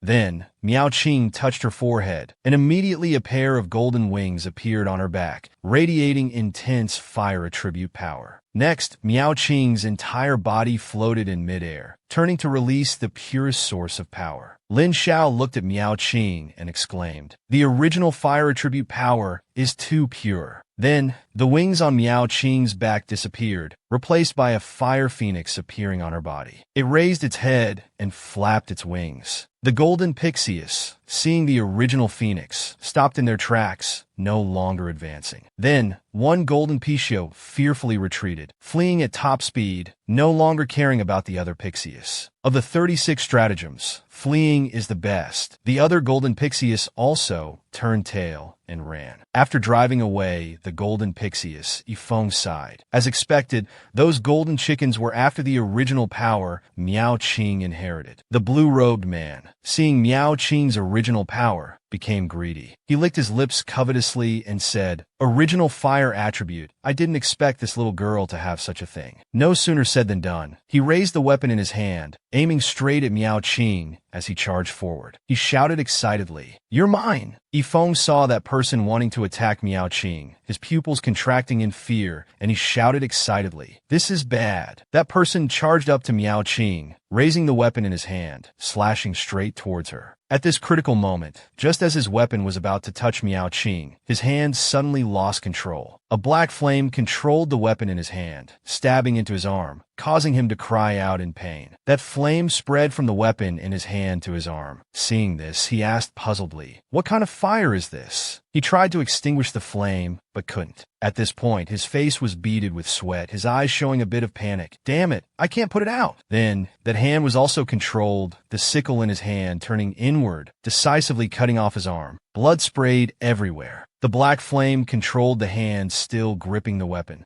Then the severed arm, controlled by the black flame, flew away. The blue-robed man clutched his severed arm, angrily shouting, Who's there? Come out and face me. At this moment, Miao Qing finally regained consciousness. She gently floated down, asking puzzledly, Huh? What happened? Just then, something suddenly shot up into the deep blue sky and disappeared. Miao Qing's curious voice rang out again. Wow. Yifeng saw the blue-robed man's hand being carried away by the black flame and said in panic, The situation is unstable. Quickly chase after it. The blue-robed man, clutching his severed arm, angrily said, Bastard, I want to see what dared to wound me. Mo Shui Dao also frowned seriously and said, Let's chase after it and see. Lin Xiao beside her also showed sympathy. I think so too. In another part of the Immortal Palace, darkness surrounded the area. In the middle of the space was a giant deep pit, with 4 long chains on all sides used to seal evil ghosts. But they were not peaceful, always trying to crawl out of that deep pit. However, as soon as these evil ghosts exceeded the allowed range, they would be struck by lightning and thrown back. Above this demon-suppressing pit was a hall, with a blood-colored orb on the roof, constantly shooting out lightning. The hall was always surrounded by thick, blood-colored light. This scene kept repeating itself. The hall always remained above the deep pit, fulfilling its inherent duty. In front was a stone, with 3 characters carved beside it, Feng Du Hall. At this moment, an excited voice rang out. It seems this is the main hall of this immortal palace. Yifeng and the others also ran to the stone. He stood looking at the stone for a long time, puzzledly saying, Miao Qing seems to have been led into the hall by that light just now. Why is that? Suddenly, the blue-robed man from behind him quickly rushed to the stone in front, excitedly saying, It's a reincarnation stone. Mo Shui Dao and Lin Xiao saw that person run forward and hurriedly chased after him, but were stopped by Yifeng. She frowned and said, This isn't good. Lin Xiao regretfully said, He's beaten us to it. Yi Feng's expression became serious, his eyes deep in thought as he said, "This is the final main entrance of the Immortal Palace. It won't be that simple." But that person was too excited and completely lost his guard. He quickly placed his hand on the stone, smugly saying, "Ha, this is mine now." Then he seemed to sense something, his face turning to panic. "Why can't I pull my hand back?" As soon as he finished speaking, a strange voice rang out. "Ha, of course, because it already has an owner." Before the sentence was finished, the stone emitted a strong blood aura. A hand reached out from inside the stone, grabbing towards that person. Although he quickly retreated to avoid it, he still couldn't escape that hand. It immediately grabbed his shoulder, holding him tight. In front of the blue-robed man appeared a person in tattered clothes. He gripped the blue-robed man's shoulder tightly, excitedly saying, "It's human flesh." The blue-robed man trembled in fear. As soon as he finished speaking, the ragged person opened his mouth wide to bite him. Then he fiercely bit into the blue-robed man's shoulder. The blue-robed man could only desperately cry for help. "Save me." As soon as he finished speaking, his entire body turned into a pool of blood, lying at the feet of that person. After finishing his meal, that person licked his lips and complained, "Too bland. Women's flesh still tastes better." As soon as he finished speaking, he noticed Mo Shui Dao. Upon seeing the woman, he said joyfully, "Haha, there's a woman. It's been so long since I've seen a woman." Mo Shui Dao looked at him and asked, "Who are you? I've never seen you among those who entered here." Hearing this, he looked up at the sky, thinking, I forgot." Then he licked his lips and continued, "But this is the third time I've seen people come here."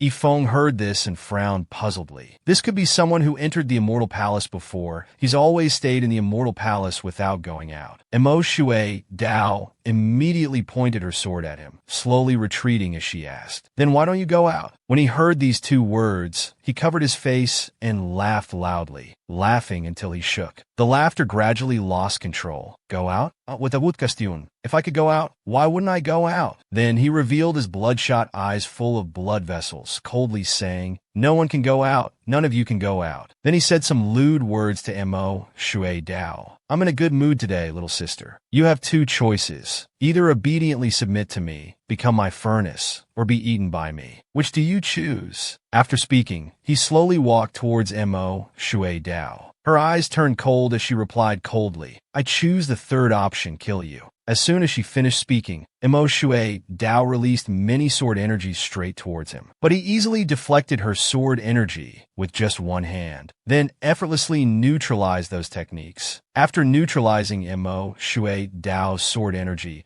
he raised his hand emitting blood energy, saying vulgar words, "Little girl, your strength is a bit weak. I wonder what it would feel like to touch you." As soon as he finished speaking, many hands emerged from the ground, all caressing Mo Shui Dao's fair legs. She was also disgusted by this sight, and immediately after, Mo Shui Dao disappeared. Only light flower petals fell on those hands. She instantly appeared behind Yifeng and Lin Xiao, and as soon as her feet touched the ground, she warned the two to be careful. He's a nascent soul stage monster. That guy held a piece of cloth torn from Mo Shui Dao, sniffed it, and chuckled, It's the scent of Chan Mian Pavilion." Knowing Mo Shui Dao's background, he became even more excited. Chan Mian Pavilion is good. The women of Chan Mian Pavilion are best at playing games. You know many interesting tricks. Mo Shui Dao gripped her short sword tightly, cautiously saying, "Senior, you're already at nascent soul stage. How could you enter here?" Hearing this, he said in surprise, "Oh, so this Immortal Palace now doesn't allow nascent soul stage cultivators to enter?" When he realized he was invincible in this Immortal Palace, he spread his arms wide and laughed with pleasure. "Haha, today I'll do a good deed. Woman, I'll give you one more chance. Obediently submit to me, and I might let you live." Mo Shui Dao, seeing his desire for her, showed disgust. "Dream on." At this moment, Yifeng spoke up, "Fairy Mo, if you don't want to become his plaything, then listen to me." Mo Shui Dao turned her head and asked in a low voice, "Fellow Taoist Wu Chen, do you have a plan?" Yifeng looked at that guy and shared his thoughts. "That freak hasn't attacked us yet. He's just blocking the way up the heavenly stairs. It's very likely that if we can get up the heavenly stairs, we might be able to cause trouble for him." Hearing this, Lin Xiao tapped his fan joyfully. "So that's it. These immortal palaces all have restrictions. That heavenly stairs must have them too. But how can we get past?" He calmly replied, "Rely on you two to use your beauty to distract him." Seeing Yifeng Yifeng's intention. Lin Xiao pointed at himself, puzzledly asking, "Me too?" Yifeng unhesitatingly moved closer to Lin Xiao, mischievously saying, "Brother Lin, you're as beautiful as jade in the forest breeze. You should believe in your own charm." Hearing this, he gave a sidelong glance. "Shut up." As soon as he finished speaking, Mo Shui Dao got into character. She put on a seductive air and said, "If Senior is a nascent soul stage powerhouse, will you keep your word? If I follow you, will you really not harm me?" Hearing her say this, he immediately replied excitedly, "What are you saying? How could this seat deceive you, a little golden core girl? As for the others, let this old man fulfill your wishes." After speaking, he gathered his power, preparing to attack Yifeng and the others. Just as he was concentrating his power, suddenly purple light appeared around him, and the power he had gathered immediately dissipated. He was stunned by this. Instantly, the 9-dragon thunder prison sword formation appeared under his feet. He realized he had fallen for a trap, but showed no fear, raising his head and saying loudly, "When Tian Sex formation, haha, no matter how powerful it is, it can only restrain 5 parts of this old man's strength." Having controlled that guy, Mo Shui Dao and Lin Xiao quickly reached the bottom of the heavenly stairs. Mo Shui Dao said contemptuously, "Fool, who wants to fight with you?" Lin Xiao chimed in, "Exactly." Seeing that they only wanted to buy time, he angrily gritted his teeth. "You despicable lot." At this moment, a green figure swiftly flew towards the heavenly stairs. It was Luo Shufu. She looked down at Lin Xiao and Mo Shui Dao, saying, "Sorry, I'm late." Mo Shui Dao frowned as she looked at her, criticizing, "You didn't come early, you didn't come late, but you arrive at this exact moment. I'm afraid you've been hiding in a corner waiting for an opportunity for a long time, haven't you?" Luo Shufu hit right on the mark, froze in place, her pupils widening in shock. Then, she quickly pretended to be weak and innocent, wiping away fake tears with her hand, looking pitifully at Lin Xiao. "How could he misunderstand me like this? Young Master Lin, do you think the same way?" Lin Xiao, not caring about the affairs of the 2 women, directly turned his head to look behind and asked, "Why hasn't fellow Taoist Wu Chen come over yet? That old man is about to break free." Meanwhile, Yifeng was still standing in front of that guy. He looked at him and opened his mouth. "Old man, how does it feel to be caught?" Hearing this, he became even angrier, shouting loudly, "Brat, wait until you come out. I'll definitely kill you." As soon as he finished speaking, Yifeng said, "Then you probably won't have the chance." Then, he was seen reaching his hand towards that guy. Seeing his strange action, that guy began to panic. "What are you trying to do?" "Wait!" Before he could finish his sentence, Yifeng decisively sent him flying, directly towards the heavenly stairs, where he fell heavily on the steps. His face was now full of terror. Lin Xiao, Mo Shui Dao, and Luo Shufu stared blankly at the person Yifeng had thrown onto the heavenly stairs. Lin Xiao, without hesitation, scolded Yifeng. "Wu Chen, you bastard, why did you throw him over here? Who plays dirty tricks on others like you do?" As soon as he finished speaking, Mo Shui Dao noticed something wasn't right. "Wait, that guy doesn't seem to have any intention of attacking us." Hearing this, Lin Zhao's eyes widened in surprise. Yifeng, ignoring Lin Zhao's complaints, calmly explained to them, "Don't worry.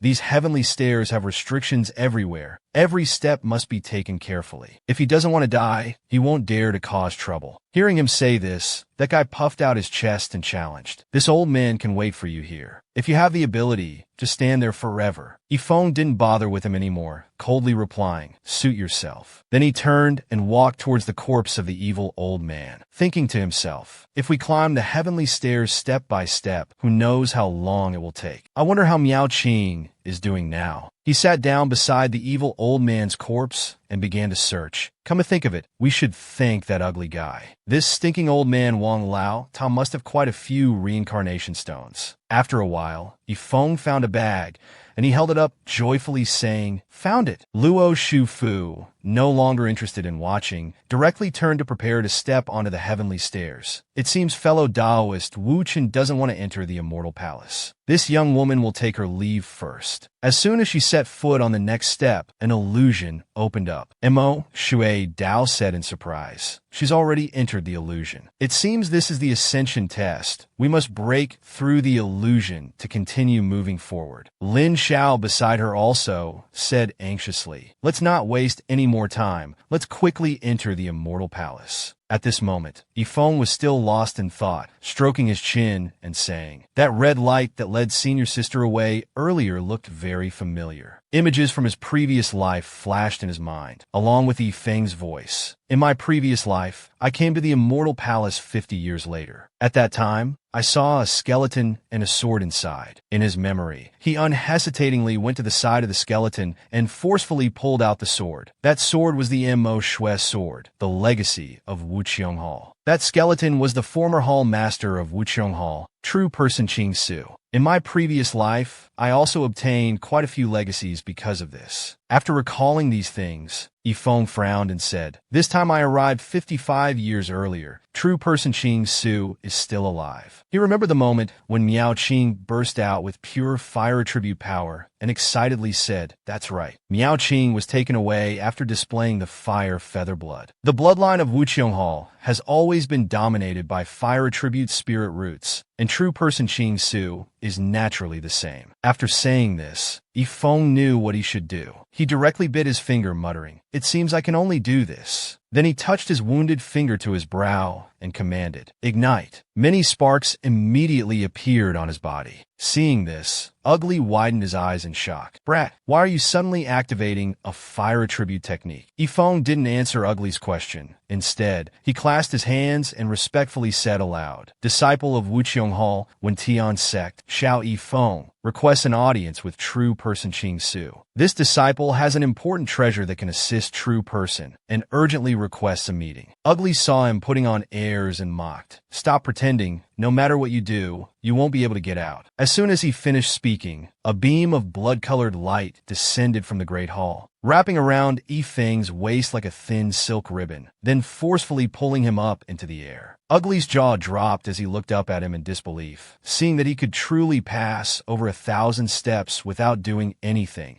and said with dissatisfaction, "What's the joke here? How can everyone use the back door like this?" He turned his head towards the direction where Yifeng had disappeared and shouted, "You bastard, come back here!" Meanwhile, Luo Shufu and Lin Xiao had already gone far. Somewhere in the Great Hall, the scenery was lush green, with dense trees. Miao Qing was standing beside true person Qing Su. As soon as she saw Yifeng, she joyfully ran over. "Little Feng, you've come too. I'm here." As soon as Yifeng landed, he heard Miao Qing remind him, "Little Feng, quickly pay your respects. This is..." Before Miao Qing could finish, Yifeng had already bowed and respectfully said, "Disciple of Wentian sect, Xiao Yifeng pays respects to ancestral master Qing Su. Sect master talent true person Qing Su, wielder of the divine weapon Mo Shui sword to slay demons and exorcise evil. Former hall master of Wuqiong Hall, great vehicle stage. On the path you've walked, countless demons have perished, earning the utmost respect of disciples. Not only are your Tao methods profound, but you're also wholeheartedly devoted to your disciples. Your classes are always packed with disciples eager to listen." At this moment, Yifeng respectfully clasped his hands before his chest and said, "Ancestral Master's great name has been like thunder in my ears since I joined the sect." After hearing this, true person Qing Su inquired, "How did you know the person sitting here was this poor Taoist?" Yifeng recalled the scene of Miao Qing being taken away by that red light and replied, "The red light that Ancestral Master just used is the red spiritual energy only found in the high levels of the Wentian 9 volumes." He bowed respectfully again and said, "And this junior usually likes to research some ancient texts, fortunately reading about some of Ancestral Master's deeds, so I dare to make a guess." Miao Qing, standing beside him, saw his vast knowledge and praised, "So junior brother has read so much usually." Hearing this, true person Qing Su sighed helplessly. "Haze, years ago, this poor Taoist relied on profound cultivation to come to this immortal palace. Who knew I would be trapped here, truly failing the sect?" Then he looked up at Yifeng and pleaded, "Can you tell me, how is Wuqiong Hall now? This poor Taoist is homesick." At this moment, in Wuqiong Hall of Wentian sect, Yifeng's master and mistress were sitting on chairs, anxiously asking, "How's the situation?" Have they been found yet? Hearing the master's question, the senior brother clasped his hands and reported, Master, the first group of disciples has returned, but they didn't discover any traces of Miao Qing and junior brother. The second group of disciples is still investigating and searching. Hearing this, the mistress blamed herself even more, saying sadly, It's all my fault. I shouldn't have let them go down the mountain. Seeing her so worried, the master turned to comfort her. My lady, don't worry, their soul lamps are still bright, which proves that at least nothing has happened to them yet. This is the best news. The mistress was still uneasy, clasping her hands tightly as she said puzzledly, But whether it's divination or the Wintian technique,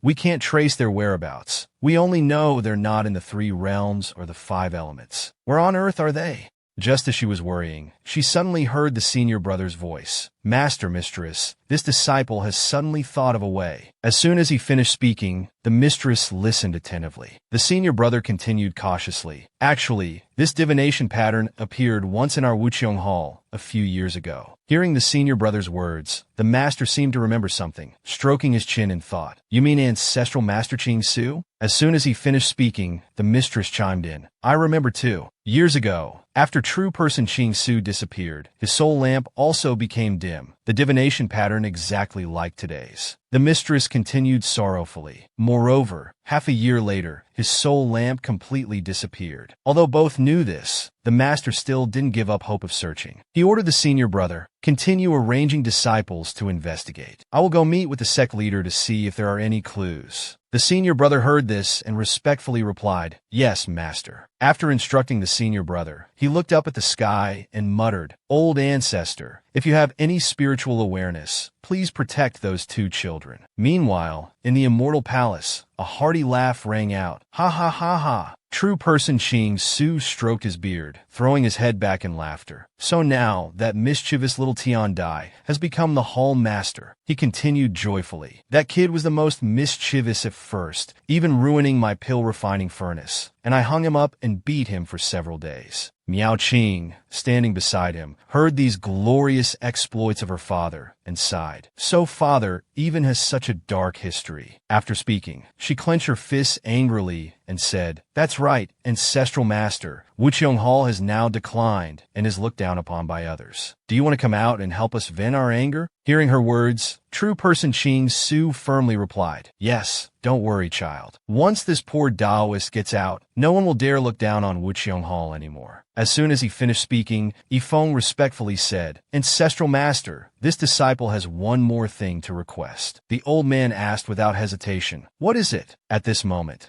his eyes gradually became determined as he pleaded, I hope ancestral master will spare senior sister and not possess her body anymore. As soon as he finished speaking, the space immediately fell silent, with all 3 people saying nothing. After a while, Miao Qing's pupils contracted in shock as she said, Little Feng, what are you talking about? He didn't answer her, but continued speaking to true person Qing Su. I hope ancestral master will fulfill this wish. A disciple like you knows so much. True person Qing Su looked at him cautiously and said, How did you know? Hearing this, Miao Qing became even more frightened. She looked at the ancestral master sitting in front of her in disbelief, unable to speak. Ancestral master. Ah! At this moment, Yifeng had already quickly pressed on Miao Qing's back. She only managed to cry out, Ah! Miao Qing immediately turned her head to look back, only to see Yifeng gently smiling at her. Senior sister, this is a body-freezing technique. It won't harm you, but it will prevent you from speaking or moving for half an hour. But it will automatically dispel very soon. Seeing Yifeng's action, true person Qing Su said comfortably, It seems you've seen through it long ago. Hearing this, he continued, I once encountered the remnant soul of the Great Rat period, so I was fortunate to know about Ancestral Master's current state. If Ancestral Master wants to leave this place, you must have a body. He looked towards Miao Qing standing motionless beside him and said, An Ancestral Master has set your eyes on her extremely excellent fire spirit body. This is the reason you brought her here. True person Qing Su closed his eyes, frowning slightly as he said, You are indeed loyal and righteous. knowing what I want to do and still coming here voluntarily. Hearing this, Yifeng respectfully asked, so can Ancestral Master agree? Before he could finish speaking, true person Qing Su interrupted, but I refuse. Seeing the old man refuse him like this, he frowned puzzledly and asked, why? The old man looked towards Miao Qing and waved his hand, saying, that girl has an immortal carving body, a rare fire spirit constitution under heaven and earth. How could I give it up? Hearing this, Yifeng hesitantly opened his mouth. But after all, senior sister is female and ancestral master is male. True person Qing Su remained unconcerned, stroking his beard as he replied, this statement has some reason. If I possess that girl's body, I'll have to appear as a woman in the future. Then his expression changed, and an expectant look appeared on his aged face as he mused. Just thinking about it is already exciting. Yifeng saw his stubbornness and said helplessly, I give up. But in his heart, he cursed, damn it, are you a pervert?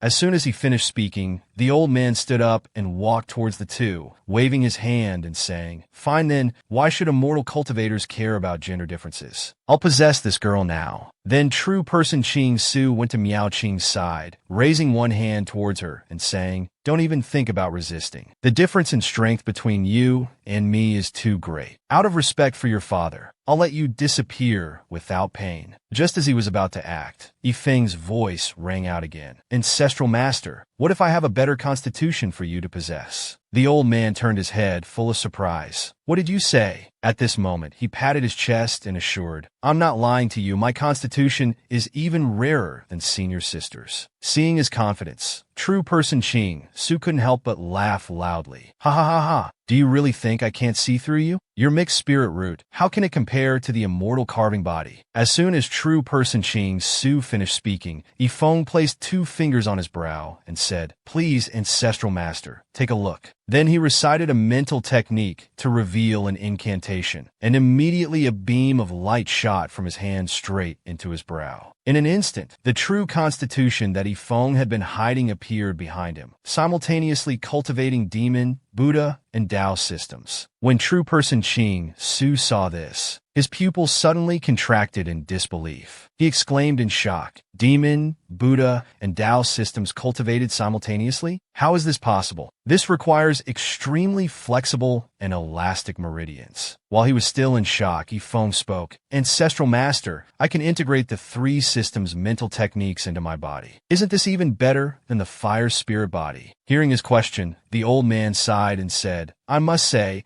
it's indeed even more valuable than the fire spirit body. After speaking, true person Qing Su closed his eyes, shaking his head as he continued, but you, little one, have too many secrets. I don't want to invite trouble. He looked at Yifeng and said, the possession technique, if the original body doesn't agree, even if your consciousness is strong, it will take a lot of time to stabilize the spirit. Seeing true person Qing Su still hesitating, Yifeng raised his palm, spiritual energy swirling above it, and said firmly, Ancestral Master, this disciple offers you another option. One is to possess a body that will have endless troubles afterward, perhaps even being hunted down by the Heavens Abnormality Alliance. The other is without father or mother, with basically dispersed consciousness, but a constitution even stronger than the fire spirit body. After speaking, he looked at the old man and asked, which does Ancestral Master prefer? Hearing these words, true person Qing Su was shocked and looked straight at him, asking, are you offering to let me take over your consciousness voluntarily? As soon as he finished speaking, Yifeng turned to look at Miao Qing, smiling brightly and gently saying, Senior sister, farewell. Hearing these words, she felt helpless, her face immediately darkening, then tears began to fall. Miao Qing could only stand there unwillingly, looking at him. After saying goodbye to Miao Qing, Yifeng unhesitatingly struck his own brow. He gritted his teeth, enduring the pain, his eyes rolling back. Then he threw his head back and shouted loudly, golden spiritual energy radiating from his body. After that, his eyes became empty and soulless. When Yifeng's spirit was dispersed, he stood there like a soulless shell. Suddenly his legs moved forward, as if controlled by someone else. True person Qing Su used spiritual energy to pull him closer, silently observing. Then he placed one hand on Yi Feng's head, and when he sensed that this body no longer contained his spirit, true person Qing Su's eyes widened, his face full of shock. He said in disbelief, "He really dispersed this boy's spirit, truly a ruthless one." As soon as he finished speaking, there was a change on Miao Qing's side. Her entire body was surrounded by fire energy, with a murderous aura radiating intensely. Her once tender eyes now flashed with intense, killing intent, tears still streaming down. She angrily furrowed her brows and shouted, "I want to kill you!" True person Qing Su glanced at her, thinking to himself, to break the binding of the immobilization technique with just anger, such a strong will is indeed not suitable for possession. Then he said happily, "Very well, since this boy voluntarily offered his body, I'll take advantage of it." Before he finished speaking, he transformed into a beam of light and directly entered Yi Feng's body. Yi Feng's previously motionless hand suddenly moved slightly. True person Qing Su, after possessing Yi Feng's body, looked at the hands in front of him, his face showing greed. He excitedly said, "This body indeed has great potential." After speaking, he shifted his attention elsewhere. Inside Yi Feng's body,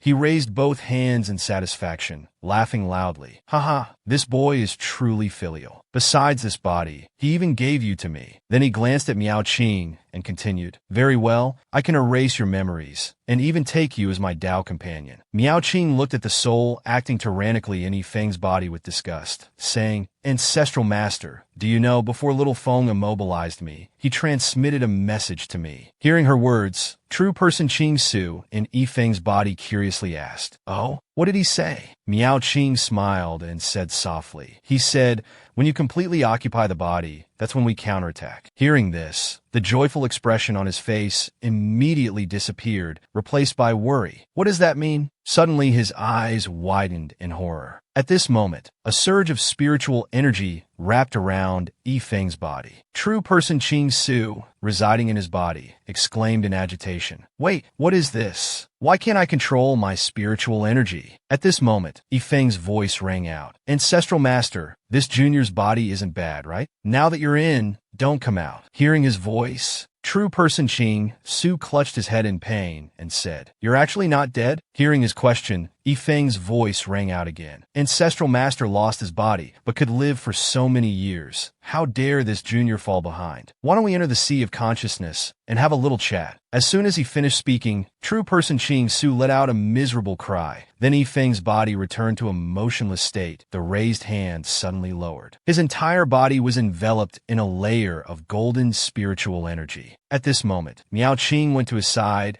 and continuously encouraged, "Little Feng, hang in there, I believe in you." Meanwhile, in Yi Feng's sea of consciousness, red lightning bolts were constantly striking down. True person Qing Su was moving within the sea of consciousness, looking around in amazement, saying, "Such a vast sea of consciousness. Where on earth did this boy come from?" As soon as he finished speaking, Yi Feng appeared beside him, saying softly, "Ancestral master, with great calamity approaching, you still care about my origins? Truly worthy of the title Hall Master of Wuqiong." Hearing the voice, he turned to look, snorting coldly.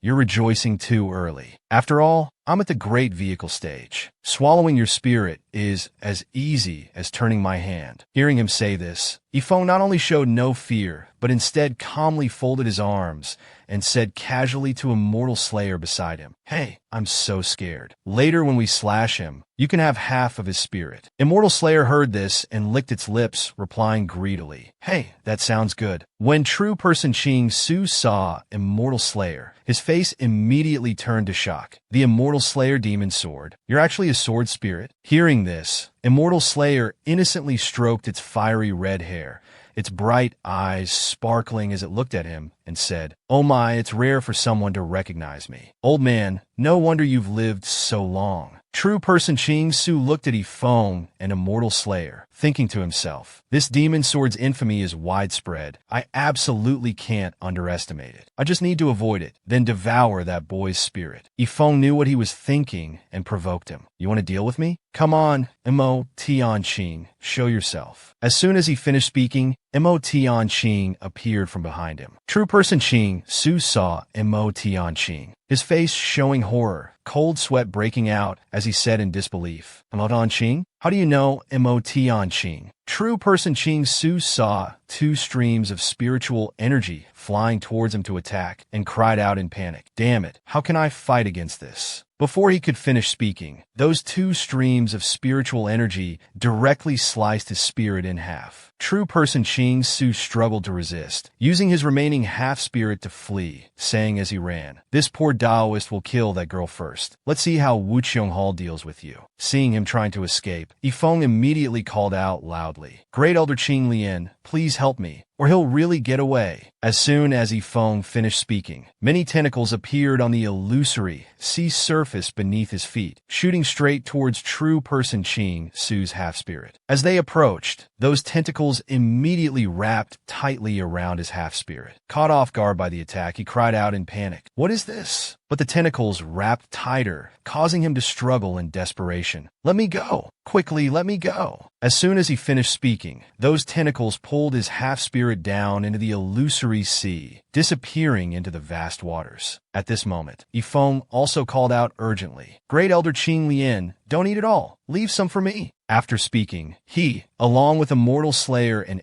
Mo Tianqing, all stared intently at the water surface where the tentacles had just submerged. At this time, waves began to ripple on the water surface. Then a small portion of true person Qing Su's spirit was brought before Yifeng by Great Elder Qing Lian's spiritual power. He looked at the meager remnant of the spirit and said helplessly, Is this really all that's left? Yifeng's tightly closed eyes moved slightly, then slowly opened. His face still bore the same expressionless look as before. But when he saw Miao Qing, he immediately spread his arms wide and walked towards her, smiling brightly. Senior sister, I'm back. Miao Qing didn't rush to embrace Yifeng, but instead pointed her sword directly at him, coldly saying, Stop. She frowned and asked coldly, How can you prove your little Feng? Hearing this, Yifeng hurriedly raised both hands, cold sweat beading on his face as he awkwardly replied, calm down, let me think. Then he opened his palm, channeling spiritual power, and something appeared in his hand. Senior sister, look. There appeared half of true person Qing Su's spirit. He also happily said to Miao Qing, This is the remaining spirit of Taoist Qing Su. I've absorbed his memories. This is what's left. Miao Qing looked at the half-spirit in Yifeng's hand, her whole body stiffening as she excitedly said, So you really did win.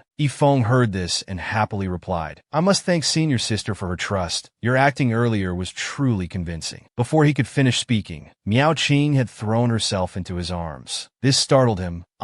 Miao Qing frowned, saying sadly, It wasn't acting. If something had really happened to you, I would have been very worried. Seeing her so concerned for him, Yifeng gently stroked her hair to comfort her. Don't worry, I have many tricks up my sleeve. As he was speaking, his eyes suddenly shifted, his attention drawn to another direction. At this moment, both Yifeng and Miao Qing silently looked towards the source of the sound. Not far away, beside a rock was true person Qing Su's corpse, and next to the body was a sword, which was sensing its surroundings, drawing attention. Then, that sword immediately flew to appear before Yifeng and Miao Qing. She looked at the sword before her, exclaiming in surprise, This is the heirloom treasure of Wu Qianghao, the Mo Shui sword. In contrast to Miao Qing's surprise, Yifeng calmly grasped the sword before him, saying nonchalantly, By absorbing Taoist Qing Su's spirit imprint, his contract has also transferred to me. Then he glanced at Taoist Qing Su's corpse, sighing. Moreover, I know that he indeed had refined a portion of the Immortal Palace's power, but because he lost his body, he couldn't leave this place even half a step. Saying this, he closed his eyes with regret. If not for that, I'm afraid he would have left long ago. Miao Qing saw him sympathizing with that person and became angry. She put her hands on her hips and said irritably, "Umph, that disrespectful bastard to his elders. Dying here serves him right. Have you now inherited a portion of the immortal palace's power?" Hearing her question,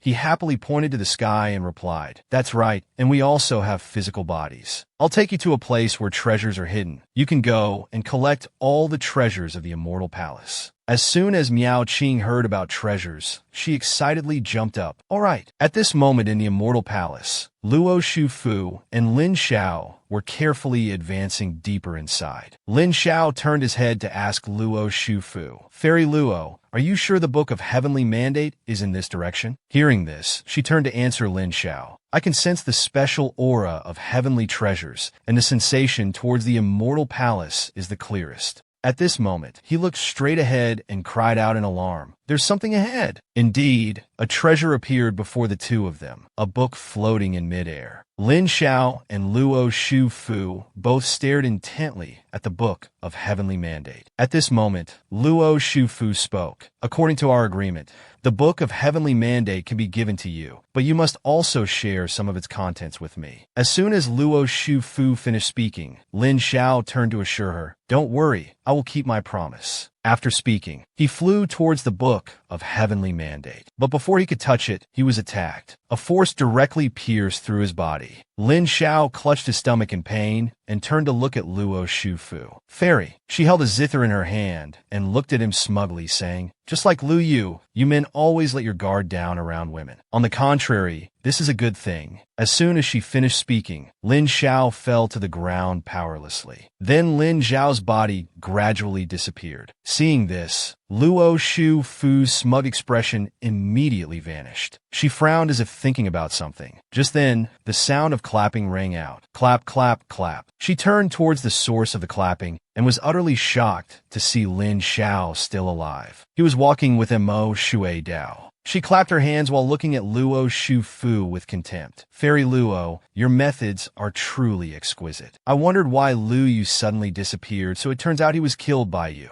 At this moment, Mo Shui Dao turned to Lin Xiao and said, "You lost. I told you this woman was no good." Hearing this, he could only nod in agreement. Yes, I lost the bet on the medicine. I'll give it to you when we return." Then he looked angrily at Luo Shufu and said, "Fairy Luo, I hate women who toy with others' feelings the most." Luo Shufu looked at the two mockingly and said, "The path of cultivation is inherently like this. Why do you two pretend to be righteous?" After speaking, she directly jumped towards the Book of Heavenly Mandate. Seeing this, Mo Shui Dao and Lin Xiao hurriedly chased after her. "Oh no!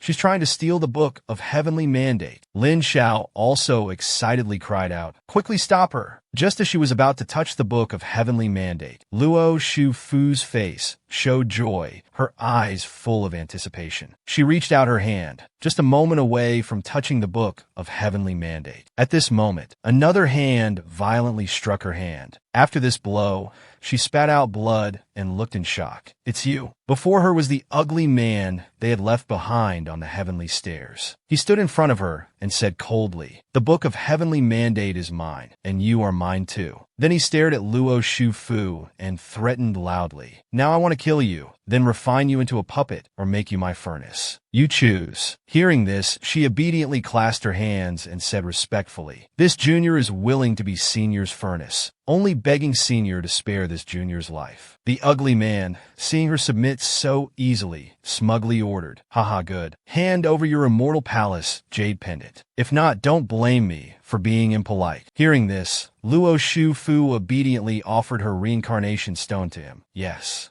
Seeing Luo Shufu so obedient, he said with satisfaction, "Very good. Remember that from now on, without my permission, you are not allowed to leave the immortal palace on your own." Mo Shui Dao, seeing her so servile, said with disgust, "I thought Fairy Luo was at least a person of some reputation, didn't expect her to be such a groveling thing." At this moment, Luo Shufu turned to look at Lin Xiao and Mo Shui Dao, advising, "Knowing the times makes a hero. This senior is not someone we can oppose. I advise you to surrender as well." Hearing this, Mo Shui Dao snorted coldly, full of contempt. "Humph, you think everyone is like you? This old lady would rather die than let him do as he pleases. Lin Xiao also agreed with Mo Shui Dao's words. He gathered his courage and said, Fairy Mo is right. Leave the desperate fight to this Lin. The ugly man heard this and turned to look at the two smugly. Very well, this old man will turn you into puppets. At this moment, the book of heavenly mandate behind him suddenly stirred. He immediately turned his head to pay attention. HM? What's happening? Then the book of heavenly mandate directly pierced through the roof and flew into the sky, disappearing, leaving only a large hole in the ceiling. At this moment, in another part of the immortal palace, Miao Qing was caressing the treasures in her arms, saying happily, Little Feng, we've made a big profit this time. There are indeed many treasures in the immortal palace. Yifeng looked at the treasures in Miao Qing's hands and said with dissatisfaction, The most precious book of heavenly mandate still hasn't been found. I'll take you to another place to look. Just then, a glowing object flew straight towards Yifeng and Miao Qing. Miao Qing opened her eyes wide in surprise to look at the object, while Yifeng said in astonishment, What is this? After looking carefully for a while, he said in surprise, This is the book of heavenly mandate. Miao Qing looked at it puzzledly. Why did it fly here? As the two were puzzled, the reincarnation stone on Yifeng's body flew straight towards the book of heavenly mandate, continuously revolving around it. Seeing this phenomenon, Yifeng suddenly had a realization. He frowned and said, It seems the reincarnation stone is the key to obtaining the book of heavenly mandate,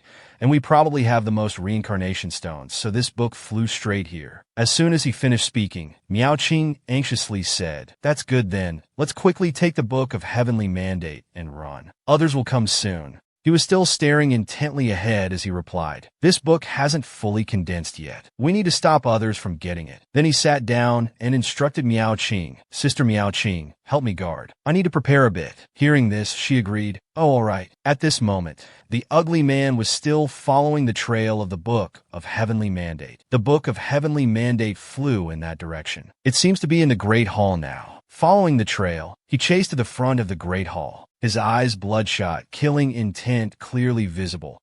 This time no one will stop me. After speaking, he exerted his strength and kicked off, his whole body flying into the air. But before he could enter the door, he was suddenly attacked by a phoenix, struck by this blow, and forced back. At this moment, Miao Qing appeared, waving her hand and saying loudly, If you want the book of heavenly mandate, you must first pass this trial. The ugly man closed his eyes tightly, not saying a word. Then Lin Xiao and Mo Shui Dao appeared behind him. Lin Xiao looked at Miao Qing and said, Young lady, shall we three join forces to defeat this guy? What do you think? Miao Qing, seeing allies offering themselves at her doorstep, happily agreed. That's exactly what I had in mind. At this moment, Yifeng was still sitting in meditation, thinking in the Great Hall, when he suddenly opened his eyes and said softly, That strange guy and the other Golden Core cultivators want to steal the book of heavenly mandate. With Foundation establishment strength, it's absolutely impossible. Then he took out a yellow medicinal pill and carefully calculated, Han Yuan Dan, the lowest grade core formation pill of the poorest quality but still 9 parts. It should be enough. After speaking, Yifeng swallowed the pill in his hand. Outside the Great Hall, Miao Qing, Lin Xiao, and Mo Shui Dao were surrounding the ugly man in the middle. He suddenly frowned, his eyes showing impatience. I originally intended to capture you alive, but you've wasted too much of my time. Before he finished speaking, he split into 3 bodies, attacking in 3 directions. Seeing him make his move, Lin Xiao warned Miao Qing and Mo Shui Dao, Be careful, these are his nascent soul-divided bodies. Miao Qing, caught off guard, was grabbed by the throat by a divided body, letting out an uncomfortable groan. Ugh! Then she was thrown away. Lin Xiao, exerting all his strength to resist a divided body, painfully called for help. Damn it, we're completely suppressed. Fairy Mo, can you help? Mo Shui Dao, dodging attacks from a divided body, replied, I'm in great danger myself. As soon as she finished speaking, the divided body attacked her, but she managed to jump back in time to avoid it. She frowned and thought to herself, We can't continue like this. We must think of a way. Just as she finished thinking, Mo Shui Dao suddenly felt uneasy and turned her head to look back. This is not good. Taking advantage of Mo Shui Dao's inattention, the ugly man had somehow grabbed her hand. Having caught the beauty, he pulled her close, laughing lecherously. Haha, I've caught you. After speaking, he controlled Mo Shui Dao, greedily eyeing her body. The ugly man said, "What a waste of my effort. But such a beautiful body can't be wasted." After speaking, he forcefully tore Mo Shui Dao's clothes, immediately revealing her beauty. Seeing him dare to violate her like this, Mo Shui Dao excitedly said, "I'll fight you to the death." Just as he was about to approach Mo Shui Dao, he suddenly said in surprise, "How is this possible? I clearly sealed your golden core." At this critical moment, a sword energy suddenly appeared behind him, shooting straight towards him. He hurriedly released Mo Shui Dao and dodged to the side. The sword energy directly sliced between the two, separating them. Mo Shui Dao took advantage of the ugly man's momentary distraction to immediately flee. At this moment, Yifeng appeared in front of Miao Qing, asking with concern, "Senior sister, how are you?" Seeing him appear, she felt somewhat relieved, but suddenly noticing something unusual about him, she asked puzzledly, "I'm still holding on, wait, little Feng. How did you form your core?" Miao Qing observed Yifeng carefully and said, "This is the poorest 9th grade golden core, without even a heavenly tribulation. How could you do this?" Seeing Miao Qing worried about him, he smiled reassuringly. "Don't worry, I have my own calculations." At this moment, Lin Xiao approached Yifeng and said, "Brother Wu Chun, you've come at just the right time. Quickly, let's kill that guy together." Yifeng seriously replied, "That's right. But facing a nascent soul stage cultivator, you two shouldn't hide your skills anymore. Whatever secret techniques you have, use them now." Lin Xiao excitedly said, "It seems it's time to risk our lives." Mo Shui Dao also chimed in, "Even if our cultivation regresses by a few years, we must kill him today." As soon as she finished speaking, she activated the human blood great technique, and her entire body was immediately enveloped in a ball of flames. Lin Xiao also activated a secret technique to reverse his meridians, instantly surging with a powerful spiritual energy. The ugly man had been paying close attention to their every move, his eyes bloodshot, and said in a provocative tone, "You think using the human blood great technique can deal with me?" Yifeng didn't say much, directly raising the sword in his hand and shouting loudly, "Heavenly Sect's secret technique, fearless of danger." As soon as he finished speaking, an invisible yet powerful force radiated from his body. Then he slightly frowned and continued, "Formless Temple secret technique, killing to become human. Holy Palace secret technique, blood demon great technique." After activating these techniques, the power emanating from him was no less than that of Lin Xiao and Mo Shui Dao. The three stood together, their aura soaring to the heavens. At this moment, Yifeng stood on the same battle line with Lin Xiao and Mo Shui Dao. Lin Xiao looked at his aura and sighed. "Brother Wu Chen, are you risking your life like this?" Yifeng glanced at him provocatively. "What? You don't dare to follow?" Seeing him deliberately mocking, Lin Xiao angrily retorted, "What joke is this? Who wouldn't dare? Don't think I only have one secret technique." Mo Shui Dao also said angrily, "Wu Chun, you're underestimating us too much." After speaking, the two activated all their remaining secret techniques, their aura immediately skyrocketing. Seeing them risk their lives like this, the ugly man sneered, "Activating so many secret techniques, your cultivation will surely be greatly weakened. Moreover, do you think this is enough to resist me?" Yifeng didn't say anything more, slightly frowned, and then said loudly, "It's not over yet." Then he clasped his hands together, pushing his secret techniques to the limit. Instantly, his aura changed, a powerful force shooting straight into the sky. Even Lin Xiao and Mo Shui Dao standing beside him were affected, covering their faces and stepping back a few paces. At this moment, Lin Xiao was shaken by this aura, his face looking unwell as he said, Brother Wu Chun, I really can't keep up with this." Having activated his secret techniques, Yifeng didn't delay any further, directly ordering the two, "Stop talking nonsense, attack." As soon as he finished speaking, he channeled his power and charged towards the ugly man first. The opponent looked at a series of actions and mocked. "Even if you shatter your golden core, you're still not a nascent soul. For a nascent soul, instant movement can easily avoid your attacks." As soon as he finished speaking, he activated instant movement. Suddenly his body stood still, and at the same time a mechanical voice rang out, "Instant movement is prohibited here." Seeing Yifeng's attack approaching, and unable to move himself, he could only raise his hand to block this strike. The palm of his hand, when blocking Yifeng's sword, automatically formed a layer of protective stone. He looked at Yifeng's sword in horror and said, "What kind of weapon is this?" And how can you control the rules here? Just as he was distracted, Yifeng sent a straight blade of sword energy slashing towards him, sending him flying straight into a nearby pillar, then heavily falling to the ground. At this moment, Mo Shui Dao walked up to him, her entire body surrounded by flames and short blades, coldly saying, "All the debts from before, I remember clearly." At this time, his eyes were bloodshot, gritting his teeth as he said, "You despicable little people. Today I must." Before he could finish speaking, his eyes suddenly shifted to one side.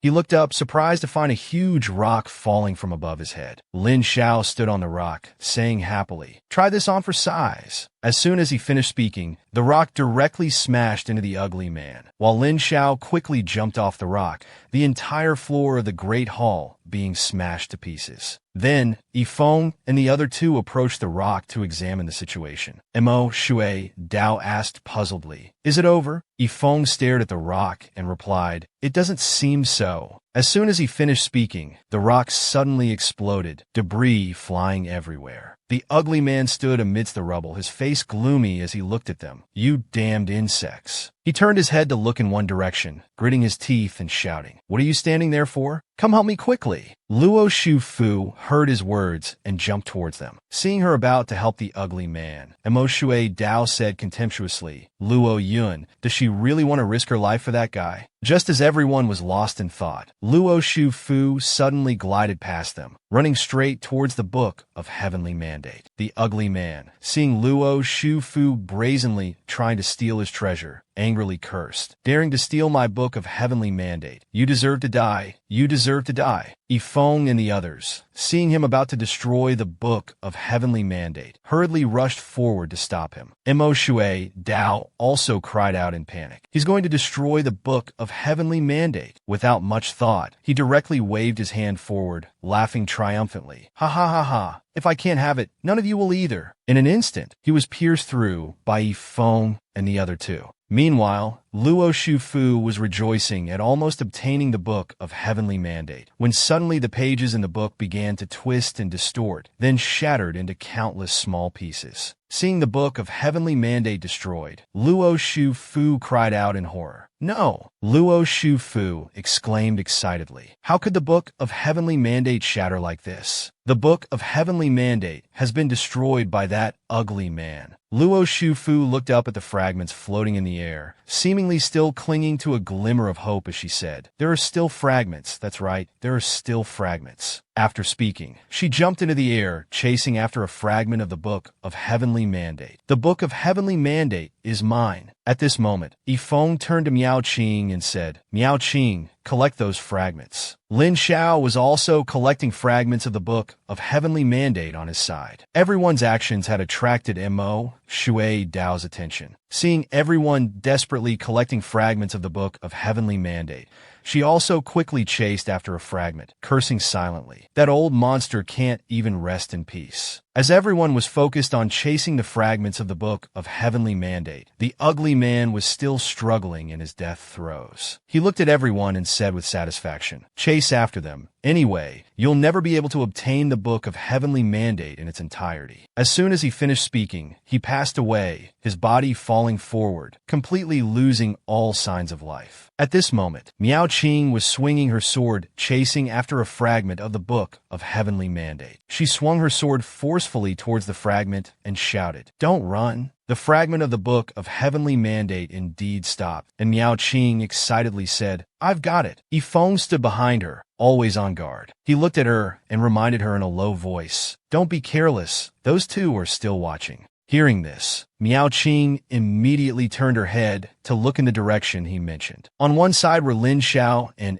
Mo Shui Dao. Miao Qing looked at them questioningly. "Don't tell me you want to rob us?" Lin Xiao, after witnessing Yifeng's strength, was also a bit cautious. He raised both hands and said, "If it's not necessary, I don't want to either. But I think, once the extreme burst effect of Taoist Wu Qin ends, even if I don't rob you, Fairy Mo will make a move." Hearing him mention her, Mo Shui Dao coldly continued, "Taoist Wu Qin, I think there's no need to say much about the principle of the big fish eating the small fish, right?" Seeing them about to turn hostile, Yifeng drew his sword and said, "If that's the case, It seems we'll have to fight. Just as everyone was about to make their move, a major change suddenly occurred in the Immortal Palace. Yifeng was also startled by this. Lin Xiao hurriedly reminded everyone, "This is bad. The Immortal Palace is about to close. We must quickly get out." With the Immortal Palace about to close, Moshe Dao no longer had time to fight for the fragments of the Book of Heavenly Mandate. She turned and said, "Taoist Wu Chun, it seems we can only say goodbye for now, but I believe we will certainly have a chance to meet again in the future." After speaking, she and Lin Xiao left under the watchful eyes of Yifeng and Miao Qing. After they left, Miao Qing said to Yifeng, "We should also quickly get out." He turned his head to look at her and replied, "We'll meet outside." After speaking, Miao Qing left, leaving only Yifeng standing there watching. After everyone had left, he opened his mouth and asked, "Reincarnation Immortal Palace, how much longer until it completely closes?" The gentle voice of the Immortal Palace rang out, "1 moment." Hearing the answer, he exhaled, "Indeed, it's not wrong. After inheriting the Immortal Palace, I truly have gained quite a bit of control over it." Then he commanded, "Reincarnation Immortal Palace, besides me, there is one more person from outside. Transfer the power of movement to her location." As soon as Yifeng finished speaking, a beam of golden light shot straight towards him, accompanied by the voice of the Immortal Palace, beginning transmission. Seeing his words take effect, Yifeng said happily, "It really works." At this moment, Luo Shufu was wandering in the Immortal Palace with a fragment of the Book of Heavenly Mandate, unable to find a way out. She looked helplessly at the fragment in her hand and said, "The Immortal Palace is about to close." Just then, Yifeng's voice rang out, "Fairy Luo should hand over the Book of Heavenly Mandate." As soon as he finished speaking, she immediately turned and said, "You really could find me." She looked at him, hesitantly proposing a condition. "These fragments of the Book of Heavenly Mandate, along with the remaining reincarnation stone tablets, can all be yours, but I have one condition." Yifeng heard this and let out a surprised "Oh." She shamelessly continued, "You take me out,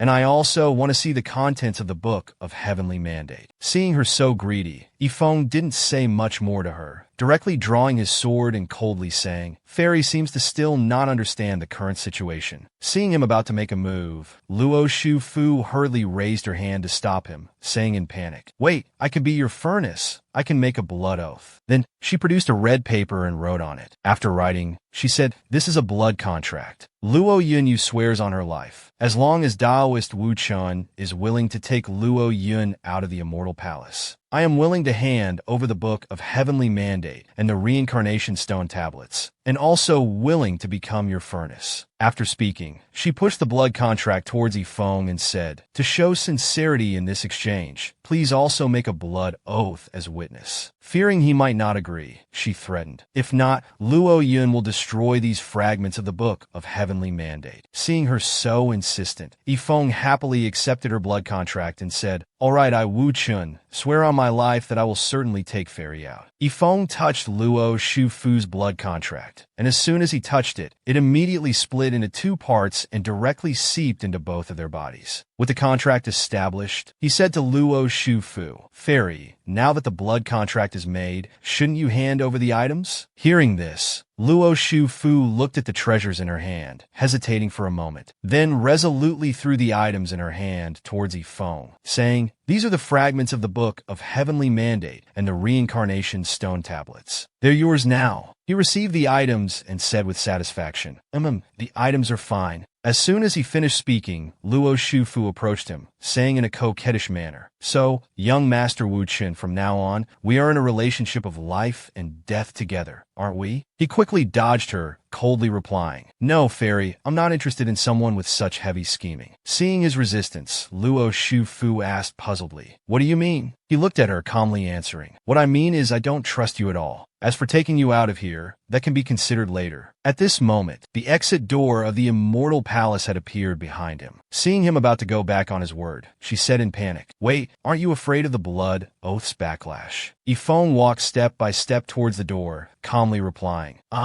sincerely advising Fairy, next time when making a contract with someone, It's best to confirm the other party's true identity first. Seeing herself so miserably tricked by him, Luo Shu-fu angrily drew her weapon and shouted, "You bastard, stop!" At that moment, the exit gate of the immortal palace before her eyes slowly closed, then completely disappeared. She only heard Yifeng's voice echoing back, "Take care, fairy." As soon as Yifeng left, she collapsed to the ground in despair. She widened her eyes, her pupils contracting with anger, gritting her teeth and saying, "Wu Chun, Wu Chun, I'll remember you." At this moment, Miao Qing was standing by the shore, anxiously looking towards the gate of the immortal palace. Why hasn't he come out yet? The immortal palace is about to close completely. Just as she was worrying, Yifeng appeared and stepped onto the shore. Seeing him come out, Miao Qing excitedly ran over. "Little Feng." As soon as he stepped out, he collapsed to the ground, both hands clutching his chest and coughing violently. Cough, cough. That woman's final strike was really not light. Seeing him so severely injured, Miao Qing worriedly went to his side and asked, "What happened to you, little brother? And your aura has also dropped to Foundation establishment." Seeing her so worried, he lightly concealed what had just happened. "It's just the side effect of reforming the core. If not for that, I wouldn't have been injured by that final strike." He comforted her. "It's fine, it's just that the golden core's quality was too poor. It was meant to be broken anyway." But Miao Qing still worriedly said, "That's easy for you to say. Forming the core and then reforming it, this is serious damage to your foundation. Moreover, forming the core isn't that simple. This won't do.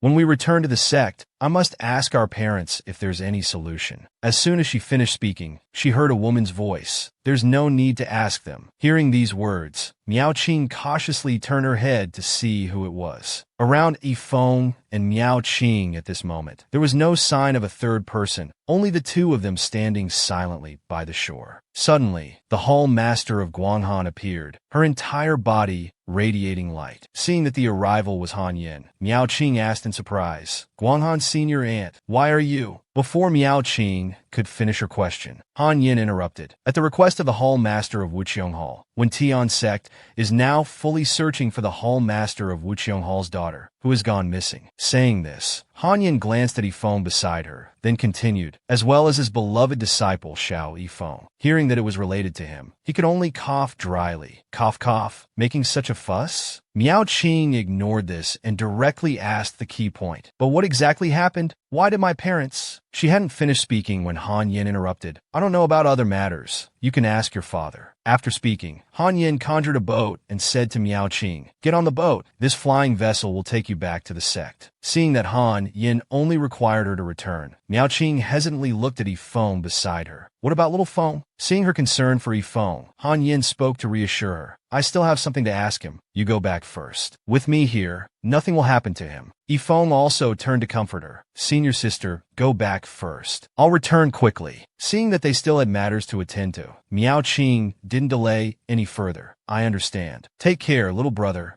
After speaking, she boarded Han Yan's flying vessel and disappeared into the blue sky. Now only Yifeng and Han Yin remained. He awkwardly scratched his head, forcing a smile, and said, "Ha, Han Yin." "Oh." Han Yin looked at the wounds on his body and asked sternly, "Who beat you into this state?" Yifeng and Han Yin were now by the riverside. He was trying to explain his injuries to her. "It's really nothing. The person who injured me has been sealed in a relic isolated from the outside world." Han Yin, seeing him stammering, said disapprovingly, "If you won't explain clearly, I'll investigate myself." After speaking, she reached out towards Yifeng, and immediately the puppet she had given him earlier automatically flew towards her. Seeing this, Yifeng said in surprise, "Ah." He looked at the puppet in Han Yan's hand, seeming to understand her intention. "It's that puppet." Han Yan looked at the puppet in her hand and said softly, "I'm not proficient, I'm sorry. But through direct contact, I can still know what the puppet has experienced before." Then, she carefully observed him, frowning and asking puzzledly, "Is there something you're afraid I'll see?" Seeing the doubt in her eyes, Yifeng hurriedly waved his hands and explained, "Just kidding. I'm so pure. What would I have to be afraid of?" As soon as he finished speaking, Han Yin looked intently into the puppet's eyes and said, "But I remember very clearly. Wasn't your mother able to use this puppet to temporarily cover consciousness?" She closed her eyes and continued helplessly, "I try every day, but I can't connect with that side." Seeing her care for him like this, Yifeng said happily, "It seems mother cares about me a lot." Before he could finish speaking, Han Yin suddenly burst out with a powerful force, forcing him to quickly retreat several meters. At this moment, Han Yan's face was full of anger, gritting her teeth and saying, Luo Shu Fu, Chan Mian Pavilion. Do they think our Tian sect has no one? Seeing her so agitated, Yifeng moved closer and said softly, Wife, please calm down. As soon as he finished speaking, Han Yan immediately turned to look at him, angrily questioning, And you too, why are you, at Foundation Establishment stage, not in the newbie village killing monsters, but running around provoking Golden Core stage cultivators? Hearing her say this, he embarrassedly replied,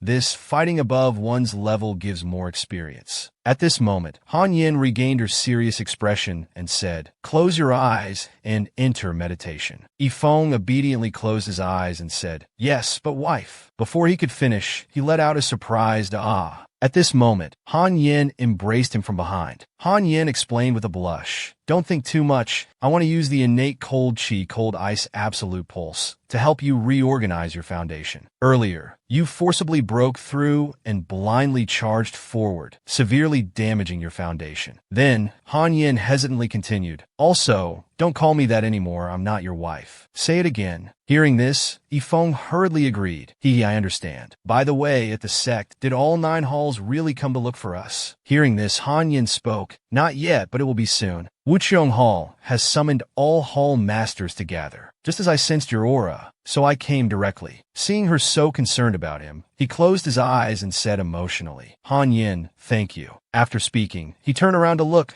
but said disappointedly, Oh, is it over already? At this moment, Han Yin had already left his side and retreated. She replied, Almost done. Next is another issue. Yifeng heard this and asked curiously, What issue? As soon as he finished speaking, she took him and flew away. Only the faint dialogue between the two could be heard. It's just Guanghan Hall. It won't be a problem, right? No problem. I've left a puppet behind. This time it's an improved version. It can conceal for a while. Meanwhile, at Tian Sect's Guanghan Hall, in front of the main hall, a female disciple was respectfully bowing, holding something in her hands. The woman called softly, Master, are you there? The hall master of Wuqiong Hall invites you to a meeting. As soon as the woman finished speaking, a cold voice was heard from inside the hall. I'm in closed cultivation. If there's nothing important, don't disturb me. The woman heard this and embarrassedly continued. Yes, but didn't you tell me earlier to pay attention to matters concerning Wuqiong Hall? This is as per your instructions. As soon as the woman finished speaking, she heard Han Yan's voice coming from inside the hall. Whether there's business or not, what should be done and what shouldn't be done? Wait. Hearing these words, the woman could only remain silent, no longer understanding what her master was saying. Yifeng and Han Yin were now walking on a main road in Yuan High Kingdom. As they passed by a house, an old man reached out his hand, begging them, Young master, please spare some food. Seeing the old man so poor, he took out a silver ingot and placed it in the old man's hand, saying, Old sir, I have nothing else. Here's a silver ingot for you. The old man looked at the silver ingot and said awkwardly, Can this be used? Seeing the old man hesitate to accept, Yifeng smiled and said, Please take it. Just answer a few questions for me. Hearing this, the old man clasped his hands and bowed, saying gratefully, Thank you, benefactor. Thank you, benefactor. As soon as the old man finished speaking, Yifeng seriously asked, Old sir, why has Yuan High Kingdom become like this? I remember the last time I was here, the common people could still live normal lives. Hearing this, the old man lowered his head and replied sadly, Benefactor hasn't been to Yuan High Kingdom for a long time. Times have changed. We are now at war. Hearing about war, Yifeng stroked his chin thoughtfully and said, War? Who's fighting whom? Surely Yuan High Kingdom doesn't have external enemies? The old man heard this and continued dejectedly. Benefactor, 2 years ago, the Crown Prince rebelled. Yifeng heard this and said in surprise, What? The Deyun Crown Prince rebelled? Seeing that he didn't know what had happened, the old man recounted the details. Benefactor doesn't know. 2 years ago, some immortal revealed that the Crown Prince was having an affair with the Empress. The Emperor was enraged, and the Crown Prince rebelled. The old man continued gently. After 2 years of fighting, just as the Crown Prince was about to be captured, several female immortals suddenly appeared in the sky to help the Crown Prince. At this point, the old man's voice lowered. The army was routed by these female immortals. They were no match at all. Soldiers' corpses lay everywhere. Blood was everywhere. The crown prince was supported by 3 fairy maidens to ascend the throne as emperor, and then the crown prince became the current emperor. After speaking, the old man sighed. The crown prince ascended the throne and became even more brutal than the old emperor. Almost all food was confiscated. Taxes for each household increased several times. Those who could flee have fled, but I'm old and can't move. After hearing about the Deyun crown prince, Yifeng said angrily, I never thought that sparing his life back then would bring such great trouble. The old man heard him say this and asked in confusion, what did you say? As soon as he finished speaking, he and Han Yin had already left. Before leaving, he turned his head to look at the old man and instructed, It's all right, I have other matters to attend to. I'm leaving first. Take care of yourself. The old man heard this and replied happily, It's nothing, it's nothing. With the silver ingot you gave me, this old man can live for a long time. Benefactor, go safely. After leaving, he turned to Han Yin and said, Wife, look, those demon women from Chan Mian Pavilion before are now with that crown prince. Han Yin heard this and coldly replied, Just as well, let's go take a look. In the inner palace, in some luxurious room, Deyun was reclining on a chair, his long robe open, revealing his muscular body, looking extremely generous. Nearby, 2 beautiful women were constantly caressing his body. He looked at the woman in front of him and said smugly, Beauty Wong, tell me, am I more powerful, or is that old man more powerful? Hearing this, Beauty Wong pressed her chest against him, caressing his hair, her eyes sparkling as she looked at him and replied, Of course your majesty is more powerful. This slave has never met a man as virile as your majesty. At this moment, the beauty in his arms looked up at him and asked puzzledly, Deyun, now that you're the emperor, why haven't you killed that old man yet? And why keep the empress alive and imprisoned? Hearing this, he frowned, showing displeasure. You think I don't want to? It's mainly because the empress has some connection with Xiao Yifeng of Wentian sect. I'm afraid it might cause more trouble. She heard this and gently caressed his muscular chest, saying, Your Majesty, don't worry. If that brat dares to come, he'll surely never leave alive. As soon as she finished speaking, Yifeng appeared before them. He walked towards them step by step, saying, After not seeing each other for years, you two miss me so much. This Xiao is truly touched. The beauty who was just sitting naked in front of Deyun saw him appear and let out a scream.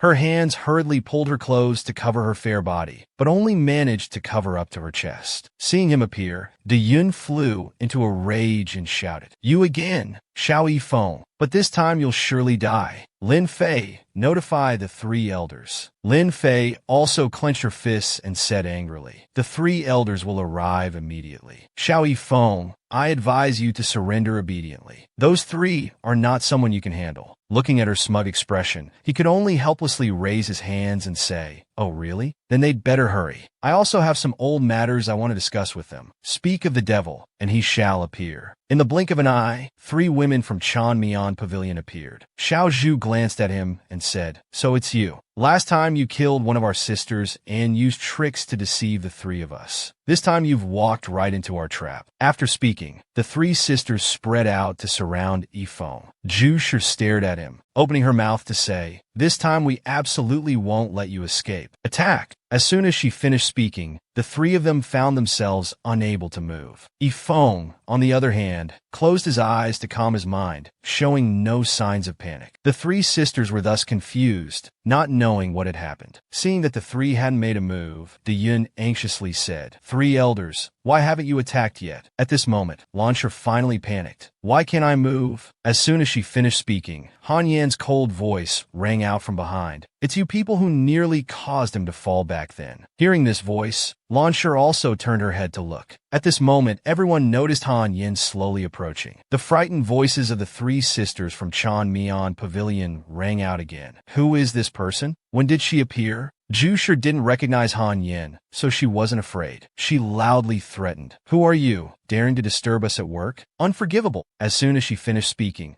Xiao Zhu fearfully stopped her. Quickly shut up. Zhu Shi, being shouted at like this, was surprised. Xiao Zhu then lowered her head and said cautiously, Senior is the Hall Master of Guanghan Hall from Wentian sect. Lansher heard this and was stunned. Wait, what did you say, sister? She's the Hall Master of Wentian sect? Zhu Shi also didn't want to be outdone, saying in panic, Are you crazy, sister? Isn't that a tribulation crossing stage expert? Don't scare me. Seeing that Xiao Zhu recognized her, Han Yin turned her head and asked, "You recognize me?" She heard this and replied, "My master was once severely injured by you, so this junior knows your appearance." Han Yin heard this and said in surprise, "Is that so? I don't remember anymore." At this moment, Launcher cautiously said, Senior is a tribulation crossing stage expert. Surely you wouldn't make things difficult for us little Golden Core stage juniors, right?" Hearing her say this, Han Yin provocatively replied without any courtesy, "Yes, I am indeed bullying you. If you have the ability, call your master out here." Hearing this, Xiao Zhu became even more frightened. "Senior, do you want to kill us just because we wanted to seek justice for Wen Tian's sect?" As soon as she finished speaking, Han Yin turned to leave, saying contemptuously, "Rest assured, you're not worthy enough for me to take action personally." At this moment, Yifeng had already walked up to De Yun, gripping his neck tightly. He looked at the terrified expression on his opponent's face and said happily, "Your Highness the Crown Prince? Oh no, it's your Majesty now. Tell me, who's going to save you this time?" The other party fearfully begged with difficulty, Spare my life. The entire Yuan High Kingdom is yours." Before he could finish speaking, there was a cracking sound. Yifeng, completely ignoring his pleas, forcefully twisted his neck. After dealing with him, he let go, and De Yun's corpse fell to the ground. He looked at the body and said with disgust, "What a boring way to beg." Meanwhile, Lin Fei, sitting behind, looked at him in horror, her whole body trembling uncontrollably. At this moment, he turned his head, wearing a smile full of hidden meaning, and asked, "Lin Fei, what do you think, Empress Lin Fei?" Seeing him turn his attention to her, she began to panic. She cautiously said, "Young Master Xiao, please spare my life. I'm willing to do anything." He turned to face Lin Fei, smiling as he asked, "Oh, you're really willing to do anything?" Hearing him say this, she misunderstood his intention, thinking perhaps she could use this waste a little, which wouldn't be bad. Then she gave him a flirtatious look, saying seductively, "Of course, I'm willing to be your furnace. As long as you agree, I can even—" Before she could finish speaking, he had already pierced her heart with his sword. She widened her eyes in shock, her mouth agape, but unable to utter a word. He looked at her with disgust and said, "You're not worthy."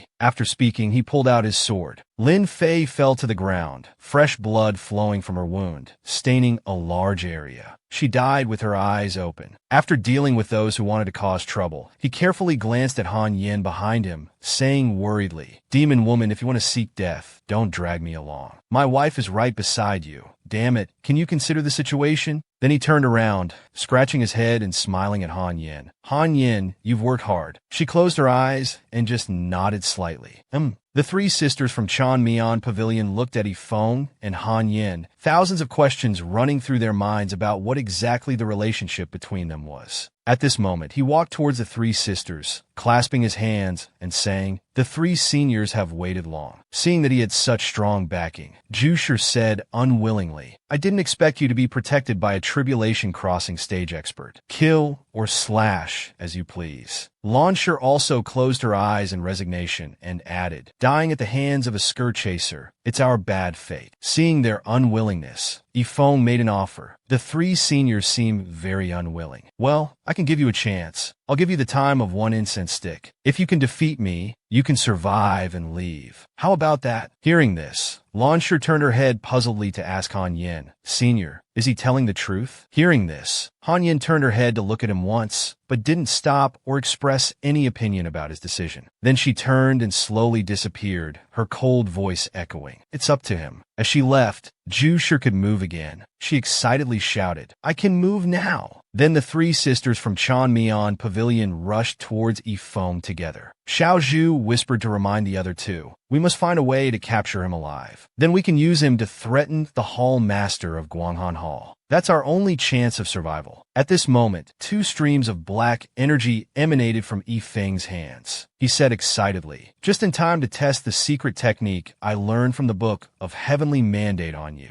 After speaking, he flashed a sinister smile and continued, "My heavenly mandate." As soon as he finished, a large amount of black energy radiated around him. He stood in the midst of the black energy, his expression unclear, but the corner of his mouth curled up in a mysterious smile. Xiao Zhu, standing in the black mist, said in panic, "What is this black mist? The others can't sense it at all." At this moment, Yifeng's figure appeared behind her, wearing a dangerous smile. Sensing this, she cautiously said, "Where are you hiding?" As soon as she finished speaking, she slapped the ground with her palm, activating the 10,000 bamboo force technique. Immediately, many sharp bamboo shoots sprouted around her. Right after, a miserable scream was heard. When she heard this sound, she immediately panicked, her eyes widening in shock. She turned her head towards the source of the sound, discovering Zhu Shi clutching her injured arm. Zhu Shi angrily said, "What are you doing? Why did you suddenly attack me?" Hearing this, Xiao Zhu calmly replied, "I clearly just attacked." Before she could finish her sentence, she heard another voice from within the black mist. "Ah, it seems you're quite dangerous."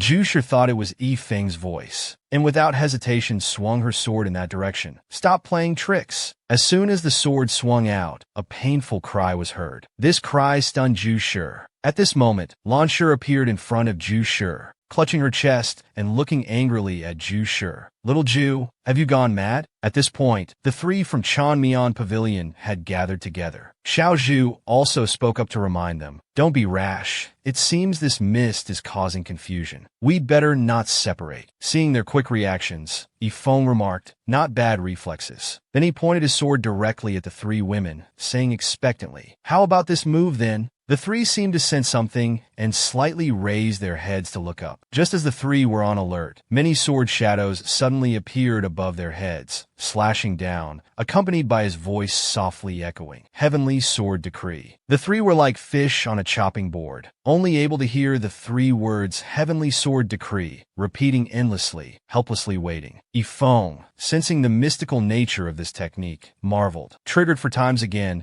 could this be the effect of the heavenly mandate on me? Perhaps it can concentrate the enemy's luck onto myself for a certain period of time. Hearing the technique he was about to unleash, Xiao Zhu hurriedly reminded the other two, "It's the opponent's killing move. Let's fight together." The other two obediently moved closer to her, forming hand seals to create a defensive formation. As the formation was completed, Zhu Shi said smugly, "With the three of us combining our golden core power, we can definitely handle him." As soon as she finished speaking, cracks appeared in their formation. All three looked up in shock. Lan Shi and Xiao Zhu, seeing the formation about to collapse, said in unison with fear, "What's happening? Why has our spiritual energy suddenly lost control?" Zhu Shi was equally panicked, saying in confusion, I don't know, it seems like there's an error in the formation." Lan Shi suddenly remembered the killing move he had just activated, her eyes widening in horror as she said, "Wait, if we're attacked now?" Before she could finish, they heard the sound of wind being sliced. Countless sword energies were fiercely slashing towards them. Those sword energies came with such ferocity that when they made contact below, a massive explosion immediately occurred. Han Yin, observing from afar, saw the room where Yifeng and the three from Chanmian Pavilion were explode, and remarked, "Is it over?" A moment later, Yifeng appeared before Han Yin, clapping his hands and laughing. "I didn't expect the heavenly mandate forbidden technique to be so heaven-defying. They just happened to encounter a flaw in their formation at the worst possible moment." Han Yin didn't seem to care much, only coldly reminding him, "Forbidden techniques all have their price. This type of forbidden technique that controls fate is likely even more dangerous. You'd better be careful." As soon as she finished speaking, he said cheerfully, "Don't worry, I understand. Let's leave things here as they are. Next, I'll take you to see the girl with a constitution similar to yours." At this moment, in a thatched house in Yuan High Kingdom, Qing Yuan and Yu Ge were standing on the upper floor, observing their surroundings. Lost in thought, she suddenly sighed. Zhang Tunji suddenly came out of the room, and seeing her troubled expression, asked, "Yu Ge, what are you sighing about?" Hearing someone approach, she turned her head to look, then gazed into the distance again, saying worriedly, "Not long ago,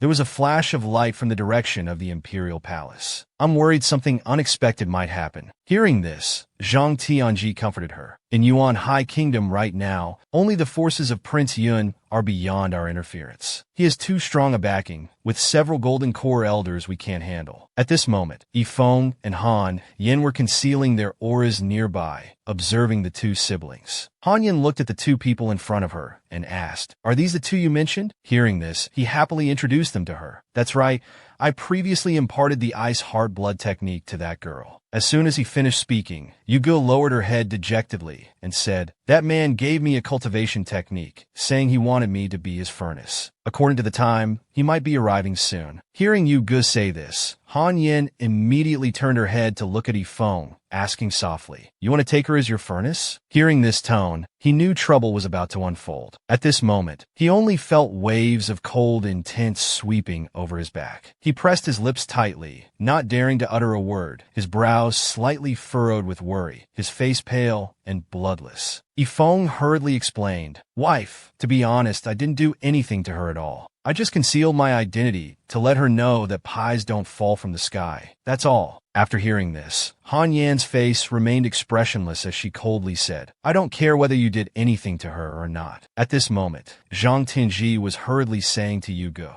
"Yugo, perhaps we can still ask that mysterious senior for help." Hearing this, Yugo lowered her eyes and said gloomily, "It's fine. Such a fate is already very good. Anyway, he really likes. There's no way he would choose me." Hearing this, he angrily questioned, "Do you still like Xiao Yifeng that much?" The senior sister by his side clearly has an unusual relationship with him. Just then, a sudden gust of strong wind blew. Zhang Tianji and Yugo both raised their hands to shield themselves, and he said in surprise, "Why is there such a strong wind?" Before they could think further, they heard a voice that was both familiar and strange. Ahem. Hearing this cough, Yugo immediately widened her eyes and said in shock, "This voice is..." Yifeng, wearing a demon mask, hovered in the air looking down at the two of them, then opened his mouth to praise. "You two have cultivated quite well." Seeing the demon mask on Yifeng's face, they thought to themselves, "Master." Then they said in unison respectfully, "Greetings, Master." Yifeng looked at them with satisfaction and said, "I'm very pleased with your cultivation. Keep it up." Then he waved his hand and continued, "Here are your next cultivation techniques, along with new tasks." Two scrolls directly fell to where Zhang Tianji and Yugo were standing. Zhang Tianji immediately took the scrolls and respectfully replied, "Yes." After they received the scrolls, he pretended to casually ask, "By the way, I just heard you mention Xiao Yifeng." As soon as they heard this name, Yugo excitedly replied, "Yes. May I ask if there's any issue with Xiao Yifeng?" Yifeng folded his arms across his chest, pretending to continue, "This master has some grudges with him. I advise you not to mention this name in the future." After speaking, he flew into the air and disappeared, leaving only Yugo and Zhang Tianji looking in the direction he left, along with his echoing voice. "Moreover, this master has left you a big gift. You can look forward to it, he." After he left, Yugo said solemnly. He seemed to be in a hurry. Zhang Tianji, however, didn't pay much attention to him and turned his head to say, "He said he gave us a gift. I wonder." Just then, a subordinate hurriedly ran over. "My lord, an urgent report." Zhang Tianji looked at him with full expectation. The subordinate knelt down and respectfully replied, "Our spies report that the emperor and the cultivators from Chanmian Pavilion have been slain by a mysterious, powerful expert." Hearing this news, he immediately asked excitedly, "What did you say?" He repeated excitedly, "The cultivators from Chanmian Pavilion are all dead?" The subordinate nodded firmly, "Absolutely correct." Seeing the intelligence was accurate,